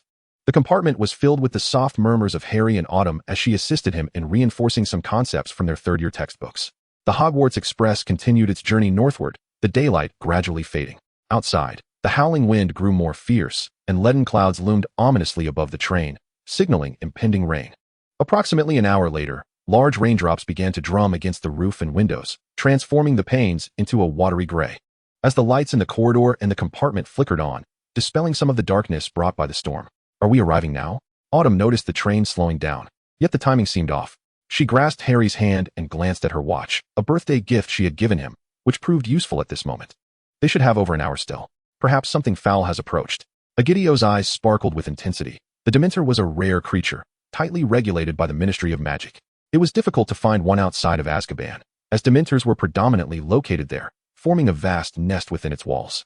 The serpent-like eye previously excavated is a rare material, useful for crafting dark magical artifacts or concocting a potent magical poison. Capable of claiming lives without shedding a drop of blood, this potion requires ingredients sourced from soul-sucking creatures. Even severe as Snape would need at least 6 months to master such a potion. Filthy thing. Autumn grasped Harry's hand nervously. Fear not. All will be well, Harry reassured, finding a surge of confidence coursing through him. In certain aspects, he may lack self-assurance, but in Quidditch and combat, he felt resolute. With his wand in hand, an unprecedented courage blossomed within him, for he was no longer alone. By the way, Harry, do you possess any particularly joyful memories? Egio inquired, setting aside his book, his gaze fixed on Harry, who was now prepared for battle. Then I shall teach you a spell. What? Just as Egio's words lingered in the air, the compartment was engulfed in darkness, the lights extinguished, and a cacophony of panicked voices erupted among the young wizards. The sinister sound of creaking and scraping filled the void, as if something was encroaching upon them. Professor Lupin opened his eyes at that moment, but Egio restrained his hand, suggesting that Harry should take the lead, for he now possessed unparalleled courage. Upon hearing this, Lupin nodded slightly, observing Harry standing resolutely at the compartment's entrance, wand in hand, left arm shielding Autumn, resembling a warrior poised for battle. Harry has not disappointed you, has he? Egio's voice seemed to remain unheard by the two in front. As his friend, he relished witnessing Harry's growth. Hardships and setbacks were beneficial to him. Only by recognizing the significance of what he must protect would he have the fortitude to step forward in critical moments. Harry was the final piece in Egio's quest to vanquish Voldemort. Having resolved against the option of eliminating Harry to obliterate the Horcruxes, nurturing him became the singular path. Harry had shown promise, now aware of the beauty he was tasked to safeguard. But is it sufficient to merely impart the spell? The Patronus charm is a challenging incantation. Yet, it can be simple. If one can summon the right emotions, success is assured. Lupin remained silent, gripping his wand, ready to respond should any unforeseen event arise. Harry murmured the spell Egio had just taught him, but before he could repeat it several times, a tall, imposing figure glided through the doorway. Clad in tattered black robes that nearly brushed the ceiling, its hood obscuring its face. In that instant, a wave of terror washed over Harry, compelling him to retreat. But he bit his tongue, jolting himself back to awareness. A pale, ghastly hand, decayed as though belonging to a corpse, emerged from beneath the cloak, reaching towards him as if intent on seizing Harry. The deep-seated fear surged through Harry at that moment, and he once again witnessed the most painful memory hidden within him, his mother's cry and the blinding green light. Expecto Patronum. Harry shouted the incantation, but initially, it did not take effect. However, that powerful shout liberated him from the grasp of fear. as he felt the warmth pressed against his back and the hand that never loosened its grip. Expecto Patronum. A wave of warm white light erupted from the tip of Harry's wand, illuminating the compartment while also revealing the bandaged figure, reminiscent of a drowned soul. A bird composed of white light soared from the tip of Harry's wand. The form of a Patronus often reflects a wizard's deeply concealed inner animal, akin to an animagus, yet more influenced by the wizard's subjective preferences. Autumn had mentioned her fondness for swans. Thus Harry conjured a graceful waterbird crafted from warm white light. The drowned figure, shrouded in tattered robes, was instantly repelled by the manifested Patronus, simultaneously dispelling the chill that pervaded the compartment. Lupin, standing nearby, wore a look of satisfaction. He felt immense joy at Harry's flawless display, for only those with the happiest memories in the world could summon such a powerful Patronus. Yet soon, Lupin touched the tip of his nose, as Harry turned and kissed Autumn, marking his first proactive gesture of affection. "Perhaps, Professor Lupin, you might consider marriage," said Egio, teasingly observing Lupin's expression, which startled the couple engrossed in their moment. "Let your Patronus fly down the train's corridor, Harry." Egio drew his wand, glancing towards the compartment door. "I'll be right back. You need not worry." In an instant, his figure vanished, for when the Dementors presented themselves, there was no reason to let the opportunity slip away. By the way, Egio intended to test his magic, a new spell derived from the Patronus charm.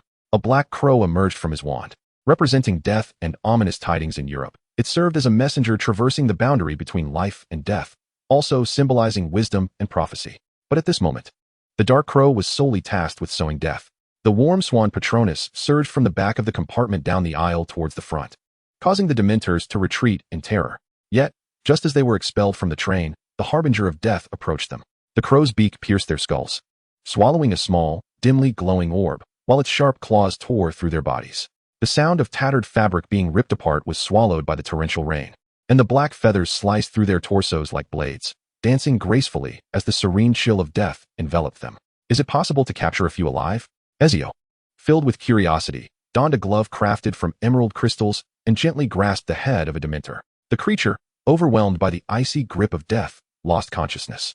Ezio unceremoniously stuffed it into a glass jar, followed by a second and a third, until these dark beings, which devour joy and yearn for souls, were no longer visible in his line of sight. Professor Lupin remarked that indulging in a piece of chocolate could bring considerable comfort, as sweetness is a flavor that evokes happiness. Ezio waved his hand in refusal of the chocolate, quipping, "Would you believe I once consumed so much of this that I nearly vomited?" As a high-calorie, easily stored, and quickly effective energy supplement, he had consumed his fair share during training. Truth be told, he had no desire to partake unless absolutely necessary. "You guessed correctly. I have a potion that requires Dementor essence, and they are quite troublesome to procure. I had even considered traveling abroad to obtain them," he explained. "They can be used in potions?" Harry's lips twitched in disbelief, as the creatures resembled drowned souls. In truth, any magical creature possesses medicinal value, though this particular potion isn't meant for consumption. "That's a relief," Harry sighed, finding this notion much easier to accept. "Are they alive or dead?" Dementors, it seemed, could be vanquished by the Patronus charm. However, such a method would render the material unusable, as the charm would completely purify the Dementor's essence. Ezio produced a dark green glass jar, filled to the brim with several heads, both living and deceased, to determine which would yield the more potent effects.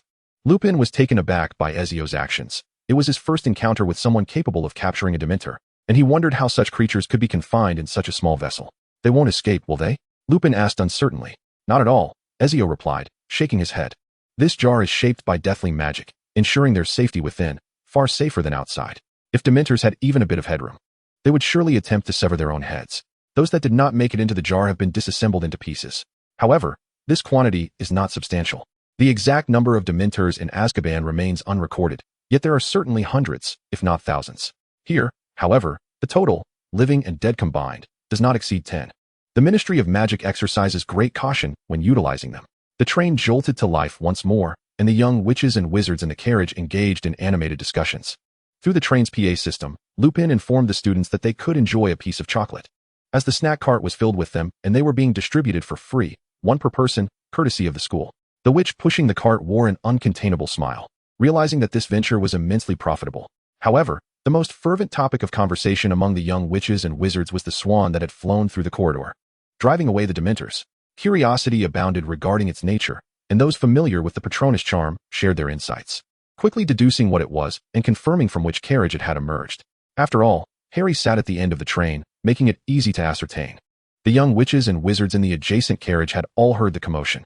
After more than an hour, the Hogwarts Express arrived punctually at Hogsmeade Station, where a throng of young wizards poured out, exchanging greetings with Hagrid as they made their way towards the carriages. However, midway through their journey, several figures obstructed the path of Egio. A familiar voice called out, "Egio," as the rotund figure of Fudge squeezed through, attempting to clasp Egio's shoulder, only to be rebuffed. "Speak plainly, Minister Fudge. I have already discussed the events on the train with Professor Dumbledore." Fudge, displaying a hint of anxiety, led Egio aside, his voice urgent. "7 Dementors have gone missing. It was your doing, wasn't it? Minister Fudge, do you intend to hold me accountable, or?"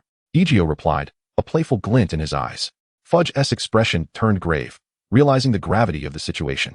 Their leader was furious upon discovering this incident, and among those Dementors were a few capable of communication. The Dementors had only acted under their orders, and now, trouble was afoot. "Indeed, trouble has arisen, but it is your trouble," Egio remarked coldly. "By noon tomorrow at the latest, hundreds of owls will be soaring towards the ministry, carrying the ire of parents. All aboard the Hogwarts Express are their children. And due to the minister's negligence, such vile creatures as Dementors have infiltrated the train. You must understand, if a single Dementor were to spiral out of control and consume a soul, your tenure as minister would come to an abrupt end, Fudge." Fudge's complexion drained of color at Egio's words, as he envisioned the harrowing consequences, a terrifying prospect indeed. He could very well face accountability and imprisonment in Azkaban, especially since many parents of the students were employed by the ministry and wielded considerable influence. After all, at least half of the pureblood families were represented among the current student body at Hogwarts. Even Fudge's own niece was one of them, making it a situation fraught with peril should anything go awry. "It seems you have already drawn your conclusions." Egio crossed his arms. "Now tell me, who is the irate individual? Let him come forth. Does he not desire an explanation from me? Allow him to meet me. I shall personally provide an account." Fudge found himself momentarily speechless, overwhelmed by the oppressive aura that Egio exuded, an intensity reminiscent of his encounters with Dumbledore, yet Egio's sharp gaze made it all the more daunting. If Dementors can now freely assault Hogwarts students, will they not be able to attack anyone in the future? This is merely because the train was overwhelmed with joy. Fudge hastily explained, yet the more he spoke, the more uncertain he felt. "You know, Dementors are difficult for us to fully control. Dementors beyond the ministry's grasp." Egio's eyes narrowed slightly, prompting Fudge to realize the inconsistency in his previous statement. "So, there exists a rogue within the Dementors, orchestrating this attack," Egio slowly concluded. "I believe handing him over is a necessary measure for the sake of the students and their parents." Fudge was drenched in cold sweat. Yet he could find no more convincing justification to conceal the recent incident. As long as the flames did not consume him, a discussion could be entertained. At that moment, Ezio interrupted Fudge, believing that a leader even more formidable than the other Dementors would serve as an excellent ingredient for his potion. "Surely, you do not wish for the entire wizarding world to be aware of this scandal?" Ezio remarked with a cold smirk. "You know I possess the means and the connections." "No problem," Fudge replied, his complexion grim, yet he acquiesced without hesitation. Several individuals operate from their location to a vast wilderness populated by over 20 Aurors and dozens of Dementors. In the distance, the spires of Hogwarts Castle could still be discerned, not too far from the school. 2 towering figures, larger than the average Dementor, floated ahead, moving slightly as Fudge approached. "Which one?" Ezio asked bluntly. "Never mind," he declared, striding forward. An Auror attempted to intervene, but was halted by Fudge's gesture. A crystalline glove, imbued with the essence of death, appeared in Ezio's hand. In an instant, he materialized before one of the Dementor leaders, gracefully leaping to grasp its head. An empty green glass vial manifested in his hand as onlookers watched in awe as the massive creature was compressed and forced into the bottle. The Dementor resembled a jellyfish, its exterior a thin membrane filled with dark magic. Although it could not phase through walls like a ghost, it possessed remarkable malleability. Strangely, the Dementor did not react with fury. Instead, it huddled together with its kind, instinctively retreating at the scent of overwhelming death, wishing to flee at once. "From now on, behave yourselves," Ezio admonished as he seized another Dementor leader by its robe, pulling it closer to him. He patted its gaunt head and spoke amiably. Though it could not fully comprehend the wizard's words, with a knife poised at its throat, it dared not utter a sound and nodded vigorously. "If you wish for them to stand guard at Hogwarts, that is acceptable, but remember to manage them well. I hope this incident will be the last." Witnessing a young wizard address Fudge in such a manner, the surrounding Aurors chose to avert their gazes, pretending not to notice. As Fudge wiped away his cold sweat, Ezio operated away, and none were surprised. It would have been more astonishing had they been shocked. As they rode in a swaying carriage, inhaling the damp air infused with the scent of earth after the rain, the gates of Hogwarts drew ever closer, heralding the commencement of a new academic year. Chapter 101, unpleasant memories. The influx of new students at Hogwarts was noticeably greater than the previous year. Harry and Ezio's cohort was evidently smaller than those of other grades, as few contemplated having children during the dark days of Voldemort's reign. The cohort of Ginny's year was somewhat larger, coinciding with the fall of Voldemort, which naturally encouraged the relieved wizards to indulge in their passions. However, this year, due to various influences brought by Egio, the number of young wizards at Hogwarts approached 200, a remarkable feat if this trend continues. Hogwarts could firmly establish itself at the pinnacle of the three great magical schools in Europe. Among these students, several hail from North America. Following a cataclysmic event at the Magical Congress, it would be unusual for the local wizards not to feel a sense of panic. Grindelwald had already taken a contingent of members from the Pureblood Party there, and the newly established regime had been infiltrated by this faction, securing several positions of significant power. As the Sorting Hat concluded its year-long rendition of the school song, the new students settled at the long tables of the four houses. Dumbledore rose, cleared his throat, and addressed all the students in a resonant voice. Welcome. This year, Hogwarts has welcomed many new faces, and I hope you will experience the joy that magic brings. Before you become distracted by the sumptuous feast, there are a few important matters I must discuss with you. This year, our school has welcomed several Dementors from Azkaban, dispatched here by the Ministry of Magic for official duties. I trust you are all aware of the events that transpired on the train, and as the headmaster, I deeply apologize for that incident. However, thanks to the assistance of a kind-hearted student, the Dementors did not pose any threat to you. Here, I would like to commend Mr. HarryPotter from Slytherin House, who demonstrated an impressive Patronus charm. A collective gaze turned towards the Slytherin table. Initially, many assumed it was Egio who performed the feat, but to their surprise, it was Harry. This seemed reasonable, as the well-known boy had excelled in his performance last year. Should anyone violate the rules, the Dementors will not comprehend your excuses or pleas for mercy. I merely hope you do not provide them with a reason to harm you. Now, let us shift to a more pleasant topic, Dumbledore continued. I am delighted to welcome two new teachers to our faculty this term. First, Professor Remus Lupin. Last year, we bid farewell to Professor Lockhart, whose courses you all seem to enjoy. This year, I hope Professor Lupin's defense against the dark arts class will provide you with an extraordinary learning experience. The young wizards offered polite applause, though many harbored doubts upon seeing Lupin's exceedingly modest attire. As for our second teacher, Dumbledore resumed after the applause subsided. I regret to inform you that Professor Kettleburn, our care of magical creatures instructor, retired at the end of last term to tend to his aging joints. However, I am pleased to announce that Rubeus Hagrid has graciously agreed to take on this teaching role in addition to his responsibilities as keeper of keys and grounds. After a moment of astonishment, the young wizards applauded Hagrid, whose face turned a deep shade of red, revealing his nervousness. Do you think Hagrid will introduce everyone to Norbert? Harry, somewhat exhilarated, whispered to Ezio, a dragon, how utterly magnificent. And Norbert is quite well behaved, isn't he? Most likely, Ezio mused, stroking his chin. However, I feel it prudent to consult Hagrid, as his notion of adorable might be rather overwhelming for others. Harry wholeheartedly concurred. I fear Hagrid might fumble. He is adept with magical creatures. Yet his teaching style may be a tad too rugged. Hagrid's knowledge of magical beasts is undoubtedly sound. Though he may lack formal training, his practical approach is commendable. He can articulate everything found in the Forbidden Forest, and his intellect is sharp. He diligently studies books he enjoys, such as those on raising dragons and caring for sick magical creatures, often tackling these challenges single-handedly. Well, that encompasses the essentials. Let us commence our feast, Dumbledore exclaimed, arms wide open, beaming at the students. Instantly, the plates brimmed with food, and the hall resonated with laughter and merriment, causing the young wizards to quickly forget the Dementor encounter on the train, with no one dwelling on it. Did the Ministry dispatch Dementors out of fear that Sirius Black might infiltrate Hogwarts? Harry, spearing a sizzling sausage, conversed with Ezio, pondering whether such a reaction was overly dramatic. After all, there are myriad ways to enter Hogwarts. Approaching through the main gate seems rather foolish. Ezio found this notion quite absurd, with a touch of daring. One could slip in directly from the Forbidden Forest, which is far too vast to be entirely secured, even with centaurs and Hagrid's adorable creatures. Moreover, Hogwarts boasts secret passages leading directly to Hogsmeade. Interestingly, this map was crafted by your father and his friends during their time at school. They discovered a hidden chamber at Hogwarts, and the magic within led them to create this map. Harry's eyes widened slightly, and a spark of inspiration ignited within him. Shall we set some traps at the secret passage and wait for him to walk right into our snare? That could indeed be worth exploring.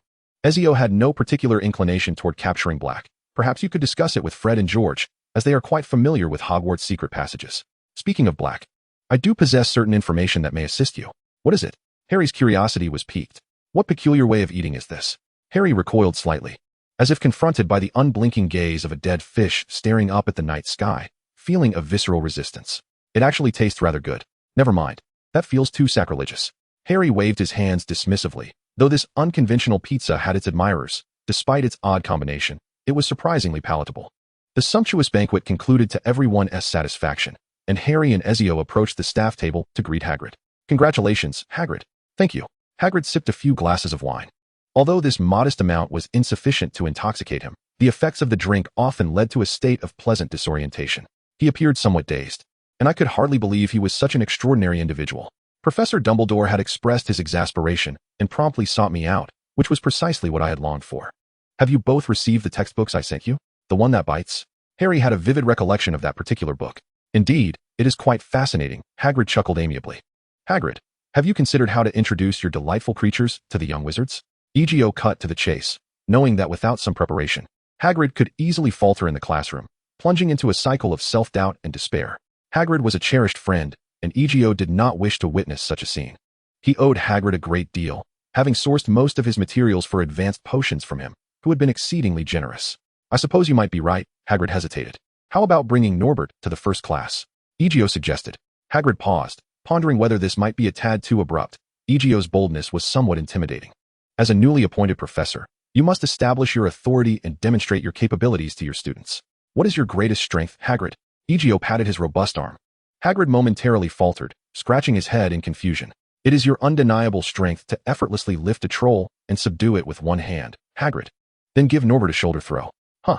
Hagrid's mouth fell agape, his eyes wide with astonishment. Only when you exhibit your ability to dominate those creatures will your students gain a clear understanding of your prowess. Once you display your might, they will feel reassured. Frankly, your adorable creatures appear rather intimidating to them. Remember how many first years were terrified by Fluffy? Well, perhaps that is the case, Hagrid nodded thoughtfully. You make a valid point. But can a shoulder throw truly suffice? Nothing could be more awe-inspiring than swinging a dragon by its tail for a shoulder throw. Although there are many creatures in the Forbidden Forest that are fiercer than Norbert, dragons are the most familiar and fearsome magical beings to wizards, making the impact unparalleled.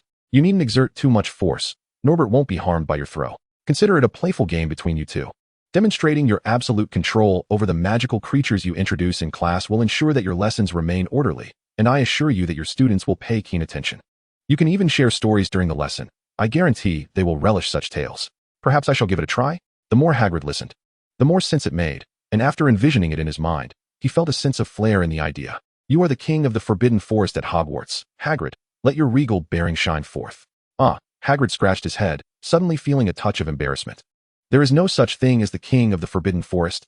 I shall strive to conduct my lessons diligently. Thank you all. He beamed, bending down to embrace both Ezio and Harry. Your support is invaluable. I can scarcely imagine the disheartening scene of failing my class and betraying your trust. After bidding farewell to Hagrid, they followed the tail end of the crowd towards the Slytherin common room. I imagine that sight must be quite breathtaking. Norbert should be nearly 20 feet long by now, Harry exclaimed, somewhat excited. It's a pity Norbert's maximum size is only about 25 feet. Had it been a few larger dragons, that would have been truly awe-inspiring. Some dragon meat is toxic, yet certain types can be roasted directly. Thus far, Ezio had yet to sample the meat of such heavenly creatures. This year, Ezio need not address the common room, as Slytherin's academic atmosphere had solidified, and the internal regulations were nearly perfected. Regrettably, Rabaston had graduated last year, but the one who succeeded him instilled confidence in Ezio. Those who reached this level were recognized as formidable by the vast majority of Slytherin. Ezio, you mentioned you had some information on Black. Do you recall last year's Marauders map? Ezio produced the map. This map was crafted by your father and his companions, and they left a trace upon it. Only those acknowledged by them can truly utilize this map. Unfortunately, I am a Slytherin, and they are Gryffindors. These two houses were bitter rivals 20 years ago. Harry shrugged. He was well aware of this history. Thus, I directly unraveled the restrictions they placed upon the map. They infused their memories into it using the method of creating magical portraits, and I extracted their memories. Ezio produced several glass vials. I shall return Professor Lupin's memories to him, so you may only view these three. Regardless of whom Harry sought for verification, even Lupin, he could not dispute the authenticity of what Harry beheld. Ezio then retrieved a pensieve. It was smaller than the one in Dumbledore's office, yet functionally identical, albeit incapable of accommodating multiple individuals within the same memory. I can now, Ezio assured. You may proceed at any time. He handed the memory vials and the pensieve to Harry. The memories were not Black's, but belonged to his father. He glimpsed his father at the age of 11. Noting the tuft of hair atop his head that defied the mundane, Harry instinctively scratched his own head, Recognizing the similarity, James and Sirius met on the platform and engaged in lively conversation as they boarded the train to find seats.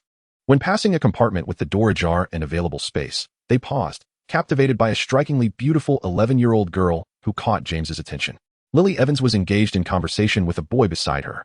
At 11 years old, Severus Snape appeared somewhat underdeveloped, his robes looking rather worn, yet he seemed eager to share an abundance of thoughts with the girl across from him, speaking to Lily about Slytherin. Harry observed a glimmer of admiration in his father's eyes, reminiscent of the moment he first beheld Cho, but soon, the unfolding narrative caused Harry to furrow his brow. Of course you should go to Slytherin, Lily. It is the finest house at Hogwarts, Snape remarked, oblivious to the two figures standing at the door of the compartment. Wishing for Lily to join him in the same house. A derisive snort emanated from the entrance as James spoke. Who would choose Slytherin? Perhaps only the deranged misfits would.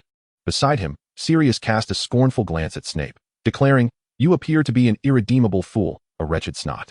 At that moment, Harry critically regarded Sirius, unable to deny that he was an exceptionally handsome young man, exuding an air of aristocracy that was difficult to emulate. However, his haughty demeanor and disdainful sneer made it challenging for Harry to harbor any fondness for him. James seemed poised to utter more, yet Sirius strode forward, casting one last glance at the lovely girl, only to be met with a frown of distaste upon her face. Their first encounter left little room for favorable impressions between their parents. Harry withdrew from the memory, sitting on his bed, lost in thought. "What is wrong, Harry?" "Nothing," he replied, shaking his head and falling silent once more. A sense of foreboding washed over him. These memories were unlikely to bring him joy. Chapter 102. What is Egio's greatest fear? Upon entering his 6th year, the curriculum diverged significantly from previous years, tailored according to students' performance in examinations. Nevertheless, Egio's schedule remained rather straightforward. He had only taken exams for 8 subjects, and this year's courses would consist of the same 8. His outstanding grades exempted him from worrying about the advanced class requirements. Compared to the past few years, this year's timetable was considerably lighter, yet for reasons unknown. Egio felt a twinge of confusion. While there was still knowledge to be gleaned at Hogwarts, he sensed that learning here might be a waste of time. However, if he were to leave Hogwarts, he was uncertain about what he might pursue outside its walls. Aimlessly wandering through the magical world? Searching for elusive clues about the 12 cycles of the moon, like finding a needle in a haystack? Such thoughts gnawed at him restlessly. I must have forgotten something profoundly important. This clue must have been presented to me before, but what could it possibly be? With 6th-year students required to arrange their schedules during the morning, Egio stepped outside the castle, strolling on the dew-laden grass. He began to doubt the sensations he experienced while drinking the Felix Felicis. That feeling seemed to whisper that this year would herald a significant change, though he could not ascertain whether that fleeting sensation was genuine. As Ezio meandered along, he found himself near Hagrid's hut, but today, the vicinity was bustling with numerous figures. Although Hagrid had sent him a book, he had not enrolled in this particular course. However, since he was already there, a visit seemed worthwhile. Small wizards gathered in clusters, while Hagrid, somewhat anxious, greeted them. Upon spotting Ezio from a distance, Hagrid suddenly exhaled in relief. With only 2 minutes until class commenced, he needed to relax. Ezio approached Hagrid and offered a comforting word. "It is truly wonderful that you could come," Hagrid expressed, visibly touched. Although Ezio had not come specifically for this, he did not wish to dampen Hagrid's spirits. "There will be no issues, trust me, Hagrid." Hagrid nodded, then turned his attention to the assembled young wizards. "I hope you are all prepared. First, open your textbooks." The young wizards fumbled to retrieve their wriggling volumes of fantastic beasts and where to find them, which were bound in various ways. "Tell them how to open it correctly," Ezio reminded. "Simply smooth the spine of the book, and you will be able to open it safely," Hagrid promptly added. A collective sigh of exasperation arose from the young wizards, for none had discovered the safe method to open the book, and most had suffered a few bites in the process. "Now, dragons," Hagrid cleared his throat. "We all know that dragons are magnificent and powerful creatures. Of course, they can pose a danger to you, but they have many uses. Professor Sprout, for instance, enjoys using dragon dung as fertilizer." A trembling young wizard ventured. "Are there still dragons at Hogwarts?" "You should have noticed that Professor Sprout has been using fresh dragon dung as fertilizer since last year." The boy who had just spoken appeared somewhat unsteady, and a ripple of unease spread through the group of young wizards. "But I must tell you," Hagrid's booming voice quelled all chatter. "With the proper technique, you can keep a dragon calm and docile, but I must emphasize, this is a challenging task, and I do not wish for you to attempt to imitate me." Hearing Hagrid's words, the young wizards felt a bit more at ease. No one wished to provoke a fearsome dragon in the wild. "Now, please come over here and stand behind this fence." Hagrid gestured for the students to approach a barrier made from logs as thick as a thigh. Judging by the freshness of the wood, it seemed Hagrid had acquired it that very morning. It stood about a meter tall and was crafted from a rare magical timber. Abundant within the Forbidden Forest, where the magical concentration is exceptionally high, making it an ideal habitat for magical creatures and plants. If you feel frightened, you may crouch down. This barrier is sturdy enough to withstand a dragon's breath. With that, Hagrid strode purposefully into the Forbidden Forest. He emerged, dragging a Norwegian ridgeback, its back adorned with sharp, backward-facing spikes. The dragon appeared reluctant to be showcased, its claws digging into the ground, leaving a deep furrow in the earth. A chorus of gasps erupted from the young wizards, most of whom covered their mouths, while the timid among them even shielded their eyes. Yet, even the faint-hearted could not resist peeking through the gaps in their fingers, for the scene before them was utterly breathtaking. To drag out a 20-foot-long fire dragon with a single hand? Surely, such a feat was beyond human capability. As Hagrid approached within 50 meters of the young wizards, his right arm suddenly swelled with strength, and Norbert's tail stiffened, lifting him off the ground in a swift arc before crashing onto the earth in a most undignified manner. Tears welled up in Norbert's eyes. Last night, Hagrid had spent hours testing how to make the fall look impressive, leaving Norbert to endure a night of playful torment. The dragoness spirit appeared dimmed. Oh, how despairing it was. This sentiment was palpable even from a distance, transforming what should have been a fearsome fire dragon into a pitiable creature in the eyes of the young wizards. This was a Norwegian ridgeback, which had arrived in the Forbidden Forest a year and a half ago, explaining Professor Dumbledore's strict prohibition against entering the woods. The forest is fraught with peril, and truth be told, I hope to expend less energy chasing away the mischievous beings from the Forbidden Forest starting today, unless... With a sweeping motion, Hagrid clasped Norbert's head under his arm, declaring, "Unless you can make these little darlings obey as I do." The young wizards observed the fire dragon, utterly powerless in Hagrid's grip, and silently swallowed hard. In Hagrid's presence, the dragon indeed appeared as a mere adorable creature. "Professor, be careful," one of the young wizards exclaimed as they noticed Norbert struggling futilely against Hagrid's arm. The dragon lifted its head and bared its menacing, razor-sharp teeth. "Fear not. For the Norwegian ridgeback's most formidable weapon is not its flames, but the venom contained in its teeth." Norbert unleashed a ferocious blaze from its open mouth, engulfing Hagrid's upper body amidst the shrieks of the young wizards. However, a large hand swiftly clamped down on its jaws. The flames were extinguished, and with a resigned huff, Norbert ceased its struggle, a few sparks escaping its nostrils. The dragon's flames would be perfect for roasting meat, unlike most fire dragons. The Norwegian ridgeback prefers its meals cooked, as it kills its prey with venom, which loses its toxicity when subjected to high temperatures. Consuming prey it has poisoned would lead to unfortunate consequences. Hagrid, with a resilience akin to that of a giant, easily withstood the searing heat of the dragon's breath. Clad in a leather coat made from the fur of the forest's gentle creatures, while it may appear of little value, it could fetch a substantial sum in gold galleons. Upon witnessing their professor emerge unscathed from a close encounter with fire, the young wizards elevated Hagrid to an untouchable pedestal in their minds. What a sense of security it was to attend a class taught by such a professor. "Rest assured, it poses no threat to you," Hagrid assured them with a reassuring pat on his chest, his words imbued with conviction. "Now, allow me to introduce you to the Norwegian ridgeback." With a belt drawn from his pocket, Hagrid bound Nobber's mouth and with one hand hoisted the now docile creature to a position approximately 10 meters away from the young wizards, where he seated himself. At that moment, rather than fleeing in terror, the young wizards gathered their courage to observe the fearsome creature slumped against Hagrid's thigh. Hagrid, akin to a gentle cat owner, stroked Nobber and elaborated on the habits of the Norwegian ridgeback dragon for their enlightenment. Each individual possesses their own unique talents. Once one learns to wield these skills effectively, they may surely achieve greatness. Hagrid had now discovered the secret. By noon, the hall was abuzz with tales of giants and dragons.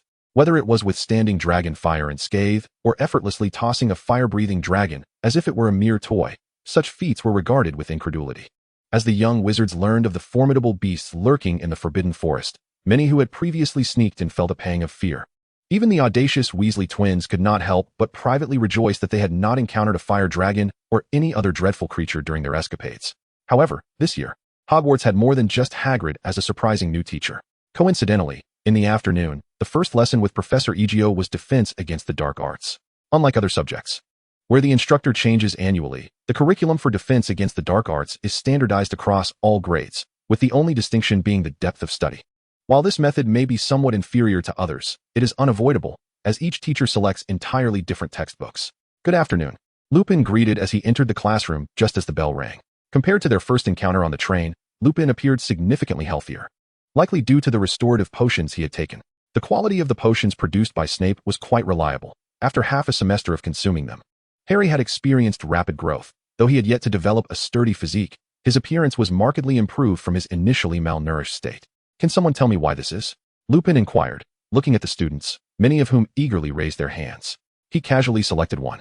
A boggart transforms into our greatest fears. A boggart is a magical creature inherently endowed with the ability to shapeshift into the most terrifying form perceived by an individual.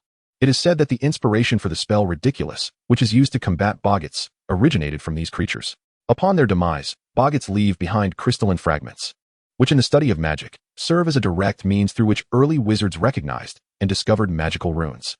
However, we still cannot ascertain whether the form of this dark mist is indeed the true shape of the boggart, as it remains a creature whose original form has yet to be observed. Hogwarts is home to numerous boggarts, and I have enlisted the help of house elves to seek them out. The potency of a boggart's magic correlates with its duration of existence. While we remain uncertain of how boggarts come into being, we can estimate their approximate age. Lupin waved his wand, causing an ancient cupboard to levitate to the center of the classroom. This peculiar object was an exceedingly old boggart, residing in the kitchen cupboard for 7 centuries. The house elf had not harmed it. Rather, it had treated the boggart as a cherished pet, and the creature exhibited no inclination towards aggression.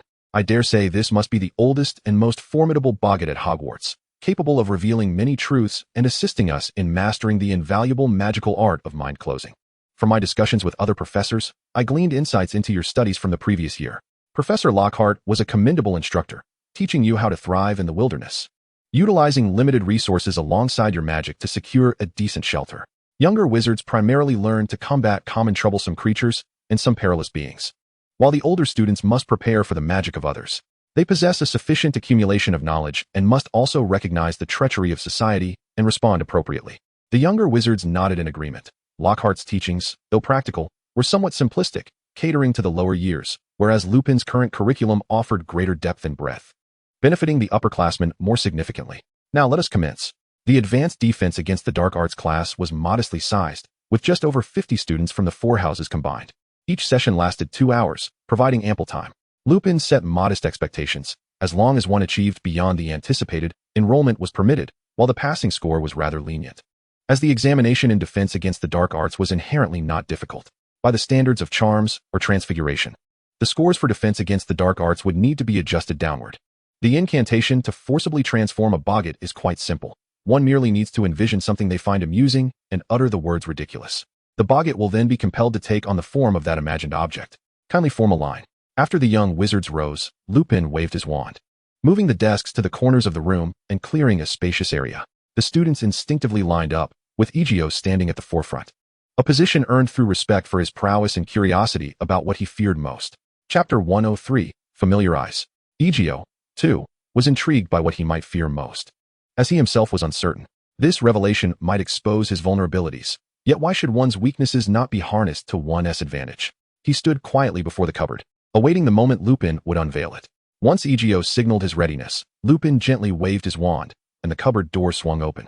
A swirling mass of black mist erupted from within, rapidly transforming into a tangible entity in the blink of an eye. Contrary to expectations of a fearsome monster, a figure with black hair and dark eyes, strikingly resembling Egio, stood before them. In that fleeting moment, Ezio found himself momentarily stunned, gazing intently at the visage before him, as a flood of bygone memories surged into his consciousness. This was his countenance, or rather, the visage of his previous existence. He was of mixed heritage. His mother was a beautiful and graceful Xinjiang maiden, and from a young age, people remarked upon his mixed features. Yet, he was unequivocally a pure Chinese. Compared to his former life, this incarnation of Ezio bore only the distinction of silver-gray eyes, while his facial structure remained largely unchanged. However, due to enduring extensive training as an assassin, his physique appeared more chiseled than in his past existence, with slightly more defined angles to his face. What am I afraid of? Ezio pondered silently as he scrutinized his reflection. Perhaps I fear that all of this is naught but a dream, awakening to find myself staring at the ceiling of a hospital room? Yet, that is not what instills fear in me. He sighed inwardly, reflecting that it was indeed the very thing he had yearned for upon his arrival here. With a wave of his hand, Bogart's form began to blur and dissipate, leaving behind a solitary gravestone in its stead. This monument stood alone, bereft of flowers or offerings, representing perhaps the greatest regret of his current life. Could you not transform into some frightful creature to terrify me?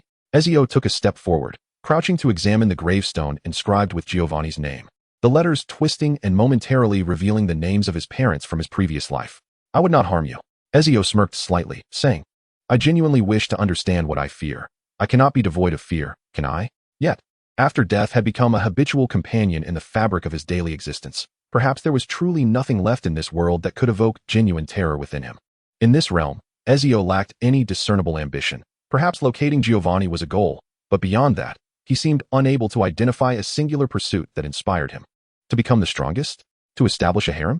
Such notions held little allure for him.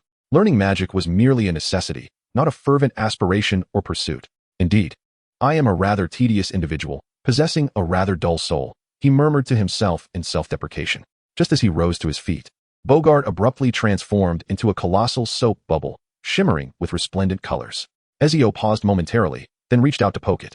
Next, he stepped aside to allow his classmates through. And as Bogart's bubble was punctured, it reverted to a swirling mass of dark mist. The young wizards behind him were somewhat bewildered, including Lupin. Yet they speculated that Ezio had mastered a formidable mind-closing spell, rendering Bogart incapable of discerning his fears, thus resulting in the earlier spectacle. In truth, Ezio had indeed acquired the mind-closing technique, yet he had not employed it moments ago. It seemed that Bogart, too, could not entirely comprehend what Ezio truly feared. Perhaps he had understood, but who could articulate such a complex notion? Time swiftly slips away during this intriguing new semester. In the first month following the commencement of classes, the third-year students have finally been granted permission to visit Hogsmeade Village for a limited weekend. Although Harry is now in his fourth year, this marks his inaugural experience of such a holiday. Fortunately, Egio, you helped me reconcile with my aunt and uncle. Otherwise, I might have struggled to acquire their signature on the necessary note. While queuing for Filch's entry inspection, Harry spoke with a hint of excitement. However, it seems you haven't ventured to Hogsmeade on weekends before, have you? Is it for a date? Autumn, curious, inquired. Could it be that Fleur is visiting? What a pity. Autumn felt a twinge of regret for not being in the loop. After becoming more familiar with Egio, she realized he was not as unapproachable as he appeared at school. Although he projected an air of aloofness, he was quite agreeable once one got to know him. Have you two considered how many ways you'll kiss at Madame Putafoot's tea shop later? I've heard the proprietress is quite knowledgeable in that regard, Egio jested. The two of them were not discreet at school. Harry's daily routine typically involved attending classes with Autumn, going on outings during free periods, studying together, and practicing Quidditch. He had even withdrawn from the dueling club to carve out more time for them. The two, deeply enamored, were nearly inseparable. How do you know so much? Harry asked, feeling a bit bashful. They indeed planned to visit this renowned romantic spot in Hogsmeade. Didn't T. Draco swear he'd find a girlfriend to diminish your confidence, Harry? Egio glanced sideways and spotted Draco and Blaise whispering together. Although their voices were hushed, he could still discern that they were plotting how to approach the older and younger female students. Good luck to him, Harry shrugged. From what he knew of Draco, while he could be rather flamboyant, he lacked true courage and often suffered from a strikingly thin skin. He was no different from the Draco of 2 months prior. Had it not been for Egio's arrangements, he would have merely observed Autumn from afar, wondering when he might muster the courage to confess his feelings. This was a source of immense relief for Harry, as after Autumn joined the Quidditch team, he discovered that Cedric Diggory, the seeker for Hufflepuff, also harbored feelings for her. Thankfully, Harry had the advantage of knowing Autumn first, preventing any opportunity for Cedric to encroach upon his affections. Groups of young wizards stepped onto the well-trodden dirt path as they exited the north gate of the school. 2 Dementors stood guard at the entrance, flanking it on either side, emanating an unsettling chill that dulled the jubilant spirits of the young wizards. The Dementors possessed the ability to drain joy, and if Hogsmeade's business suffered this year, it would be their fault. Hogsmeade Village is rather quaint.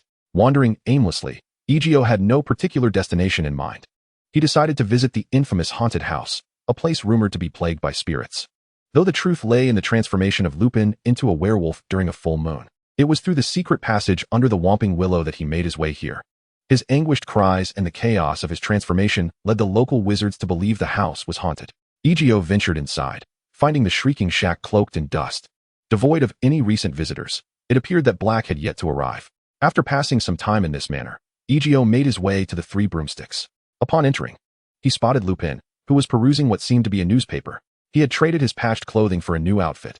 The salary of a Hogwarts professor was substantial, far exceeding that of ministry employees, placing it among the highest in England, not to mention the generous benefits. Good afternoon, Professor Lupin. Egio greeted as he ordered a sparkling water and took a seat opposite him. This is the wizard you were looking for, isn't it? Lupin inquired, shaking the list in his hand, something he had just spotted in the bar. Do you happen to have any leads? Egio asked earnestly. I caught a glimpse of him when I entered the bar, and there was an odd sense of familiarity, but upon retrieving a copy from Rosmerta, I found no recollection. Lupin replied, furrowing his brow. He wished to assist Egio, for the boy had shown him kindness on the train, and his rapport with Harry was commendable. If he could be of any help, Lupin would be more than willing. This notion filled Egio with sudden excitement. Do you truly have no impression at all? It's just that I can't quite place it, Lupin said, scratching his head. At first glance, there was a sense of recognition, yet upon closer inspection, it felt utterly foreign. Perhaps I have encountered someone similar in the past. Just then, the door to the 3 broomsticks swung open, revealing a visibly agitated Fudge accompanied by Hogwarts professors.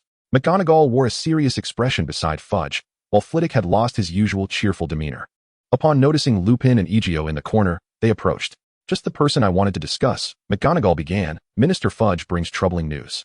Black has been sighted nearby, spotted by a muggle. But alas, the Aurors arrived too late. By the time our people reached the location, Black had vanished. Fudge adjusted his hat, clearly exasperated by the situation.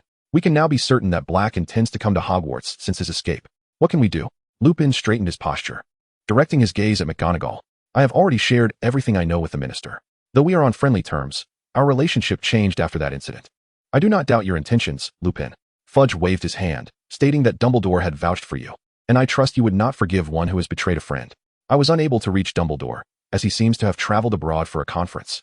Thus I sought out Professor McGonagall to discuss certain matters. I hope Hogwarts can incorporate more targeted educational content. My intention is not to interfere with your teaching. Fudge emphasized this point, noting that unlike other magical schools, Hogwarts possesses significant autonomy in England, beyond the ministry's reach. Historically, many ministers have attempted to meddle in Hogwarts' curriculum. But since Dumbledore's ascension as headmaster, many previous mandates have been directly abolished. Presently, aside from examinations and the administration of test papers by the ministry, they are powerless to act and dare not intervene, especially following Grindelwald's resurgence, which the entire European magical community chose to ignore. Dumbledore's unspoken authority has grown even more formidable. Who does not recognize the undeniable connection between these two figures? Previously, provoking Dumbledore might have incurred little consequence, but now, such actions could summon Grindelwald's attention. Given the implications for Fudge's career, he had to regard this matter with utmost seriousness. He had spearheaded the trial of Black, engaging fiercely with Barty Crouch at that time. Had it not been for Crouch's son being a Death Eater and the opportunity to preside over Black's trial, Fudge's advancement to the ministerial position would have been in jeopardy. I will convey this matter to Headmaster Dumbledore. Professor McGonagall nodded slightly, personally not opposed to the idea, as it indeed considered the welfare of the students. However, it was Dumbledore who held the true authority at Hogwarts. My sincere gratitude, Professor McGonagall. She had once been Fudge's teacher, and he dared not assume a ministerial demeanor before her, having previously faced her admonitions during his time as a student. Professor Flitwick, too, was among his former instructors and warranted respect. I can arrange for students to engage in practical exercises to respond to danger. After a moment of contemplation, Lupin spoke up, finding it particularly difficult to refuse Fudge, as he was a werewolf officially registered with the ministry. That would be splendid. Fudge adjusted the brim of his hat and then rose from his seat. I have several meetings to attend, so I shall take my leave. I hope, Professor McGonagall, you can promptly connect with Headmaster Dumbledore regarding these matters. He departed hastily, vanishing from the pub with a disapprobation. What a dreadful year this has been. Professor Flitwick voiced his concerns, hoping that nothing unfortunate would occur. Black. Lupin quietly chewed on this name, suddenly focusing intently, his brow furrowing. It seemed his gaze fell upon the figure of Egio nearby, and I realized what had sparked my earlier sense of familiarity. He stared intently at the cloaked figure, his finger pointing toward the wizard's eyes. While the surroundings may differ, those eyes. Lupin raised his head slowly and began to speak. The deep gray eyes, almost identical to Black's, rendered this face unrecognizable, yet those eyes evoked a sense of familiarity. Then let us find him. Ezio did not leap up in excitement. Rather, he spoke in a somewhat cold tone. Regardless of this individual's connection to Black, locating him might bring me closer to the answers I seek. Do you have any ideas? Professor McGonagall furrowed her brow, for Black was cunning, not easily captured. What if he willingly exposes himself? Ezio hesitated not at all. Since this matter might be linked to Black, there was no need to leave certain information for Harry and Snape. His dealings were settled, Snape had compensated him, and Harry had acquired the memory. They were even, with no debts owed to one another. However, such matters. Are you suggesting that Harry should approach Lupin and guess? Black's arrival at Hogwarts is likely in search of Harry. Ezio waved his hand dismissively. But it might also be to find this fellow. He produced an old piece of parchment from his pocket. I inadvertently discovered an unusual name appearing on the map. Who? Peter Pettigrew. I once believed he was Ron's roommate, thus I paid him no mind, until I realized that this individual did not reside in Ron's dormitory at all. Chapter 104. The Trembling Wormtail. In the blink of an eye, Professor Flitwick set a spell in motion, offering Madame Rosmerta an apologetic smile as she approached, then shook his head. Instantly halting, Madame Rosmerta sensed they were about to discuss a sensitive topic. After all, Minister Fudge had just visited, a rarity, yet not unheard of. Do you understand what this implies? Lupin's emotions were tumultuous. He was an astute individual, having been the head boy of Gryffindor during his student years. After the initial shock and bewilderment, he swiftly connected the dots. Did you just mention Peter Pettigrew? Indeed, Ezio nodded. Wormtail Peter. Lupin's fingers dug into the wooden table, blood staining its surface, his expression twisted in a terrifying grimace, as if it were the night of a full moon. Ezio, can you be certain it is he? Professor McGonagall spoke urgently. Why did you not inform us? Snape knows. I suspect Professor Dumbledore is also aware. Ezio chose not to conceal this matter, though he had refrained from sharing it with too many. Perhaps, by keeping this under wraps, he has a plan of his own, Ezio vaguely suggested, avoiding specifics. People instinctively thought of Dumbledore. He might have some scheme, especially since this issue involved Voldemort, with numerous incomprehensible factors surrounding the initial betrayal. Dumbledore successfully took the blame. So now should we? McGonagall frowned, concerned that they might disrupt Dumbledore's plans. I believe the headmaster would choose to forgive. Ezio waved his hand dismissively. In his heart, nothing was more paramount than locating the hooded figure. Are you certain Peter is still at Hogwarts? Lupin inquired, seemingly regaining a semblance of composure as he suppressed a torrent of complex emotions. He should be, Ezio replied, his fingers deftly inscribing a few strokes on the Marauder's map. At that moment, the name of Peter Pettigrew illuminated brightly, his location conclusively pinpointed within the Gryffindor common room. The remaining trio hastily followed Lupin as they exited the three broomsticks. The instant they stepped outside, they disapparated to the northern entrance of Hogwarts. Ezio produced several spare brooms and handed them over. Professor Flitwick raised an eyebrow in surprise upon seeing two pristine firebolts. Isn't this a bit extravagant? He remarked, noting that the total worth of the four brooms exceeded 1,000 galleons, nearly equivalent to Professor Flitwick's quarterly salary. If money is left unused, it holds no value. With a swift whoosh, they soared towards Hogwarts Castle. The Gryffindor common room was situated on the 8th floor, and they flew directly through a window. Fortuna Major. Professor McGonagall uttered the password, and Lupin charged in ahead. Upon the sudden arrival of the three professors, the once bustling common room fell silent, all eyes converging upon them. Lupin, feeling a surge of impatience, glanced at Ezio, urging him to check the map for Peter's whereabouts. Instead of consulting the Marauder's map, Ezio scanned the students and spotted Ron, who was seated amid several first-year students, boasting animatedly. Ron had indeed been held back. Mrs. Weasley was infuriated upon realizing that her son had learned nothing during his 2 years at Hogwarts, prompting her to have him repeat the year. Initially, Ron believed this would be a source of embarrassment, yet after changing his dormitory and mingling with first years, he discovered a renewed sense of superiority, relishing in his role as a sort of upperclassman among these novices to magic. The only awkward moment arose during encounters with his sister Ginny, who utterly ignored him. Ezio approached Ron, marking his first close encounter with the notorious Slytherin. Ron felt an inexplicable anxiety, aware that it was Ezio and Harry who had rescued him from the Chamber of Secrets last year. However, his distaste for the ever-noticeable Ezio made expressing gratitude out of the question. What do you want? Ron stammered, flustered upon seeing Ezio extend his hand towards him. Yet, this did not deter Ezio from retrieving the rat from his pocket. What are you going to do with Scabbers? Ron erupted in anger, but a galleon was flicked onto his face as Ezio replied, I purchased this rat. Upon seizing the authentic gold galleon, Ron was almost propelled into a state of exuberance. For his previously unspent pocket money had been confiscated by his mother, including the toys he had procured in Egypt. At that moment, Ron found himself unable to extract even a single copper canute from his pocket. Is this real? He exclaimed, a grin adorning his face as he clutched the galleon. Yet he swiftly regained his composure and added, No, this isn't sufficient. He was acutely aware of how affluent Egio was. While this one galleon was indeed enough for him to purchase a dozen glossy black pet rats at the pet shop in Diagon Alley. The opportunity was too precious to squander, was it not? Egio cast a bemused glance in his direction. Then I shan't purchase it. It is now confiscated. Professor McGonagall regarded Percy, who had risen from his seat, with a stern look. Take care of Ron. I trust Mr. Florence hasn't been too harsh. Is there a bit of a misunderstanding here? Percy ventured uncertainly. His rat has been swapped. McGonagall offered a casual excuse. Upon hearing this, Percy seemed to piece together some information, and his expression suddenly shifted to one of grave seriousness. I understand now, Professor McGonagall. Percy nodded as if facing a formidable adversary. The earlier sense of sentiment transformed into a raging fury, nearly igniting him. To the headmaster's office? After departing the Gryffindor common room, Egio strode forward, and no one objected. Roach pile? Buzzing honey frogs? Chocolate frogs, correct. The password to the headmaster's office was not difficult to deduce. After all, Egio had frequented this location numerous times, often guessing from the array of desserts favored by Dumbledore. The gargoyles sprang aside, leading them up the spiral staircase to Dumbledore's office. Dumbledore held a half-eaten chocolate frog with a bitten-off head, and, upon seeing the four of them enter, inquired with curiosity, "I've captured Peter Pettigrew. This doesn't interfere with your plans, does it?" Dumbledore cast a knowing look at Egio before nodding. "Of course, it's no problem," though he felt somewhat perplexed.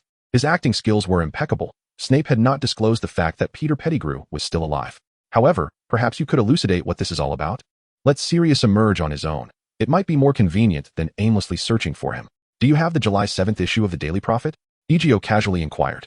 "Certainly." Dumbledore waved his wand, and a newspaper landed before them. "This is the reason." Egio pointed to a photograph on the page. Black's escape was triggered by this newspaper. The Weasley family won the Galleon Prize from the Daily Prophet and traveled to Egypt. Their family portrait featured prominently, and the beleaguered Fudge, who is responsible for this debacle, just happened to be involved. "How are you so certain?" Dumbledore questioned, a hint of doubt in his mind. "Legitimacy.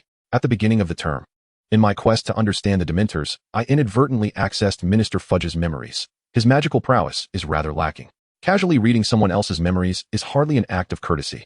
As a master of the art of legitimacy, Dumbledore was acutely aware of its inherent challenges.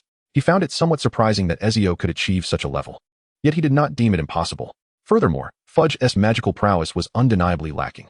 I must ascertain whether the Dementor that disrupted my interest was intentionally dispatched by him. His excessive eagerness in this matter inevitably raises suspicions of his involvement. However, such considerations are of little consequence, are they not? Ezio deftly shifted the topic. After all, his previous remarks were merely a pretext. His legitimacy had not yet reached Dumbledore's caliber, and he was not capable of unobtrusively extracting memories from others. Yet, who would challenge this assertion?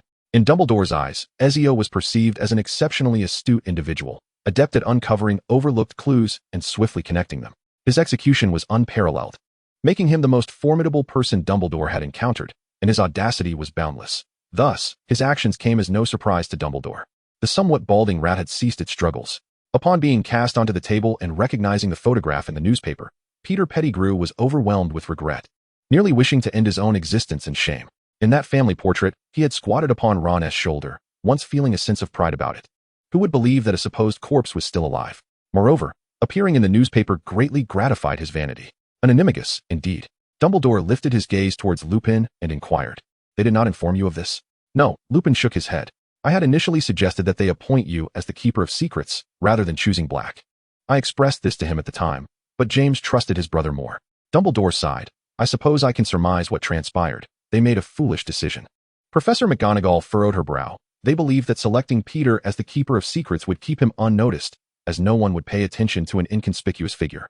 Yet, it seems Peter may have already allied himself with the Dark Lord.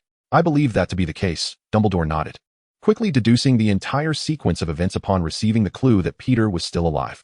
"Oh, Filius, please do not regard us with such a gaze. While there are fools among Gryffindor, they do not comprise the entirety."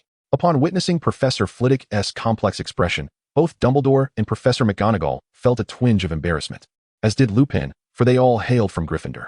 "Perhaps I should intensify their education," Professor McGonagall remarked with a frown. "There is no doubt that this year will be more challenging for our young lions." And now, his wand pointed towards the rat discarded upon the newspaper. It began to levitate, subsequently struck by a blue spell, initiating its forced transformation. The animagus was forcibly reverted, and the rat fell to the ground. A head emerged, soon followed by limbs, and in a fleeting moment, a timid man stood in place. His hair was disheveled, with a significant bald patch. His entire being was unkempt, and his sharp nose paired with his watery, green bean-like eyes gave him a rodent-like appearance. The prolonged transformation had rendered him strikingly similar to a rat. Little Peter seemed to have lost the ability to speak. Before the professors who had once imparted magical knowledge to him, he was utterly dumbfounded. To flee? In such a situation, surrounded by esteemed figures?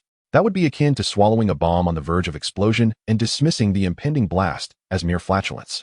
Suddenly, Peter rolled his eyes back, fainting from sheer terror.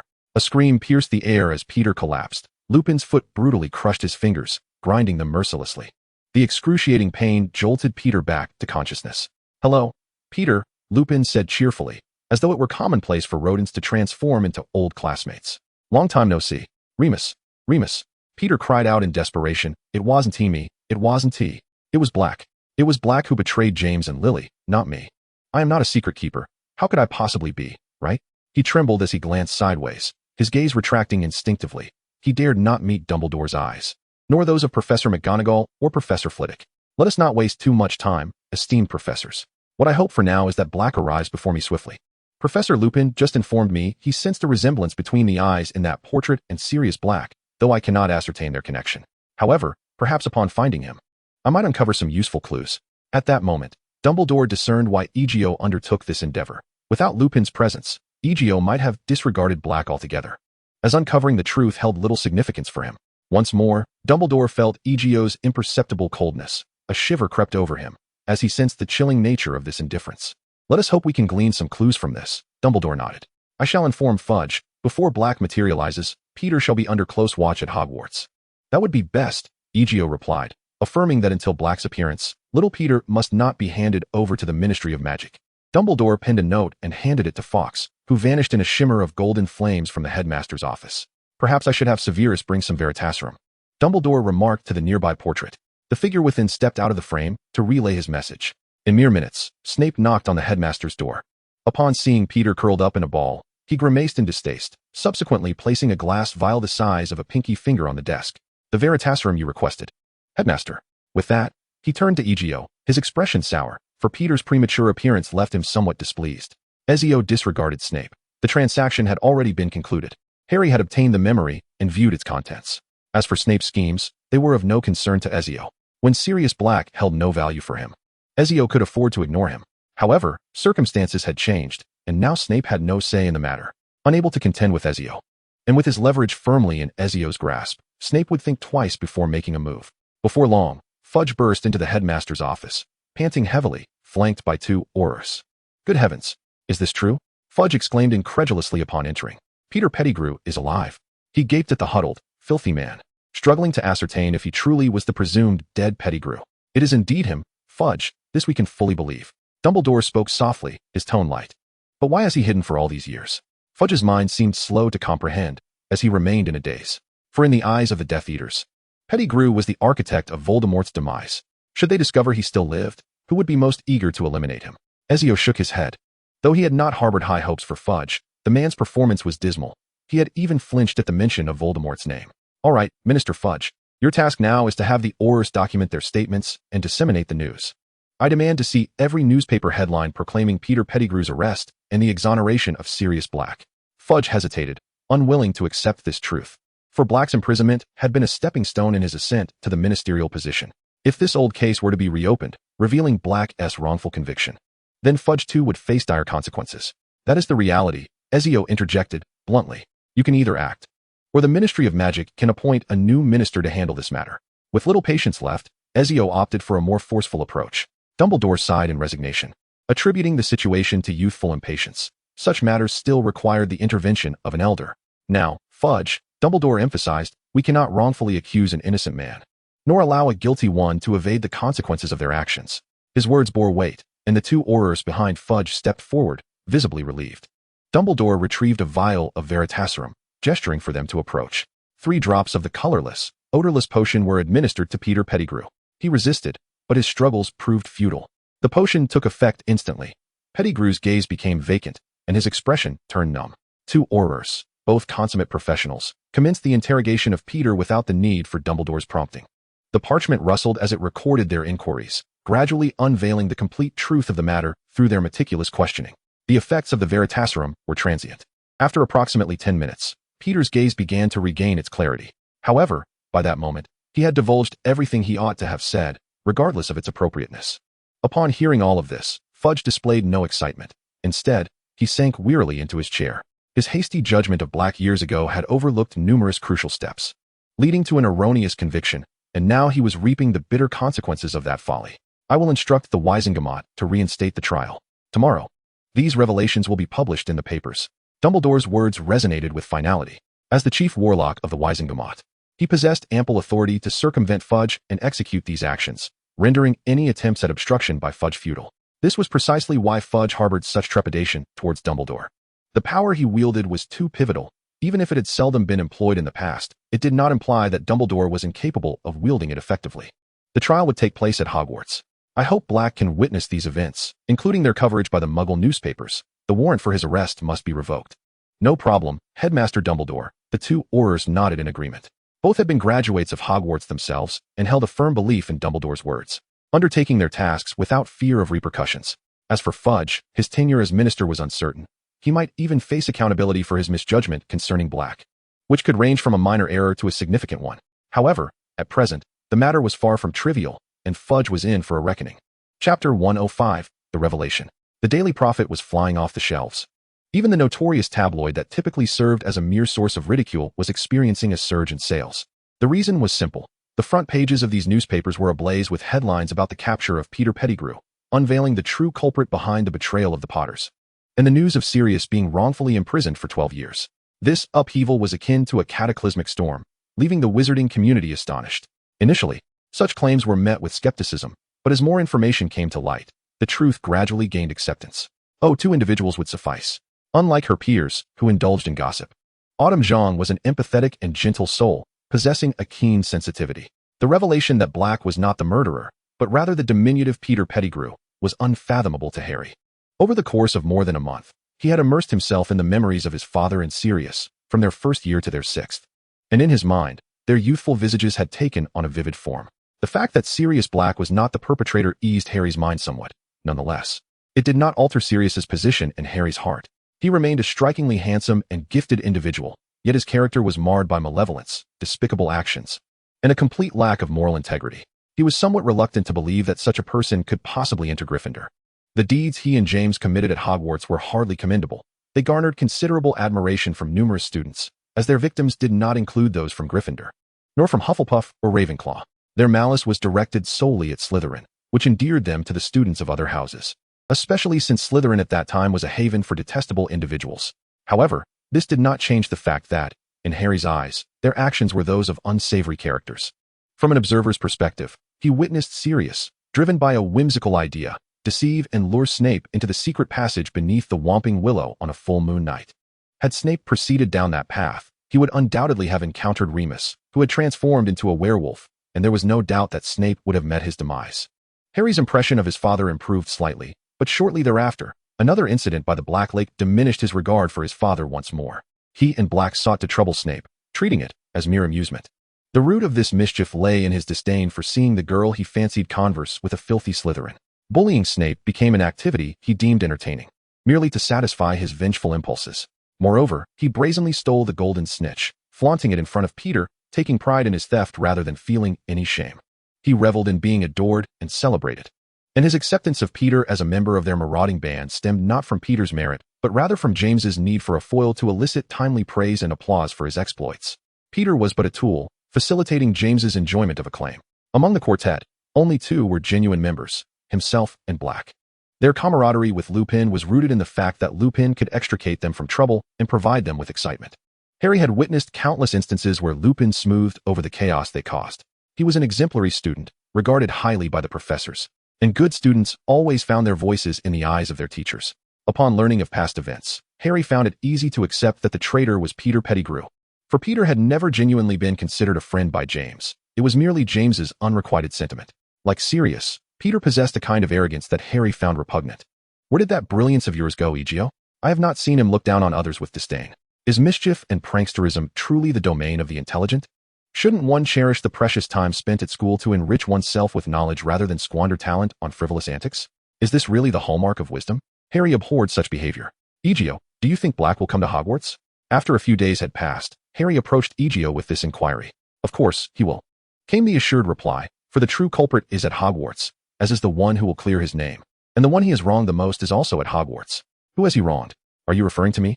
Harry furrowed his brow, realizing that the information disclosed in the Daily Prophet was limited, leaving him unable to grasp the entirety of the situation. This was a deliberate act by Egio. Although Snape expressed some dissent, Egio remained indifferent. What he required now was to prepare for Black's arrival, for the man was not one to be easily dealt with. Without a firm grip on him, he would not speak the truth. Suddenly, a flicker of flame appeared before them, and from the golden fire, a note was expelled. Dumbledore had sent a message through Fawkes, stating, "Black has arrived. Come to my office. I shall take my leave now, Harry, and we will speak afterwards." Was it truly Black who had come? Harry surmised this possibility. "May I accompany you?" he inquired. Yes, but there may be things that you find difficult to accept. Was there a hidden truth not printed in the papers? You will find out in due time, but I hope you can remain calm. Upon hearing Egio's words, Harry felt a twinge of anxiety. They hurriedly ascended to the 8th floor of the castle, reaching the door of the headmaster's office via the spiral staircase. Harry swallowed hard, feeling his palms grow slightly clammy. However, before he could brace himself, Egio pushed open the door. The room was spacious, even more so than before, as Dumbledore had enlarged the headmaster's quarters to ensure that the agitated Sirius Black posed no threat to Peter Pettigrew. Black's appearance resembled that of a wild man. He was filthy and gaunt, yet his face bore an expression of frantic madness and rage. Let me kill him. That despicable traitor. The filthy rat. I want him dead. Sirius was restrained in a chair, with Lupin standing silently beside him. As Egio and Harry entered, a hush fell over the office. Black stared blankly at Harry, his lips trembling with emotion as he reached out, yearning to embrace Harry, but he was bound to the chair. Dumbledore had subdued him to prevent any rash actions. Harry met Black's gaze but chose not to approach. Instead, he quietly moved to Snape's side. Witnessing this, Sirius Black, after a moment of disbelief, pointed accusingly at Snape's face. Keep your distance from Harry, you filthy toad, or else you'll regret it. And what can you do? Snape scoffed, casting a disdainful glance at Black. Though the dealings with Egio had initially disgusted him, filled with threats and coercion, the outcomes had been consistently favorable. Both transactions had been pleasant, and while Snape regarded Egio as a rogue and a scoundrel, he acknowledged him as an admirable trading partner. For a Slytherin, the process mattered little. What was paramount was the result. With the principal now present, all was well. A glimmer of anticipation and ease appeared on Egio's face as he retrieved a three-dimensional magical portrait from his robes and approached Black. I am in search of this individual. Professor Lupin informed me that, although he does not know this person, his eyes resemble yours. Egio gazed into Blake's deep gray eyes, filled with blood, and spoke in a calm tone. You must tell me who he is. Why should I? At that moment, Blake was engulfed in a state of extreme anger, looking up at Egio as if he were a mere outlet for his frustration. Even if I knew, why would I tell you? Get lost. Serious. Lupin pressed down on Blake's shoulder, asserting that it was Egio who had located Peter and brought him forth. Is that so? Blake regarded Egio with a hint of skepticism, his tone softening somewhat. He furrowed his brow, glancing again at the figure in the black robe before shaking his head. How am I to know who he is? You would do well to examine this carefully and ponder it thoroughly. It is of great importance to me. Egio continued patiently, yet his words bore an unmistakable tone of authority. Do not dismiss me. Do you believe that merely because you have found that treacherous rat, Peter, you can dictate to me? Blake's face suddenly betrayed a flicker of disdain. I would have caught that rat without you. I came here specifically to find him. Do you think I am incapable of accomplishing this? I have no desire for violence. Egio placed the portrait into Blake's hands. I am currently inquiring of you in a most gentle manner, regardless of your willingness to acknowledge it. It was I who found Peter and persuaded the Ministry of Magic to lift the warrant for your arrest, granting you your innocence. My sole purpose in this endeavor is to uncover the name of the individual depicted in this portrait. I care not for anything else. Egio, Dumbledore raised his voice, sensing that something unfortunate was about to transpire. Let me handle this. Blake is in a rather agitated state. I will take my reward and leave. I do not wish to waste any more time. I have grown weary of waiting. Dumbledore's voice softened as he felt a sense of indebtedness to Egio. Recognizing the connections between Horcruxes, the Deathly Hallows, and Grindelwald, all of which were entwined with Egio's endeavors. He had also secured numerous future benefits for Hogwarts, such as its esteemed reputation in the world, yet Egio had never demanded recompense for his assistance. But please, do not act impulsively. Promise me, will you? Dumbledore conceded, deciding he would not impede Egio today, provided he refrained from any excessive actions. I do not act impulsively when I am not driven to madness.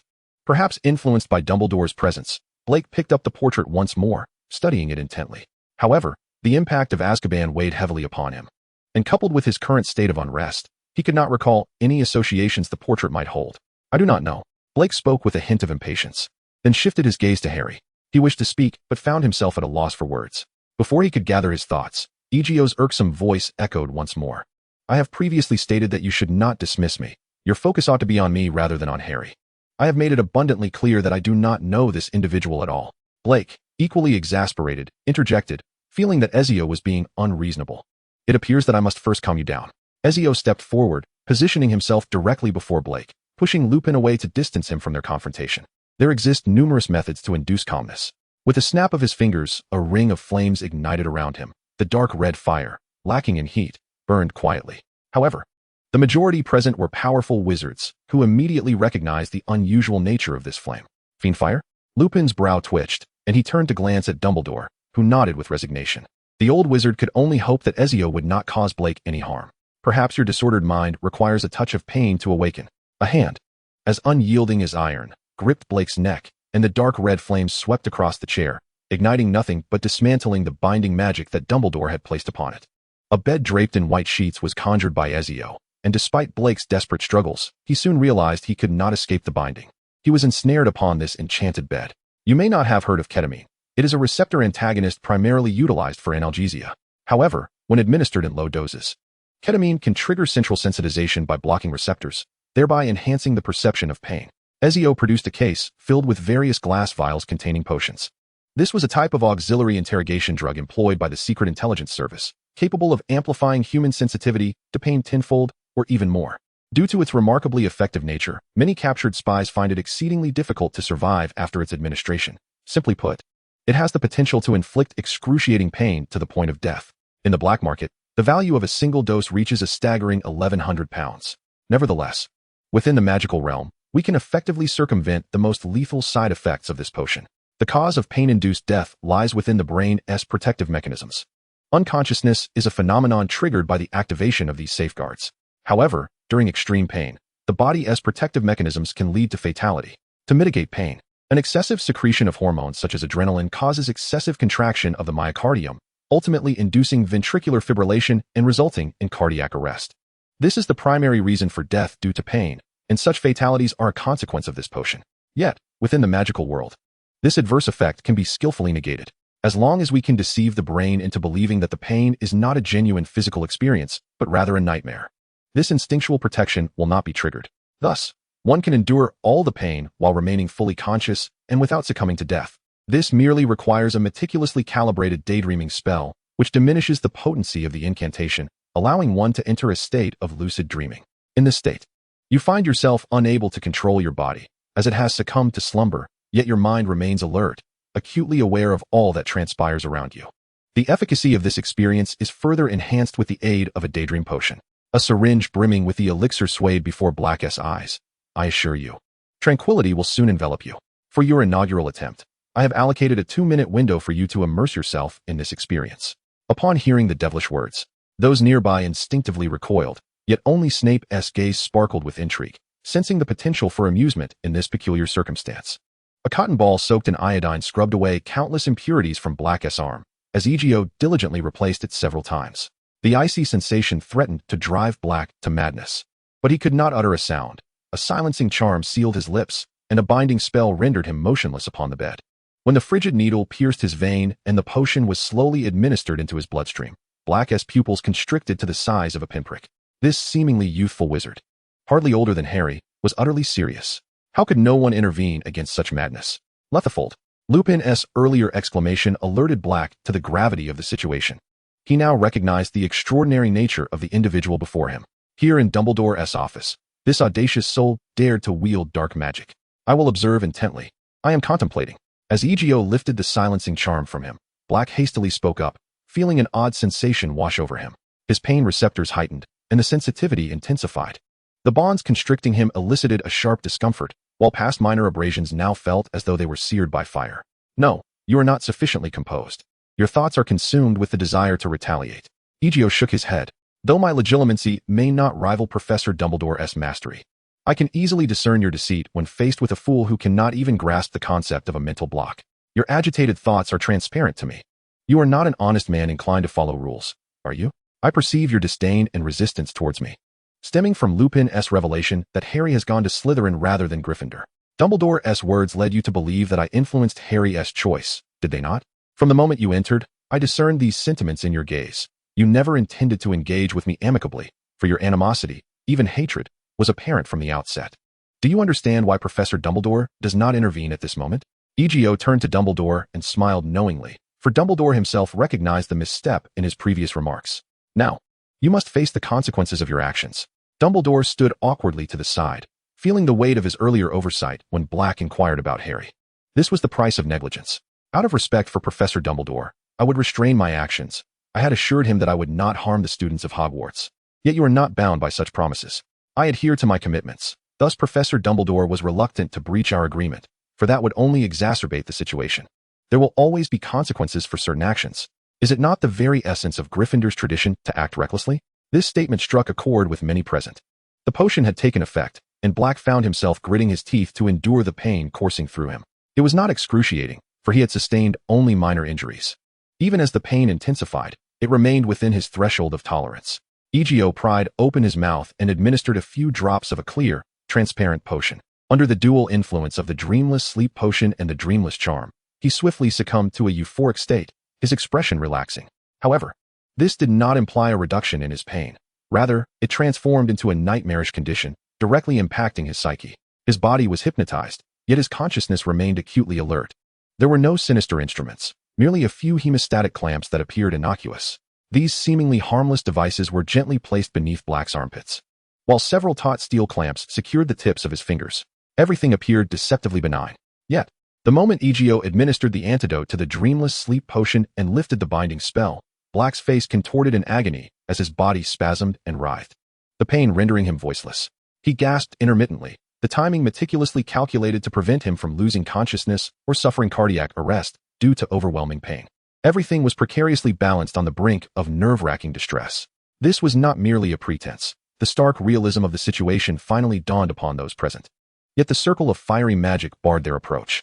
Perhaps it was the torment of the mind that could render one more acutely aware than physical suffering. Egio single-handedly lifted the curled-up Black from the floor and returned him to the bed. Harry, are you perplexed as to why it was Peter who betrayed your parents, rather than the initially suspected Black? Harry swallowed hard, somewhat startled by Egio's previous actions. This was the first time Egio had revealed such a merciless demeanor towards an adversary. Although Harry harbored no fondness for Sirius Black, he could not help but feel a twinge of sympathy for him in that moment. For the magic that concealed your parents was known as the Fidelius charm. As long as the secret keeper kept the information to themselves, no one could uncover their whereabouts. At the outset, Professor Dumbledore suggested appointing him as the secret keeper. Your uncle Lupin shared this sentiment, for Dumbledore was the only wizard Voldemort feared, making him the most prudent choice for such a role. However, your father placed greater trust in his brother, Sirius Black. This decision was not without merit. As the bond between them was profound, James believed that even in death, Black would never betray him. Harry nodded slowly, having perused their memories from their school days. And he too came to trust this notion. James and Sirius were indeed brothers in spirit, their mutual trust unquestionable. Perhaps they were not exemplary students, but the strength of their brotherhood was undeniable. Now, Sirius, could you articulate your thoughts on the genius of your and James's plan? Who, may I ask, proposed that James and Lily select Peter Pettigrew as their secret keeper? You deemed it a clever strategy, did you not? A switcheroo? Voldemort would seek you out, yet overlook a feeble, ineffectual individual. But have you pondered whether a weakling possesses the capacity for secrecy? Egio, the fiery circle dissipated. Is this true? Harry's voice trembled as he gazed incredulously at Black, then turned to Lupin, casting a pleading look for assistance. Meanwhile, Snape stood nearby, fists clenched, eyes shut in anguish. As tormenting images replayed in his mind, he bit his lip, blood trickling down as if tears falling to the ground. How dare you? Harry charged forward, seizing Black by the collar, realizing in that moment why Dumbledore had not intervened to halt the torment inflicted by Egio, because this lesson was necessary. Tell me this is not true. I know Gryffindor harbors its share of fools, but I never imagined anyone could commit such an unfathomable folly. You and James couldn't conjure a brain of a normal person? To trust a feeble, inept individual? You never regarded Peter as a true friend. He was merely your lackey, remaining by your side to avoid bullying, for he was nothing. And you actually believed in him? You knew he was a coward. You entrusted my mother's life to such a scoundrel. How could you dare? Harry released his grip, staggering back a step, still unable to comprehend the existence of such profound foolishness. What is this? Harry trembled, covering his face. It was you two who caused my mother's death. Black had previously imagined that upon discovering he was not the true culprit, Harry would join him in condemning the despicable Peter Pettigrew, perhaps seeking redemption by caring for Harry as his godfather. Yet, Harry's words shattered his defenses completely. A shadow darted past, and at that moment, Snape's robes billowed dramatically. His expression remained impassive, the traces of blood at the corner of his mouth wiped away, while a bloodied fist imprinted itself on Black's face, sending him crashing to the floor. Snape! Lupin rushed forward, grasping Snape, but Black still received a fierce kick from Snape, eliciting a groan of pain. Upon Harry's accusation that you two are the ones who killed my mother, Snape's nerves snapped, and Black teetered on the brink of despair, finally realizing the sheer folly of his earlier suggestion. Like other Gryffindors who had erred, they possessed a peculiar confidence. Black had previously felt remorse. He regretted trusting Peter Pettigrew.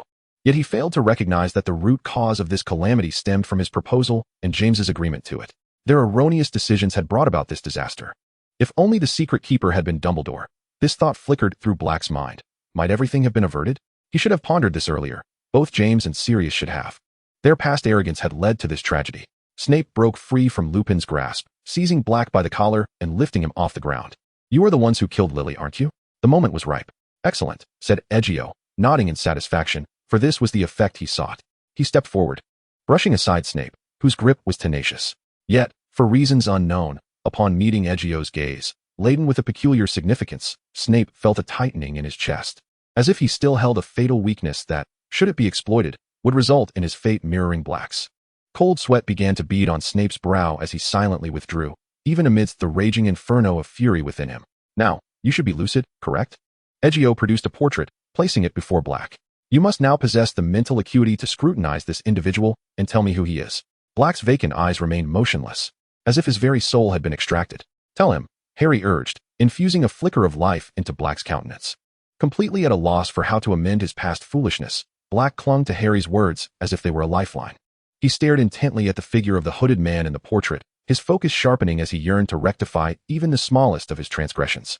Time seemed to crawl, so much so that Egio had to diligently suppress the myriad thoughts swirling in his mind. After what felt like an eternity, Black's lips finally stirred. I feel as though I've seen him somewhere before. Who is it? My brother, Regulus Arcturus Black. We do not resemble each other, except for our eyes. I cannot be mistaken. Silence lingered in the headmaster's office. After a few moments, Ezio slowly unclenched his fists and approached Dumbledore's desk. Retrieving a piece of parchment and a quill, he inscribed a line upon it. This is the name, is it not?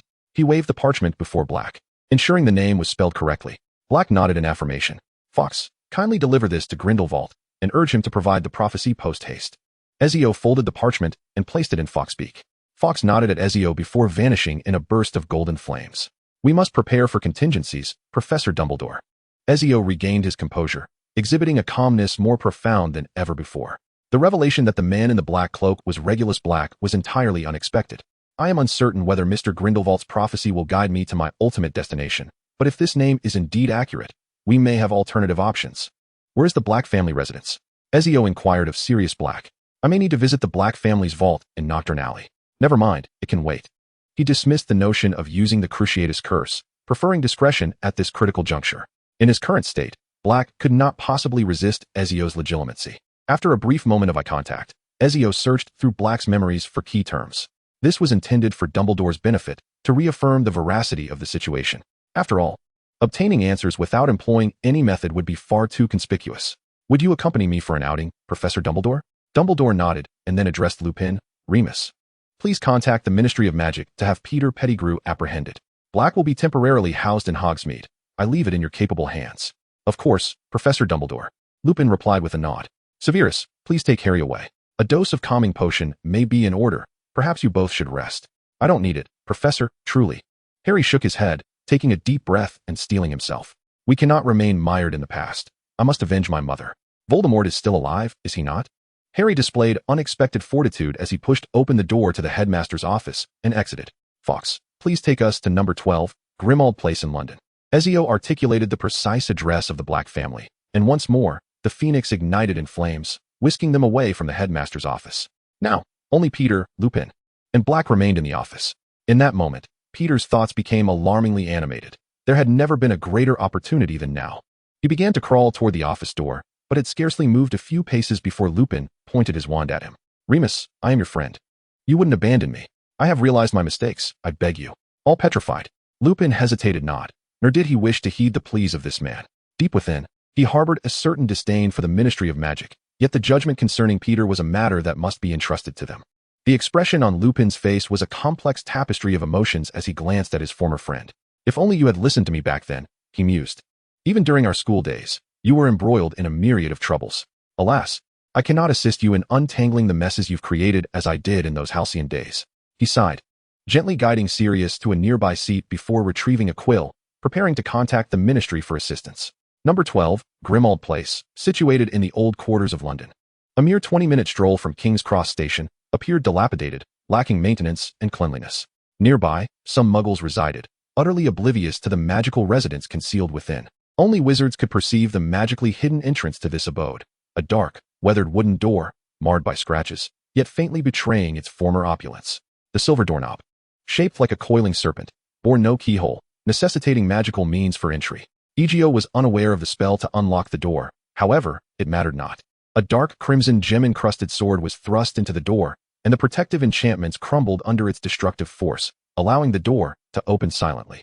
A musty odor wafted forth from within. The floor had not seen a broom in ages, cloaked in layers of dust.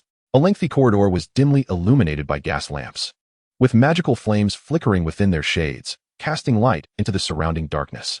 A chandelier, shaped like a serpent's web, swayed gently from the ceiling, perhaps stirred by the wind from outside, creating an illusion that it might fall at any moment.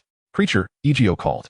He had previously procured the false locket box from Dumbledore's possession, now holding it aloft for display.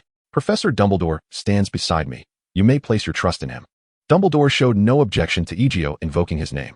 Upon seeing Regulus's name inscribed by Egio, he immediately recognized the signature it bore. Perhaps Dumbledore's reputation truly wielded influence. For an ancient house elf slowly emerged from the shadows, his age evident in his bald head and the tufts of white hair sprouting from his bat-like ears. His eyes clouded and bloodshot. Upon catching sight of the locket box in Egio's hand, Creature emitted a hoarse yet fervently excited croak, reminiscent of a bullfrog. "It is Master Regulus's locket box." He trembled as he took a few steps forward, nearly losing his balance. "I can give this to you, but you must provide me with the other locket box. He wishes for you to destroy it, does he not?" "You cannot, but I can." Creature stumbled toward Egio, fixated on the locket box within arm's reach, his trembling hand outstretched. "You are truly Master Regulus's friends. He left a letter in the locket box. A letter that led me here. Your young master initially sought to combat Voldemort, did he not? Dumbledore is the only wizard Voldemort truly fears, and he stands right here." Creature glanced up at Dumbledore, slowly swallowed, and nodded slightly. "I can present you with Regulus's relic, but you must hand over the locket box retrieved from the cave. I shall destroy it before your very eyes." Egio released his grip and offered the locket box to Creature, which seemingly bolstered the persuasive weight of his words. Creature clutched this heirloom of his young master tightly, then turned and vanished into the shadows. Shortly thereafter, he emerged, grasping a splendid golden locket box in his hand. Creature had exhausted every conceivable method, yet none were effective. He found himself incapable of destroying this box, unable to fulfill the task his young master had entrusted him with. "But now, your task is complete." Egio accepted the locket box, gently tapping it with his elder wand, the magic of death swiftly unfurling. And the soul fragment within the Horcrux silently perished, transforming into a swirling black mist that dissipated into nothingness. Creature stood in stunned silence, disbelief etched upon his face. Yet he felt a surge of exhilaration in that moment. "You did it." As Egio opened the locket box, revealing its empty interior, Creature shouted in excitement. His task was accomplished. Someone had assisted him in destroying this box, and that ominous black mist served as testament to the act. "Now, Creature, might you assist me with a favor?" Egio gazed into Creature's eyes, his voice gentle. Creature was willing. "For you had helped him complete his task and return the locket box of his young master. I wish to inquire whether Regulus ever mentioned to you anything regarding the 12 lunar cycles or the moonstone." Creature shook his head. His young master had not spoken of such matters. However, Creature was aware of the moonstone, a long-ago family heirloom. He had never seen it, but had heard of it during his service to the Black family from a previous house elf, as it was essential to serve the esteemed Black family well. Creature spoke with a hint of pride. "And now, where is that stone?" A tremor of anticipation laced Egio's voice. "It should be in the vault. Any treasures not in the home would reside in the vault. Had Regulus ever taken it?"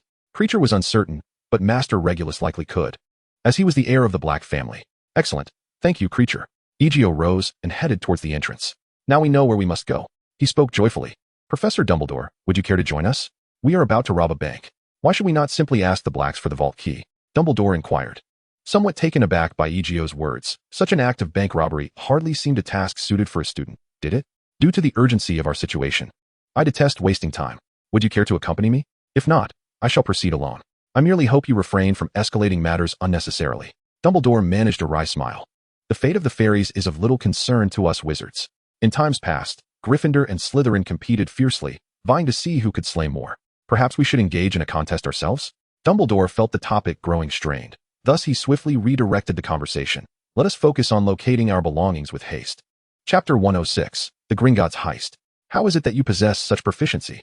Dumbledore's emotions were exceedingly complex at that moment. In his right hand, he held a vial of polyjuice potion, while in his left, he clutched a black hood. Before him, The transformed Ezio was packing the luggage intended for their expedition to Gringotts. I am an assassin. My training is comprehensive, for one can never predict what tasks the employer may assign, whether to eliminate a target or to procure an object from an unknown location. Beyond assassination, my skills are manifold. Should you decline to consume the polyjuice potion, I cannot include you in our forthcoming operation. Ezio finished packing 2 backpacks and turned to Dumbledore. I believe we could approach this matter with a gentler method. Dumbledore hesitated, yet ultimately drained the glass in his hand. The taste of the potion was far from pleasant, causing him to grimace. In no time, Dumbledore transformed into a rather menacing scar-faced figure, his bulging muscles straining against his robes, having gained considerable bulk. To err on the side of caution, we shall refrain from using wands. Thus, Professor, you may need to familiarize yourself with our new companion, the steel wand. Ezio retrieved a Soviet-made heavy machine gun from a nearby weapons rack, opened the chamber to inspect the ammunition, and then placed it into Dumbledore's arms. Aside from the silencing charm, I have employed every applicable spell on it. The caliber is 12.7 by 108 millimeters, with a magazine capacity of 12,000 rounds and a firing rate of 800 rounds per minute, ample for you to maintain continuous fire for 15 minutes. Currently, the known magic in the wizarding world, including fairy magic, offers little resistance against such high-velocity muggle weaponry. The kinetic energy of these large-caliber bullets can swiftly tear through protective enchantments, rendering even the shield charm fragile upon contact. Give it a try. There are targets ahead, and we are deep in the mountains, with no civilization within a 10-kilometer radius. You may familiarize yourself with it here. Trust me, no man can resist the allure of this weapon, especially when enhanced by magic, allowing us to wield it simultaneously. Of course, if you prefer something with a bit more punch, I recommend you try this shortly. Ezio patted the formidable weapon mounted on the stand beside him. A 61 Vulcan 20mm cannon, which had been salvaged from a 15. Though it was second-hand, it had been meticulously maintained, boasting a firing rate of 6,000 rounds per minute and a magazine capacity of 60,000 rounds, sufficient for a thrilling 10 minutes of fire. However, the cacophony produced by this beast was overwhelming. I had modified a silencing charm, but the exhilaration of shooting was significantly diminished. This weapon could truly deafen a person. Are you certain that you have undergone assassin training? Dumbledore's expression was nothing short of extraordinary as he accepted the steel wand, which appeared heavy but could be effortlessly lifted with one hand. Human beings require an outlet for their emotions. Suppressing too much within can lead to madness. The pressures of assassin training are immense. Giovanni confided in me that during his childhood, he had secretly wept numerous times due to the intensity of the training, and he wished for me to avoid such distress. Thus, we engaged in this parent-child activity to relieve stress, which I found quite enjoyable. Give it a try, Headmaster. It is now the late 20th century. One must keep pace with the times, wouldn't you agree? The seclusion of wizards within their own little worlds is quite detrimental. I would much prefer to witness the marvelous confluence of wizarding and muggle societies as we enter the 3rd millennium. What a splendid spectacle that would be. The fusion of technology and magic could produce an unparalleled brilliance. The ignorant days of medieval witch hunts are long behind us. We must progress with the times. Dumbledore, rendered momentarily speechless by Ezio's words, sensed an inexplicable urge to give it a try. Why not change into something more fitting in the next room? I have prepared an outfit for you. Doubtfully, Dumbledore stepped next door, and within mere seconds, a robust man clad in a black vest, tactical jacket, and combat trousers emerged. In this guise, even Grindelwald would struggle to recognize Dumbledore. Ezio instructed Dumbledore on how to chamber a bullet and disengage the safety before allowing him to engage in practical shooting in the designated area. Upon pulling the trigger, the thunderous roar of gunpowder propelling the bullet was deafening. The recoil had been reduced by 90%, enhancing the shooting experience significantly.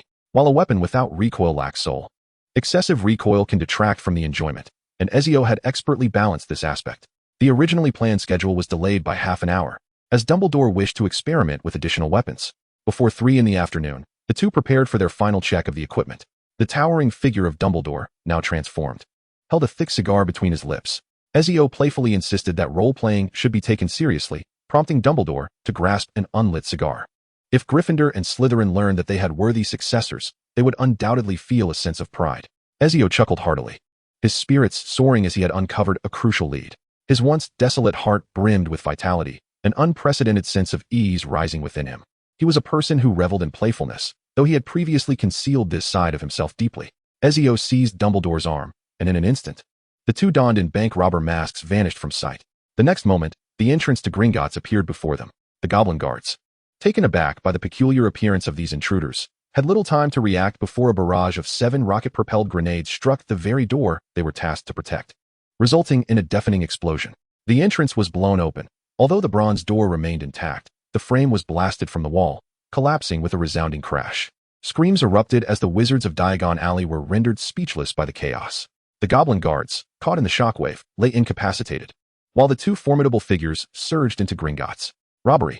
The goblins' eyes turned crimson at the sight. But they were met with a hail of bullets unleashed by a muscular man smoking a cigar and wielding dual heavy machine guns. Dumbledore had no intention of harming the goblins. His fire was directed at empty spaces. Yet the sheer noise and the terrifying barrage capable of shredding the bar into oblivion frightened many goblins into a state of panic.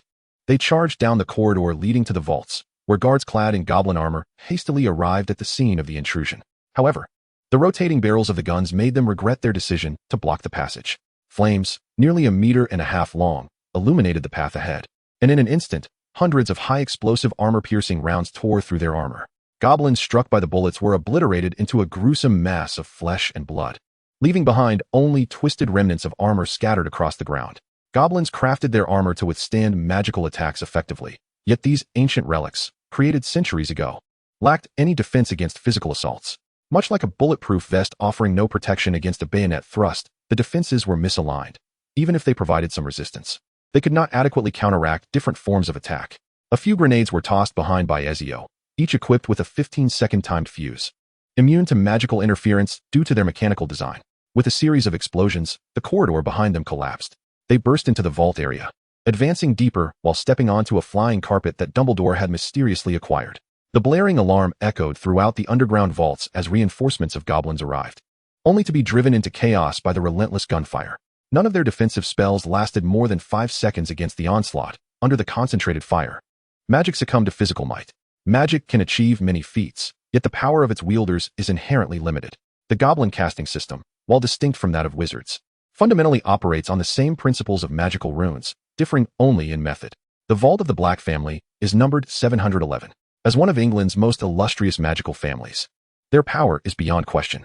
This vault, protected not only by the enchantments of fairies but also by a ferocious guardian, a fully grown fire dragon with scales that have become loose and pale, and eyes that have long since lost their sight, stands as a testament to formidable defense.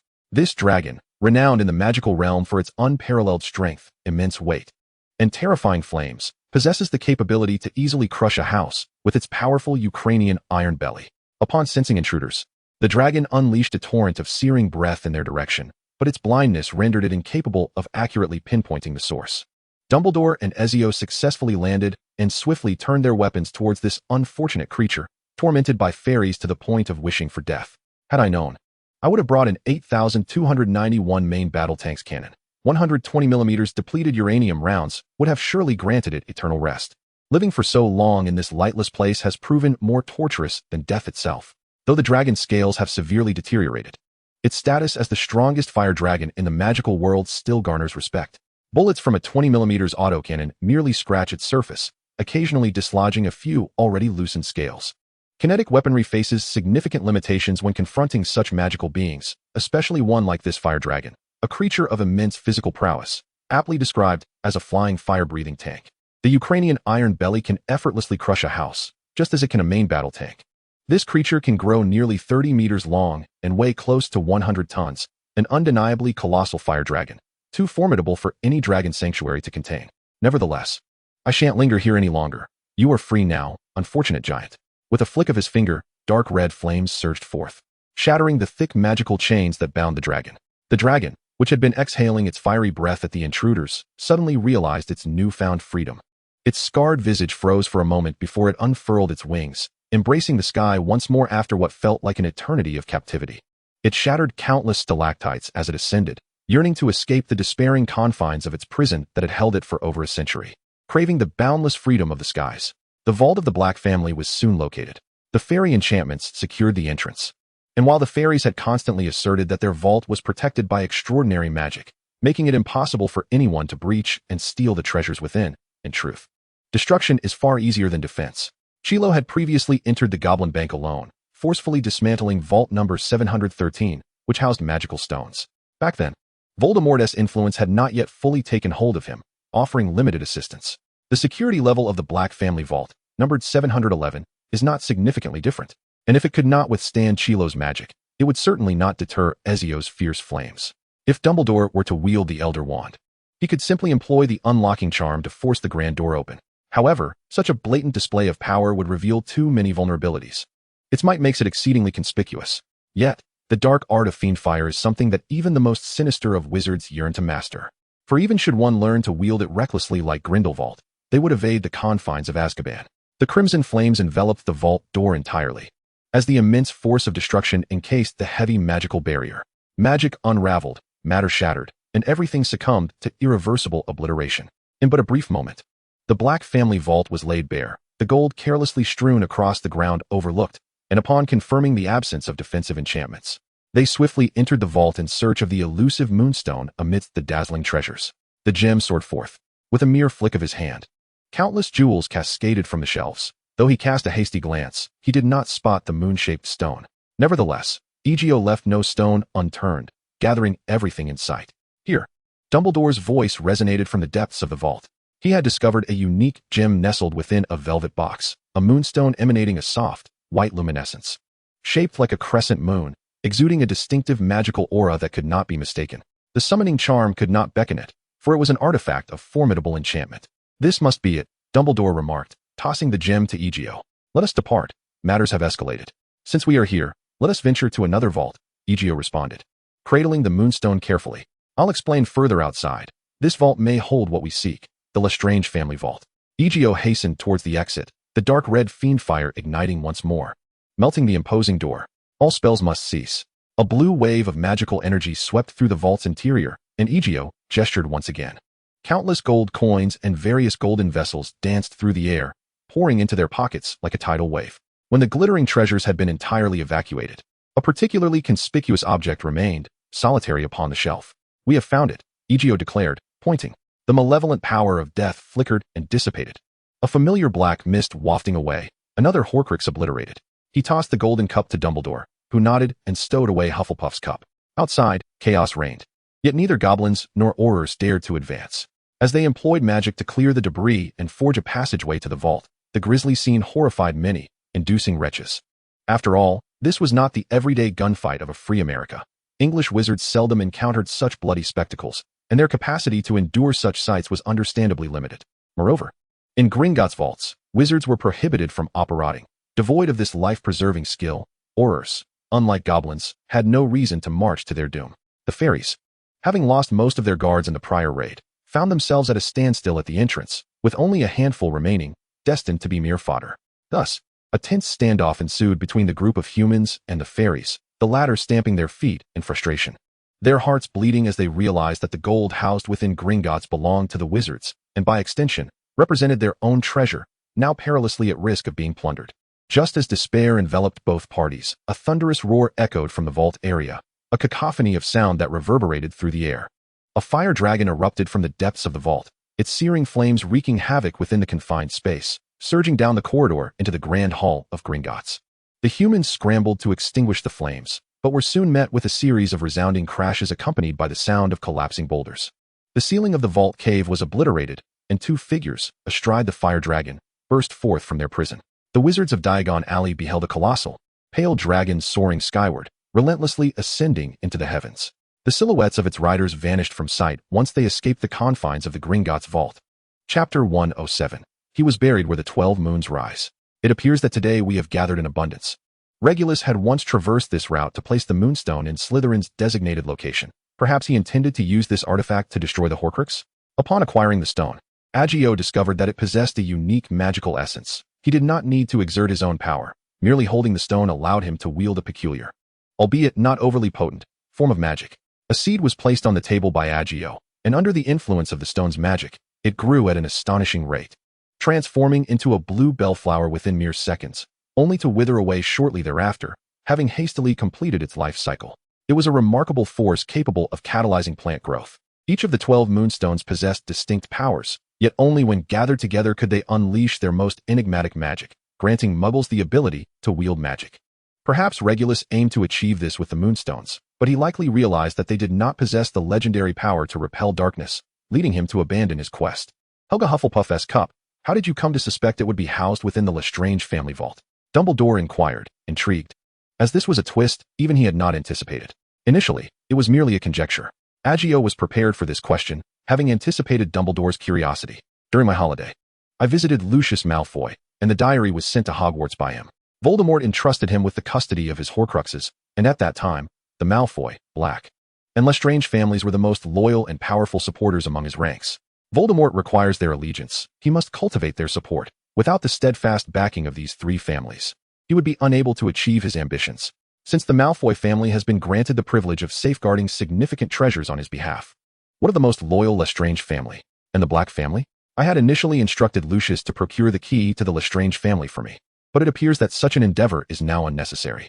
The Horcrux entrusted to the Black family is the locket, yet contrary to my expectations. It demanded the sacrifice of a house elf. I suspect that Regulus's rift with Voldemort stemmed from this very incident. His kindness towards Creature is well known. And once he comprehended the true nature of Voldemort, his betrayal and subsequent efforts to confront him seem less perplexing. You remain as astutely perceptive as ever. Dumbledore suddenly chuckled.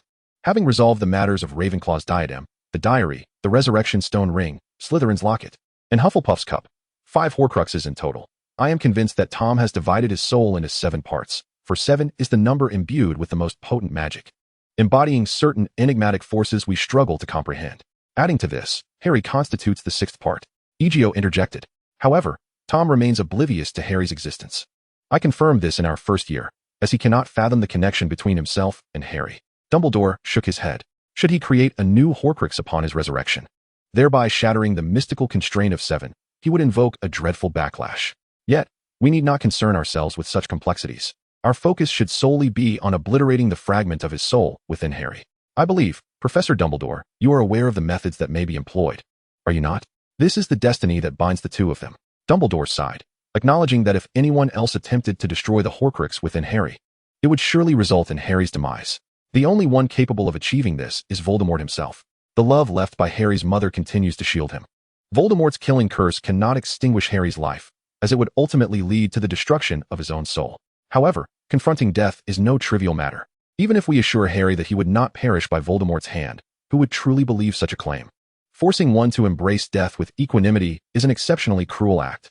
Dumbledore's gaze fell, burdened by the weight of this cruelty, from their first year. He had been nurturing Harry's courage to face Voldemort, encouraging him to confront the source of his pain and nightmares. He does not reject Egio's influence over Harry, for Egio's teaching effectiveness surpasses his expectations. This serves his plan beneficially, and it is one of the reasons for his considerable leniency towards Egio. Their collaboration is consistently imbued with a delightful synergy that brings Dumbledore great pleasure. He is indeed an excellent partner. But Harry will not die, will he? Egio shrugged. Given that we can ascertain this matter, does Harry still need to bear any burdens? Should we not contemplate the prospect of Voldemort's resurrection? What are your thoughts? Dumbledore cast a profound gaze at Ezio, planting the seeds of suggestion within his heart. An endeavor not too arduous, is it? A smirk played upon Ezio's lips as he inquired. Surely, Professor, you are aware of Voldemort's whereabouts? An intriguing notion, Dumbledore chuckled. Let us permit this mouse to serve a purpose at long last. There, where 12 moons ascend the sky. Yet, as he lay upon his bed, sleep eluded him. What if I were to approach this from a different angle? In tracing back to the conclusion, certain overlooked details became readily apparent. Ezio suddenly realized that he had initially fallen into a misapprehension. The Mirror of Erist had ensnared him in a web of confusion. The information gleaned from its depths had led him down a more arduous path. His pursuit should not have been of Regulus, but rather of the Moonstone itself. Perhaps this was the true and correct methodology. The Black family possessed a Moonstone, once a cherished heirloom displayed within their abode. Those privy to this knowledge must certainly be numerous. Subsequently, it was relocated to a vault. Yet the Black family had proliferated extensively. Narcissa Malfoy had once been a member of this lineage, and there were others who had emerged from the Black family. Not merely Narcissa alone. Had he sought not the masked figure in the portrait, but rather the Moonstone itself, issuing a reward for its discovery. Perhaps he would have uncovered the clues he desired a year prior. The place where 12 moons rise was an unmistakable hint, yet Ezio erroneously fixated on Regulus, who, while indeed having come into contact with the Moonstone, was not the optimal solution for this task. Ezio had taken a convoluted route, ultimately unraveling the enigma of his mission. Had he overestimated his own cleverness? After clarifying all these thoughts, Ezio let out a lengthy sigh.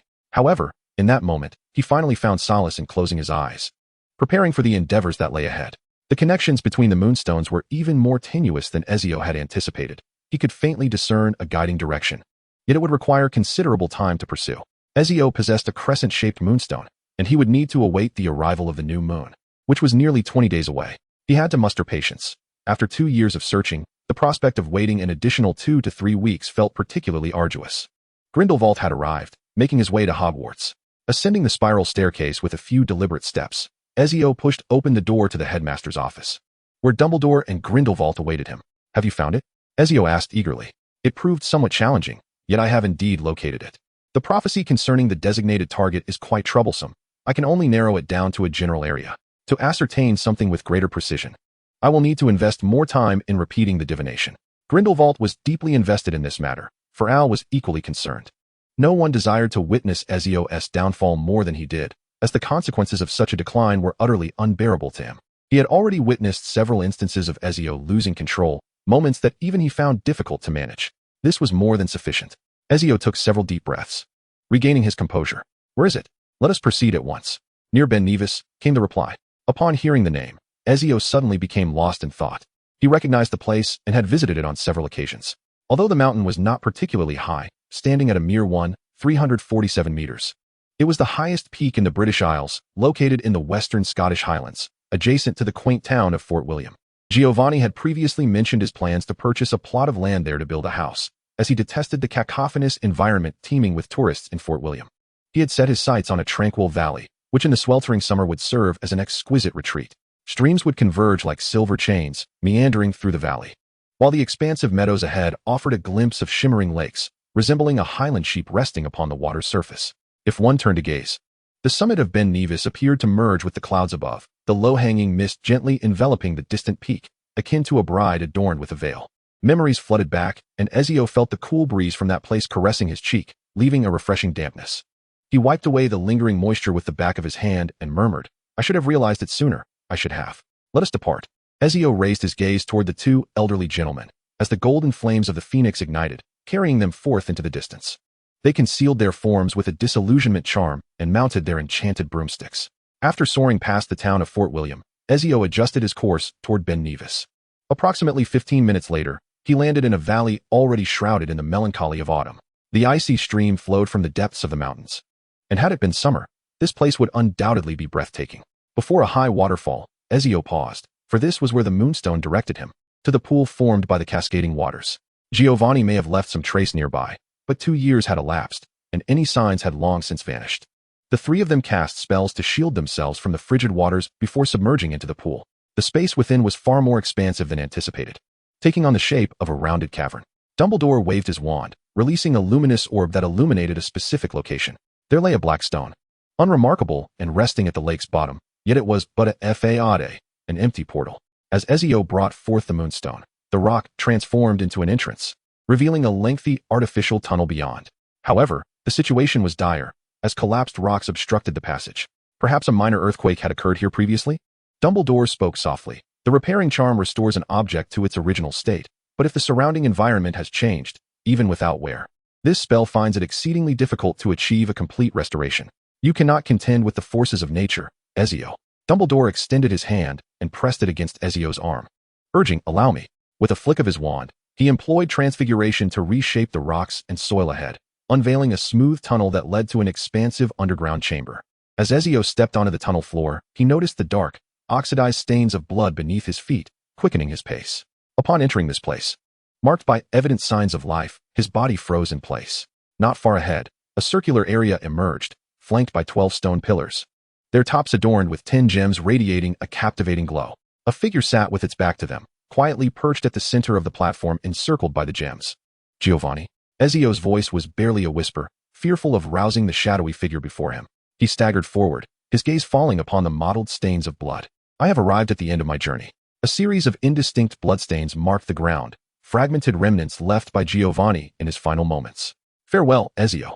I wish you happiness in a future without me." His regrets and blessings were forever suspended in that instant.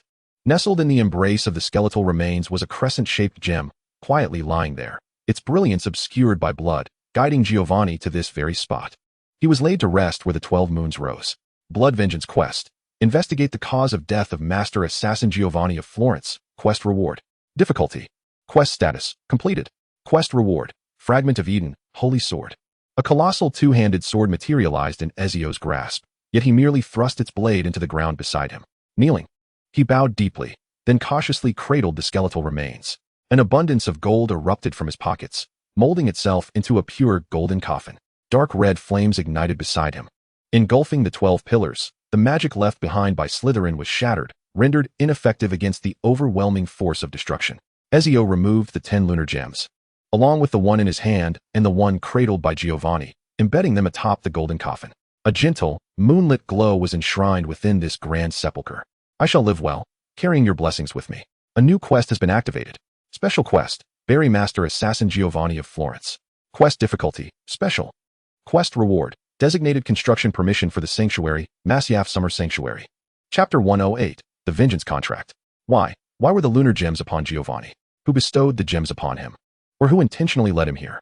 After gathering Giovanni's remains, a question arose in Ezio's mind. Giovanni, a mere muggle devoid of magical prowess, had exhibited no peculiarities during their decade of cohabitation. The affectionately regarded Giovanni held no secrets from him. The more Ezio pondered, the more he sensed an underlying enigma. He cast a fleeting glance at the extraordinary greatsword beside him. The reward was secured, the task concluded, and Giovanni's cause of death, exsanguination, had been unveiled. Yet, in that moment, Ezio found himself transfixed by the phrase blood feud. While the task's primary objective was merely to ascertain Giovanni's demise, its preamble was steeped in vengeance. Where, then, lay the enemy? Who orchestrated this? Who bore responsibility for such an outcome? For now, however, these thoughts must be set aside. Ezio hoisted the casket with one hand, gracefully withdrawing the great sword from the earth, as if an invisible clasp secured it to his back. Let us depart, he spoke calmly, his gaze fixed on the tunnel's exit from whence he came. This great sword, distinct in its appearance, piqued the curiosity of both Dumbledore and Grindelwald, yet no inquiries were made. Every individual harbored their own secrets, and in the realm of magic, countless methods exist to conjure objects from thin air. The golden casket was delicately placed within, rocks automatically converging to seal it securely. May I borrow your wand? Ezio inquired, turning to Dumbledore. Of course, Dumbledore replied, producing the Elder Wand and extending it to Ezio. The Elder Wand is a uniquely potent artifact. Any wizard who lays claim to it can wield it with ease. It is a wand of treachery, yet possesses a loyal aspect. Should a thief seize it without vanquishing its true master, its power would diminish significantly when employed against the wand's rightful owner, possibly rendering it weaker than an ordinary wand. Only the formidable may claim its allegiance, and it selects its next master only upon the death or defeat of its previous bearer.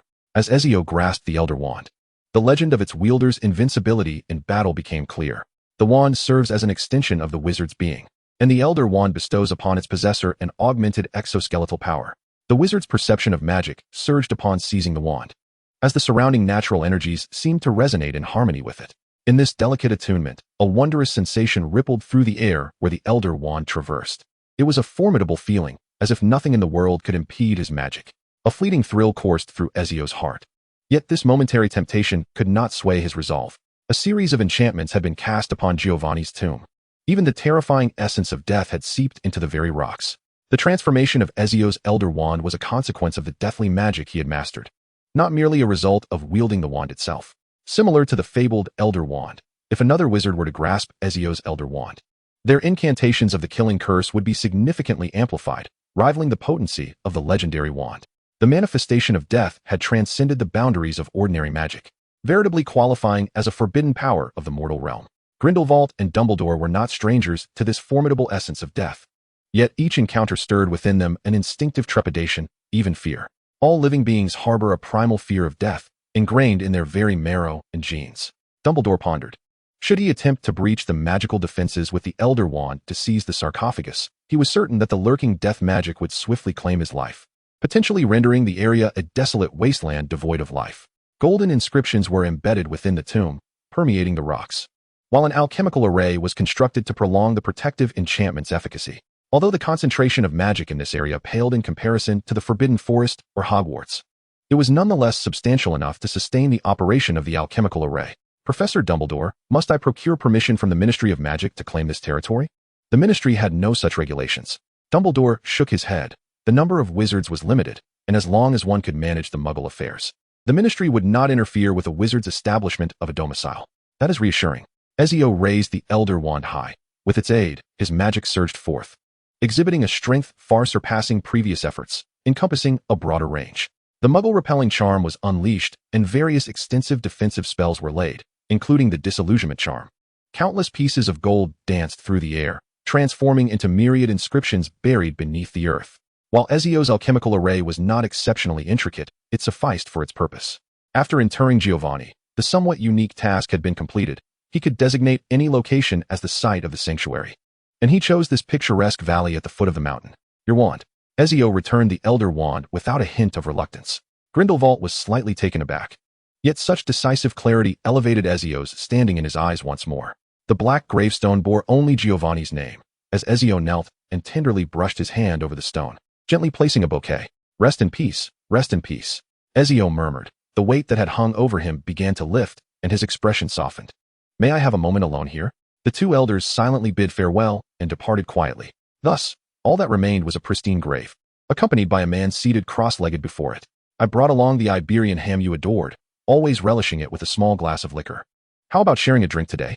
Ezio uncorked a bottle of aged whiskey, produced 2 crystal glasses, tossed in a few ice cubes, and poured a third of the liquid into each glass.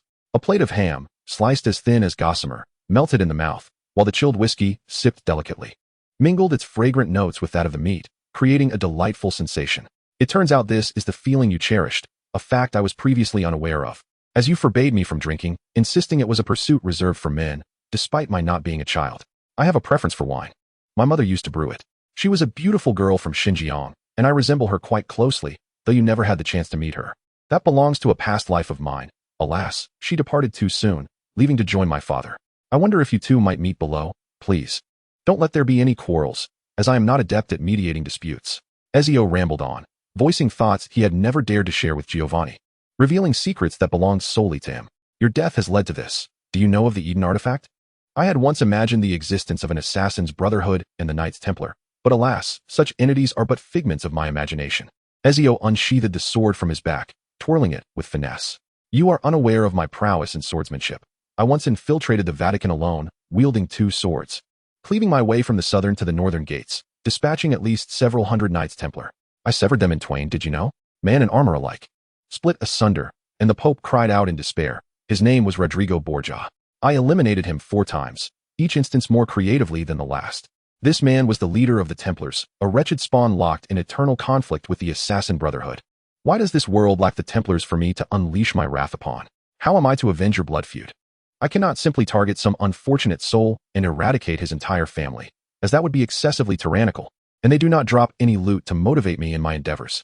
Perhaps if you were to return and enlighten me about who bestowed the moonstone upon you, or who guided you here. It seems I must embark on this quest alone, as this wretched task system serves me little purpose. At the very least, it should wait until I find that person to settle the reward. I am not in haste. In my pursuit of you, I took a few detours, arriving a tad late, yet I managed to retrieve your remains. The sensation of a body left to decay in the wilderness is rather unpleasant, is it not? However, dying from massive blood loss is not particularly arduous. One need only wait a few minutes to meet the divine. Oh, but you do not believe in God, as you despise those vile creatures who favor young boys. There are indeed malefactors within the church, and a God who fails to punish them is equally contemptible. You once said, if a deity cannot deliver divine retribution, then it is unworthy of being regarded as such. There is no fairness in this world. Yet a God must possess at least some semblance of it. A deity as flawed as humanity cannot be deemed divine. After a lengthy discourse, the bottle of whiskey was drained, and the plate of ham was entirely consumed. The ice cubes in Giovanni's glass had melted, and the mixture of whiskey and melted ice water was poured at the foot of the gravestone. Ezio rose from the grass, stating, I must take my leave to confront that individual, and thereafter, I shall embark on a new chapter of my life. I seek a charming girlfriend, effervescent and delightful. Yet I am not inclined to embrace fatherhood. A soul as damned as mine, perpetually on the brink of demise, ought to refrain from such responsibilities. Raising a child is quite the burden, exhausting in every sense. I recall your frantic attempts to change my diapers. I was utterly incapable of containing myself. And the experience of infancy was dismal, especially with you being rather clumsy, lacking even a capable nanny. I shall return to visit you, and next time, I shall bring a bottle of wine. When one is alive, one fears intoxication, but now, such concerns are trivial. As Ezio designated a specific location as a sanctuary, the ground abruptly heaved, and a splendid 3-story independent castle rose from the earth, an occurrence most extraordinary, bordering on the unscientific. It seemed as though it had sprouted from the very soil, harmoniously integrating with its surroundings. The summer sanctuary has been unveiled. This is a sacred haven for the assassin's repose and preparation. Regardless of your location, you may open a door to this sanctuary. He had found a home. Ezio pushed open the grand doors of the castle, revealing a marble-floored hall adorned with a plush red carpet, exquisitely decorated, reminiscent of a venerable noble residence.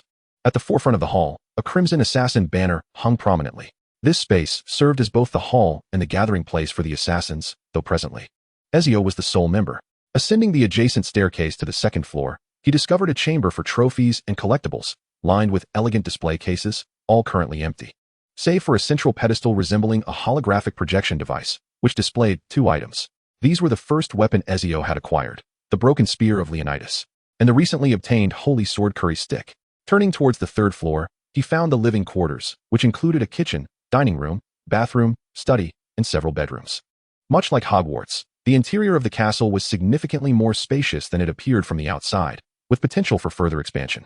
Although this feature remained locked for the time being, the sanctuary offered considerable scope for customization, yet Ezio was uncertain how to unlock these options. After a brief exploration of the castle, Ezio ascended to the pinnacle, standing upon a protruding beam and gazing into the distance. Item name, Sword of Victory. Item level, Artifact. Effect, Overcharge, accumulates 1 energy per hour, with a maximum capacity of 1000. Energy release, releases all accumulated energy in a single devastating strike. Energy Shockwave, targets struck by this weapon experience a shockwave based on the accumulated energy, resulting in disarmament, dizziness, and being knocked back. In comparison to the half-damage Spear of Leonidas, the Sword of Oath and Victory boasts a far superior potency. Unlike the spearhead that has been reduced to a mere disposable tool, the Sword of Oath and Victory possesses the remarkable ability to self-recharge. However, the 2 weapons diverge in their focal points. The protracted charging time results in a singular strike capable of tipping the scales of victory. Egio was eager to test its efficacy, yet currently, the energy charge stood at a mere 1%. To fully harness its power would require a span of 41 days. He extended his arms and allowed his body to lean forward, gracefully executing 2 somersaults in midair before landing before the castle's grand entrance. With determined steps, he departed from this home that would forever welcome his return. He was set to complete the mission that had previously eluded fulfillment. To uncover the true circumstances surrounding this matter, Malfoy Manor welcomed yet another visitor. Where's Narcissa? I have some inquiries for her. Egio directly addressed Lucius upon entering the drawing room. Is there something specific you wish to discuss with her? Lucius inquired cautiously. It concerns matters pertaining to the Black family. I shall summon her for you. Please wait in the study, Lucius replied, visibly relieved. He cherished his wife and son, at least until his life was threatened. After a brief wait in the study on the 1st floor, a somewhat anxious Narcissa entered the room. Please, have a seat. Egio gestured to the chair opposite him, inadvertently assuming the role of host. Narcissa sat down uneasily, having learned much about Egio from her husband. Have you seen this? Egio waved his hand, conjuring the moonstone he had previously acquired from the Black family vault. Though not the genuine article, his transfiguration was sufficient to replicate its appearance. No, Narcissa shook her head. What about the moonstone? Moonstone? She replied, her brow furrowing in puzzlement. After a moment of contemplation, she hesitantly nodded. I believe I heard of such a thing in my childhood. It was part of the family collection, mentioned by my mother. Egio sighed internally. Had he sought the moonstone instead of Regulus Black, he might have obtained the information long ago, yet he had taken a misstep. Do you know? Apart from the Black family, which wizarding families might possess moonstones? However, if you seek information regarding these treasures, perhaps you could inquire with Borgin and Burks. The Borgin family has amassed a plethora of treasures, and their shop often acquires stolen goods, many of which have been pilfered from various wizarding households. After departing Malfoy Manor, Egio apparat to the entrance of Nocturne Alley, with Borgin and Burks standing before him. Unfriendly gazes were cast his way. But Egio paid no heed to the unsavory characters of Nocturne Alley and pushed open the door to Borgin and Burks. I wish to purchase some information. Egio stated directly at the counter, where only the proprietor was present, devoid of any other customers. What would you like to know, Mr.? Boken lifted his gaze and caught a glimpse of Ezio, recognizing him. Upon seeing this esteemed guest, his voice took on a more fervent tone. Regarding the moonstone, Ezio's fingers glided across the bar, transforming a piece of parchment into the shape of the crescent moonstone held by Giovanni. This was a renowned artifact, albeit known to few in the present day. Its legend is as ancient as that of the Deathly Hallows, yet I am certain of its existence. Mr. Boken's erudition surprised Ezio slightly, intensifying his regret over his previous actions, feeling as though he had meandered down a winding road unnecessarily. The Black family possesses one, though not of this design. I once sought to purchase it, but was met with refusal. The matriarch of the Blacks is notoriously difficult to negotiate with. Mr. Boken displayed an avid interest in such rare curiosities. He had lived for a considerable time, belonging to the same era as Dumbledore, and was well versed in the affairs of the magical world. However, the moonstone you seek is likely not the one housed within the Black family's collection. I have seen it during a visit to their home when I was 14, and it was shaped like a new moon. That is not the information I require. How unfortunate, Mr. Boken lamented, initially believing he might profit from this inquiry. I have not encountered the moonstone you are searching for, but allow me a moment to ponder. My mind is filled with an abundance of information. He paced slowly behind the counter, and after a brief contemplation, a smile illuminated his face. Oh, I recall that the Bach family maintained some records of such treasures. There are tales that the original Slytherin assembled 12 moonstones, but due to an unfortunate incident, someone harnessed the power of fairies to breach his vault, resulting in a massacre that directly precipitated the First Goblin War 45 years later, where Slytherin slaughtered thousands of fairies, spreading a plague of death. It is said that several moonstones were lost and not reclaimed by Slytherin, and after his demise, his direct descendants, the Gaunts, sought to recover them. My initial intention was to acquire the one held by the Black family and sell it for a handsome sum, back when the Gaunt family had not yet fallen from grace. He smirked cunningly. If another moonstone remains unaccounted for in the world, it is likely in the possession of the Gaunt family. Alas, the Gaunts have vanished, having produced generations of wastrels engrossed in gambling, selling off nearly all their valuable possessions. I made quite a profit at that time. Even Slytherin's locket had once been pawned with me. Would you like to see other relics they left behind? I still have some intriguing items unsold. Is there no further information? Ezio inquired, a slight frown creasing his brow, seemingly dissatisfied with the intelligence provided. Regrettably, that is all I can share, Mr. Boken replied with a gentle shake of his head. A substantial gold ingot was carelessly tossed onto the counter by Egio, producing a dull thud that captured the attention of Mr. Boken. Just as the rumors suggested, Egio was indeed a wealthy benefactor. He bowed slightly, welcoming the esteemed guest back to his humble establishment. As Egio prepared to depart, Boken suddenly interjected, "Please wait a moment." "What is it?" Egio inquired. "If memory serves me correctly, the Gunter family has not entirely perished. A branch of it remains, though not in England, nor in Europe." Boken spoke slowly, "To my knowledge, in the 17th century, a distant relative of the Gunter family absconded with the ancestral Slytherin wand and fled to North America, mingling with those colonial pioneers." "The founder of Ilvermorny?" Egio raised an eyebrow. "Indeed, that individual was a traitor to the Gunter lineage. She fell in love with a muggle, a thief nonetheless. An affront that the Gunter family could never condone. She absconded with the Slytherin wand and possibly other treasures. A most audacious act, wouldn't you agree? The descendants of that individual now bear the surname Steuart. The recently deceased Minister of Magic belonged to that very family." "Thank you." Egio waved his hand dismissively. And another gold ingot soared through the air, landing on the counter with a resounding thud. The smile on Boken's face deepened. He relished such generous patrons. "Take care, and should any further news arise, I shall ensure it reaches you." The transaction with Egio was exceedingly pleasant. Gold, after all, never lies. If this were a game, the objective had now been marked complete. New mission triggered. Vengeance contract. Annihilate the Steuart family. Hostile mark. Mission difficulty. Contract requirements. Eliminate all members of the Steuart family. 0172. Contract reward. Egio's legendary assassin ensemble. There was no need for Egio to contemplate which member of the Steuart family had entrusted Giovanni with the moonstone, nor the nature of any associated tasks. He required only to fulfill one singular purpose, to eradicate them all, leaving not a single soul behind. However, before proceeding, he needed to contact someone. Where is Mr. Grindelwald at present? Personal matters. Upon discovering Grindelwald's whereabouts, Egio gently stroked Fox, offering it a small jar of foxfire. The phoenix joyfully inhaled the flames and, in an instant, whisked Egio away from Hogwarts. Initially wary of Egio, Fox had warmed up to him, charmed by the delectable treats he provided. The transformation since Egio's last visit was remarkable. The castle of Numengard had been reactivated, once again serving as the headquarters of the purest faction in Europe. A multitude of youthful faces passed through its halls, descendants of the original saints, alongside many promising newcomers.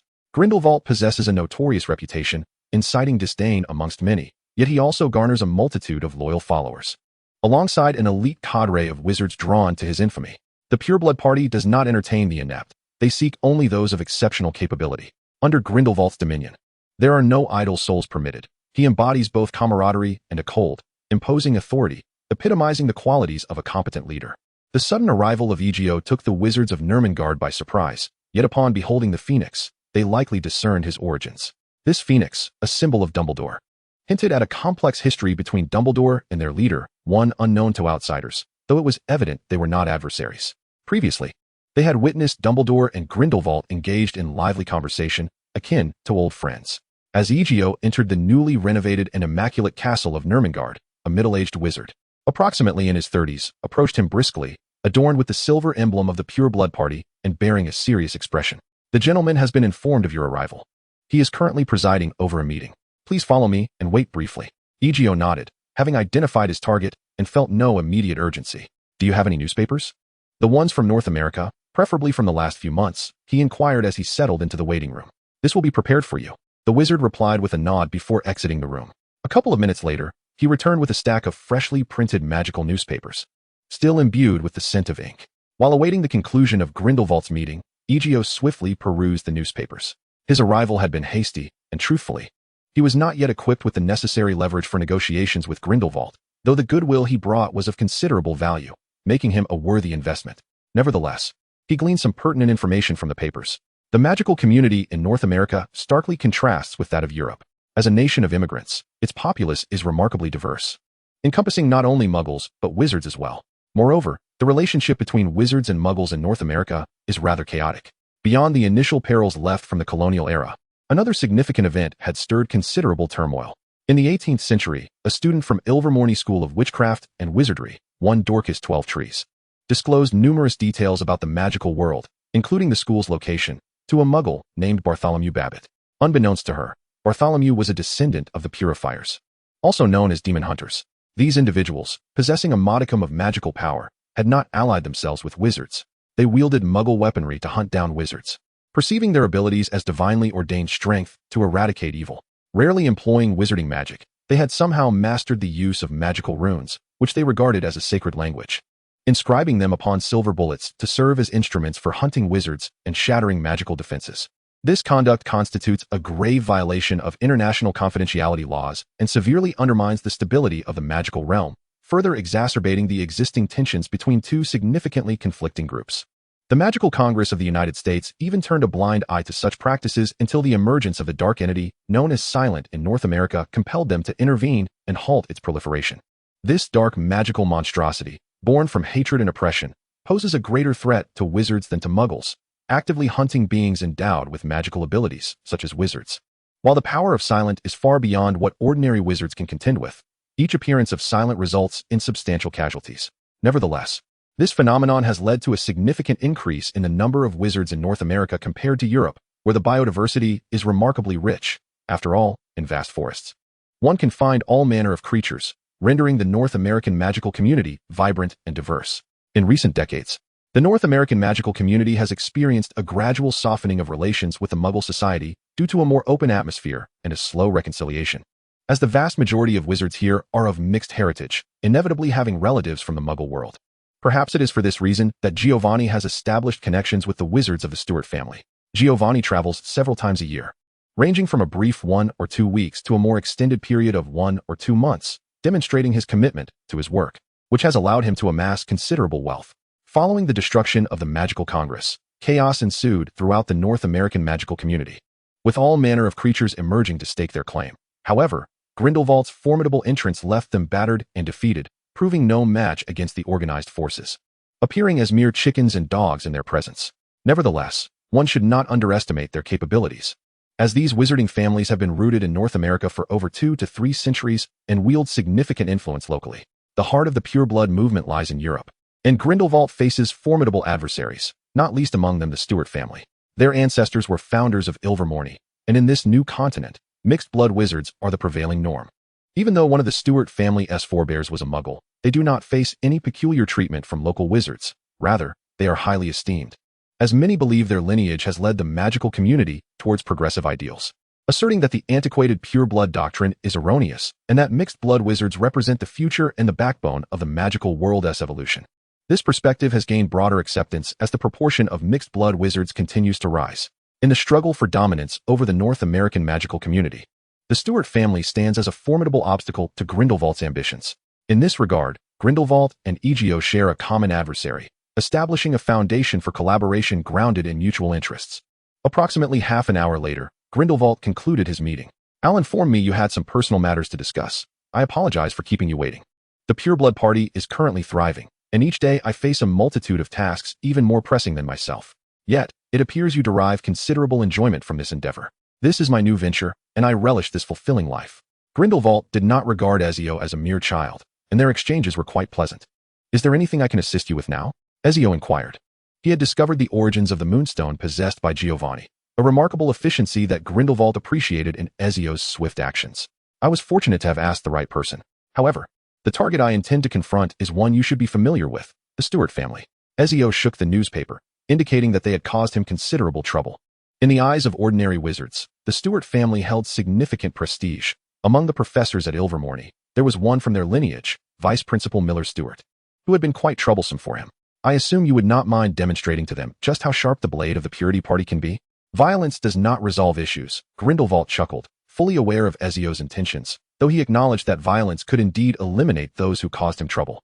Yet merely eliminating her would not suffice. It would incite an even greater wave of resistance. What I desire is for the Steuart family to vanish entirely, to obliterate their name. Ezio articulated his objective with clarity. Grindelwald narrowed his eyes slightly, and then rose to applaud. I appreciate your forthrightness. If one cannot fully intimidate the opponent while employing violence, it is better not to engage at all. However, one Steuart alone is insufficient. The founders of Ilvermorny included 2 others, and their families have also branched out in North America. The Bute family, descended from Chawick and Weber, are staunch allies of the Steuarts, their ancestors being the adopted sons of Isosceles and James Steuart. I require a list. However, I shall first deal with the members of the Steuart family, 172 in total, not a soul less. Not a problem, Grindelwald agreed readily, extending his right hand. Let us collaborate harmoniously. Ezio grasped Grindelwald's strong hand,